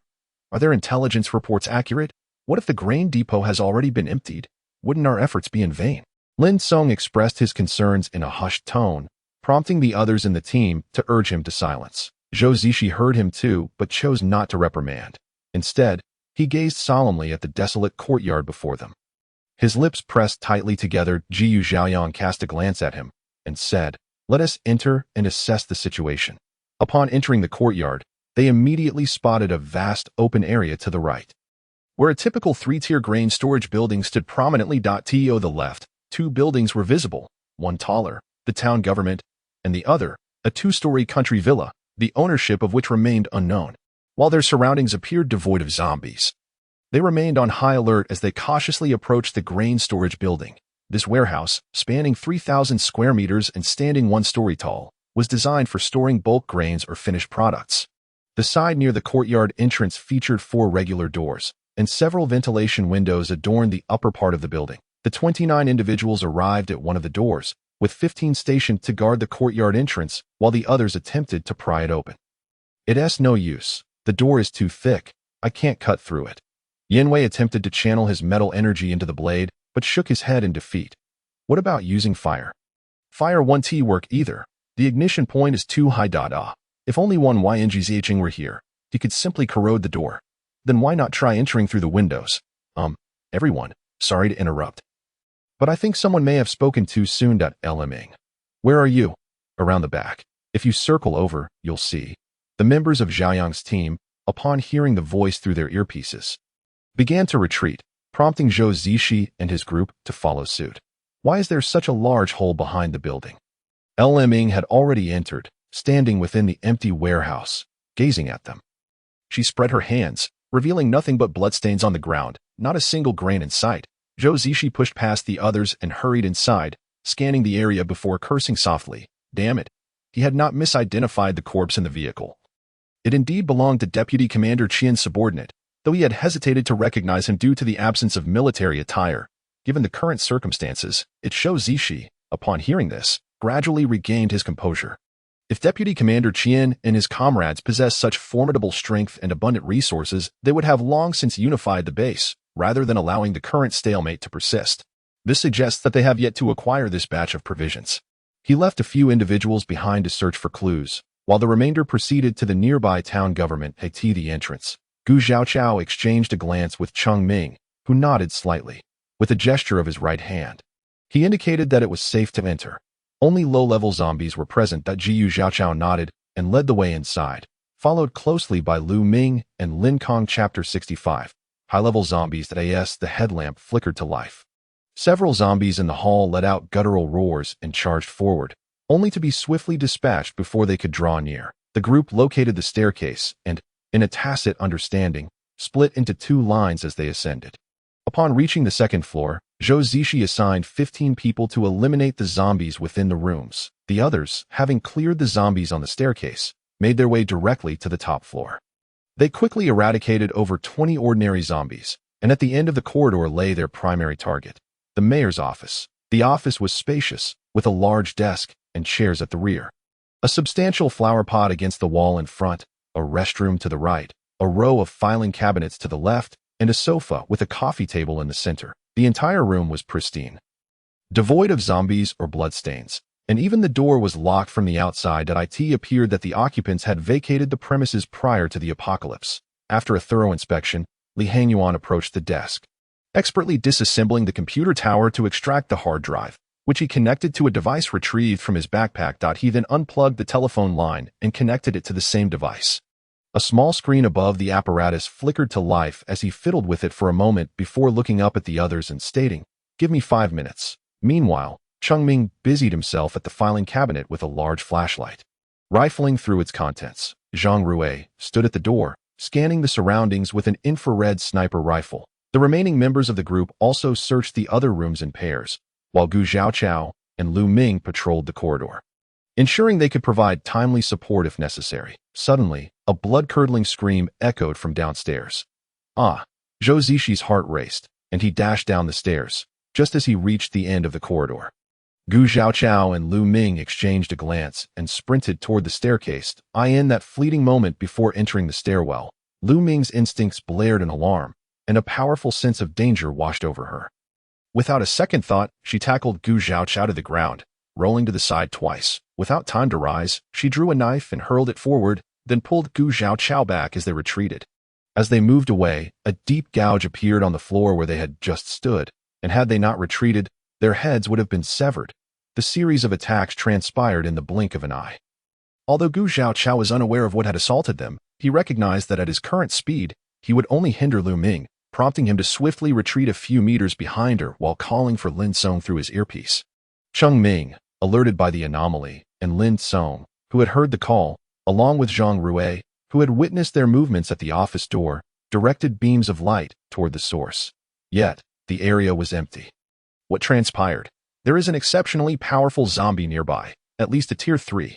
Cheng Ming responded, his usual calmness giving way to urgency. It was rare for a zombie to elude his psychic probing.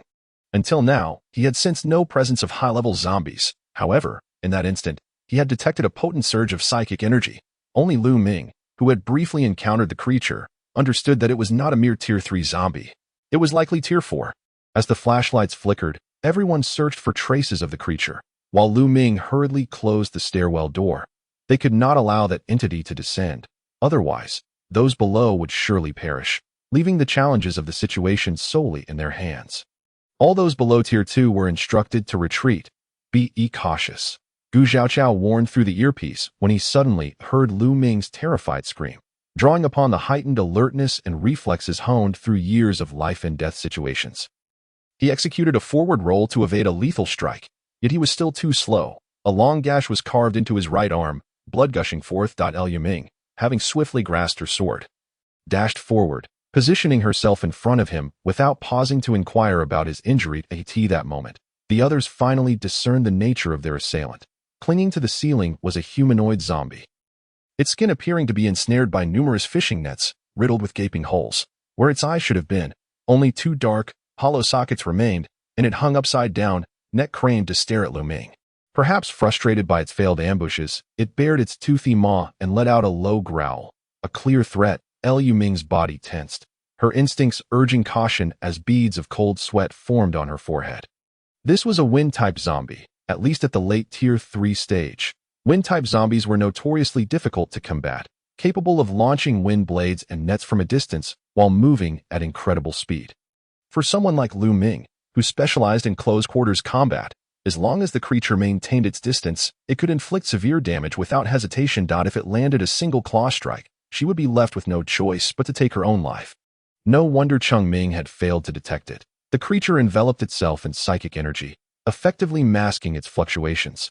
Yet she had no choice but to step forward, for among them, only she and Lin Song had attained Tier 3 status. And even Lin Song might struggle to match its speed, let alone those whose abilities were suppressed by their lower tiers. Gu Xiaoqiao watched Liu Ming's slender silhouette, a wave of helplessness washing over him. Damn it, why wasn't he an ability user? He clenched his fists, his gaze locked on the zombie, acutely aware that its level was so high that perhaps none of them combined could stand against it. Once the fighting commenced, his only recourse would be to vacate the area as swiftly as possible, so as not to hinder Liu Ming. He had never felt such a profound yearning to stand behind someone before. However, unbeknownst to anyone, at that moment, something seemed to ripple in the vicinity of his hands. The zombie suddenly turned its head, its eyeless sockets fixating on Gu Xiaoqiao, drool dripping from its mouth and pooling on the ground as if it had spotted a delectable morsel. After a brief standoff, the creature lost its patience, launching itself toward Gu Xiaoqiao with a powerful leap. Liu Ming struggled to intercept its advance, and Gu Xiaoqiao seized the opportunity to retreat to the end of the corridor. The eyeless zombie appeared to understand the limitations of its psychic energy, opting to attack with claws and fangs rather than using wind blades after its earlier ambush. Its speed was formidable, forcing Liu Ming to focus solely on defense. With few opportunities for counterattack, the others could only hear the clashing of metal as they attempted to follow the movements of the two combatants in the pitch-black corridor. A task rendered nearly impossible. Liu Ming drew a dagger and hurled it toward the creature's eyes. As it raised its hand to deflect the blade, she swiftly plunged the dagger into its abdomen. However, the zombie's tough hide merely yielded a shallow cut, igniting its fury. It retaliated by unleashing 3 wind blades toward Liu Ming. She dodged to the right, but a 4th wind blade struck her, inflicting excruciating pain on her left arm, leaving a deep gash that exposed bone. She was filled with dread. Had it not been for the enhancement from the spring water, her left hand would have been severed. This zombie exhibited an unexpectedly high capacity for learning, far exceeding Liu Ming's expectations. This could not continue. Chapter 66. Wolves before, tigers behind. You all step back. I will lure it to the mayor's office. She whispered into her earpiece. Cheng Ming, hearing this, quickly retrieved 2 high-powered flashlights from his backpack, activated them, and tossed them onto the office floor before joining the others in a room diagonally opposite, leaving Lin Song alone in the office. All right. Upon hearing their response, Liu Ming lunged toward the eyeless zombie. The creature evaded her charge, and Liu Ming used the momentum to execute a forward roll. Continuing her sprint towards the office, the pursuing zombie, seemingly irked by its prey's escape, let out a roar and leaped, crashing its entire body toward Liu Ming. Sensing the impending threat behind her, she had no time to turn around and executed a sideways tumble into the room. The zombie missed its target, its sharp claws raking the wall and leaving 2 large gashes. One could only imagine the devastation had it made contact with a human. Once inside, Liu Ming wasted no time, hastily gathering all the furnishings into her spatial storage, instantly making the room feel much more spacious. Coupled with the illumination from the flashlights, the combat conditions had improved significantly compared to before. As the eyeless zombie entered the room, it was met with a slender, fiery whip. Lin Song had finally seized his chance to act. During their previous entanglement, he had refrained from striking for fear of injuring Liu Ming. The zombie reacted swiftly, raising its claws to sever the fire whip in midair, but the remnants of the flame did not dissipate and landed before its face. It instinctively raised its paw to block, scorching its flesh in the process.